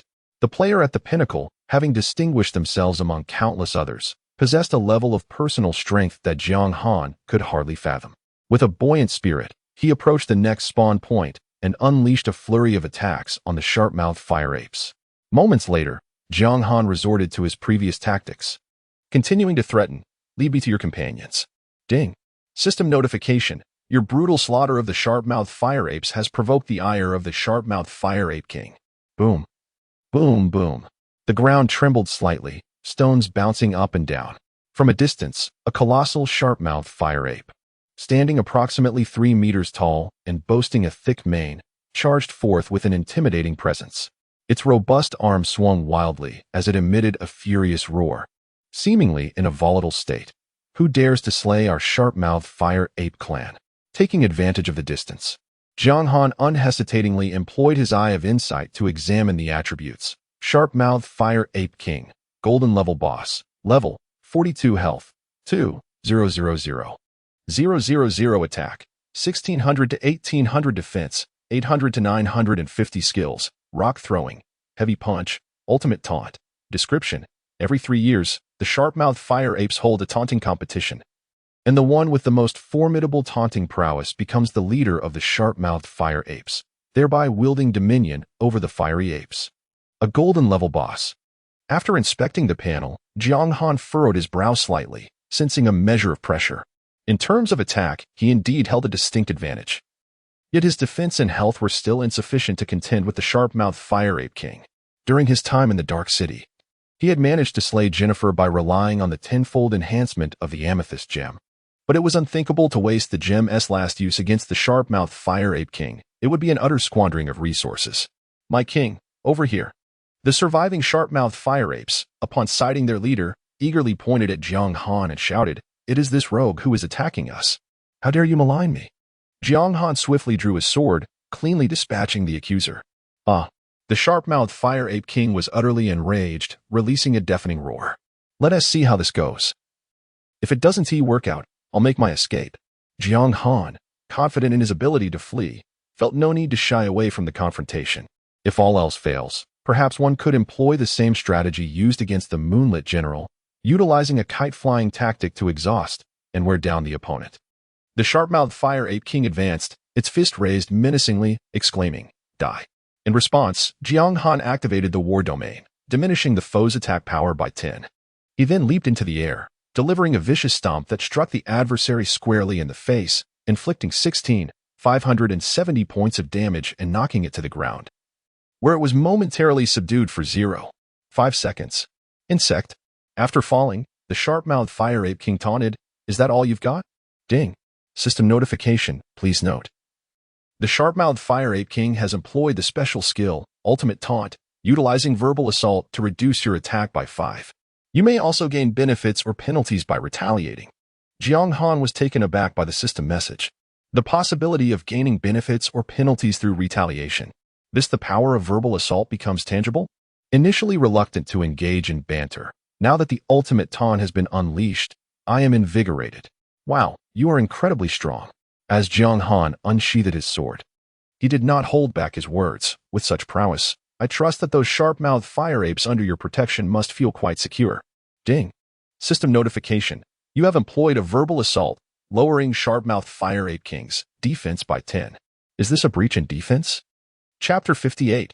The Guardian Tower. Seizing the opportunity presented by the weakened defenses, Jiang Han swiftly unleashed his skills, the Death Spirit Slash, the Grip of the Undead, and the Frenzied Slaughter, dealing an impressive damage of nearly 80,000, which reduced the health of the Beaked Fire Ape King by approximately 4. "Are you merely tickling me?" The Beaked Fire Ape King laughed heartily. "Your strength is so feeble. You must surely lack vigor." Ding. System notification. The Beaked Fire Ape King has activated the skill, Ultimate Provocation, employing verbal assaults to diminish your attack power by 10. "How could you possibly perceive his taunts as effective against me?" Jiang Han retorted, "I possess an abundance of vigor. Thank you very much." In a moment of exasperation, Jiang Han countered, "With such an exaggerated physique, several times larger than the ordinary beaked fire ape, are you truly capable of fitting in anywhere?" Ding. System notification. Your verbal attack has caused Beaked Fire Ape King's defense to decrease by 20, attack by 10, and attack speed by 10. You. The Beaked Fire Ape King seethed with anger, seemingly struck at a sore spot, and raised his right fist to deliver a powerful blow, both swift and forceful.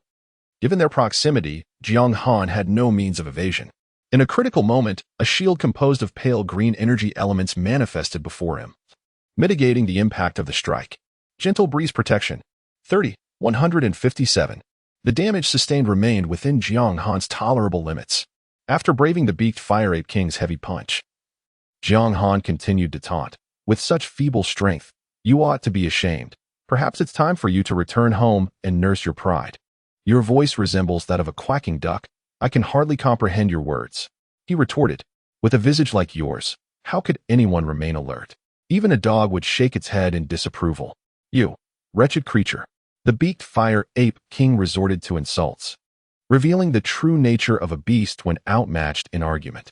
As the two engaged in a furious exchange of insults, each diminishing the other's attack and defense, Jiang Han, with superior skill, managed to infuriate the beaked fire ape king to the point of turning crimson, its rage reaching a boiling point, thus terminating the duration of the ultimate provocation skill. However, it was too late. Jiang Han activated the war domain once more, consumed 2 healing potions, and unleashed a series of skills, ultimately vanquishing the beast. Ding! System notification. Congratulations! You have successfully slain the level 42 golden boss, Beaked Fire Ape King. Receiving rewards. Experience 1, 800, 000, Reputation 2, 500. In a flash, golden light cascaded down, elevating him to level 37. Furthermore, due to the numerous beaked fire apes defeated prior, combined with the substantial experience from the boss, Jiang Han's experience surged to 88 at level 37. And soon he would reach level 38. After picking up the 2 pieces of equipment and 3 gold coins that his opponent had dropped, Jiang Han immediately checked their attributes. Flame Dagger, gold level, attack, 250 to 280 effect, attack 25 effect, attack speed 30 negative effect, minus 20 health per second required level, 40 description, a dagger tempered by special flames, capable of cutting through iron as though it were mud, possessing tremendous lethality. Its only flaw is its scalding surface, which can easily inflict harm upon its wielder.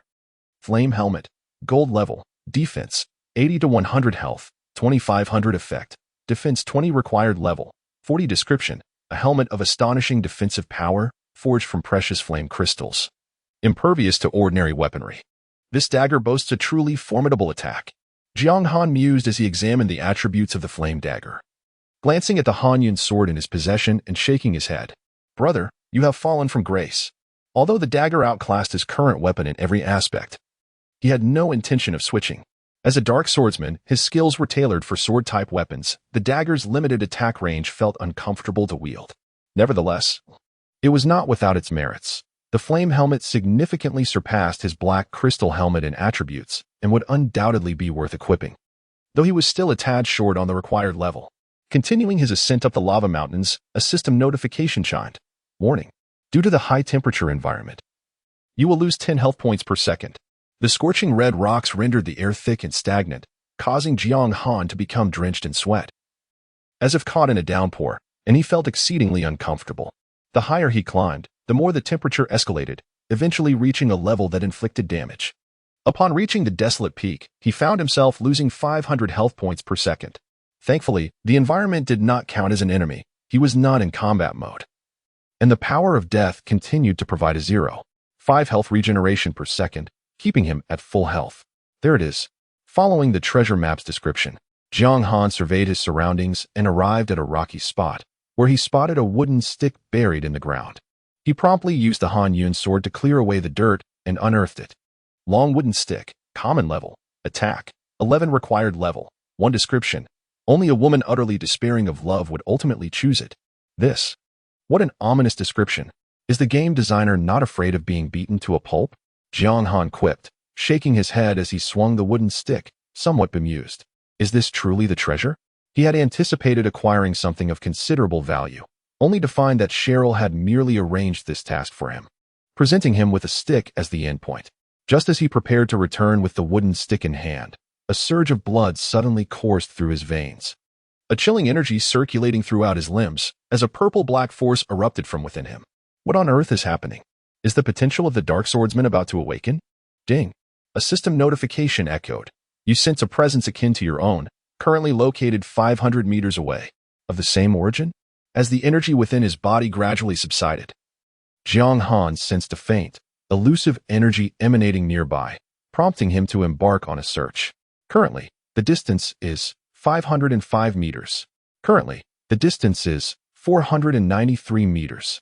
Fortunately, the system continuously reminded Jiang Han of the remaining distance to his destination, guiding him in the right direction. Otherwise, even if he traversed the peaks of the lava mountains, he might not have been able to locate his objective. Currently, the distance is 1 meter. Upon reaching the endpoint, the scenery before Jiang Han remained unchanged. He promptly drew the cold cloud sword and began to excavate. Moments later, he encountered a hard tile. Upon removing it, he discovered a spacious hidden chamber underground. The room was quite vast, yet the furniture lay in ruins, and the surrounding walls and floor were marred by sword marks and traces of fire. Ding! System notification. You have discovered a hidden map, God-subduing tower. God-subduing tower. Description: an edifice built countless years ago, perhaps due to the unique materials used. It has retained its original appearance despite the relentless passage of time. It is said to be the battleground where numerous elite warriors fought against mysterious and malevolent monsters upon reading the information regarding the Dark Swordsman in the description. Jiang Han began to understand why he sensed a familiar aura in this place. With this thought in mind, he leaped into the God-subduing tower without hesitation. Although the description depicted it as a battleground for powerful beings, which might not be safe, he was a player, even with but one life. If one feared adventure in a game, they would likely not progress far. Boom. Suddenly, as Jiang Han's feet touched the floor of the tower, a searing golden flame surged up from beneath him, engulfing him entirely. Gentle Breeze Guardian. In a moment of crisis, he decisively activated his soul protective skill. Ding. System notification. You have triggered a restriction left by the flame demon on the ground. Due to the erosion of countless years, its power has diminished significantly, inflicting only 157,891 points of damage upon you. Well, what a mere word. Jiang Han, having narrowly escaped with the Gentle Breeze Guardian, breathed a sigh of relief. Waiting for the force of death to restore his health fully. Gazing at the seemingly safe floor beside him, he swallowed hard, still shaken. A player who fears adventure in a game likely would not progress far, but a player unafraid of risks might find themselves kneeling on the spot. Chapter 59. The Challenge of the Phantom. As Jiang Han awaited the restoration of his health points, he refrained from immediate action, opting instead to ensure that the cooldown for the Guardian of the Gentle Breeze had elapsed before taking a single step forward. Boom. A surge of golden flames erupted. Damn you, Flame Demon, Guardian of the Gentle Breeze. Being the first to perceive the mysterious patterns emerging on the floor, Jiang Han hastily activated the life-saving skill associated with his ring. Ding. System notification. You have triggered a restriction left by the flame demon on the ground. Due to the relentless erosion of time, its power has diminished significantly, inflicting only 157,891 points of damage upon you.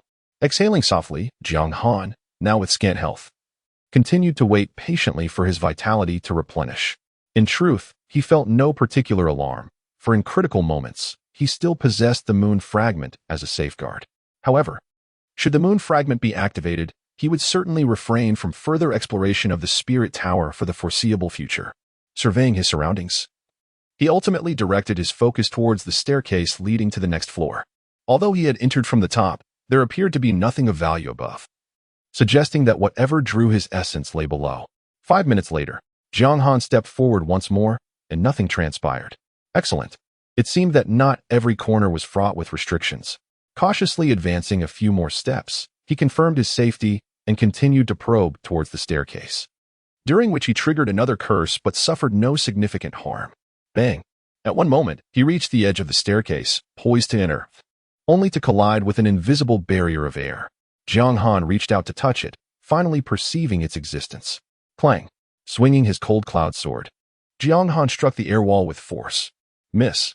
No damage was dealt. The barrier had rendered his attack ineffective. Unable to enter? Buzz. Just as Jiang Han pondered his next move, a bright silver crescent-shaped item suddenly flew out from his belongings, radiating a soft yet dazzling light. The moon fragment. Jiang Han felt a flicker of surprise. Could it be that this air wall was set by the owner of the moon fragment, thus triggering a response? Moments later, the air wall dissipated, and the moon fragment fell. With swift reflexes, Jiang Han caught it and then stepped onto the staircase, delving deeper into the spirit tower. Whoosh! Upon entering the next level, he was confronted with a shocking array of sword marks. The walls, floor, and ceiling were all marred by them. In this layer, he noticed a blackened skeleton lying in a corner. Approaching cautiously, he attempted to use his insight eye to examine it. Soul Reaper Carl, status, deceased, description. Once one of the 10 formidable demons, he perished quietly within the spirit tower during a mysterious war, forgotten by all. It appeared that the spirit tower was far from ordinary. Jiang Han felt an unusual gravity in the situation. The death of one of the 10 demons here underscored the peril that the spirit tower presented. confirming that there were no remnants beside the skeleton. He turned and continued his journey to the next level. At the staircase, he encountered the same barrier of energy, yet unbeknownst to him. The shard of the moon once again proved its efficacy, allowing him passage. Upon reaching the third tier below, Jiang Han beheld a plethora of debris, with countless bones intermingled, rendering any examination impossible. Occasionally, a few intact corpses caught his eye. Upon scrutinizing them with his insightful gaze, he recognized them as the illustrious figures of yore. However, what struck him as peculiar was that, apart from the formidable denizens of the Dark faction, he also discerned the remains of several characters belonging to the Light faction: Holy Priestess Maki, High Priest Will, Princess of Thunder Olivia, and so forth. Jiang Han was rendered speechless. It became evident to him that no feeble adversary could have perished in this place. Almost all were the most formidable individuals of their era. Affirming the descriptions in the Tower of Divine Suppression regarding the countless elite warriors and sinister, malevolent creatures engaged in a fierce battle here were by no means exaggerated. Treading cautiously through the remains, he harnessed the power of the moon shard, successfully advancing to the next level.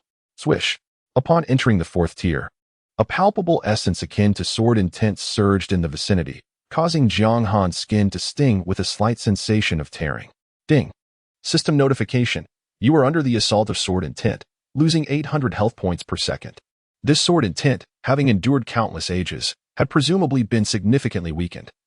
Yet it still inflicted tremendous damage upon Jiang Han, surpassing even the searing heat found at the pinnacle of the lava mountains. Gritting his teeth against the discomfort, Jiang Han's focus shifted to the central area, where a skeleton clad in obsidian armor stood lifelessly, its hands positioned before it, gripping a slender, crimson sword. This was... Jiang Han's expression sharpened. He had found it. The resting place of the previous Dark Swordsman. Dark Swordsman Luo Yi. Status: deceased. Description: one of the 10 ancient demon gods. His name resonated throughout the world, wielding the power to obliterate the heavens and the earth. Yet ultimately, he met his demise here. Dust to dust, earth to earth. As the saying goes, upon death, one's essence dissipates. A mere corpse could not evoke any response from him, guiding him to the Tower of Divine Suppression. It was primarily due to the armor worn by the previous Dark Swordsman, which had not lost its potency to the ravages of time, still emanating a faint ethereal glow, acting as a beacon that led him to this place. Could it be?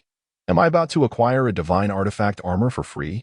The thought of potentially reaping such a great fortune stirred Jiang Han's soul, compelling him to quell his inner excitement as he reached out to touch the armor. Farewell, Brother Luo Yi. I shall surely honor the legacy of the Dark Swordsman. Oh, a voice, laced with mockery, resounded. Is that so? Jiang Han was startled. Quickly retracting his hand. Who goes there? Swish.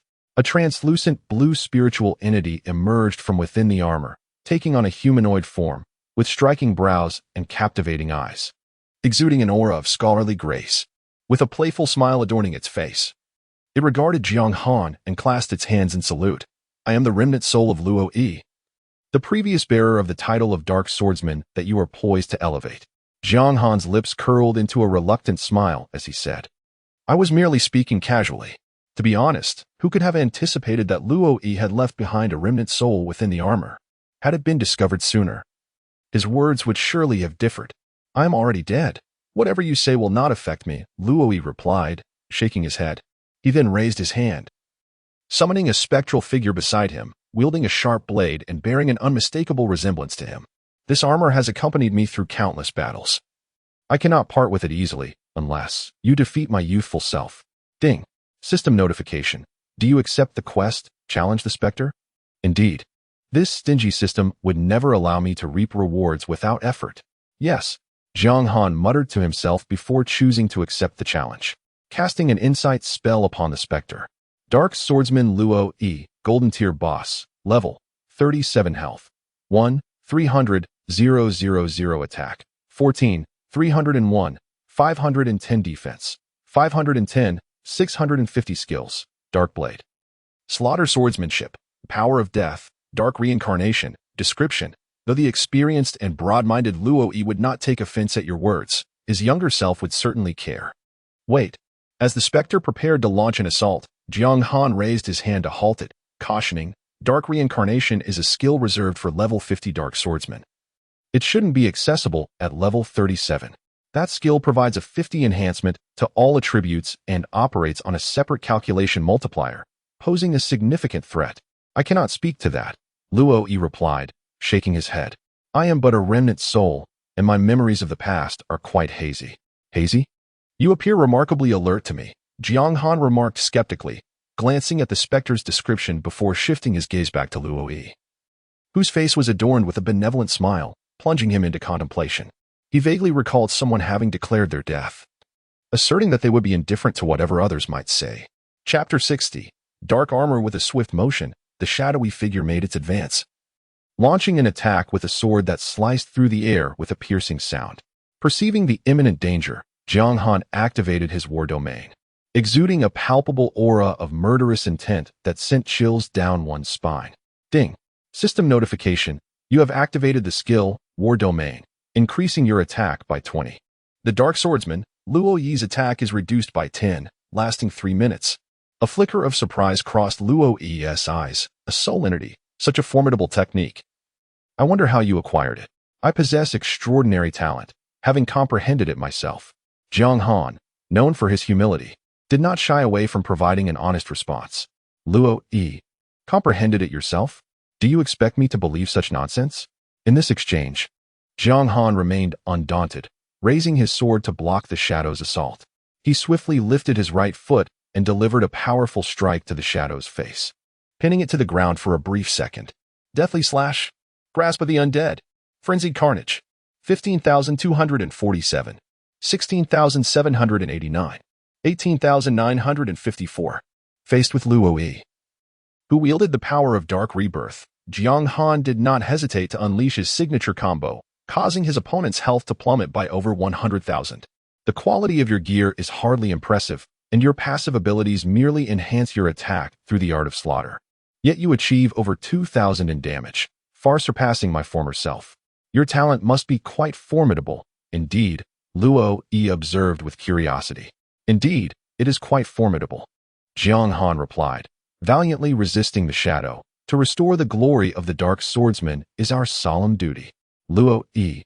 This young man possesses considerable strength and displays a degree of politeness. Yet why does his speech provoke such discomfort? Is it merely my perception? With a swift motion, as the shadow's health dropped to 75, it unleashed a horizontal sweep towards Jiang Han, manifesting a purple-black sword aura that tore through the air with an intimidating brilliance. Guard of the gentle breeze. The range of the sword aura exceeded expectations, moving with incredible speed, making it difficult to evade. Without hesitation, Jiang Han utilized the life-saving skill granted by his ring. Ding. System notification. The Dark Swordsman, Luo Yi, has used the skill, Dark Blade, inflicting 430 points of damage upon you. The potency of this move was exceedingly fierce. Without the Guard of the Gentle Breeze mitigating 20 of the damage, and the War Domain reducing his opponent's attack by 10, Jiang Han's health would have plummeted by over 40,000, a quarter of his total. Quickly swallowing a potion of life, Jiang Han pressed forward, continuing to engage. The shadow possessed only 4 skills. Having witnessed the Dark Blade, it was evident that the Slaughter Sword technique and the Power of Death were passive abilities. Thus, the only formidable aspect remained the Dark Rebirth. Time passed slowly. It must be said that the Phantom of Luo Yi in his youth was indeed formidable. However, Jiang Han had no intention of engaging him head-on. While maintaining a combat stance, he occasionally blocked or distanced himself, patiently awaiting the cooldown of the evil tread before launching a flurry of strikes. 50. 30. The Phantom's life force plummeted rapidly until it reached 25, at which point an eerie black mist enveloped him, and his strength surged.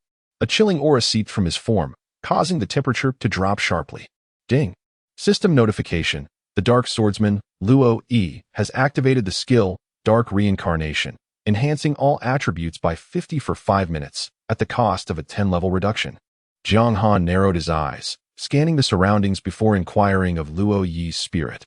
Does utilizing the terrain advantage count as cheating? Terrain advantage? Luo Yi paused briefly, then nodded. True combat has never been fair. If you can exploit the terrain, it is indeed your skill. This statement was an implicit agreement with Jiang Han's approach. Hearing this, Jiang Han wasted no time and cast the Grip of the Undead, immobilizing the Phantom for 0.5 seconds. then activated Evil Tread, charging toward the third level. Witnessing this, Luo Yi was astonished. Are you attempting to wait out the dark reincarnation? But Evil Tread lasts only 2 seconds. You cannot run far. The control effect of the grip of the undead ended, and the phantom immediately pursued him. Third level, the phantom closed in on Jiang Han, pressing forward relentlessly. Second level, Jiang Han was relentlessly attacked, his life force dwindling rapidly. First level. Finally, Jiang Han's eyes brightened as he swiftly activated Evil Tread, leaping high, grasping the shattered ceiling and awkwardly escaping the god-suppressing tower, entering the lava mountains. 500. 500. Under the scorching sun, the sweltering heat assailed him, and Jiang Han's life force continued to diminish. Yet, it mattered not. He consumed a healing potion, watching the phantom below, ever prepared to deliver a strike should it leap up. Whoosh. At a certain moment, the phantom, attempting to leap from the god-suppressing tower but hindered by insufficient bounce, stepped onto a section of floor Jiang Han had yet to tread, causing the patterns to illuminate. Jiang Han's eyes gleamed. Here it comes. Boom. Brilliant golden flames erupted from below, engulfing the phantom and inflicting immense damage in an instant. The flame demon has rendered such a significant service to me, Jiang. May you rest in peace. In a moment of unexpected cheer, Jiang Han, a member of the Dark Faction, made a cross over his chest for the fallen demon. 5 minutes later, Jiang Han leaped back into the god-suppressing tower, charging with his sword toward the phantom, now reduced in level by 10, and easily claimed victory through sheer attribute superiority. Ding. System notification. Congratulations. You have slain Dark Swordsman Luo Yi Phantom, earning a reward of 1,000,000 experience. Ding. System notification. Congratulations. You have completed the quest, Challenge the Phantom. You may now claim your reward from the Dark Swordsman Luo Yi. Whoosh. Golden light scattered. The experience provided by the shadow allowed Jiang Han to reach level 38. Perhaps due to the nature of the shadow, the boss did not drop any equipment. After fulfilling the task requirements, Jiang Han swiftly returned to the 4th level of the Divine Tower, where he encountered Luo Yi, who appeared somewhat peculiar. You indeed know how to utilize the terrain, Luo Yi remarked. Despite the shadow employing Dark Rebirth, it was Jiang Han who emerged victorious. As for the manner of his victory, there is little to elaborate. In battle, there exists no concept of despicable or noble conduct, only triumph and defeat. Jiang Han chuckled. I have completed the task? Rest assured, I shall uphold my promise. Luo Yi nodded in acknowledgement. Ding. System notification. Congratulations on completing the task, Challenge the Shadow. You have received a reward, 500,000 experience points and dark armor, golden grade. Just a golden grade? Jiang Han furrowed his brow and opened his inventory, revealing a set of armor that emanated a faint glow amidst its obsidian hue. The chest piece was adorned with a colossal dragon motif, while the shoulder guards featured menacing spikes, exuding an imposing presence. Dark armor, golden grade, defense, 250 to 300 health, 20.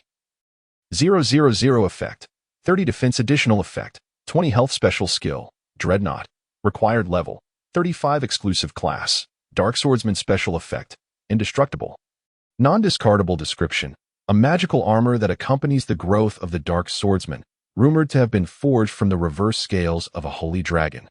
Combined with countless precious ores, after the first generation of Dark Swordsmen vanquished the divine beast, it is said that should it absorb sufficient blood from living beings, it will grow ever more powerful. However, prolonged absence of blood will lead to its gradual weakening, upgradable. Chapter 61, Side Quest Hiss. Jiang Han drew in a sharp breath. How formidable! The defensive and life bonuses of the golden equipment could already be deemed as the pinnacle of excellence. And it came with additional skills. Most crucially, it could grow. This signified that the ultimate grade of the dark armor was far beyond mere gold level. As the description indicated, it was a magical armor that accompanied the Dark Swordsman in his evolution, with an unimaginable upper limit. Subsequently, Jiang Han examined the skill attached to the dark armor. Dominance of Shadows. S-Class harnessed the power of the dragon soul concealed within the dark armor to intimidate the wicked, inflicting 100 damage based on one's own attack to all enemy units within a 100-meter radius, while reducing their movement speed and attack speed by 20 for 3 seconds. With a cooldown of 5 minutes. Wow. Jiang Han was utterly captivated. An expansive area attack, compounded by a reduction in both movement and attack speed of all adversaries, undoubtedly. Despite the diminished attributes of the dark armor due to its grade, the attached skill remained unscathed. Are you satisfied? Luo Yi inquired with keen interest. Absolutely, exceedingly satisfied. Jiang Han nodded vigorously, unable to conceal the smile tugging at his lips. This suit of armor is exceptionally strong. If I were to describe it with a 4-character idiom, it could only be those 4 words. Curiously, Luo Yi asked, which 4 words? Invulnerable? Impenetrable? Or unbreakable? Tailored to perfection. Jiang Han decisively donned the dark armor, delivering the correct answer. Luo Yi. For a moment, he was momentarily taken aback. Tailored for you? Then what am I? You certainly have a way with words. Luo Yi shook his head in amusement, realizing that Jiang Han was merely jesting, since the dark armor had found its next owner. Wait. Jiang Han hastily interrupted Luo Yi before he could vanish. Although the other had perished, his spirit remained remarkably lucid. Surely capable of clarifying many of his queries, how could he forego this opportunity to inquire further? Is there anything else? Luo Yi asked, puzzled. This sword. May I take it? Jiang Han gestured towards the slender crimson sword propped against Luo Yi's lifeless form. The blade, less than an inch wide, emanated a faint glow, its subtle sharpness unmistakably extraordinary. His inquiry stemmed from 2 reasons. One was out of respect, and the other was a suspicion that the system might intervene and prevent him from taking it. Well, Luo Yi pondered for a moment. Pointing to the inconspicuous jade pendant dust covered around the neck of the corpse, this sword ultimately pales in comparison to the dark armor, after enduring the relentless wear of time. Its former might has faded into oblivion. If you wish to use it, I have no objections, but you must return this pendant to a certain lady. Ding. System notification. Congratulations, you have triggered the side quest. Return the jade pendant. Would you like to accept? A side quest. Jiang Han's spirits soared as he gazed at the system notification. Thus far, the only task that could be deemed of paramount importance he has undertaken is the main quest. Guardians of the Dark City. All other endeavors have been of a mundane nature, falling under the category of optional tasks. The so-called side quests are largely interwoven with the main storyline, serving either as an expansion of the primary narrative or as supplementary background information, yet they are not obligatory. Very well. Jiang Han promptly acquiesced. Ding. System notification. You have received the task Return the Jade Pendant. Return the Jade Pendant. Difficulty. S. Description. Despite the fall of the Dark Swordsman, Luo Yi, there remain memories he cannot forget. Task requirements. Please return the Jade Pendant to its former owner. Task rewards. Luo Yi's sword. Jiang Han perused the task details, rendered speechless. The description was brief, offering alarmingly scant information, leaving him at a loss. Who is the owner of the pendant? Jiang Han inquired. I do not know, Luo Yi replied, his expression marked by shame as he struggled to articulate his thoughts. I only shared a fleeting romance with her, and I never even learned her name. Were it not for Jiang Han's desire to acquire his sword, he would have been reluctant to divulge this task. Although Jiang Han is the inheritor of the Dark Swordsman lineage, he remains an outsider, unfamiliar to Luo Yi. Moreover, the task demands delving into his personal matters. Besides, perhaps she has long forgotten. Returning the pendant now would only resurrect her sorrows. With your prowess, you cannot discern her information? Jiang Han marveled. If even one of the 10 demon gods cannot unveil her attributes, just how formidable must she be? It has been concealed by special means. Only a pseudonym is revealed. Luo Yi shook his head, then recalled something. Such methods are exceedingly rare, and she wields a sword. She may hail from the Sword Pavilion. Where is the Sword Pavilion? In my recollection, the Sword Pavilion chose to remain hidden in Qifeng Town, distanced from the supermain city, to evade the power struggles among the princes. Ding. System notification. You have obtained information related to the side quest. The owner of the Jade Pendant resides in Qifeng Town. Goodness, I receive no quest-related information unless I inquire. The intrigue of this game remains ever so high. Jiang Han mused inwardly.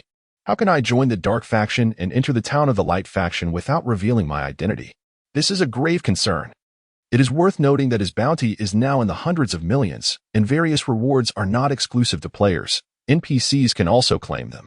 Therefore, should he reveal himself, both NPCs and players would go into a frenzy. Fear not, Luo Yi indicated with a gesture. A swirl of purple-black energy emanating from his fingertips and entering Jiang Han's brow. I shall teach you a technique for concealing your presence. Ding. System notification. Do you accept the skill taught by Luo Yi? Indeed. Only someone with a mind befuddled by a donkey would refuse such an offer. And Jiang Han readily agreed. Ding. System notification. Congratulations, you have acquired the special skill concealment technique. Hidden Aura Technique. Overview. Conceal one's presence. Fundamental cultivation for the formidable. Effect.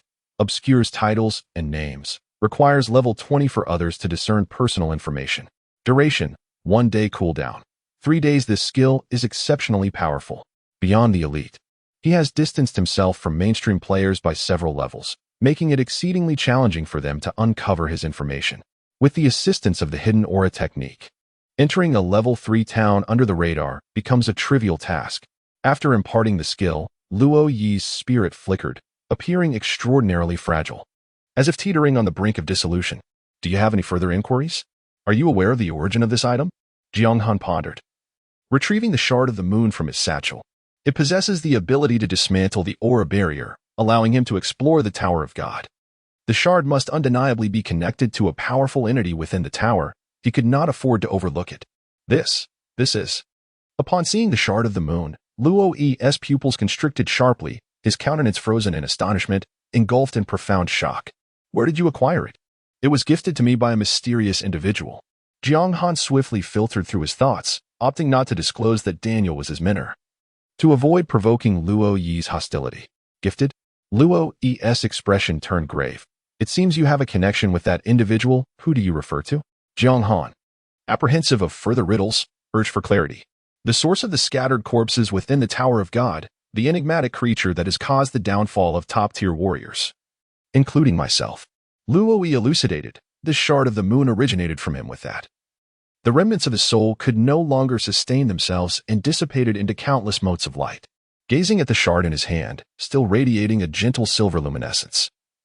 Jiang Han's heart surged with tumultuous waves. Daniel, so you were so powerful in the past? Chapter 62, Bloodthirsty Sword. Jiang Han found himself in a state of bemusement. No wonder when I inquired about the demise of the previous dark swordsman. He hesitated and refrained from disclosing the truth. After much contemplation, it became apparent that Luo Yi had been the one to end his life.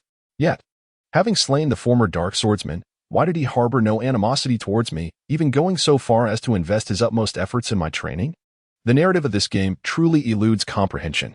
Jiang Han shook his head, dismissing distracting thoughts, and focused his attention on the blood-red slender sword supported by the skeletal hand. First, he carefully laid the skeleton flat on the ground, removed the jade pendant from its neck, and stowed it away. Then, he grasped the hilt of the sword. Instantly, an extraordinary surge of power coursed through his arm, filling his entire being, dramatically enhancing Jiang Han's prowess. Undoubtedly, this bloodthirsty sword might far surpass that of the cold cloud sword. Bloodthirsty sword, spirit level, attack, 650 to 750 effect, attack 40 effect, attack speed 50 additional effect, lifesteal 15 special skill, blood drain required level, 35 description, the personal sword of the dark swordsman. Luo Yi. Unfortunately, after enduring the ravages of time for countless millennia, its power has diminished to less than 1,000th of its former glory. Nevertheless, it remains a treasured divine weapon. If the task, return the jade pendant, is not completed within 3 days, usage will be temporarily restricted until the task is fulfilled. Beholding the attributes of the bloodthirsty sword, Jiang Han's heart surged with exhilaration. Spirit level. This weapon transcended the dark gold tier, with its enhancements to attack and various percentage bonuses rendering it simply awe-inspiring. Moreover, this sword boasted a remarkably potent special skill. Blood Drain passive, A-class consuming blood will amplify the sword's strength. For each foe slain, an additional 1 attack power is accrued, stacking up to 20 layers. Persisting until the battle concludes.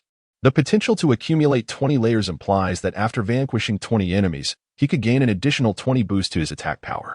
This expedition to the lava mountains had indeed proven to be immensely rewarding. Jiang Han decisively replaced the cold cloud sword with the bloodthirsty sword, performing a few flourishes in the air before accessing his character panel, unable to conceal the smile that spread across his face upon witnessing his transformed attributes. Dark Control, 1 Jiang Han Water, Silver Level Boss, Level, 38 Health, 272, 172 Attack, 378, 541 to 1, 127 defense, 770, 824 reputation, 41. 500 luck. 1 description. As Jianghan Water's power escalates, he has begun to attract the attention of certain formidable individuals. Incredible. Despite acquiring the dark armor, which significantly enhanced both his defense and health, what truly exhilarated Jianghan was the surge in his attack power. With the spirit-level bloodthirsty sword equipped, his base attack saw a substantial increase, and the dominance provided by his SS-class talent had unleashed his attack power like a wild stallion, unbridled and uncontrollable. Subsequently, Jianghan surveyed his surroundings, his gaze settling on the 5th level. The Guardian Tower was not merely a 4-tiered structure. Perhaps there were further opportunities awaiting below. Stepping to the edge of the floor, he encountered a formidable barrier once more. However, this time, the shards of the moon did not cleave the seal as they had previously. Suddenly, a powerful force emanated from the 5th floor, drawing him in with an intense pull. Startled, Jianghan quickly retreated. "Give it to me." A hoarse, resonant growl echoed from the 5th level, causing the entire divine suppression tower to shudder. Was there still a living entity on the 5th floor? An unsettling sensation crept over him as he felt an almost imperceptible gaze fixated upon him. With a shiver down his spine, Jianghan wasted no time in fleeing, descending from the 4th floor back to the 1st and leaping out. It was not until he returned to the summit of the lava mountains that he sensed the oppressive gaze dissipate. He exhaled deeply, relieved, and replaced the tiles atop the tower, covering them with earth once more. He summoned the system panel to record the surrounding coordinates and terrain before opting to depart. The divine suppression tower was beyond his current capacity for exploration. Having acquired the dark armor and bloodthirsty sword, he felt content. Suddenly, a massive crimson serpent slithered into his view, its forked tongue flicking out as its vertical pupils locked onto him, its sinuous body approaching menacingly. Lava Giant Python, Common Monster, Level 45 Health, 320, 000 Attack, 1, 300, 140 Defense, 600, 650 Skills, Serpent's Kiss, Venom, Entangled Description, the Sovereign of the Lava Mountains. Though few in number, their formidable attacks are daunting. Despite being a level 45 creature, it posed minimal threat, with its statistics utterly eclipsed by Jianghan's capabilities. His own health nearly matching that of the serpent, with a simple series of strikes, each dealing over 30,000 damage. The unfortunate lava giant python was swiftly subdued before it could retaliate, yielding a gratifying amount of experience.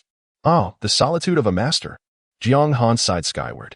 Is there truly no entity in this world that can threaten me? Just then, his stomach audibly protested, a most inopportune interruption. Glancing at the time, he was taken aback to find it was 2 in the morning. His expedition to the divine suppression tower had kept him awake. After a moment's contemplation, he resolved to turn in the quest first. He hastened back to the Phantom Marsh, declaring, "Minner, I have returned." The spectral swordsman, elusive as ever, required a loud announcement for his emergence from the mists. Moments later, Cheryl materialized, approaching Jianghan and eyeing the stick in his hand. "It seems you have completed the task." Ding. System notification. Congratulations on completing the quest, search for treasure, earning a reward of 800,000 experience. Ding. System notification. Please note, Spectral Swordsman Cheryl has become your new mentor. With the quest complete, Jianghan's level surged once more. Originally, he had nearly reached level 38 after vanquishing the sharp-mouthed Fire Ape King, and upon subsequently defeating the Shadow Phantom and completing the challenge task assigned by Luo Yi. It was only natural for him to ascend to level 39 at this moment. Cheryl remarked, her gaze fixed upon the armor and weaponry adorning Jianghan, a hint of surprise flickering across her features. "It seems you have amassed quite a bounty in the lava mountains. Such fortuitous opportunities." Jianghan nodded in acknowledgement. "That is indeed preferable." Cheryl revealed a subtle smile. "I had initially placed some wooden sticks in another location, awaiting your retrieval. Now that you have matured on your own, it saves me the trouble of scurrying about." Jianghan mused. "Wooden sticks? Are there no tasks with more substantial rewards?" "Mentor, I have received a task." After a moment of contemplation, Jianghan resolved to see if he could extract any information from Cheryl. Although the task did not impose a strict deadline, he still wished to complete the side quest within 3 days. Otherwise, the bloodthirsty sword would be rendered temporarily unusable. "What task?" Cheryl inquired. "Producing the meticulously cleaned jade pendant." Jiang Han elaborated. Someone has requested that I deliver this pendant to a young lady. This is. Cheryl's typically impassive expression finally shifted as she gazed at the pendant. Does this pendant originate from the Sword Pavilion? Indeed, Jiang Han replied, his eyes lighting up with eagerness. He had merely been testing the waters, but it appeared Cheryl might indeed provide some valuable insights.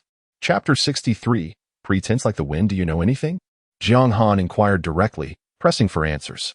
After a moment of silence, Cheryl raised her gaze to Jiang Han and replied, Once. I was also a disciple of the Sword Pavilion, so I am naturally aware of the origins of this jade pendant. Jiang Han was taken aback. The one spoken by his mentor must refer to her past life. He had never contemplated that Cheryl could share a connection with the Sword Pavilion. As she took the pendant from Jiang Han, Cheryl examined it while explaining, every woman in the Sword Pavilion, from elders to disciples, possesses a jade pendant. If she secretly harbors feelings for a certain man, she will relinquish her pendant to express her sentiments. This is an unwritten rule of the Sword Pavilion. Understanding dawned on Jiang Han as he nodded. So, in that case, the woman who shared a fleeting romance with Luo, he ultimately chose to give her pendant to him, thereby expressing her feelings? This pendant in your possession is quite extraordinary. Cheryl remarked solemnly, her status within the Sword Pavilion must be astonishing. Will it be dangerous if I give the pendant to him? Jiang Han feigned ignorance. It can be said that danger is inevitable. The S-grade side quest is far from trivial, otherwise, the rewards would not be so substantial. The bloodthirsty sword and the concealment technique are, in essence, intended as a preliminary reward for the task. Perhaps this is fate. Cheryl returned the pendant to Jiang Han, drew her weapon, and ran her left hand along the blade, stating, The sword in my hand comes from the Sword Pavilion and must be returned. You shall accompany me tomorrow. Certainly, Jiang Han readily agreed. With Cheryl, a mentor more powerful than a holy knight, by his side, he felt considerably safer. You should rest now, Cheryl advised, noting his exhaustion from the recent venture in the lava mountains. With that, she vanished into the mist. Observing this, Jiang Han accessed the system panel and chose to log out of the game. Removing the gaming helmet, he rose to stretch his limbs, took a shower, donned his clothes, and ventured to a nearby convenience store to purchase some bread and milk to satiate his hunger before peacefully drifting off to sleep. The following day, at noon, Jiang Han awoke, brushed his teeth, washed his face, enjoyed a takeout meal, and prepared for further adventures. With a flash of white light, he reappeared in the Phantom Marsh. Sensing his return, Cheryl materialized at the right moment. If you are ready, let us depart. Jiang Han responded affirmatively. Subsequently, Cheryl led the way, with Jiang Han following closely behind, heading towards the direction of the Dark City. Mentor, what are your thoughts on my sudden appearances and disappearances? Jiang Han asked curiously. From the events of the previous night, it was evident that Cheryl was not particularly surprised by his logging in and out. It is merely the return of adventurers from another world to their own space, Cheryl replied nonchalantly. A rather intriguing method. Likely a privilege bestowed upon you by the god of time and space. The god of time and space. Is this how the game explains it? Soon, they beheld the somber city once more, which had undergone a remarkable transformation. No longer decrepit and desolate, the town, including its walls, had been meticulously restored, radiating a renewed vigor. The streets, both within and outside the city, bustled with pedestrians, creating a lively atmosphere. However, the city gates were guarded by highly ranked soldiers, imposing a strict vigilance. Ding. System prompt. You have entered the map, City of Radiance. City of Radiance, the once-dim city reclaimed from the clutches of darkness, is now brimming with potential. As a level 1 main city, its foundational essence remains intact. It is believed that it will soon return to its former glory. Do you possess a method to conceal your presence? Cheryl inquired. I do, Jiang Han replied, promptly casting a concealment spell upon himself. Ding. System prompt. Please create a pseudonym and fill in various fictitious attributes. A pseudonym? Jiang Han was taken aback. Ding. System prompt. Name creation successful. Indeed, Jiang Han's ID transformed from Dark Control, a river of cold water, to pseudonym, effective immediately for a duration of 24 hours. Jiang Han. This wretched system is utterly unrefined. It failed to recognize my statement as a question. Despite his grievances, he proceeded to alter his character panel data to align with that of a level 15 ordinary player. Pseudonym? A fine name indeed. Let us proceed. Cheryl remarked with a rather perfunctory assessment. noting that the soldiers were merely level 50 and unlikely to discern his true identity. Very well. Subsequently, the two successfully entered the City of Radiance and reached their destination, the teleportation array. This array, resembling a hexagram, was inscribed with countless arcane symbols. For the forces of light, the teleportation array held significant importance, enabling the remote dispatch of reinforcements. Thus, should the dark forces choose to besiege the cities, it would be their primary target. Upon entering the teleportation array, Cheryl instructed, to Breeze Town. 60 silver coins in total. A nearby mage responsible for activation extended his hand to collect the fee. Jiang Han paid the amount. As the teleportation array shimmered with resplendent, multicolored light, the figures of Jiang Han and Cheryl vanished from sight. Whoosh! Upon their reappearance, they found themselves in a new town. Greeted by a labyrinth of intersecting streets bustling with passers-by, the vibrant atmosphere almost palpable. Ding! System prompt. You have entered the map, Breeze Town. Breeze Town, a level 3 town, despite its proximity to the dark forces, remains unassailed due to the hidden presence of the Sword Pavilion. The term hidden presence likely indicates that the map of the Sword Pavilion has yet to be unlocked. Jiang Han pondered thoughtfully. We should refrain from action during the day and set off at night, Cheryl proposed. Jiang Han understood her intention, agreed. Given that the Sword Pavilion was concealed from plain sight, it was evident that entry would not be straightforward. Cheryl had implicitly conveyed that they must infiltrate stealthily. How to proceed once inside would be left entirely to Cheryl's discretion, for he trusted she would not betray him, exposing him to the light and abandoning the shadows. The reason is simple. Capturing him does not require an elaborate process. During the day, one can leisurely stroll about, making an effort to remain inconspicuous. Cheryl inquired, "Do you have any particular destination in mind?" Jiang Han decisively replied, "I am in need of supplies." Having purchased medicines from Daniel, he had only a single healing potion left. Seizing the opportunity to be in the realm of the light, he must replenish his stock. Subsequently, Cheryl accompanied Jiang Han to the apothecary. "Good day. How may I assist you?" The shopkeeper greeted warmly. Jiang Han cast a glance at the packages. Brimming with confidence, "Bring forth your finest elixir for restoring life." After vanquishing Jennifer and the Golden-Mouthed Fire Ape King, 2 elite bosses, he now possessed a staggering total of 236 gold coins. What potion could he not afford? "What do you think of this?" The clerk pointed to a milky potion behind the counter. "Holy water." Description: a vial concocted from the sacred spring water of the Elven realm, greatly diluted. It boasts remarkable restorative properties. Caution: insufficient strength may result in an overwhelming effect. Effect: restores 1 health per second for 10 seconds. Cooldown: 180 seconds. Required level: 120. Price: 50,000 gold coins. A formidable potion, offering a direct percentage of health recovery, undoubtedly a highly sought-after item in the later stages of the game. Ahem. Jiang Han coughed twice upon seeing the price, and said, "Perhaps I should opt for something more modest." Ultimately, he spent 100 gold coins acquiring 100 bottles of recovery potions and 50 bottles of healing potions, grateful that 10 potions could fit into a single slot. Otherwise, he would have struggled to carry them all.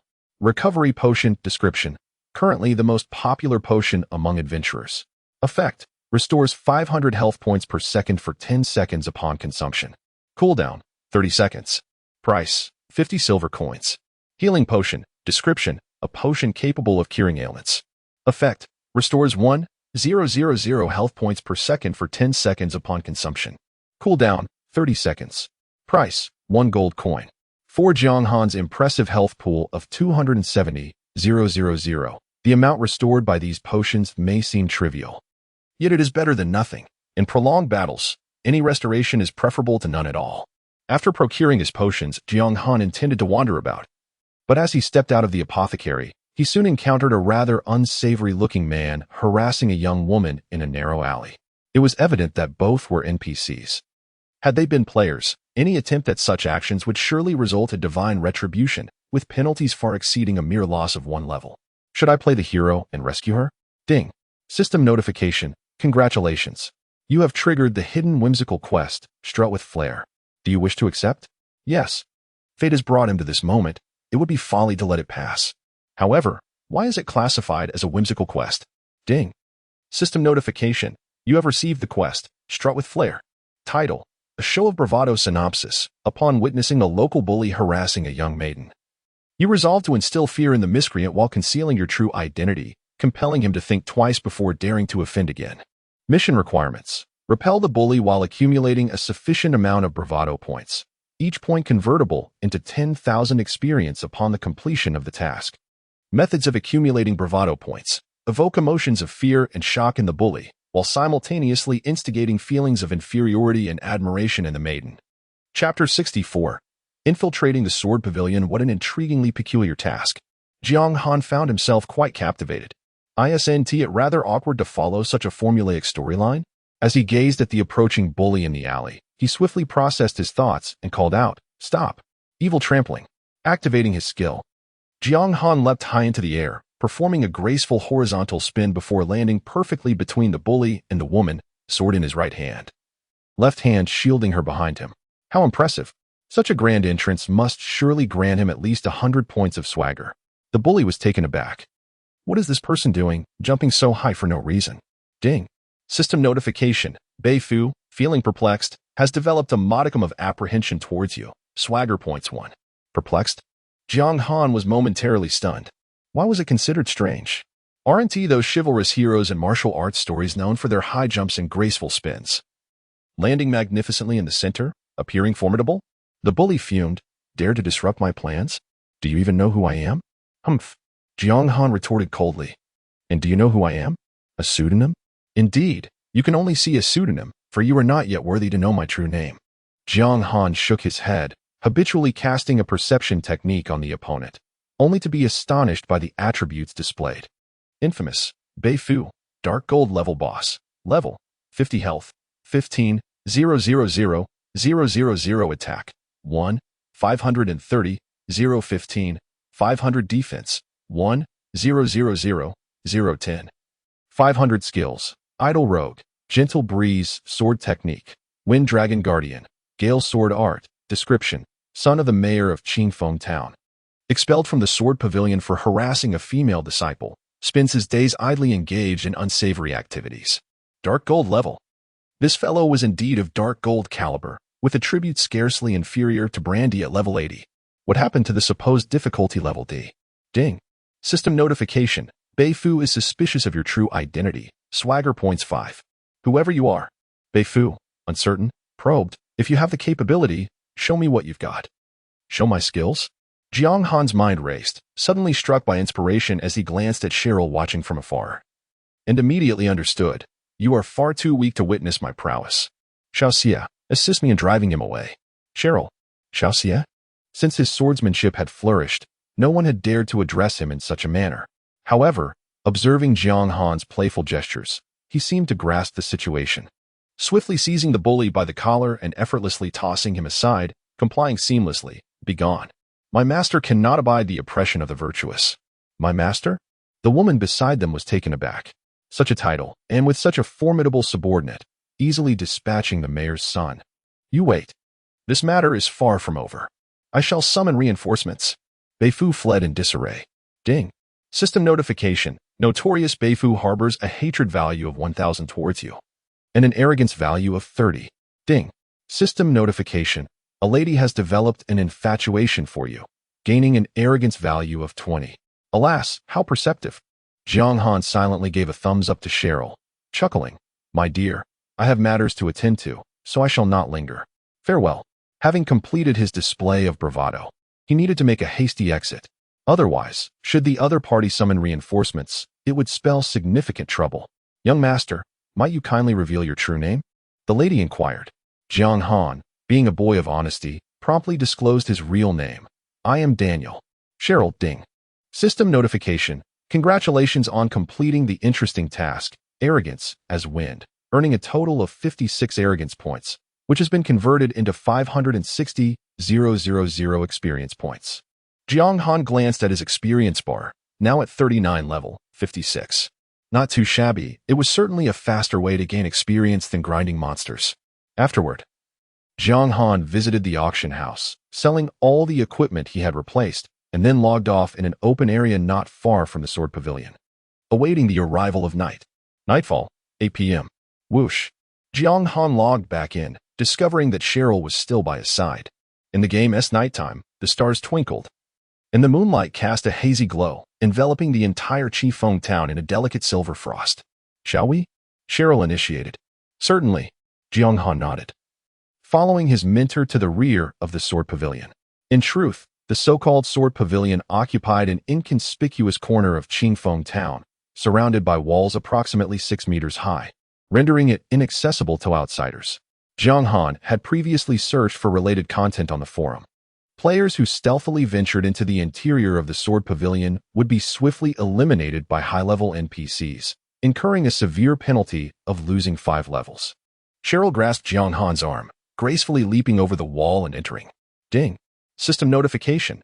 Please note, you have entered the map, Sword Pavilion. Where shall we go? Jianghan inquired.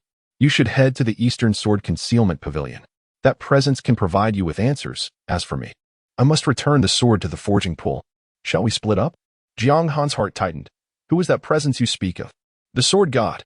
Cheryl stated frankly. You need not be anxious. Although I have not met this generation's sword god, practitioners of swordplay value a clear conscience. Knowing your purpose here, he would not make things difficult for you. Not make things difficult for me. Brother, this is an S-rank task. Would he let me off so easily? Jianghan found himself both amused and perplexed. Yet, upon further reflection, he began to comprehend if Cheryl truly intended to assist him. The difficulty of the side quest would hardly remain classified as S-rank.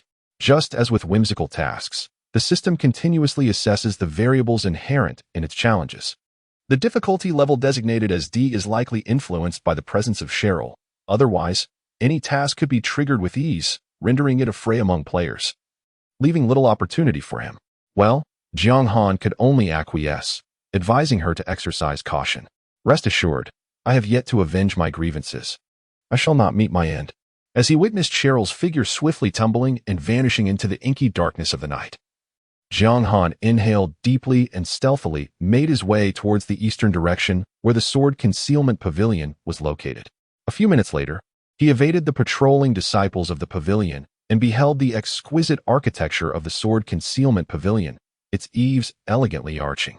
How to gain entry? If it were the sword deity, I would have been discovered long ago. A forthright approach is the way of the righteous. Jianghan felt a stir within and, lowering his guard, boldly pushed open the doors of the pavilion. Inside, the space was brightly lit, with bookshelves brimming with tomes, meticulously arranged.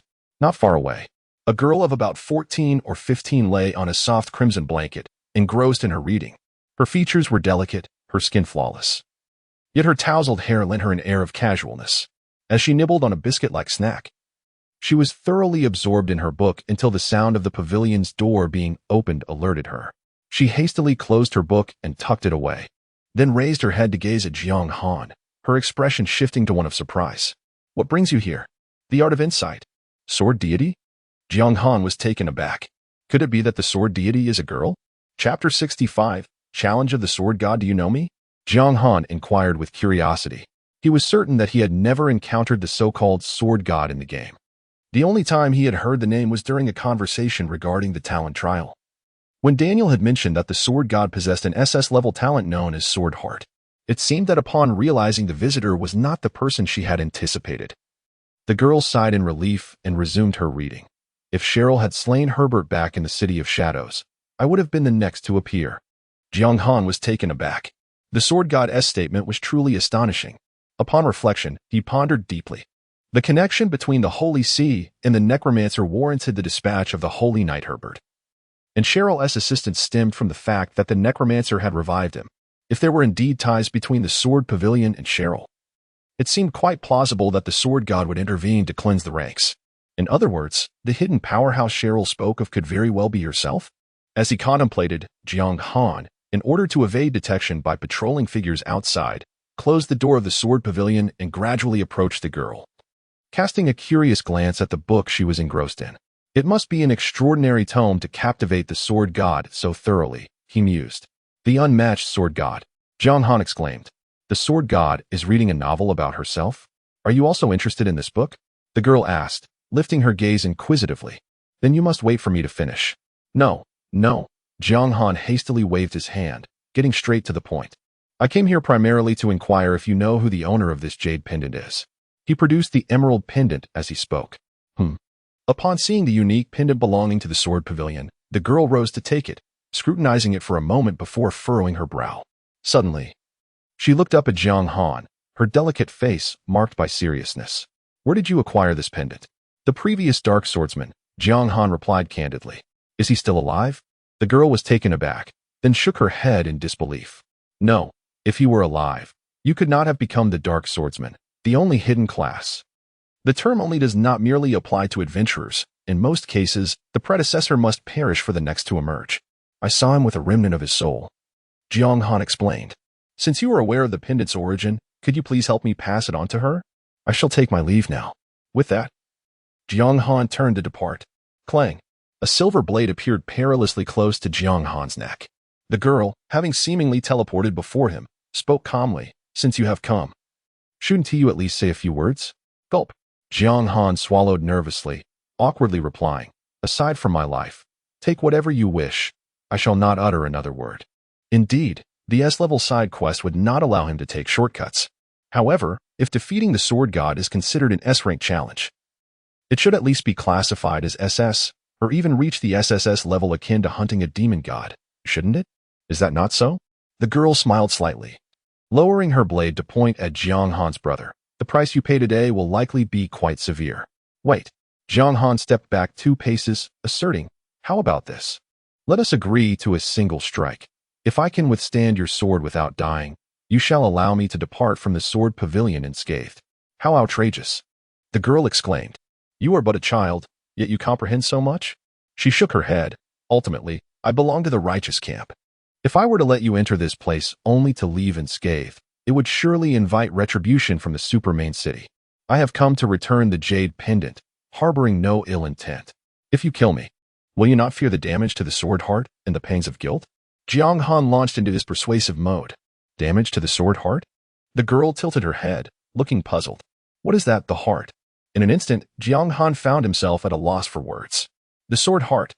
Such an abstract concept, akin to will or spirit, should not be so hard to grasp, should it? My innate talent is indeed called sword heart. Yet it was acquired through a trial of talent, and it seems there is no such thing as damage to it. The sword god shook her head. Jiang Han fell silent. Cyril, was it not said that sword practitioners emphasize a clear conscience? How amusing. The girl chuckled. Unable to contain her mirth, she sheathed her blade, her brilliant eyes sparkling with concealed joy. I was merely jesting. As you stated, since I am here to return the jade pendant, it would be inappropriate for me to strike you down. However, before Jiang Han could relax, the girl introduced a twist. If word gets out that you left unscathed, the sword pavilion would inevitably face criticism. Thus, I propose this. I will demonstrate my silver tier strength in a duel with you. If you win, you may leave the sword pavilion. If you lose, you shall depart from this world. Ding. System notification. Your side quest, Return the Jade Pendant, has transformed into Challenge the Sword God. Challenge the Sword God difficulty. S. Description. How could a mere sword god contend with you? Quest requirement. Defeat the sword god, Dongfang Asen, whose strength has been reduced to silver tier. A duel at the same level? That seems promising. Jiang Han composed himself, suppressing his emotions, and gazed at the sword god, whose oppressive aura had notably diminished, casting forth an insight spell. What are you staring at? Level, 1 health, 100 attack, 1 defense, 1 skills, none description, the strongest and most beautiful sword god in history, unparalleled in heaven and earth. Jiang Han felt a twinge of astonishment.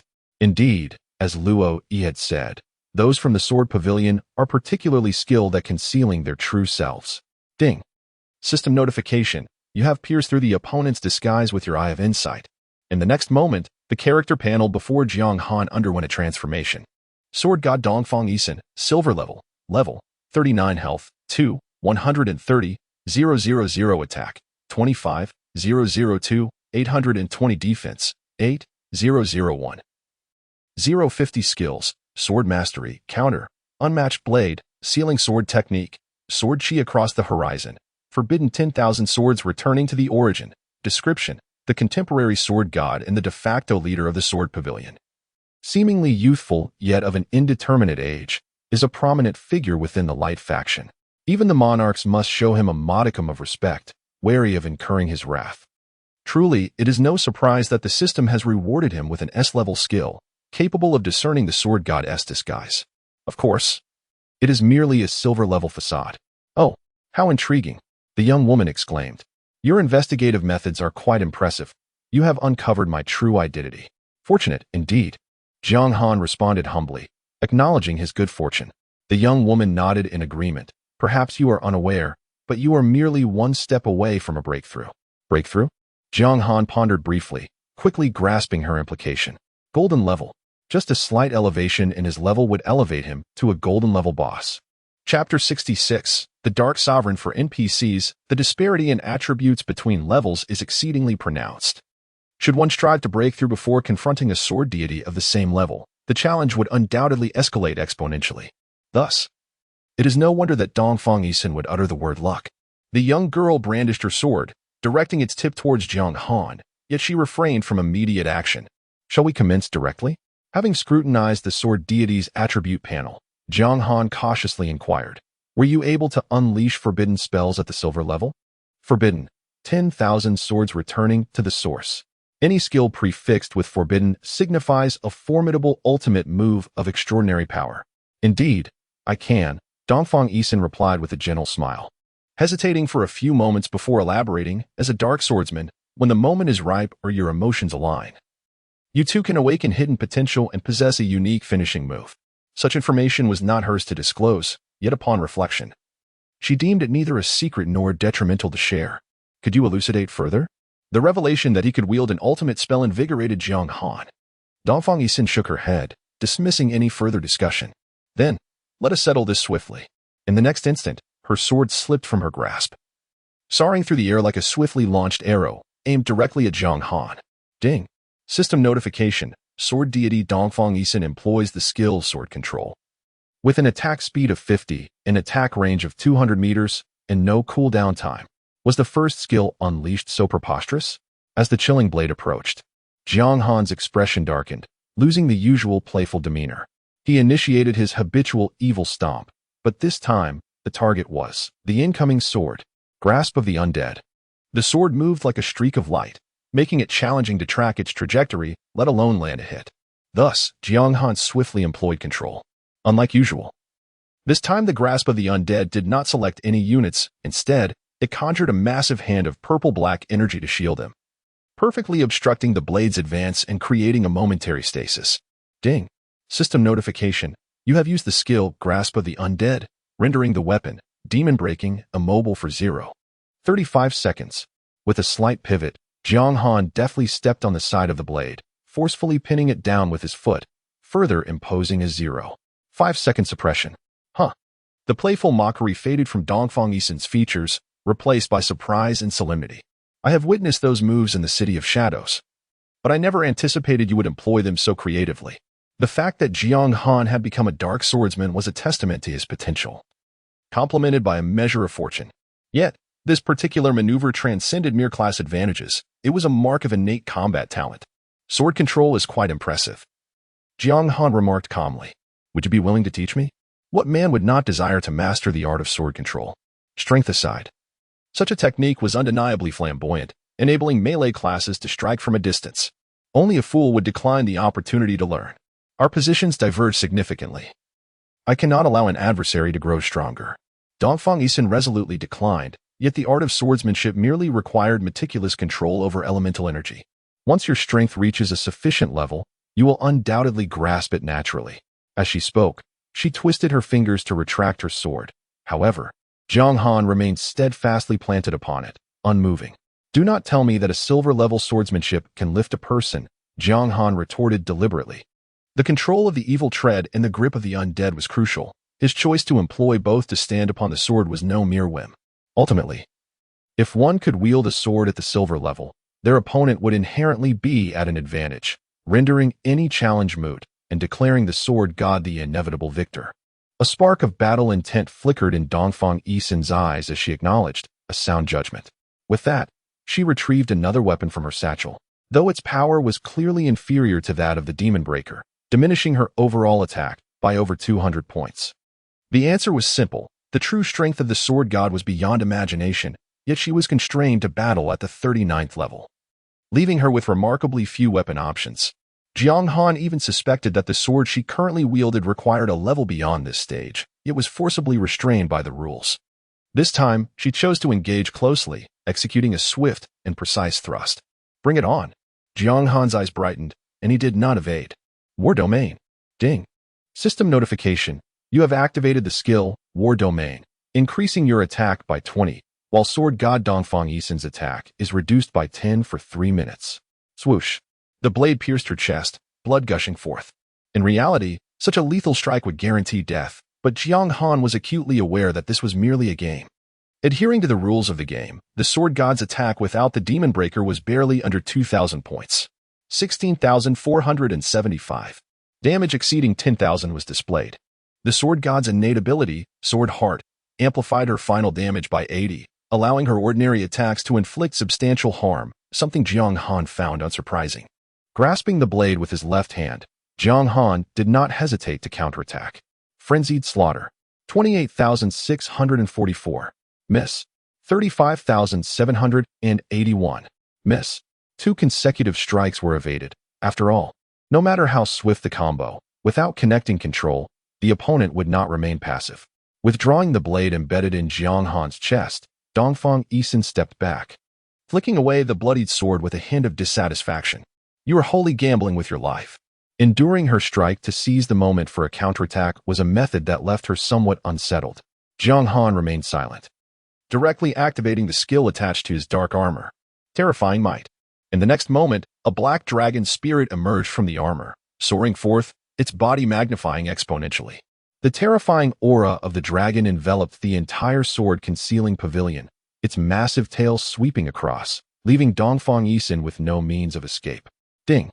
System notification. You have utilized the skill Fearless Might, inflicting 36,714 points of damage upon the sword god, Dongfang Yisun, while simultaneously reducing their attack speed by 20 and movement speed by 20 for a duration of 3 seconds. Seizing the opportunity presented by the opponent's slowed state, Jiang Han leapt forward, his blade shimmering with a purplish-black energy. Deathly Slash. Due to the deceleration, Dongfang Yisun found it difficult to evade and promptly raised her sword to block. Clang. As their blades met, sparks flew. Nevertheless, in terms of silver tier attacks, Jiang Han maintained a firm advantage, compelling the opponent to brace her sword against her shoulder in a desperate attempt to counter. Yet, despite her efforts, the blade still pierced flesh, causing a crimson stain to seep through her azure robe. 17,431. Ding. System notification. The sword god, Dongfang Yisun, has activated the skill Counterbreak, nullifying 80 of the damage based on the disparity in attributes. Without granting any respite, Jiang Han launched a relentless assault, his bloodthirsty sword accompanied by a 15 lifesteal, enabling him to sustain a healthy state due to the damage inflicted. Swoosh. Dongfang Yisun summoned her sword back, unleashing a sharp sword aura. Guardian of the Breeze. 43,200. This ends here. Observing Jiang Han's health remaining above 80, she calmly assessed, in terms of silver tier prowess, without resorting to forbidden spells, I must concede. I am not your equal. Your talent is overwhelmingly formidable. She found herself constrained within the silver tier phase, unable to unleash countless strategies. And with merely a little over 2,000 in attack power, the disparity in innate ability rendered her nearly twice as vulnerable, a gap far too vast, with numerical values almost crushing her. Ding. System notification. Congratulations, you have completed the task, challenge the sword god, receiving a reward of 1,200,000 experience points. Whoosh. Golden light scattered. The experience from the task propelled Jiang Han to level 40. Ding. System notification. Your strength has ascended to a new realm, reaching the standard of a golden level boss, and your title has changed. Ding. System notification. Your title, Dark Controller, has advanced to Dark Overlord, with attributes undergoing transformation. Chapter 67. The struggle between light and darkness. The unfolding of the narrative took Jiang Han by surprise, as it felt like the beginning had abruptly concluded. Dongfang Yisun's health remained robust, and he had yet to employ any of his skills. The completion of the quest was unexpectedly swift. You have returned the Jade Pendant, and I had no intention of taking your life, Dongfang Yisun elucidated, indicating that it was merely a formality. The so-called rules were constraining, compelling him to utter insincere words and perform disingenuous actions. Jiang Han found himself momentarily taken aback. What a peculiar mechanism. What do the game rules even signify in the eyes of these NPCs, allowing them to critique and lament at will? You may leave, Dongfang Yisin sheathed his blade, casting Jiang Han a meaningful glance before turning away. Once you depart from here, the prologue of chaos shall commence. The prologue of chaos? Jiang Han sensed that an event within the game was imminent and hurriedly inquired, "What do you mean?"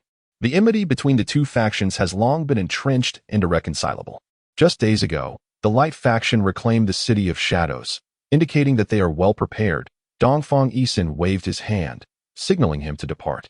Your return of the Jade Pendant may be a jest of fate. Jiang Han's confusion deepened. Could you refrain from speaking in riddles? Or is it that the game rules restrict you from revealing the truth?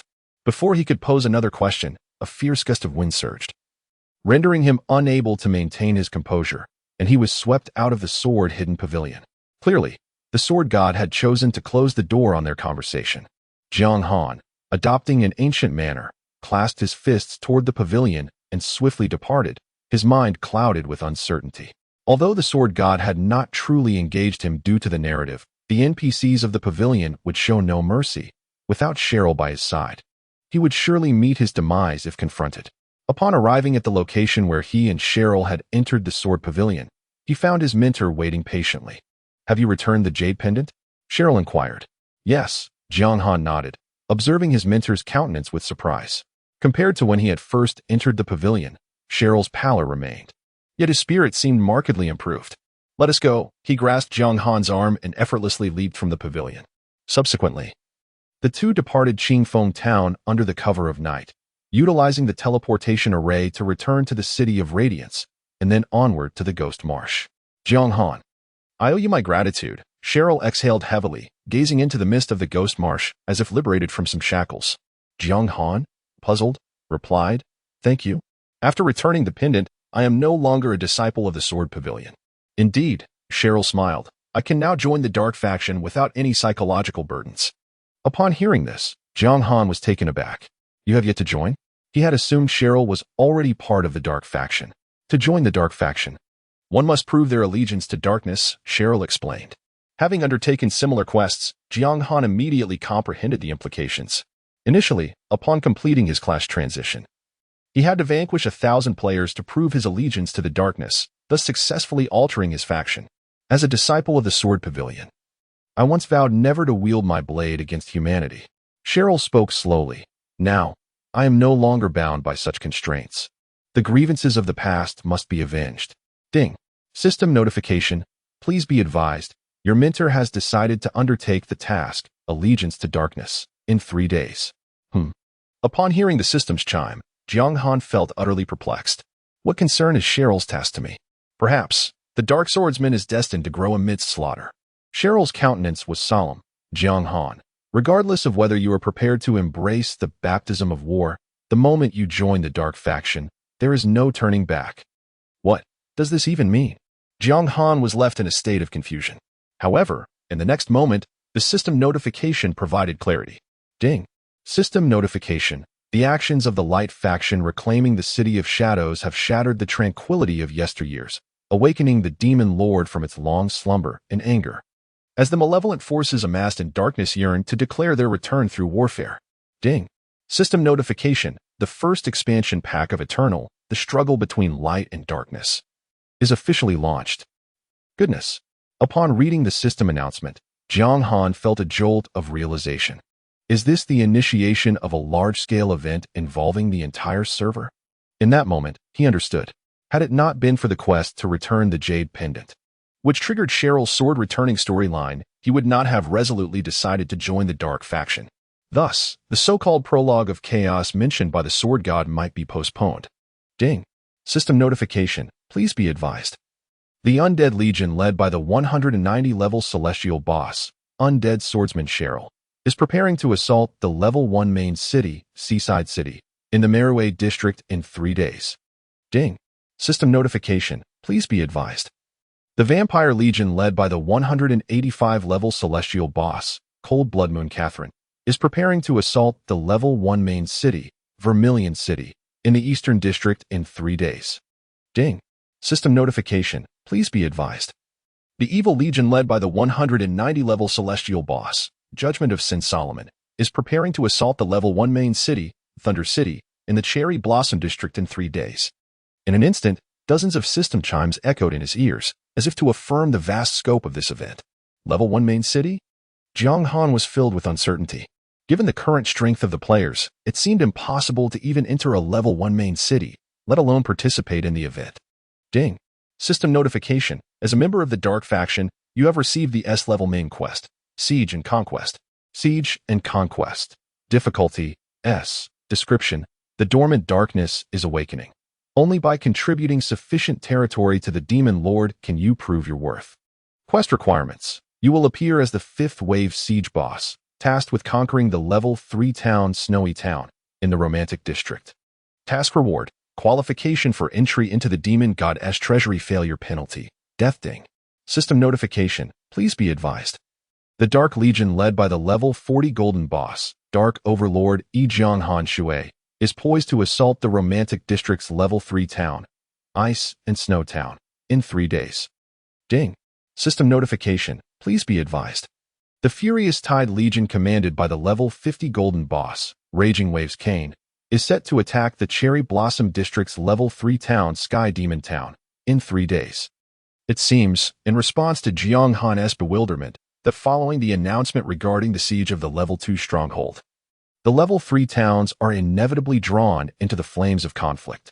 Furthermore, there are reports of the Dark Faction's impending assault on level 4 villages. Staring blankly at the system notifications, Jiang Han felt a thrill of excitement. How should one put it? Although he was currently only at the golden level, it could be said that he was indulging in the experience of being the final boss in a siege battle, was it not? It appears that you do not feel fear. Observing Jiang Han's eager demeanor, Cheryl expressed her satisfaction, saying, "Excellent. I hope for your triumphant return. Master, you too." With that, Cheryl ventured into the depths of the Dark Faction, seemingly to organize troops, and would also assist Jiang Han in bringing back the Dark Legion he commanded. Players of Ice and Snow Town, it is time for you to witness the might of a golden boss. The more Jiang Han read the system announcements, the more thrilling they became, igniting a fervor within him, and a benevolent smile involuntarily graced his face. Chapter 68. The Black Magic Leopard upon reaching level 40. Jiang Han donned the flame helmet, a prize from the fierce beak fire ape, and opened his interface to examine the title information that had advanced due to his ascendance to the golden level, Dark Overlord. His ultimate life value surged by an impressive 250. Compared to the Dark Control title, the Dark Overlord title further enhanced his life value by an additional 50, bringing Jiang Han's vitality increasingly closer to that of a genuine golden level boss. One day, who knows, I might just become the most formidable boss in Eternal. Jiang Han could not help but envision leading countless Dark Legions against players in a grand spectacle, his heart swelling with excitement. However, for now, it was merely a fantasy, especially since he had seen his ranking on the Dark Faction's power leaderboard, an abysmal 84, 505, 217. After his expedition with the Sword Pavilion, it was already 11 at night. Jiang Han pondered for a moment before deciding to log off and recuperate. Beep. Just as he removed his gaming helmet, his phone rang, displaying a call from Wang Kai. Picking up the phone, Jiang Han answered, "Hello? Bro, it's incredible." Wang Kai's voice brimmed with excitement. "You've become the siege boss for the event. If given the choice, who wouldn't want to embody a boss within the game? Yet, ordinary players simply did not possess such an option. Of course, Jiang Han understood that this privilege came at a steep cost, being wanted by the Light Faction and losing the right to resurrect, an unbearable price for average players. Well, Jiang Han chuckled, at least I get to see the world ahead of time. In the early stages of the game, the various country servers were distinctly separate, making cross-national play nearly impossible. Had he not been assigned to the Dark Faction, he would never have enjoyed such a privilege. Safety must be ensured, Wang Kai advised. I specifically checked the forums for the Romantic Zone, and it's already in an uproar. A significant number of players are likely heading to Ice Snow City, hoping for your first kill. Yes, I will exercise utmost caution. After a brief exchange about mundane matters, their conversation concluded. Jiang Han set down his phone, took a refreshing shower, and peacefully retired for the night. The next morning, as usual, he purchased a few buns to satisfy his hunger and drank some warm water before re-entering the game to embark on a new day of adventure. Whoosh! A flash of white light signaled Jiang Han's return to the Phantom Marsh. Ding! System notification. The equipment, Swift Boots, silver level, you entrusted to the auction house in Breeze Town has been sold, netting you 112 gold coins. Ding. System notification. The equipment, Flame Dagger, golden level, you entrusted to the auction house in Breeze Town has been sold, netting you 147 gold coins. Numerous system alerts chimed in succession. Jiang Han glanced at the notifications and realized that all the equipment he had sent for sale had successfully sold. Such a wealth of gold coins? He had initially thought that selling for a mere 10 or so coins would be quite satisfactory. So he was pleasantly surprised by the outcome. Upon closely examining the information panel, enlightenment dawned upon him. Ding. The currency exchange system has been activated. With the current ratio of gold to RMB set at 193. In essence, the recharge system is fully operational, signifying that affluent players are poised to make their move.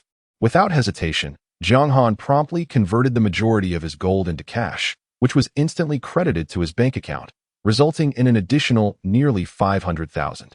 Oh, what a windfall. Suddenly, the sound of footsteps reached his ears.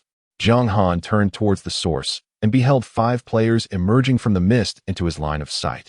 It was evident that they were in search of a leveling spot. The ghostly marsh, being in close proximity to the City of Dawn, was destined to become one of the primary maps for player exploration as their levels increased. The leading player, known as One River Coldwater, appeared visibly unsettled. "No way. Are we really that unlucky to encounter him?" he exclaimed. "Handsome, our leveling is not easy. Please spare us." Encountering One River Coldwater was undoubtedly not a stroke of luck for them. "Foolish adventurers, this is not a place for you," Jiang Han proclaimed. Feigning the role of an NPC, with his bloodthirsty sword in hand, he charged forward, dispatching them with a single strike each, sending them all back to the resurrection point. 38,417, 39,248, 36,741. The players' defenses crumbled like paper, with damage figures exceeding 30 to nearly 40,000 flashing before him. Currently, even the top-tier professional players were not a match for him. He outstripped mainstream players by a considerable number of levels and wielded a weapon of astonishing attack power, achieving instant kills with ease. Only those capable of enduring a second strike could be deemed skilled. "Mentor, are you there?" Upon completing the kills, Jiang Han called out, confirming that Cheryl had yet to return and resolved to seek out a new leveling spot on his own. While the upcoming siege in 3 days piqued his interest, he understood the necessity of maintaining his own level to ensure he would not fall victim to a player's ambush. Dispatching a few decayed bones that obstructed his path, Jiang Han traversed the ghostly marsh and proceeded northward. As the dilapidated trees gradually faded from view, a foreboding landscape filled with dark miasma began to unfold. The chilling winds swept through the air, and in the distance, a robust black panther roamed, heralding the dangers that lay ahead. Ding. System notification. You have entered the map, Desolate Wilderness. Approaching cautiously, Jiang Han cast an eye of insight towards the Black Panther. Black Demon Panther, Elite Monster, Level, 50 Health, 650, 000 Attack, 26, 502, 800 Defense, 13, 001. 550 Skills, Claw Strike, Pounce, Bloodthirsty Frenzy. Description: one of the predators of the Desolate Wilderness, possessing terrifying speed and power. After being tainted by demonic energy, it has become increasingly bloodthirsty, craving slaughter. Upon observing the attributes of the Black Demon Panther, Jiang Han couldn't help but raise an eyebrow. Its stats were significantly superior to those of the 45-level Molten Giant Python. Elite monsters surpass ordinary ones by more than just a tier. Their prowess can almost be described as overwhelming. However, Jiang Han remains undaunted, approaching with a calm demeanor. He swiftly executes a series of attacks, employing his malevolent stomp to inflict damage and control, reducing the Black Demon Leopard's health by a quarter. The Black Demon Leopard, taken by surprise, roars in fury and bites Jiang Han's calf. The damage of 18,361 is negligible for Jiang Han, whose health exceeds 300,000. With a few swift strikes, he utilizes the vampiric effect of his bloodthirsty sword to recover his vitality. After 2 minutes, the Black Demon Leopard's health bar is entirely depleted. It lets out a whimper and collapses. A notification chimes. Congratulations! You have slain the Black Demon Leopard, Elite Monster, and gained 8,000 experience points. Not bad. Although the challenge of defeating it was greater than that of an ordinary monster, The experience gained is quite substantial. At Jiang Han's current level, he requires the defeat of fewer than 200 such creatures to level up. For the time being, Jiang Han resolves to search for the black demon leopard in the desolate wilderness. Given that leopards are solitary creatures, their behavior in the game remains unchanged.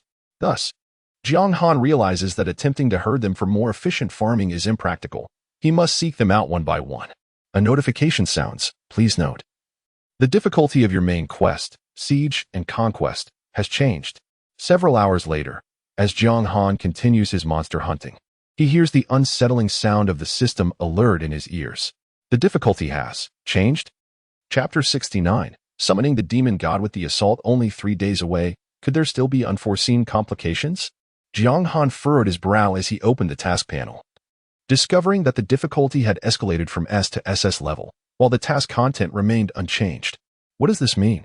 Is the system deeming my task too easy, thus compelling me to confront greater challenges? Or perhaps, the players from the Romantic Zone have learned of my impending attack on Ice and Snow City and are deliberately stirring trouble. As the system considers various factors before deciding to elevate the difficulty, at this point, all I can do is face the incoming tide. Relying on my own strength to withstand the onslaught, Jiang Han chose not to delve deeper into the matter and continue to search for the black demon leopard. His sole ally in the game was his mentor, but Cheryl was also slated to appear as a boss in the primary city, making her assistance unlikely. Thus, he could only depend on his own skills to navigate the challenges ahead. Presently, his focus was on enhancing his abilities to prepare for any potential narrative developments. After a lunch of takeout, Jiang Han resumed his grinding. Ding ding. Long Tongue Wanli sent a message. I have a tip. Players from the Romantic Zone have somehow managed to have a level 60 Dark Gold boss stationed in Ice Snow Town. A Dark Gold boss? That is somewhat reassuring. Jiang Han let out a sigh of relief. His greatest fear was the involvement of entities far beyond his current capabilities, leading to outcomes beyond his control, making him a mere pawn on the chopping block. Thank you, Jiang Han replied. No need for thanks, Long Ting Wanli responded with a smiley emoji. Just be careful not to fall to those foreign players. Indeed, Jiang Han understood the kindness behind the warning. As a player from the Eastern Zone, his head was worth a fortune, and if he were to perish in any server, it would undoubtedly draw the attention of the mainstream players. Yet, could a Dark Gold boss truly elevate the task difficulty to SS level? Jiang Han remained uncertain.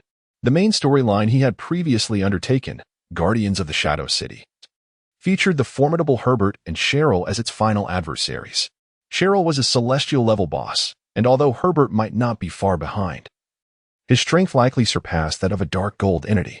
If such powerful beings were to appear, what could he possibly use to withstand their might? Overthinking was futile. Dismissing such distractions, Jiang Han patiently continued to grind, and with each black demon leopard that fell beneath his blade, his experience points surged. A day swiftly passed. After a full day of monster slaying, Jiang Han reached level 41, at 86, nearing level 42. Ding. System notification. Your mentor, the undead swordsman Cheryl, has led the Dark Legion to await you in the Phantom Marsh. Please proceed promptly. After slaying another black demon leopard, the system's chime echoed in his ears. Ready to embark? Jiang Han steeled himself, eager to gauge the prowess of the players from the Romantic Zone. He set off on his journey back. After a brief interval, they arrived once more at the Ghost Marsh, where Cheryl was seen leading a formidable legion clad in obsidian armor. The army numbered in the thousands. Impeccably organized and rigorously trained, wielding an array of weapons, their heads encased in helmets that shrouded their identities, revealing only a pair of menacing crimson eyes. A palpable atmosphere of intimidation permeated the air. Jiang Han, intrigued, directed his insight eye towards one of them. Undead swordsman. Level. Health. Attack. Defense. Skills. Description. All question marks. The insight eye typically functions on creatures whose level does not exceed one's own by more than 50. Under normal circumstances, even if beyond the detection range, it would not yield a complete enigma. This suggested that these undead swordsmen were formidable entities, all exceeding level 100. In life, they were not as powerful as he, and they had not been fortunate enough to regain their consciousness, transforming into true undead swordsmen. Cheryl explained briefly, then pointed towards a noticeably inferior creature not far away. Indeed, that is the Dark Legion you lead. Jiang Han looked up to behold a group of blue-skinned humanoid beings armed with spiked maces, their attire ragged and tattered. In the presence of the undead swordsman, they appeared timid, utterly overshadowed by their imposing aura. Water Goblin, Elite Monster, Level, 45 Health, 550, 000 Attack, 215, 023. 50 Defense, 100, 012, 50 Skills, Critical Strike, Brutal Assault, Savage Charge. Description: Water goblins born in the vicinity of heavily infused magical waters, possessing rudimentary intelligence, yet remaining among the cannon fodder of the dark faction, unlikely to achieve greatness. Though classified as elite monsters, the water goblins are inferior in every aspect to the black magic leopard. However, they pose no challenge to ordinary players. Nevertheless, the water goblins represent the final wave of smaller monsters, numbering just over 100, while more numerous are the 30-plus level, even 20-plus level, minions. Even their respective bosses are feeble compared to Jiang Han. Coughing lightly, Jiang Han inquired softly, "Minter, might you grant me a few undead swordsmen?" He believed that having several level 100 undead swordsmen by his side would significantly enhance their safety. In response, Cheryl looked at her disciple with an amused yet enigmatic expression. "Do you truly think that is possible?" "The rules disallow it," Jiang Han ventured. Cheryl nodded, remaining silent. "Then, are there any other means of preserving my life?" Jiang Han pressed on, unwilling to relent.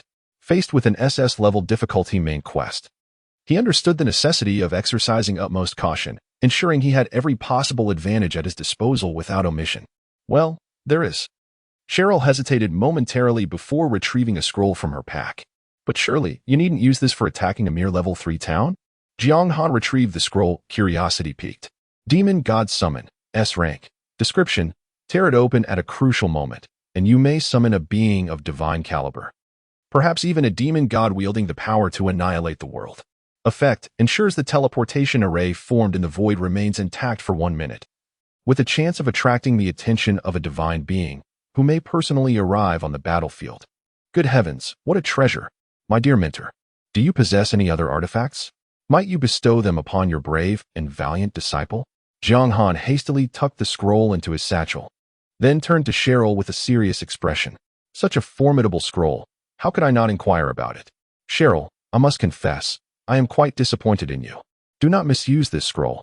Cheryl chuckled, exasperated, and promptly clarified that without an overwhelmingly powerful presence descending, summoning a divine being for assistance would be tantamount to inviting one's own demise. Those formidable figures are not to be trifled with. The reason for distributing such scrolls is to ensure that, in the event a divine being from the light faction appears, our side has a counterpart of equal strength to contend with. To summon them for trivial matters would lead to dire consequences. Rest assured, I shall not misuse it." Jiang Han nodded, comprehending the caution in Cheryl's words. Then, he extended his hand towards Cheryl and shamelessly inquired, "Minter, could you possibly grant me a few more?" Chapter 70, Crossing Borders. Cheryl was both amused and exasperated as she swatted away Jiang Han's outstretched hand, remarking, "Do not overreach. I possess only 2 scrolls." It was inconceivable for him to bestow them entirely upon his disciple, particularly given the significantly greater likelihood of encountering god-tier adversaries compared to his apprentice. "Is there truly nothing of value left?" Jiang Han inquired gravely, underscoring the importance of the matter. "None," Cheryl replied, shaking her head. "If you doubt me, I can swear an oath before the God of Promises." "That cannot be." Jiang Han hastily interjected, his tone earnest. "Minter, what are you suggesting? My respect for my teachers has always been unwavering, and my character is beyond reproach. You know this well." Though jesting, Cheryl was acutely aware of how he treated her, and Jiang Han was equally cognizant of maintaining propriety to avoid inciting any displeasure. "Am I not aware?" Cheryl thought to herself, suppressing her internal musings. Yet she understood her disciple's cautious nature and did not hold it against him. After a brief exchange, Cheryl resumed her serious demeanor and declared, "Since we are prepared, let us depart." Indeed, shortly thereafter, a formidable force numbering in the hundreds of thousands advanced southward, the distinctive, dense aura of dark magic emanating from the army instilling fear in the occasional creatures they encountered, which scurried away in retreat. Along the way, Jiang Han gazed at the parched and barren lands within the depths of the dark faction and curiously asked, "Minter, what is your perspective on the dark camp?" "A rebellious force seeking to overthrow the current rulers," Cheryl replied calmly. Jiang Han expressed his confusion. "Doesn't that imply evil?" The undead, the taint of dark magic. The 10 demon gods. Surely, these are all symbols of malevolence? The delineation between justice and evil is seldom so clear-cut, Cheryl said, casting a meaningful glance at her disciple. Jiang Han, you must remember that history is written by the victors. Should the dark camp triumph over the light camp, then we, who re-establish power, would embody the light, while they would be deemed the darkness. Jiang Han fell silent, fully aware of this concept. However, within the game, the light and dark factions seem to represent entirely different species, akin to a racial conflict, rather than mere human strife. I believe I grasp your perspective, Cheryl said with a smile. Do you truly think that the dark camp's invasion of the light camp would result in the extermination of humanity? Is it not so? Jiang Han provocatively continued the discussion, seeking to elicit further lore about the game. Whether or not civilians will be slaughtered depends on the intentions of their leaders. Even within the light camp, conflicts among various factions occasionally arise, which is not unusual. However, the higher echelons of the dark camp primarily aim to overthrow, rather than annihilate. As a high-level celestial being, Cheryl possessed a far deeper understanding. Among the 10 demon gods, some carry human bloodlines.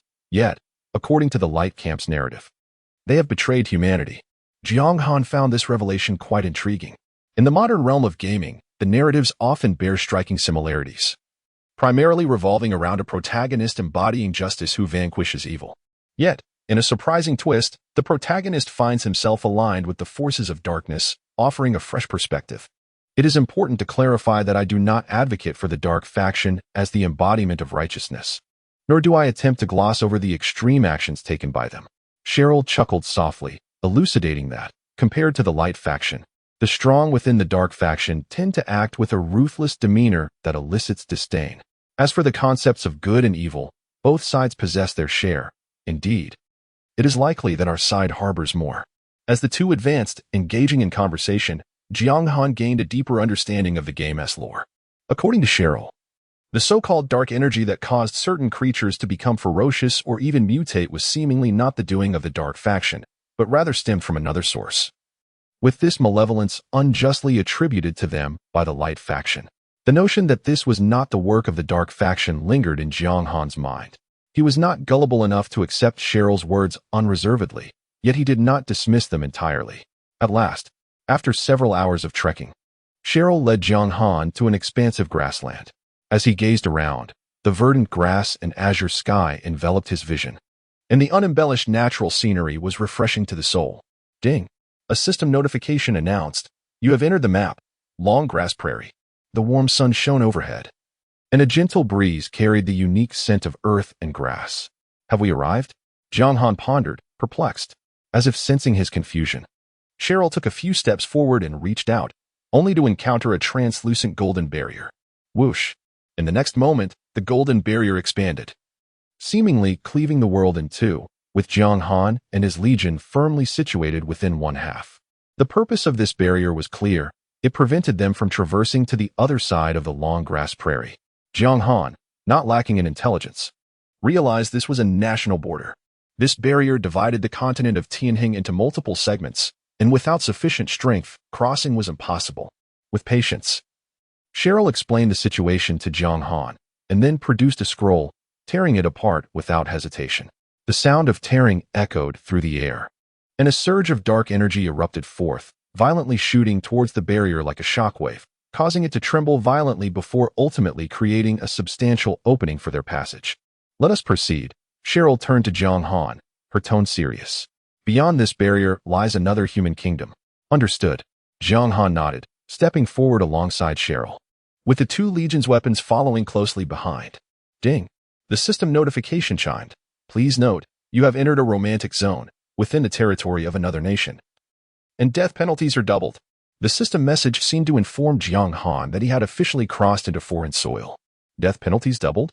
He opened the information panel, observing the red warning indicators. Shrugging nonchalantly, he conveyed indifference. After all, he had no opportunity for resurrection, and thus, he could not afford to die even once. You are unfamiliar with this place, so allow me to escort you to the vicinity of Ice and Snow Town, Cheryl said with concern, demonstrating her care for her disciple. Jiang Han, grateful, replied, I appreciate your guidance, Master. Oh, there's no need for formality, she chuckled. After approximately another hour of travel, they arrived at the base of a snow-capped mountain. Ding. System notification. You have entered the map, Snowstorm Mountains. Battling the biting cold wind, Cheryl raised her hand, pointing towards a distant town partially obscured by heavy snowfall, its lights and inhabitants barely discernible. That is the town you must conquer. Ice and Snow Town, she declared. Understood. Jiang Han responded, exhaling warm breath that dissipated into the frigid air, his gaze resolute. I will undoubtedly seize it. 2 days later, the formidable golden-level boss, Jiang Han Shui, would descend upon Ice and Snow Town with unparalleled might. Tremble, novices. Chapter 71. The frosty behemoth. As Cheryl observed her disciple's spirited demeanor, she could not help but chuckle. It is well that you possess confidence. I wish you triumph, that we may together enter the demon goddess treasury and seek out its treasures. The demon goddess treasury. Upon hearing this tantalizing mention of a quest reward, Jiang Han's eyes sparkled with enthusiasm. Master, what treasures lie within the treasury? The significance of this main storyline reward was not lost on him, and he eagerly anticipated its bounty. The treasury contains the exquisite artifacts collected by the demon god. Cheryl elucidated. Within, you will find a plethora of rare items, skills, and equipment, even certificates for hidden class advancements. You may select one item to claim, of course. Certificates for hidden class advancements? Even if I cannot utilize them, they could fetch hundreds of thousands, if not millions, when sold. Jiang Han mused, excitement coursing through him. With that in mind, Master, let us rendezvous at the treasury's entrance. Cheryl merely smiled in response. Subsequently, she led her legion of the undead toward the first-tier city of Haishin City, their destination within the Merue district, necessitating passage through a national border. In truth, Cheryl could have taken a more direct route, but she chose to take the longer path to ensure Jiang Han's safe arrival. As Jiang Han watched Cheryl's legion disappear into the swirling snowstorm, he withdrew his gaze and surveyed his own dark army. With a serious countenance, he commanded, "Set up camp here. Should any enemies approach, send word to me immediately." Understood. The dark army, whose strength and presence paled in comparison to the undead swordsmen, promptly obeyed Jiang Han's orders, beginning to organize the supplies they had transported. Afterward, Jiang Han opted to log out. The journey had consumed a full morning without the aid of teleportation portals, leaving him quite famished. With a swish, Jiang Han logged back in after lunch. In the brief interlude of his meal, the encampment had begun to take shape. With a whole day remaining before the siege, he was determined not to squander the time. Jiang Han resolved to explore the frosty mountains and hunt some monsters to level up. First, he marked the coordinates of the camp to avoid losing his way. Then he braved the biting wind and snow as he ventured deep into the mountains. After walking for about 10 minutes, he stumbled upon a creature resembling a bear. Its fur a pristine white. The beast was robust and massive, its claws far sharper than those of a real polar bear, leaving deep imprints in the snow with each step. A formidable adversary indeed.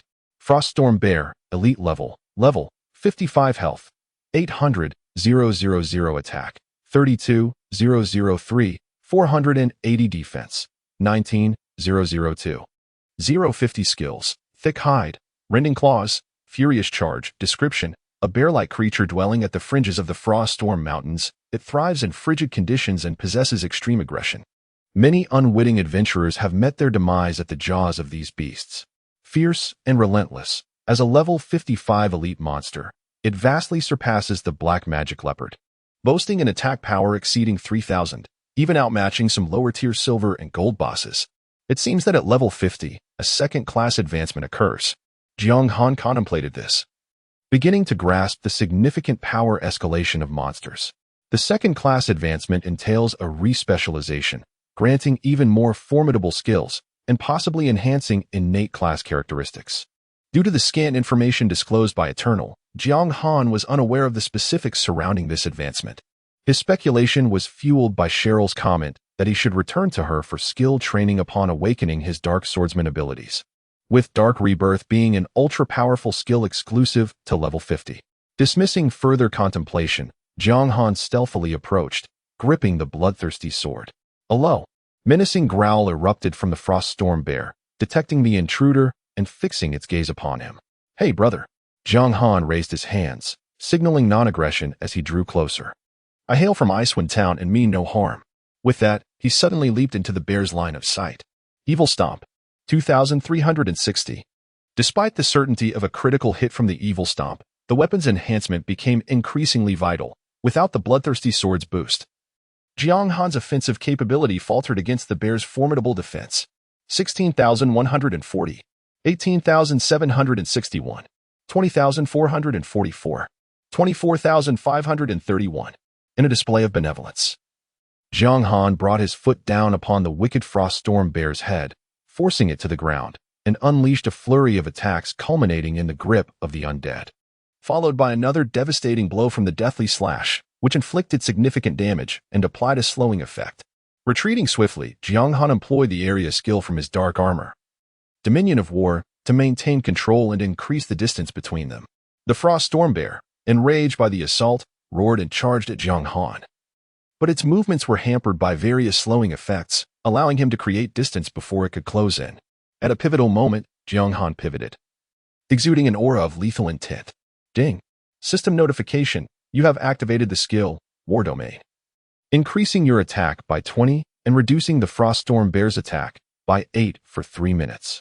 The disparity in levels was substantial, with a notable distinction between the first and second transitions, resulting in overwhelming suppression. Consequently, the battlefield's impact on the Blizzard Bear was minimal. With a swift motion, the Blizzard Bear extended its foreleg, its sharp claws slicing through the air at an astonishing speed and covering a wide range. Ding.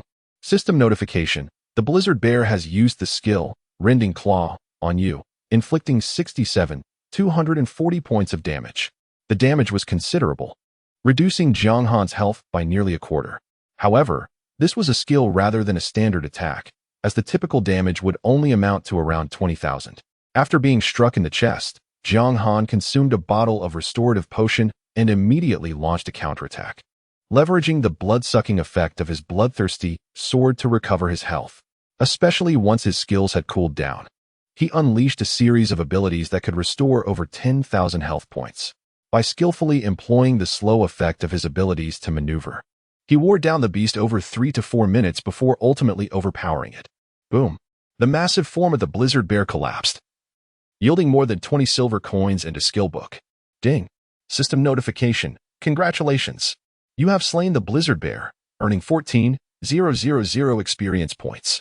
The significant level difference enhanced the experience gained, resulting in Jiang Han receiving a reward far surpassing that of defeating the Black Magic Leopard.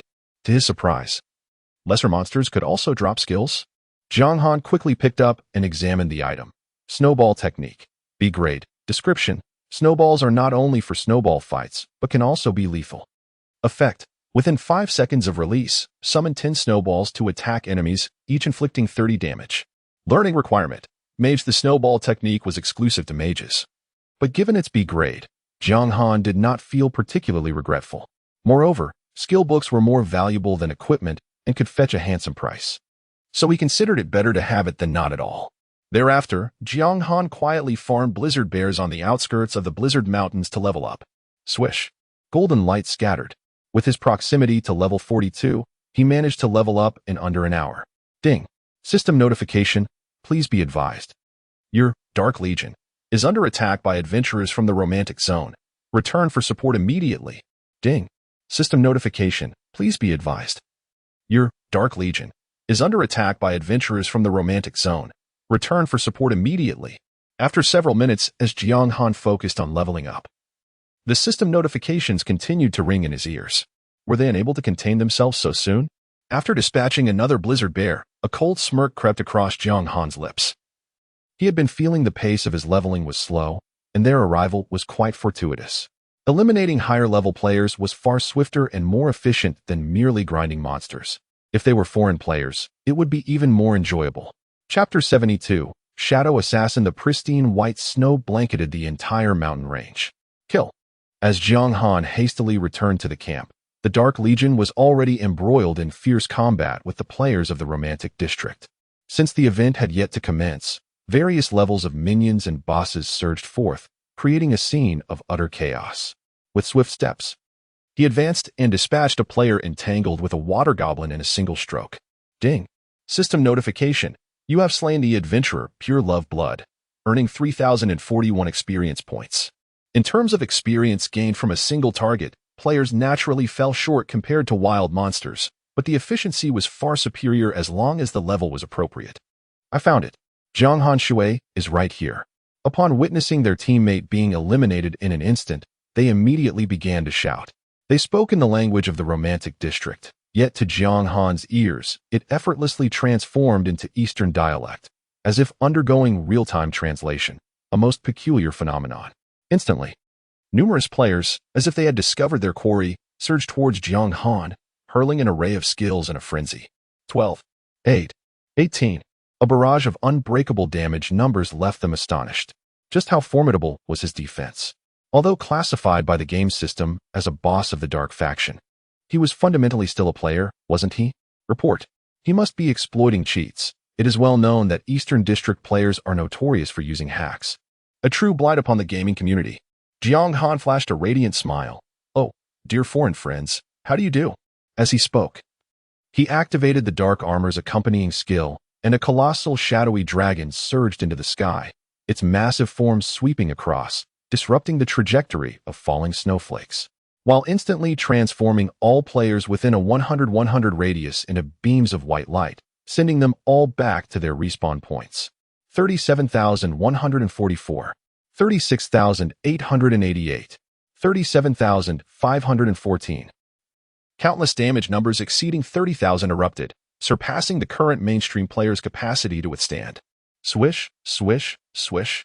The resplendent white light, rising and falling, harmonized with the snowflakes, leaving the surviving players 100 meters away utterly dumbfounded. Through a specialized scouting technique, I glimpsed his attributes. Is this truly a top-tier expert who has achieved 3 first kills, boasting an attack exceeding 4,000? My goodness. He is a melee class. How can he wield such an exaggerated area attack? It appears he has indeed become a thoroughly golden-level boss. The cacophony of astonished exclamations filled the air. After all, players from different nations faced an invisible wall in the realm of the internet. This was their first encounter with Jiang Han's overwhelming damage. Jiang Han observed his experience bar climbing rapidly by 5. Feeling a surge of satisfaction. Why is it only this little? He had anticipated thousands of players rushing towards him, not just a few hundred. Perhaps this is a limitation imposed by the system? One could fear that before the event even began, the Dark Legion might be utterly annihilated, causing the event to be stillborn. With a swift motion, a dagger glinting coldly sliced through the air from the side. However, Jiang Han had already sensed the danger, quickly retreating a step to narrowly evade the blade that grazed his neck. Miss. Ghost King, Shadow Assassin, level, 34 health, 56710 attack, 16501817 defense, 553,589 skills, Shadow Stealth, Fatal Strike, Shadow Kill, Desperate Spike. The Shadow Assassin. Undoubtedly, this is a hidden class, and his equipment and attributes far exceed those of ordinary players, which is why he has not been instantly obliterated by the overwhelming might of the surroundings. Truly a master. The player known as Ghost King is a handsome young man, who, upon revealing himself, bore an unparalleled seriousness on his visage. This was his first encounter with a player of such terrifying prowess. It is indeed no surprise that the forces of the Light faction offer generous rewards for a bounty. Ghost King has surprisingly faltered. There remains a chance. He is yet to unleash his true strength. Jiang Han's awareness and reflexes are truly remarkable. The players from the Romantic Zone began to clamor, and some even whistled upon witnessing the duel between the two formidable players. Your surprise attack was quite commendable, had it not been for the advantage of level disparity. I would have found it difficult to evade. Hearing the other party refer to himself as a master, Jiang Han quickly reciprocated with a touch of flattery. At present, it is highly likely that some players are recording the encounter. Having traveled abroad, it is essential to make the kill swift and decisive. Yet it is equally important not to be overly aggressive. One must exhibit grace when appropriate, for that is the hallmark of a high-caliber player. Ghost King remained silent, slightly bowing, and once again entered stealth, biding his time. This is intriguing. Jiang Han observed the snow-covered ground, finding no footprints, and the falling snowflakes continued their descent undisturbed. He suppressed his playful banter and stood still, earnestly searching for Ghost King's hidden position. Other players, witnessing this, refrained from intervening, opting instead to engage the soldiers of the Dark Legion, allowing the duel between the two to unfold undisturbed. 10 seconds, 20 seconds. Time trickled by. Yet Ghost King remained concealed, patiently awaiting the opportune moment. Suddenly, a small snowball appeared beneath Jiang Han's right foot, compelling his gaze to lower toward the ground. Now, at that moment, Ghost King's eyes gleamed with intensity as he surged forward from behind Jiang Han, launching a fatal strike aimed at Jiang Han's head. The chilling blade carving an exhilarating arc through the air. However, in that critical instant, Jiang Han abruptly pivoted, a smirk playing at the corners of his mouth. As a class that relies on explosive damage through attacks, he likely preferred to confront his adversary from the left flank behind, a position that would render it more challenging for his opponent to react and defend. Moreover, even if one were to act contrarily, intentionally launching an assault from the right flank, as a master upon whom the Romantic District players have pinned their high expectations, the commotion caused should not have been so pronounced. Clang! The dagger was flawlessly blocked by the bloodthirsty sword, amidst the crisp sound of clashing weapons. The Ghost King revealed himself, his face etched with astonishment. How did you discover my presence? Clearly, the earlier feigned gesture of looking down at the right side of the ground was merely a ruse, intended to provoke him into attacking, thus revealing his true position in an instant. Guess, Jiang Han replied nonchalantly as the grip of the undead activated, immobilizing his opponent and denying him the chance to showcase the Phantom Assassin skill once more. The deathly slash descended, claiming him. In truth, given his current attribute panel, even as a hidden class, the Ghost King posed no threat to him. If he truly wished to eliminate him in an instant, the evil trample could approach, and with a single stroke, the matter could be resolved without hesitation. However, relying solely on numerical superiority would inevitably invite criticism. Hence, he granted the Ghost King another opportunity to demonstrate his abilities, intending to show the Romantic District players that without sufficient skill, they could never reach his level, instead becoming mere fodder for others' quest rewards. As gasps of astonishment filled the air, the beleaguered players from the Romantic District marveled. This player from the Eastern District is incredibly powerful. Alas, as the wind howled and snow swirled, surveying the struggling players besieged by the Dark Legion, Jiang Han pondered that this battle would likely be recorded on video, causing him to shake his head and let out a heavy sigh, deeply vexed. It's over. All is lost. His performance had been exceedingly impressive. How many female admirers would this garner? Chapter 73. The Siege. In turn, it is evident that this wave of incursions from the adventurers merely constitutes the tip of the iceberg in the siege warfare. The system would not permit them to launch a full-scale assault prior to the official commencement of the event. After deftly resolving their interference, Jiang Han resumed his endeavors in the frost and snow mountains to grind monsters and level up, during which no players attempted to ambush the camp again. 2 days swiftly elapsed. On the third day, the event officially commenced. With his spirits invigorated, Jiang Han chose to log in at 9:30, and immediately, a cacophony of system notifications filled his ears, heralding the complete activation of the siege warfare. Ding! System notification. Your SS-level main quest, Conquest of Territories, has officially begun. Ding! System notification. Please note, your Dark Legion must launch attacks in 5 or more waves. Otherwise, all beings within the Legion will suffer a 20 reduction in all attributes, lasting until the siege concludes. Ding! System notification. Please initiate your attack by 10 o'clock. Failure to do so will result in a 20 reduction in all attributes for every being in the Legion. Evidently, in order to restrict Jiang Han from leading the Dark Legion into an overwhelming assault and to ensure the event commences punctually, the system has imposed significant constraints. Should the Dark Legion experience a 20 attribute reduction, the likelihood of success in this siege would undoubtedly diminish considerably, rendering the endeavor akin to courting death. Is this the reason why the forces of light also advance in phases against the City of Darkness? This marks Jiang Han's inaugural appearance as the final boss, and he finds the system's regulations rather intriguing. Nevertheless, this did not concern him greatly. The sole source of his unease stemmed from the daunting difficulty of the task. SS level. Would there, once again, be entities of the caliber of Herbert and Cheryl? As time trickled away, upon reaching the hour of 10, every city belonging to the forces of light, with the exception of the super main city, came under siege, and the flames of war engulfed the celestial continent. Ding! System notification. You may now initiate your attack. Mutated lizardmen, charge forth.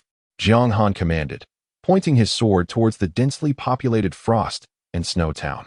It is important to note that, including the Celestial Continent, nearly all level 3 towns were under assault, and each town had a participant limit, preventing an overwhelming number of players from congregating. These factors ensured that, despite receiving additional privileges, Jiang Han would not fall victim to the sea of players employing tactics from the Romantic District.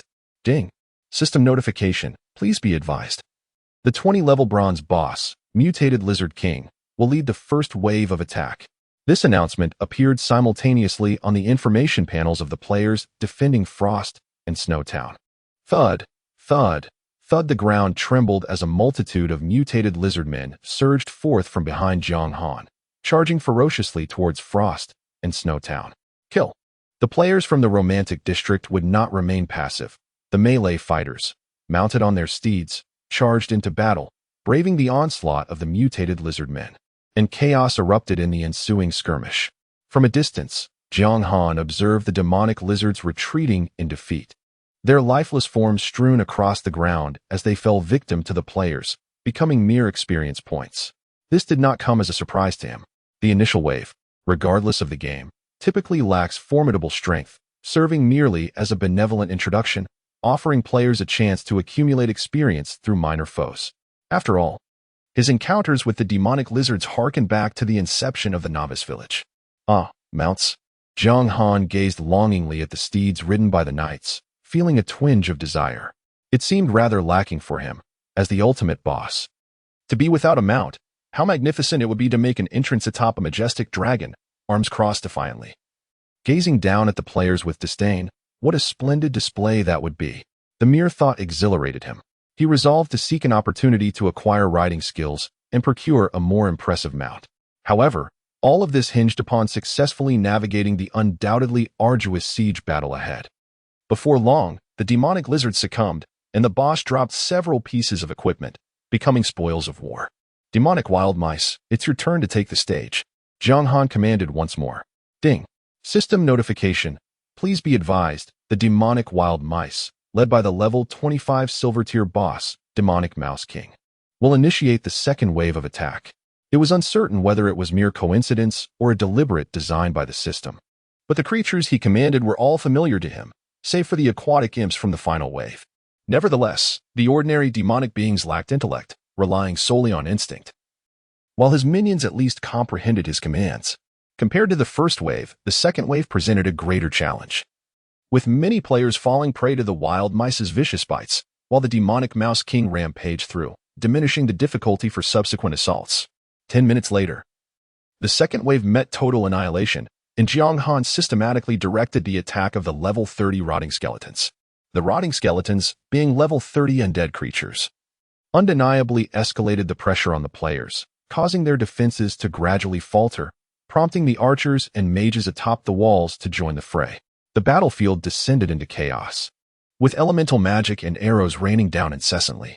Simultaneously, as the players continued to retreat, NPC soldiers joined the battle, standing united against the onslaught.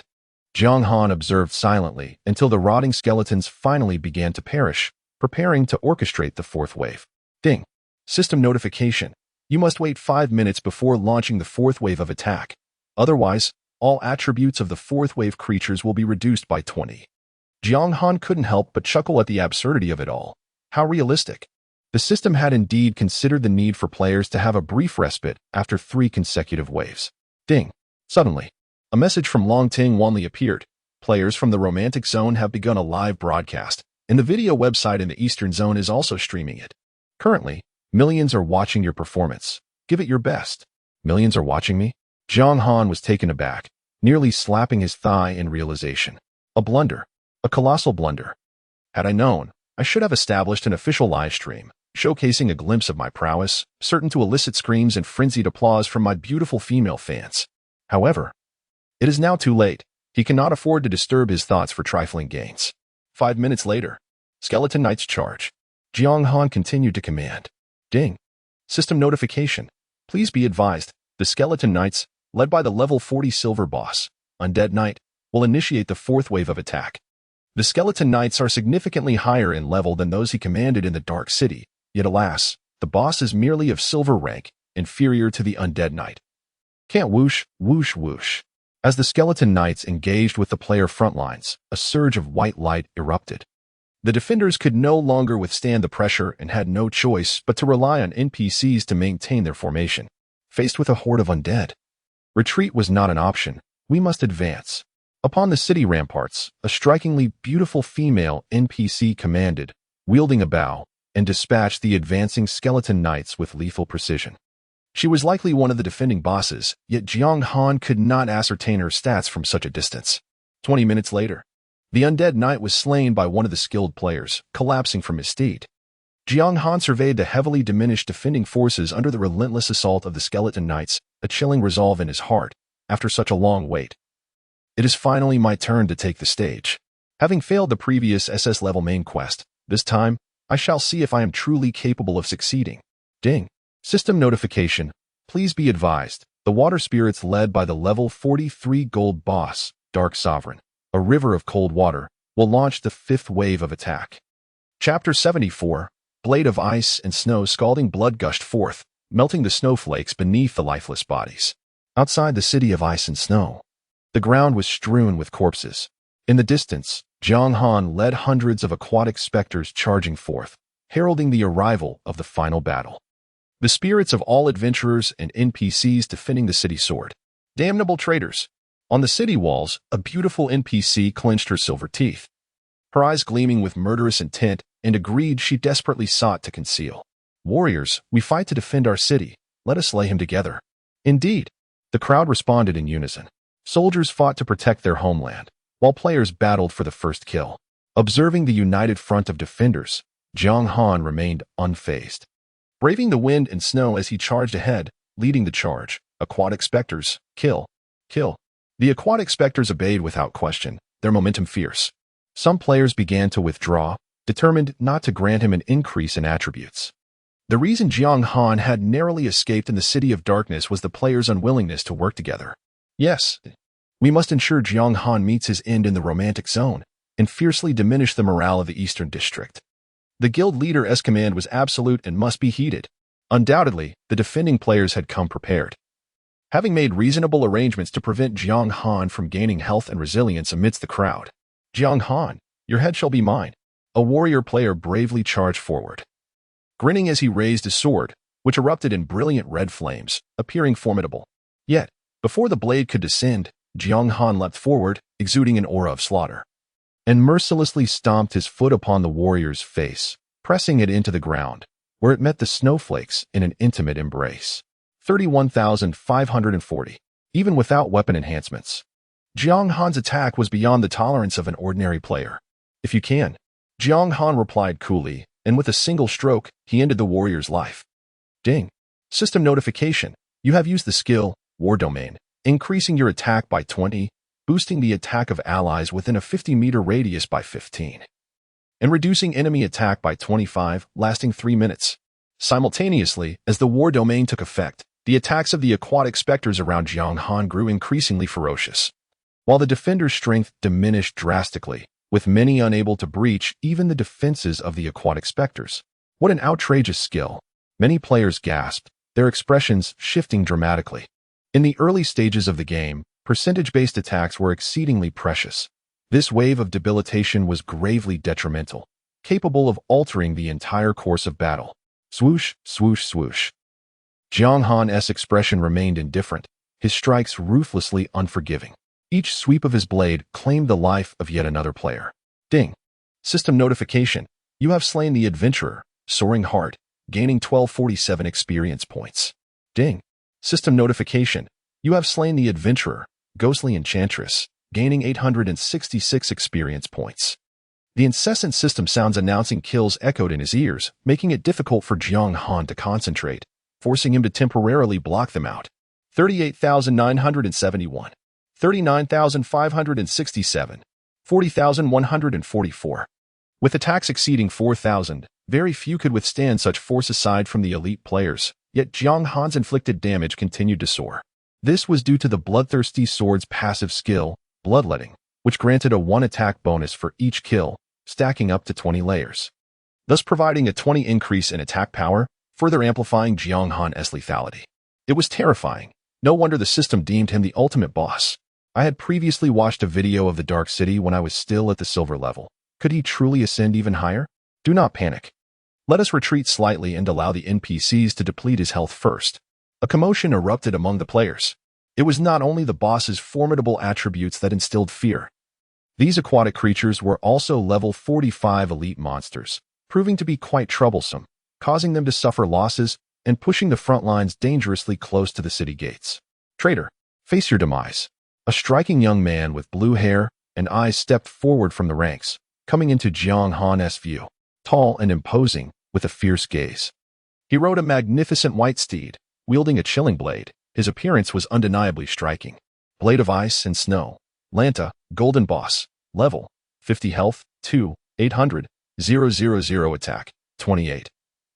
503, 120 defense, 19, 502. 060 skills. Sword chi of ice and snow. Wrath of wind and snow.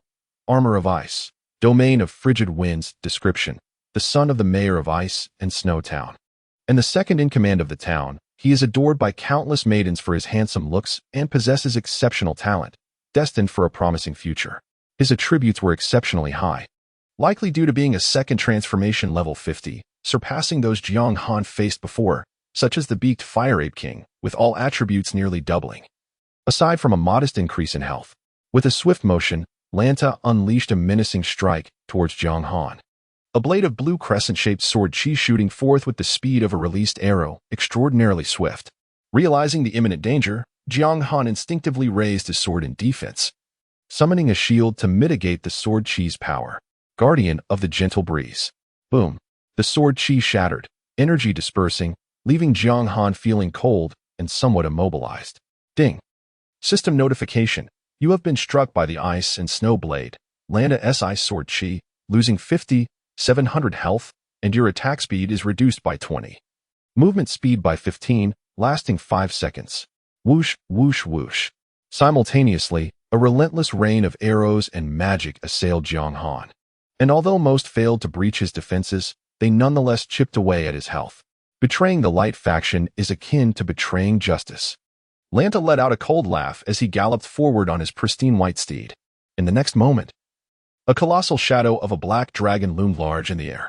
Within the narrowed pupils of Lanta, the dragon's tail swept through the space, unleashing a tempest of icy winds and snow, resulting in devastating losses for the adventurers within a 100-meter radius, significantly reducing the speed of his steed. The echoes of Jiang Han's attacks reverberated with a formidable potency, akin to 100% damage output, causing flashes of white light to erupt repeatedly. And Jiang Han's experience points surged rapidly.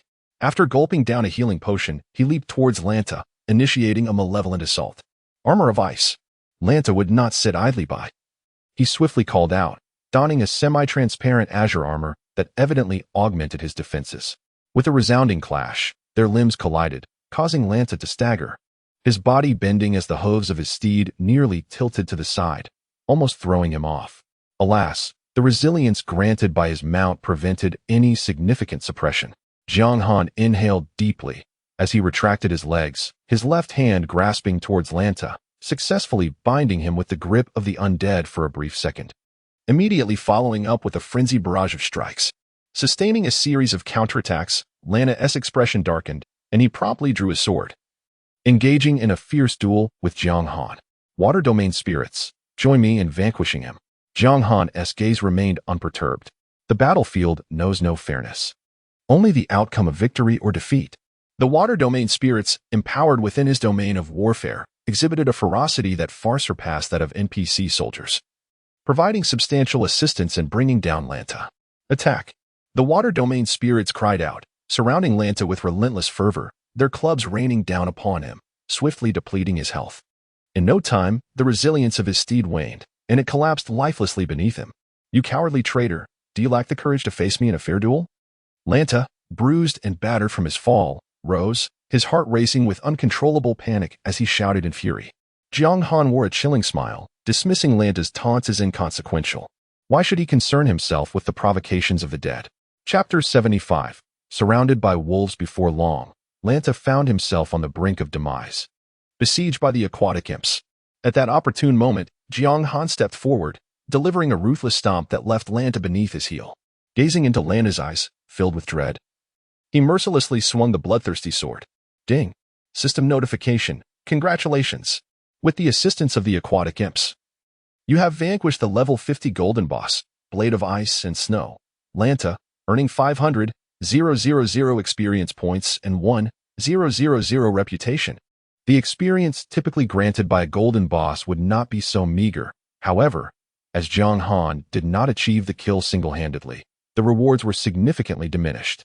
After collecting the 2 pieces of equipment and several gold coins that Lanta dropped, Jiang Han continued to engage in battle alongside players and NPC soldiers. How despicable! He actually resorted to vile means to slay my dear brother.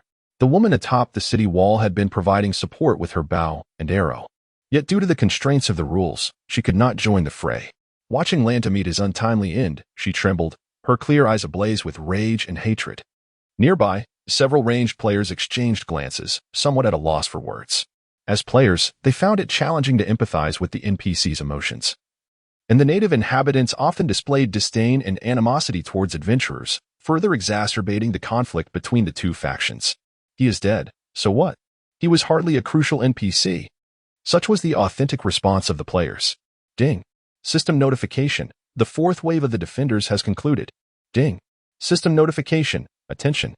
The 5th wave of defenders, led by the level 50 golden boss, Guardian of Snow and Wind, Phoenix, and the level 60 dark gold boss, Fury of the Cold Wind, Tro, will soon engage. The system's chime echoed in the ears of every adventurer. Jiang Han's expression hardened. The challenge was indeed formidable, as the defense comprised 2 bosses, 1 dark gold and 1 golden. With a deep breath, he exhaled slowly. The frigid air invigorated his mind. If there were no narrative-driven demise, this should be the final wave, he mused. Casting his gaze around, he noted the substantial reduction in both player and NPC forces. After 5 waves of siege warfare, the total number surely did not exceed 2,000. Most of whom were ranged classes, positioned within the city. Next, he glanced at his level. 44, 83. This was a remarkable gain in less than an hour, affirming that slaying players was indeed an efficient means of leveling up. Aquatic imps charge into the city, positioned beneath the gates of the icy town. Jiang Han activated the war domain once more, directing his sword towards the woman atop the city wall, her face a mask of fury. She was one of the bosses for the 5th wave, the Guardian of Snow and Wind, Phoenix. Kill. The remaining aquatic imps were few in number, only about 40. Yet their strength had intensified considerably since before the siege, with nearly all having leveled up once or twice. Undoubtedly, the act of upgrading has never been a privilege exclusive to players. The ability to gain experience by slaying players is not solely Jiang Han's prerogative. As a member of the Dark Faction, the Water Domain sprites can similarly earn experience by defeating NPCs and players of the Light Faction. Thud, thud, thud. Amidst a barrage of arrows and magic, the Water Domain sprites relentlessly assail the gate of the snowy town. 1, 2, 1. The gate possesses a formidable resilience of 5,000, and wearing it down by mere points will require considerable time. With a slight frown, Jiang Han approached the gate and, leveraging his wicked stomp, leapt into the air. He aims to jump up? An impossibility. This is bad. Retreat quickly. Roar. The dark armor enveloping Jiang Han flickered with an eerie glow as a shadowy dragon manifested, violently sweeping its tail towards the snowy town, eliminating a multitude of adventurers safely casting spells atop the battlements, thereby alleviating pressure on the Water Domain sprites, while simultaneously depleting over 200 resilience from the gate in one fell swoop. 30 seconds, a minute. As the number of Water Domain sprites dwindled to just over 20, the gate collapsed with a resounding crash, leaving no barriers in its wake. Observing this, Jiang Han brandished his sword and surged forward with the Water Domain sprites, only to be met by the formidable blockade of over 100 elite soldiers from the Snowy faction on the main street. Concurrently, the Guardian of Wind and Snow, Phoenix, descended swiftly from the battlements, creating a surrounding formation. Traitor, will you not surrender? Phoenix wielded an exquisitely crafted longbow radiating a ghostly blue light, her face pale as snow, brimming with murderous intent. Before the gate was breached, Jiang Han, having restored his health to full, narrowed his gaze, bracing himself for the imminent confrontation. Rose Heart, Fire Mage, Invincible Me, Rock Knight, Blank Paper, Thunder Summoner. The players surrounding him were evidently elites among their ranks. although not all possessed hidden classes. Their attributes were significantly superior compared to those outside the city, and their equipment was remarkably impressive. Surrounded by wolves. This was Jiang Han's predicament. These players were acutely aware that Jiang Han would not easily meet his demise, and thus they patiently awaited the perfect opportunity. At this moment, the water domain sprites under their command were scant, yet they faced the formidable golden tier boss, Phoenix, leading over 100 elite NPCs, along with the unseen dark gold tier boss, Taro, lurking in the shadows. By all accounts, it appeared to be a certain death. To turn the tide? Utterly impossible. Haha. However, in response to Phoenix's challenge came Jiang Han's audacious laughter, sudden and jarring, causing a collective tightening of hearts among the onlookers, filled with uncertainty. Could he possibly have a trump card? Yet, given the early stage of the game, how many trump cards could he possess? On the contrary, I believe that the moment I breached the snowy town, I had already seized the initiative, with victory merely a step away, Jiang Han calmly replied. Communication is indeed a boon. The water domain sprites, though slightly stronger than the elite soldiers, would alleviate some of the pressure upon him. A moment of silence ensued, followed by a stir of commotion. They struggled to comprehend why Jiang Han spoke with such arrogance, for the fifth wave had yet to conclude. Where was the victory, and what did a step away truly signify? Do not grant him an opportunity. Let us advance. One among the players boldly declared, inciting others to follow suit, charging towards Jiang Han. Suddenly, a torrent of attacks surged upon him. 10,874, 16,471, 8,547. The combined might of elite players unleashed a formidable onslaught. Yet Jiang Han chose not to evade. Instead, he steadfastly endured their strikes. With a decisive swing of his deathly slash, he swiftly felled one adversary, then ensnared another with his grasp of the undead, launching into a frenzied slaughter. The rapid succession of blows left the support priests behind them unable to render aid in time. A fierce tiger summoned by a summoner lunged at Jiang Han, only to be met with a malevolent stomp. The ferocity of the assault intimidated some players, for death would only allow for revival after the event, thereby forfeiting the chance for a first kill. Dare to flaunt your prowess. Today, I shall claim your head as a tribute to my fallen brother on the battlefield. Without hesitation, Phoenix raised her bow, the sharp arrowhead aimed squarely at Jiang Han's skull. Regardless of the opponent's hidden cards, this day, she would ensure his demise. Chapter 76, The Race for the First Kill. Whoosh. An arrow, imbued with ethereal blue energy, shot forth like a flash of lightning, disappearing in an instant. So swift. Jiang Han's expression shifted slightly as he nimbly sidestepped, narrowly evading a fatal shot aimed at his brow. The arrow grazed his cheek, slicing through the skin and causing a trickle of blood to seep out. 22,341. After all, it was a level 50 golden tier boss. The arrows of Phoenix were not so easily dodged. I have insight. Guardian of Snowstorm. Phoenix, golden tier boss. Level, 50 health, 2, 800. 000 attack. 3000 to 3150 defense. 1800 to 2000 skills.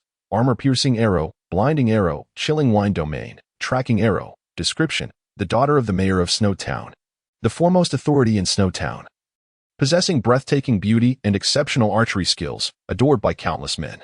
Compared to Lanta, Phoenix, as the elder sister, had attributes that were not significantly different, merely slightly superior. If it came to a one-on-one confrontation, Jiang Han felt confident he could defeat her single-handedly. Whoosh, whoosh, whoosh. Phoenix continuously drew her bow, unleashing arrows that forced Jiang Han into a desperate dance of evasion. Nearby players exchanged glances. Let us go. Watching Jiang Han's health plummet rapidly, they felt compelled to act, for no one could guarantee that the first kill would be awarded solely to the one who landed the final blow. The greater likelihood was that it would belong to the player causing the most damage. In the face of dire circumstances, Jiang Han remained remarkably composed, his gaze sweeping over the elite soldiers of Snowtown, who were entangled in chaotic combat with the Water Realm demons. Rather than confronting them head-on, he plunged into the fray, using the battlefield's tumult to momentarily evade danger. Trying to escape, the players, anxious and frantic, feared that Jiang Han's first kill might be snatched away by some fortunate elite soldier, and thus they charged forward. Roar. The shadow of the black dragon materialized, its roar deafening. 31,457. 32,541, 31,988. Damage numbers cascaded across the screen. choosing to unleash his attack in the most concentrated area. He simultaneously expanded the battlefield's domain, covering more Water Realm demons, naturally alleviating some of the pressure. Cunning and vile, do you think you can escape unscathed? Hatred filled Phoenix's eyes as she gripped her massive bout tightly, feeling somewhat helpless. She too desired the bounty set by the higher-ups of the Light faction. But amidst the chaos, the opponent's position was in constant flux, making it exceedingly difficult to pinpoint. Thus, she had no choice but to direct her wrath towards the Water Realm demons, praying that after the demise of the 20 or so demons, Jiang Han would still be alive. On the other side, Jiang Han swiftly executed finishing blows on the elite soldiers entangled with the Water Realm demons. Although much of the experience would be divided, the efficiency was undeniable. He was not far from reaching level 45, and leveling up would naturally increase his chances of victory. Suddenly, a glimmer of cold light sliced through the air from behind Jiang Han. Clang. System notification.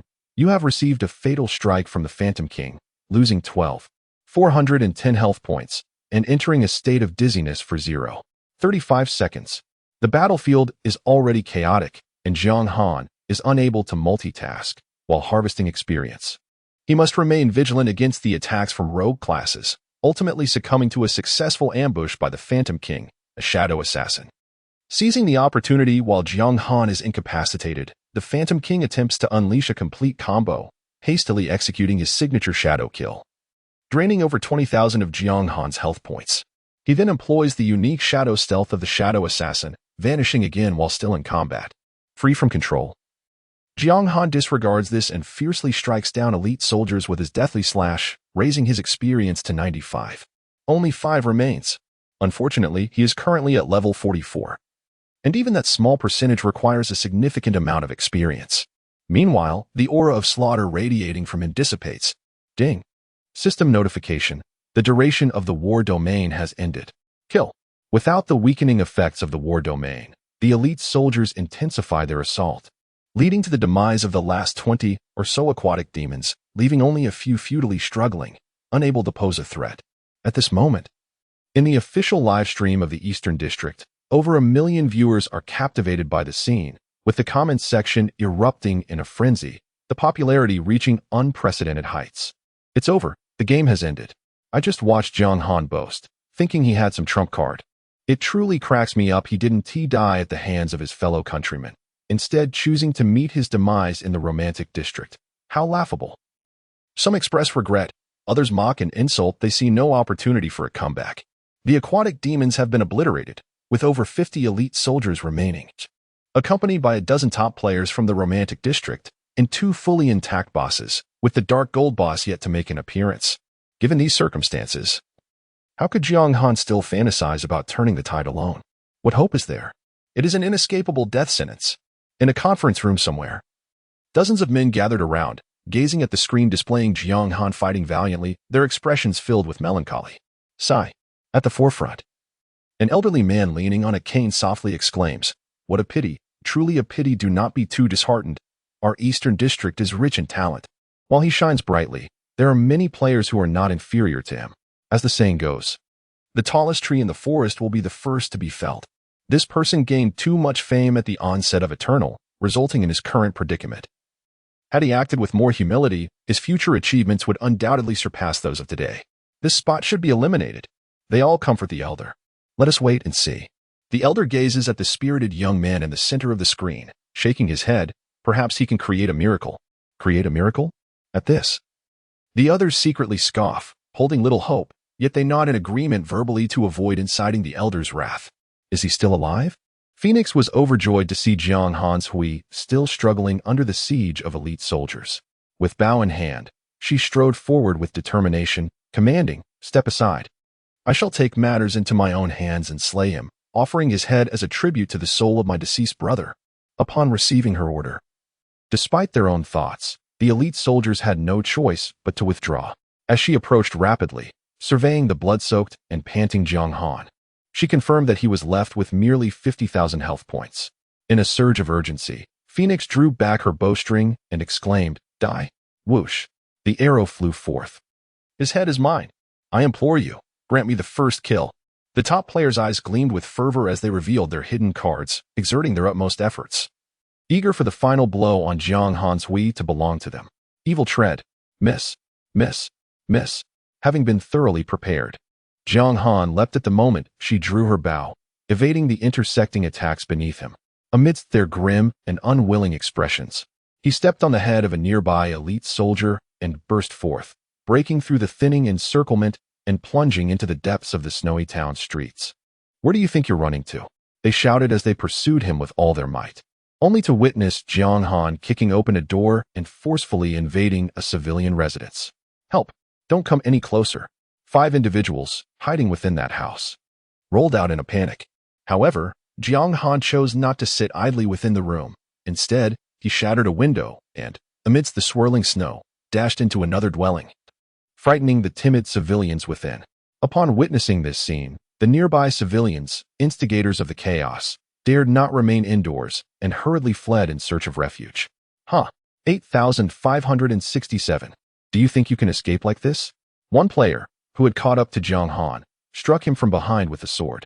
Seeing that he did not even turn around, the player could not help but smirk inwardly. How many eyes from around the world are focused on you? Hoping to escape amidst the turmoil? What a fanciful thought. Chapter 77. Commoner Babe Chilling. Biting wind howled fiercely as the cries of fleeing commoners echoed through the air.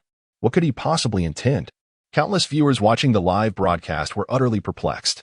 2 minutes later, before the eyes of the crowd, the bloody Jiang Han once again burst into a certain residence, his menacing aura sending the commoners into a panic. "Run! This guy is on the brink of death and wants to drag us down with him." The commoners, struck with terror, fled in disarray, causing an increasing throng of pedestrians on the streets. Bang! A few players, eager to follow, squeezed into the residence, only to be met with a scene that left them dumbfounded.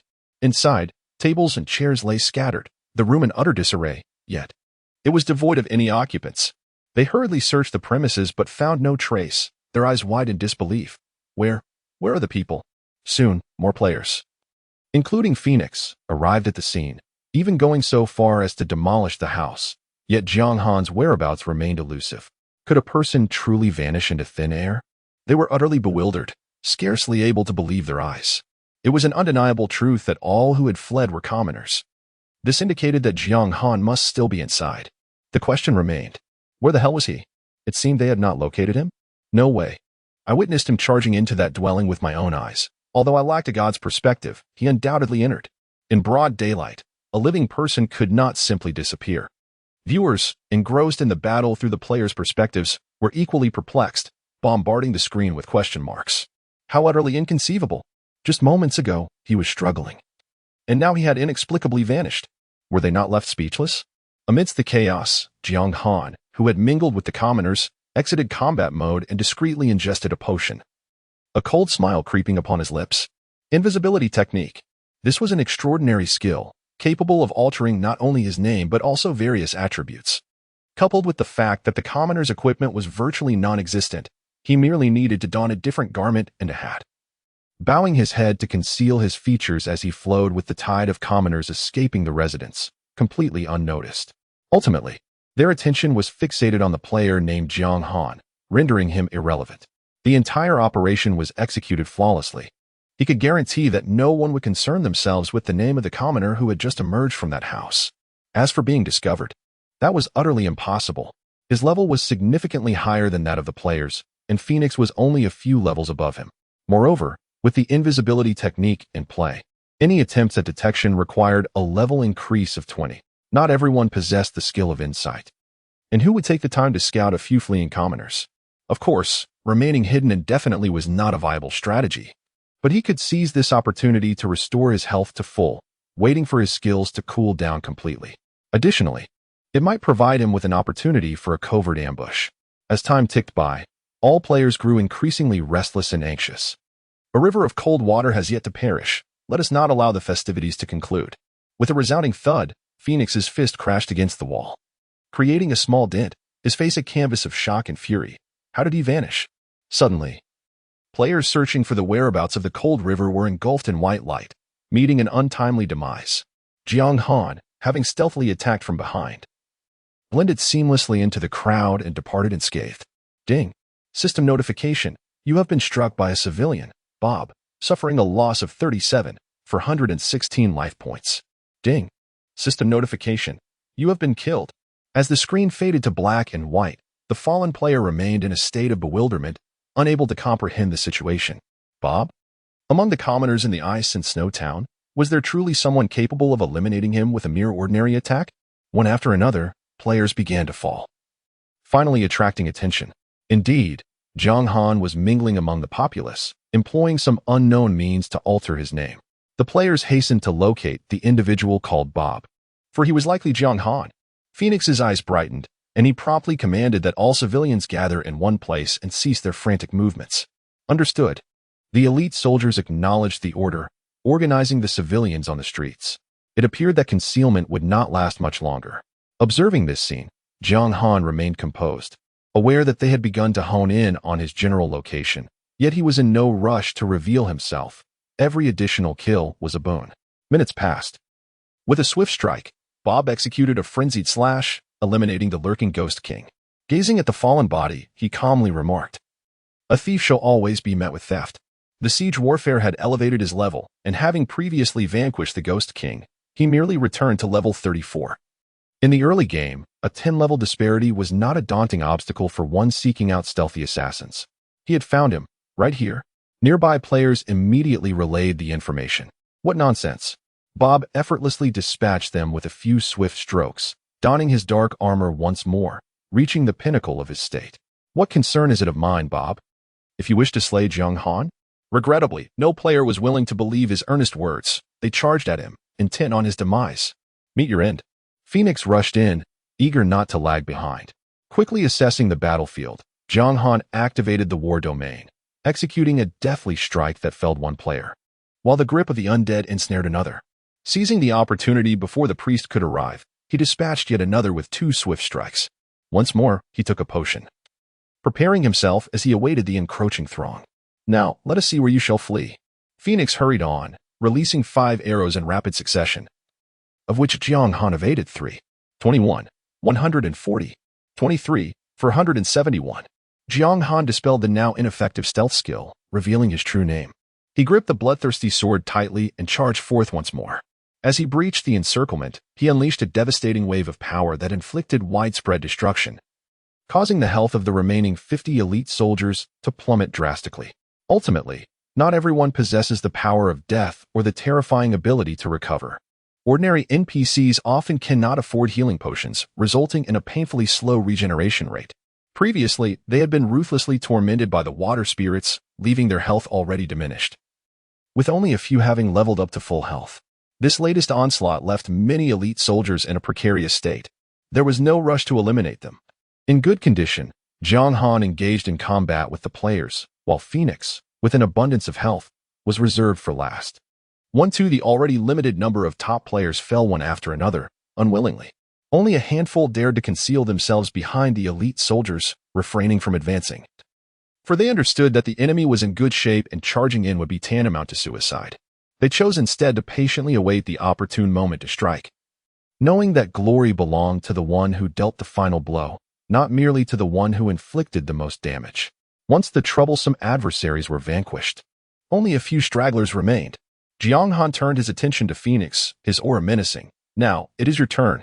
Chapter 78, The Wrath of the Cold Windu. Gazing into the eyes filled with murderous intent, Phoenix felt an inexplicable shiver within her heart, and she swiftly drew her bowstring. Evil tread. Jiang Han leaped forward, delivering a kick that sent her crashing to the ground.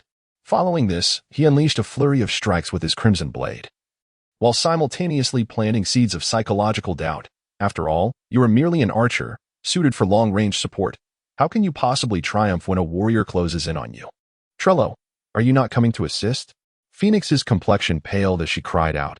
Do you need to witness my demise before you are satisfied? She was genuinely frightened. This treacherous villain was cunning beyond measure, having brazenly unraveled what should have been a fatal situation. Trello, that level 60 dark gold boss. Jiang Han's heart raced as he sensed a piercing cold wind sweeping toward him.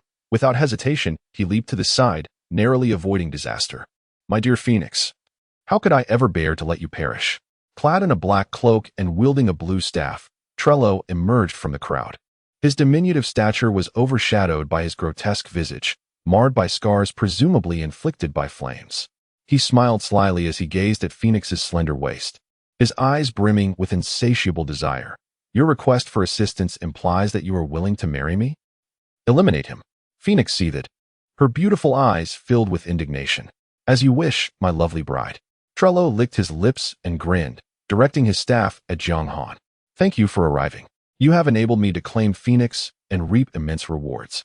Surrender your resistance, and I shall grant you a more merciful death. I have insight. Jiang Han remained silent as he examined Trello's attributes. Wrath of the Cold Wind Trello, Dark Gold level, 60 health, 6,000,000 attack, 9,500 to 10, 200 defense, 500 to 6. 100 skills, Ice Spike, Cold Sweep, Self-Freezing, Despairing Cold Wind. Description: once a golden level powerhouse. Trello's greed and lust drove him to employ every means necessary to augment his strength to the level required to violate Phoenix. Ultimately, he forced his way through with a flame potion, ascending to dark gold, but becoming disfigured by the potion's burn, leaving his power superficial. His attributes are exceedingly high. Jiang Han's maximum attack was merely over 4,000, while Trello's defense alone reached 6,000, rendering even a breach of defense nearly impossible. Of course, Jiang Han was not surprised. The disparity between first and second transitions, as well as between golden and dark gold levels, was significant. It would have been strange had he been weaker. As he noticed that various skills were still on cooldown, Jiang Han decided to initiate a casual conversation. Trello, you truly possess a narrow-minded perspective.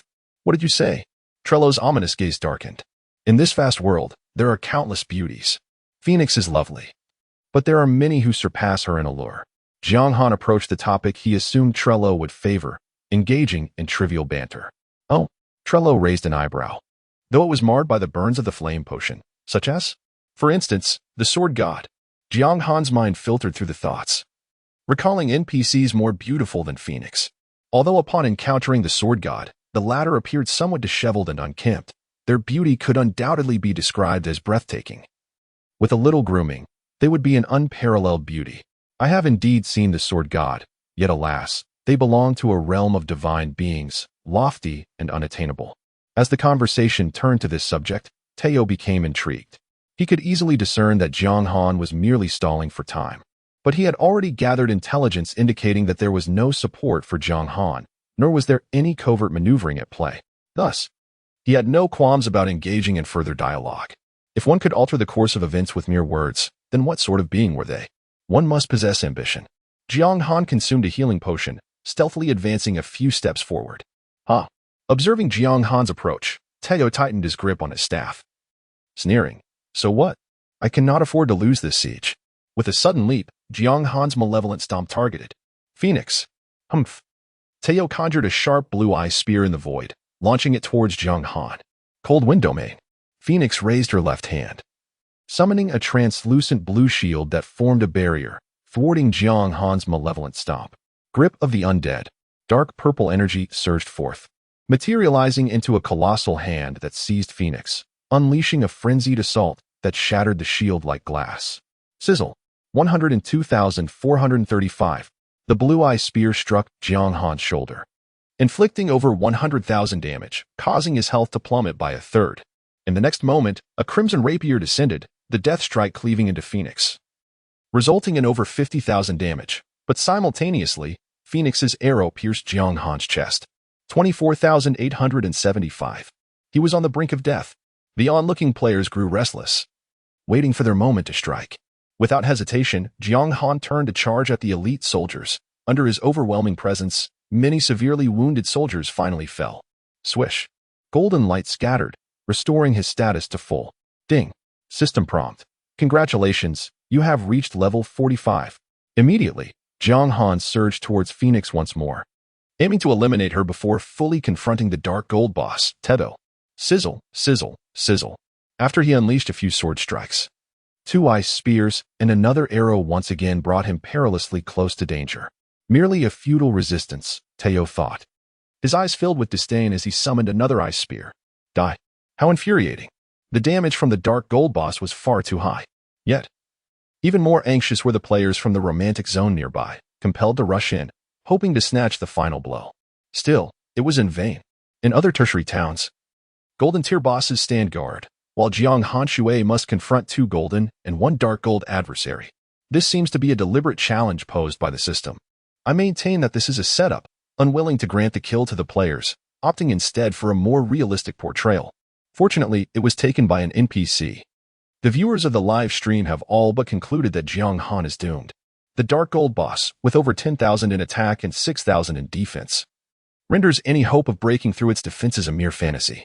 As countless players speculate on who will claim Jiang Hanshui's first kill reward, numerous damage outputs appear.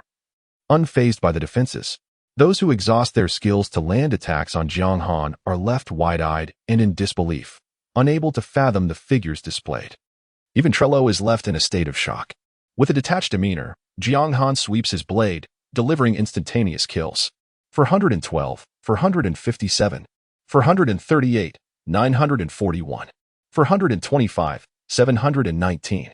The damage totals reached 6 figures, exceeding 400,000. How could any player withstand such force? Simultaneously, the so-called low health status is rendered irrelevant. Ding. System notification. You have utilized an A-grade item, Purple Lightning Gem, unleashing your potential and enhancing all attributes by 1,000 for 1 minute. Jiang Han unleashes his full assault on Phoenix, each strike penetrating deeply. With only 8 million health points, a single blow inflicts 400,000 damage, requiring merely 7 strikes, especially since he has already forced her defensive skill, the Frost Domain. It is not that he intended to use the Purple Lightning Gem at the last moment. 1 minute is a fleeting span. Should he fail to eliminate Trello within this time frame, he will find himself outmatched, and even a sliver of health left to Trello could spell his demise.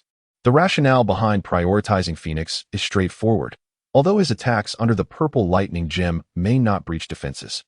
Her arsenal includes armor-piercing arrows and blinding arrows, whose effects are uncertain and could cause significant disruption. He prefers to expend a few seconds to eliminate Phoenix before turning his attention to Trello. Trello, save me.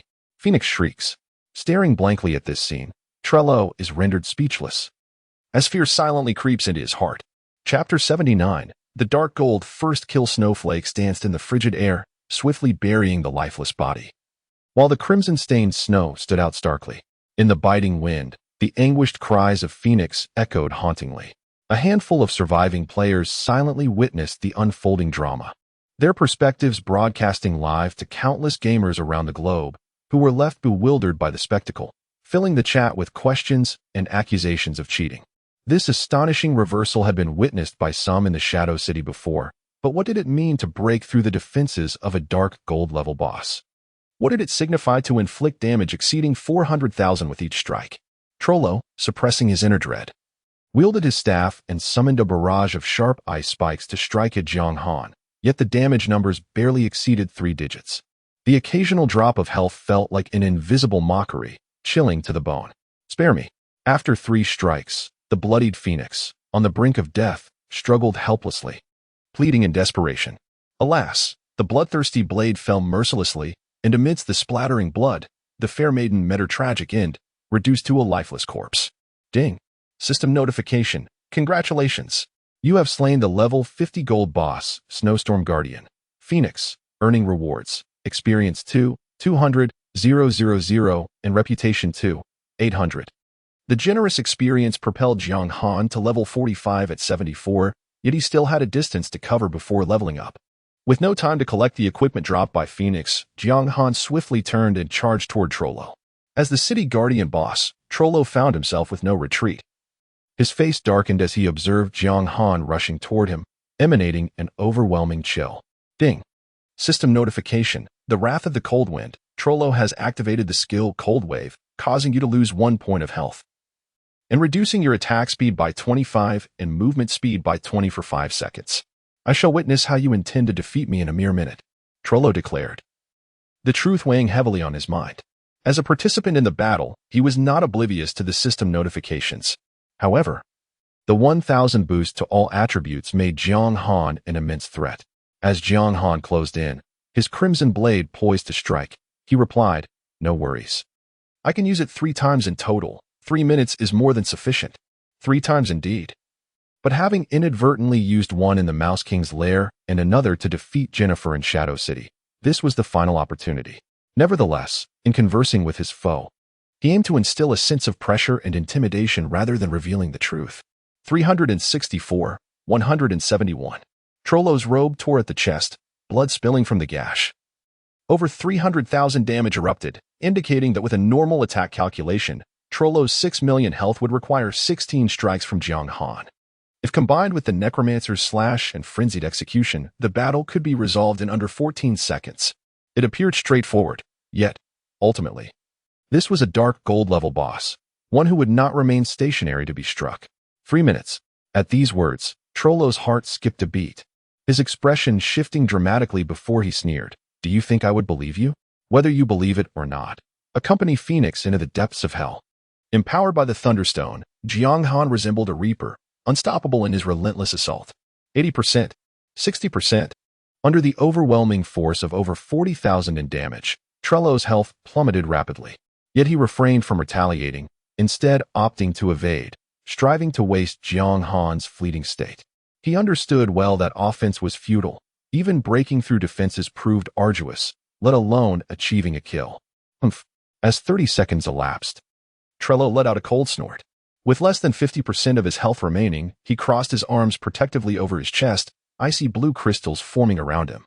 Glimmering like glass, these crystalline structures swiftly enveloped him, ultimately transforming him into an ice sculpture. Ding. System notification. Fury of the Cold Wind. Trollo has activated the skill Self-Freeze. Achieving 100 defense and regenerating 200,000 health points per second for 20 seconds, during which he cannot act. 200,000. 200,000. The green numbers, indicative of healing, continuously emerged above Trollo, signifying a recovery of 4 million health over the span of 20 seconds, an astonishing amount, accounting for 67 of his total health. Ding ding ding. The blade struck the ice crystals, producing a crisp sound. 301, 427, 311, 124. Meanwhile, Jiang Han's onslaught persisted, causing Trollo's health to fluctuate yet remain on a downward trajectory. As the 20 seconds concluded, Trollo was left with under 2 million health. Yet the duration of Jiang Han's Thunderstone was nearly spent. It was over. As the crystal dissipated, a fierce glint flashed in Jiang Han's eyes. The skills Frenzied Slaughter and Soul Reap, each requiring a 30-second cooldown, were unleashed in rapid succession, their strikes so swift that they left behind faint afterimages, nearly impossible to perceive, let alone evade. It is crucial to understand that the reason all attributes is termed as such is not merely due to enhancements in attack, defense, and health. It encompasses speed as well. This means that all 4 foundational attributes influencing growth are elevated. Although Eternal does not display specific speed data, Jiang Han could distinctly sense the significant growth in his 5-star speed, with each level providing a 0.5 increase in both movement and attack speed. A fact that might not be readily apparent in daily upgrades. Clearly, the benefits of speed enhancement become increasingly pronounced in the later stages. 100,000. 100,000. Jiang Han's expression turned grave. In what should have been a lethal blow, he had unexpectedly interspersed 2 healing instances, and his health was still regenerating. Do not assume that only you adventurers can use potions. Trollo, now barely clinging to life, gasped for breath, his eyes bloodshot. Discarding the vial in his hand, he brandished his staff, summoning a chilling wind. Embrace the baptism of the cold wind. I curse you. Seizing the opportune moment, Jiang Han leaped, planting a foot upon Trollo's chanting mouth, forcefully kicking him backward. Ding. System notification. You have used the skill Evil Trample, dealing 241,001 damage and successfully interrupting the skill casting of Frost Fury. Tedo. Tedo appeared stunned. Die. Jiang Han plunged his sword into Tello's skull. Why did he choose to amplify himself with the purple lightning gem after employing various skills? Because during the amplification's duration, he could unleash another attack. Ding. System notification. Congratulations on defeating the level 60 Dark Gold boss, Frost Fury. Teo, earning rewards. 4,500,000 experience points and 6,000 reputation. Ding. System notification. Congratulations on defeating the Dark Gold boss, Frost Fury. Teo. As the first player to conquer a Dark Gold boss in the game, You receive additional rewards. 8,000 reputation, 30 free attribute points, and the rare item, Divine Favor Gem. Ding. System notification. The duration of the purple lightning gem has expired. Huff. Jiang Han exhaled heavily, gathering the equipment that had dropped from Tenno, then turned to return to the corpse of Phoenix. Since he had also slain Phoenix alone, the items dropped could not be collected by others for a short period, leaving the players to watch helplessly as he reaped substantial rewards. What should they do now? A sense of powerlessness surged within the remaining defenders, including a handful of elite soldiers. Although Jiang Han's monstrous enhancements had concluded, he still remained at full health. Attempting to defeat him with their strength seemed an insurmountable challenge. Without hesitation, Jiang Han swiftly dispatched all surviving adventurers and NPCs, preventing the live-streaming audience from witnessing the unfolding scene. Shouldn't this come to an end? A vague unease stirred within Jiang Han. The system's announcement declaring the conclusion had yet to sound. Ding. System notification. Please be advised, due to the death of Frost Fury, Teo, the hidden storyline boss, Holy Knight, Herbert, has been triggered. Chapter 80. The malevolent curse. The chilling winds continued to howl, causing the townsfolk of the snow-laden village to tremble in fear within the shadows of their corners.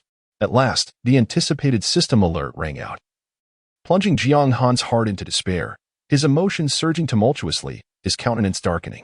As he had suspected, the final boss of the SS-level main quest was not merely a Dark Gold tier boss, but rather a hidden boss akin to the one in the City of Shadows. The Holy Knight, Herbert? Curse it, why must he meddle again? Even in the romantic district, he seeks to interfere? Countless grievances surged in Jiang Han's mind. Yet he forcefully suppressed them. Raising his gaze, he caught sight of a figure approaching through the swirling snow, wielding a long spear. With a sudden flash, the dark armor adorning Jiang Han emanated an eerie glow. Ding. System notification, stimulated by the blood of a Dark Gold level powerhouse. Your equipment, Dark Armor, has been upgraded to Dark Gold level, significantly enhancing its attributes. The exclusive armor of the Dark Swordsman had ascended in rank. As a golden tier piece of equipment, its enhanced values were indeed promising.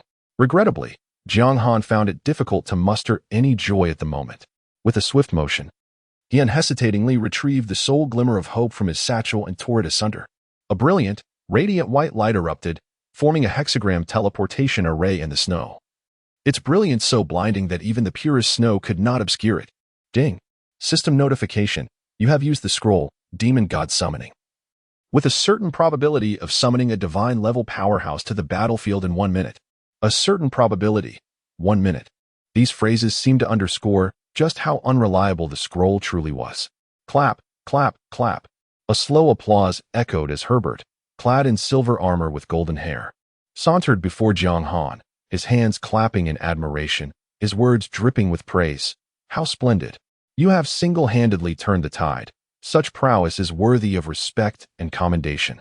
He smiled gently, yet his expression bore an icy indifference, akin to that of one gazing upon a dying soul, his azure eyes concealing mockery and disdain. You truly are a persistent specter. Jiang Han gripped his bloodthirsty sword tightly, bracing himself. Thank you for the compliment. It is primarily because I, Herbert, prefer to eradicate threats at their roots.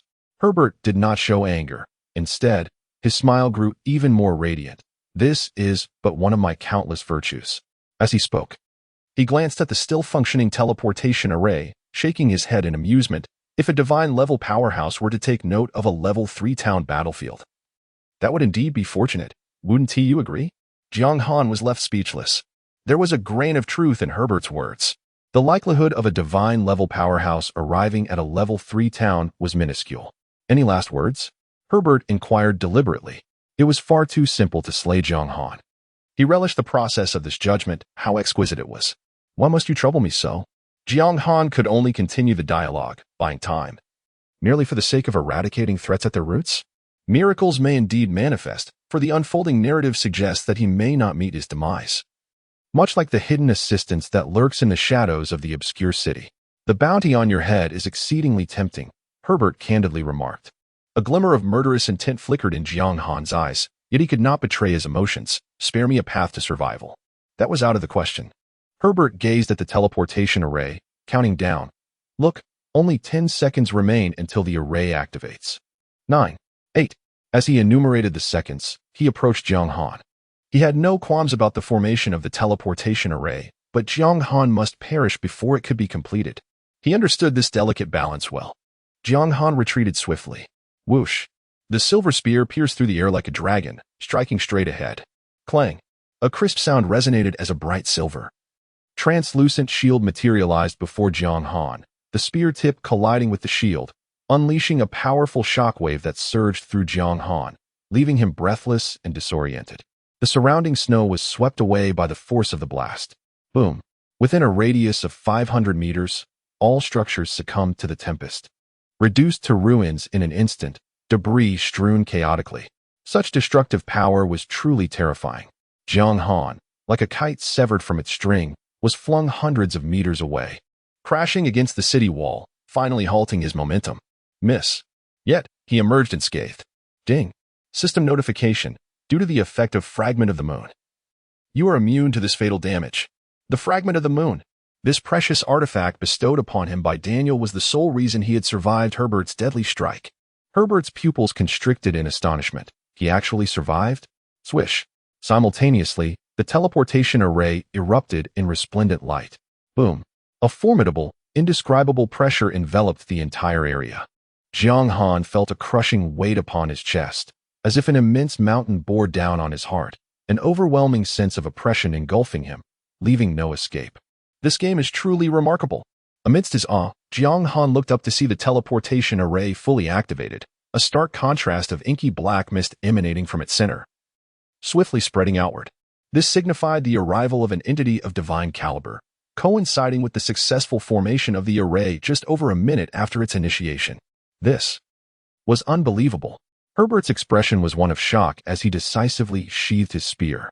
Locking eyes with Jiang Han, he begrudgingly declared, "Kid, consider yourself fortunate. Return, cleanse your neck, and await our next encounter. I shall slay you." Before he could utter any further threats, Jiang Han interjected. This Herbert was the NPC he most wished to vanquish in the game. Haha. Herbert scoffed derisively, "If you can." With that, he dared not linger. Leaping into the tempest of snow, vanishing from sight. After all, the emergence of a deity-level powerhouse from the Dark Faction is an unparalleled occurrence. Each one of them is an invincible entity. Should he delay any longer, he may find himself unable to leave. A low hum reverberates as the teleportation array trembles violently. In the next moment, a man clad in a black robe hovers above the teleportation array. His gaze is shadowy, his complexion pallid, and his figure emaciated. Emerald eyes exude an unsettling malevolence. Despite appearing to be in his 20s, he stoops slightly, his appearance suggesting he is far from benevolent. Ding. System notification. The difficulty of your main quest has changed. Another alteration? Jiang Han hastily opened the quest panel, only to be taken aback by the new information. Siege and Conquest. Difficulty. SSS level difficulty. What is happening? Just moments ago, Herbert arrived, and there was no change in difficulty. Why has it suddenly escalated? The man's emerald eyes flicked toward Jiang Han, revealing a chilling smile. Greetings, dark swordsman of this generation. Ding. System notification. Attention, one of the 10 demon gods of the Dark Faction, evil curse, lore, has descended upon Ice and Snow Town. Uninvolved citizens are urged to evacuate immediately. Failure to do so will result in dire consequences. Ding. System notification. Attention, one of the 10 demon gods of the Dark Faction, evil curse, lore, has descended upon Ice and Snow Town. Uninvolved citizens are urged to evacuate immediately. Failure to do so will result in dire consequences. Chapter 81. The Sword God Strikes. The system's notification rang thrice in Jiang Han's ears, tightening the strings of his heart, and an ominous premonition grew ever stronger. One of the 10 demonic gods, the evil curse, Lorelei, a being of such caliber, has come to assist? Or perhaps harbors ulterior motives. Flee. If I do not escape, I shall surely perish. The demon god Lorelei is a merciless executioner of innocents. It is utterly inconceivable that a demon god would descend upon our humble town. The terrified civilians crowded together, frantically rushing towards another exit of the snowy town, fearing that the demon would obliterate the entire settlement, sending them to their doom. Lorelei appeared to regard the ordinary populace with disdain. His emerald gaze fixated on Jiang Han as he inquired in a hoarse voice, "You summoned me. Where is your enemy?" "It is the Holy Knight, Herbert," Jiang Han replied. striving to maintain a submissive demeanor. Upon sensing your imminent arrival, I fled. Lorelei seemed to engage in a formal inquiry, showing little concern for the answer. He redirected his focus towards Jiang Han. Could it be that you were jesting at my expense? Absolutely not. Jiang Han shook his head, fully aware that the summoning scroll for a demon god could not be used lightly. A chilling laughter escaped Lorelei's lips as he fixed a cold gaze upon Jiang Han. If you think this will allow me to depart empty-handed, you are gravely mistaken. In an instant, he vanished from sight, appearing beside Jiang Han as if by teleportation. Unbeknownst to him, a massive, obsidian scythe materialized in his hand. Its exaggerated curvature resembling a waning crescent moon, with ethereal light swirling around it and dark smoke emanating, its menacing sharpness indicating its extraordinary nature. At that moment, the scythe was poised against Jiang Han's neck, a mere inch closer, and his head would roll.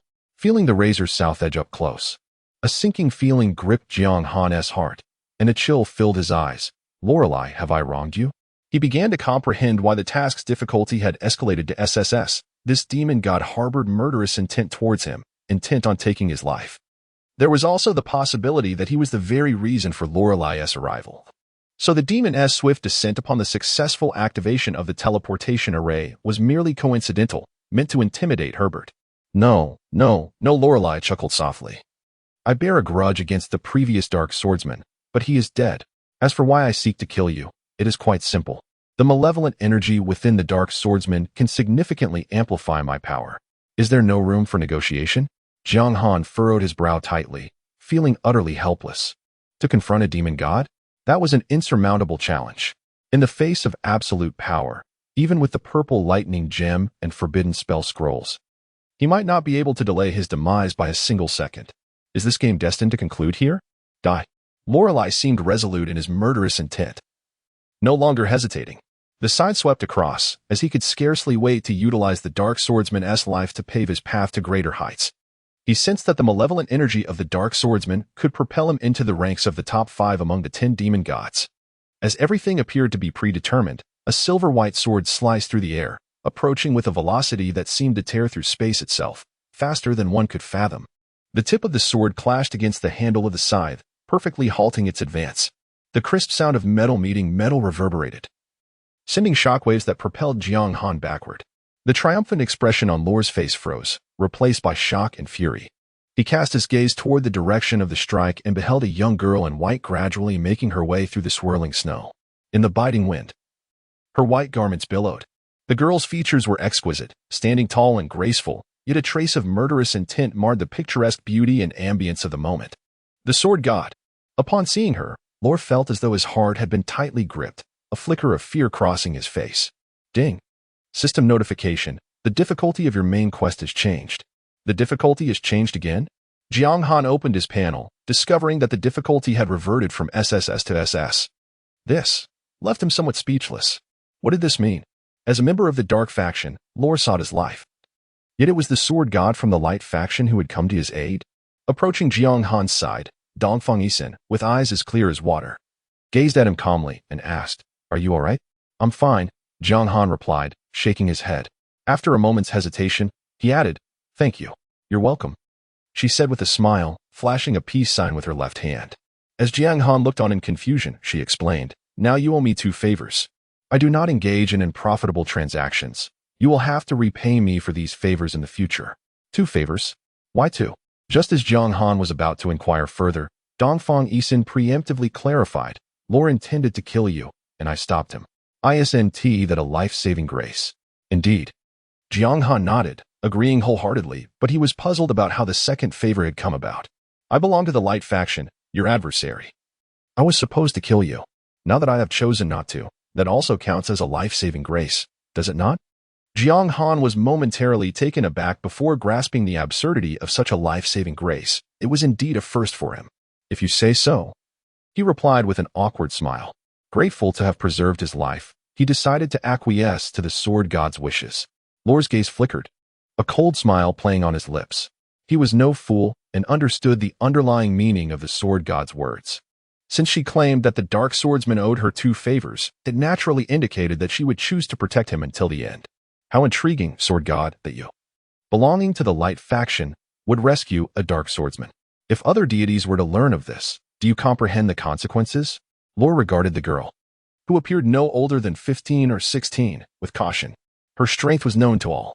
Of course, Dongfang Yisun replied nonchalantly, her finger pointed at Lore. Only by eliminating you can I keep this secret. In the present day, the common folk of Ice and Snow Town have long since evacuated, leaving only the three of them behind, thus there is no need to consider the possibility of a fourth being aware. You. Lorelai's expression shifted dramatically, as if facing a formidable adversary. In this time of conflict between two great factions, is there truly any need for a reason to slay you? Dongfang Yisun chuckled lightly. His arm sweeping, and the silver sword, propelled through the air, returned to his grasp. Clang. In the next instant, the sword god vanished from his position, reappearing directly before Lorelai, where sword met scythe in a fierce clash. Boom, boom, boom.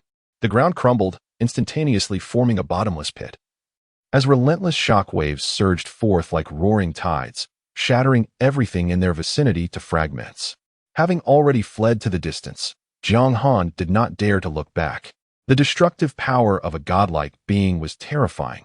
Witnessing it up close was undoubtedly awe-inspiring, yet preserving one's life was paramount, and it was far wiser to make a hasty retreat.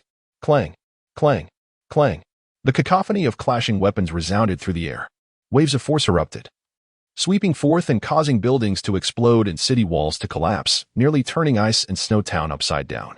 After running several thousand meters and finally reaching the Wind and Snow Mountain range, confirming his temporary safety, Jiang Han let out a sigh of relief.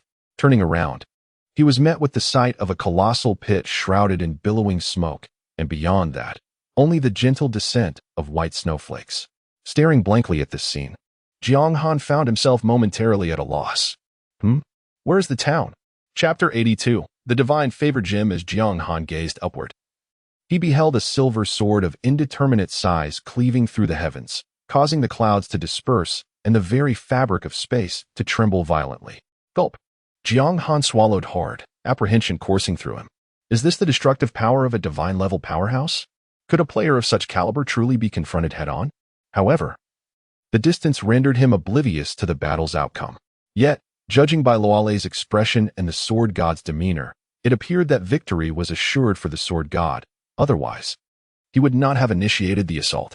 After a considerable time, the aerial confrontation concluded. In a flash, Dongfang Yisun materialized beside Jiang Han, her white attire torn in multiple places, revealing her fair skin, and though slightly disheveled, her eyes sparkled with pride and confidence. Lorelai is dead? Jiang Han inquired. Dongfang Yisun shook her head. What are you thinking? He is one of the 10 demon lords. It is not so simple to slay him. But didn't you say that only by killing him could the secret be preserved? Jiang Han questioned, perplexed. That was merely a casual remark. In combat, it is all about the momentum. Jiang Han found himself speechless. Her logic seemed surprisingly sound.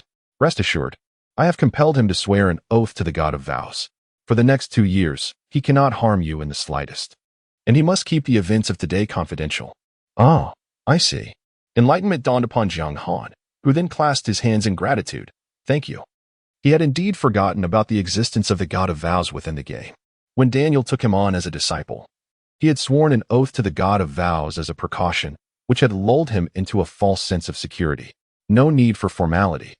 We share a bond. Dongfang Yisun waved her hand dismissively, appearing quite casual. Jiang Han replied earnestly, I shall never forget this debt, though it was merely a game. Had it not been for the sword goddess' intervention today, he would have met with dire consequences, and such a kindness could not go unacknowledged. But why did she come to his aid? Upon scrutinizing Dongfang Yisun, from her exquisite features to her elegant neck and slender waist, a rather plausible thought struck Jiang Han. Could it be my striking handsomeness has enamored her? Well, perhaps there exists an infinitesimal chance that I am overthinking this. With matters settled for the time being, she nodded in farewell and gracefully vanished into the ether. Watching her departure, Jiang Han mused, Alas, my beauty is my curse. Ding. System notification. Congratulations. You have completed the SS level main quest, Conquer and Dominate, earning a reward of 4,000,000 experience points and the qualification to enter the Demon Lord's treasury. Ding. System notification. Due to the destruction of Snowtown, you cannot choose to occupy it. It has been automatically marked as destroyed, granting you a reward of 1,000. 000 experience points and a rare treasure map. Ding. System notification, please note. The Dark Legion, led by Dark Sovereign Jianghan Shui, has successfully captured the Romantic District's Level 3 town, Snow Town. At last, the task has been accomplished. With a dazzling flash of golden light, his experience surged to 86, drawing near to the next level. Upon inspecting his status, Jianghan noted that the experience gained from both Phoenix and the Dark Golden Boss, Troll, had propelled him 2 levels higher. Now reaching level 48 with the added bonuses from quests, he pondered whether his task had concluded after vanquishing the Dark Golden Boss, Troll. To be honest, he remained uncertain if the storyline was merely a narrative or if it harbored genuine peril of death. However, he had no intention of testing that theory. Surviving was a stroke of fortune amidst misfortune. Next, he retraced his steps back to the verdant plains that marked the boundary of his nation. Given his allegiance to the Eastern District, his return to the national territory faced no hindrances. Ding. System notification. Please be advised that the Vampire Legion led by Chilling Blood Moon Catherine has successfully captured the Level 1 main city of the Eastern District, Vermilion City. Ding. System notification. Please be advised that the Evil Legion commanded by Judgment of Sin Solomon has conquered the Level 1 main city of the Cherry Blossom District, Thunder City. The events continued unabated. Along the way, Jianghan occasionally heard tidings of certain regions falling to the forces of darkness. Yet some Level 3 towns managed to withstand the onslaught with the aid of players. It was evident that the Dark faction had come prepared, with the majority of towns succumbing to their siege. Let us examine the spoils. As he walked, Jianghan opened his inventory to assess the treasures acquired from his journey. Having defeated 2 golden bosses and 1 dark golden boss, along with the illustrious Jennifer in the Shadow City, he found himself in possession of a considerable bounty. First, there was the equipment dropped by Phoenix. Azure Orchid Bow, Golden Level, Attack, 300 to 330 Effect, 20 Attack Effect, 35 Attack Speed Special Skill. Guardian of Wind and Snow, Required Level, 48 Description, the favored weapon of Phoenix. The Guardian of Wind and Snow boasts exceptional lethality. Crafted at a high cost by a master smith, it is not only powerful but also exquisitely designed. Snowy Night Cloak, Golden Level, Health, 10, 000 Effect, 20 Defense Effect, 20 Toughness Required Level, 45 Description, a symbol of the esteemed leader of Ice and Snow Town. Donning this cloak significantly enhances one's presence. Blinding Arrow, Grade A, Description, aimed at the enemy's eyes, even if it misses. The toxin on the arrow will impair their vision. Effect. Upon striking an enemy, it inflicts 150 damage and induces blindness, 50 hit rate. Cooldown. 5 minutes class requirement. Archer. All of these are remarkable items. The weaponry and skills possess immense value, providing substantial assistance to players at this stage, potentially fetching hundreds of thousands in trade. To Jianghan's surprise, he discovered that cloaks were indeed a category of equipment in this game. As he gazed at the sleek, silvery white fabric before him, he had thought he was fully equipped, only to discover he was still missing a cloak, and not just any cloak, but an exquisite one that enhanced his vitality and defense while also augmenting his resilience. Resilience, in this context, refers to the ability to shorten the duration of control effects inflicted upon oneself, a rare and valuable enhancement. Without hesitation, he equipped it, causing a significant surge in all aspects of Jianghan's attributes. Subsequently, he examined the items dropped by Lanta and was pleasantly surprised to find a skill book entitled Frosty Bracelets, Golden Grade, with the following specifications: Defense, 100 to 120, Life, 5,000. Effect, increases life by 30, required level, 46. Description, a bracelet forged from icy crystals, boasting superior defense. Frost Armor, a grade. Description, harnessing the power of ice to form a brilliant blue armor within, thereby repelling enemy attacks. Effect, defense increased by 30 for 2 minutes. Cooldown, 10 minutes. Required class, none. Jianghan reflected on how considerate Lanta was towards him, especially as they both belonged to the melee profession. It was not that the equipment dropped by the boss was always related to its own attributes, but based on his extensive experience with boss encounters, there was often a tendency towards certain affinities. For instance, the boss Phoenix, being an archer, dropped a bow, and its skills were also related to archery. After replacing his slightly inferior black scale bracelets, Jianghan's attributes surged once more. Following this, filled with anticipation, He examined the item bestowed by the Dark Gold First Kill, Divine Favor Gem, S grade. Description: a precious gem that only those favored by the gods may possess. Containing unimaginable power, even divine beings covet it. Effect: upon use, it allows the fusion of two of one's existing skills, enhancing them into a more potent singular ability, excluding talents. Chapter 83. A surge in attributes with a sharp intake of breath. Jiang Han could not help but marvel. The reward for the first defeat of a Dark Gold level boss was indeed extraordinary. The effect of the Divine Gem was remarkable. It fused two skills into one, rendering it significantly more potent. Suppressing his excitement, Jiang Han opened his skill panel. If taken literally, the higher the rank of the original two skills, the more powerful the resulting skill would be. This raised the tantalizing possibility that two S-level skills might have the potential to elevate to SS level. He hesitated, for the game was still in its early stages. Counting all his skills, including various passives in the newly acquired Icebound armor, he possessed only 11 skills in total, with just 2 being S-level, Evil Tread and War Domain. Of course, he did not include the Dark Rebirth, which could only be wielded at level 50. If he could be assured of attaining an SS-level skill, he would not hesitate to meld them immediately. However, all outcomes remained uncertain. After all, the Divine Gem itself was merely an S-level item. Suddenly, a flicker of inspiration struck Jiang Han. Cheryl should possess greater knowledge. Yet, he furrowed his brow, feeling uncertainty creep in. Cheryl had treated him well, but the description of the Divine Gem, which indicated that even divine beings coveted it, suggested its immense allure. Would Cheryl be tempted to entertain nefarious thoughts? How wickedly devious my mind can be, he mused. No wonder I inherited the legacy of the Dark Swordsman. Shaking his head, he chuckled at his own folly. Wait. A sudden realization dawned upon him.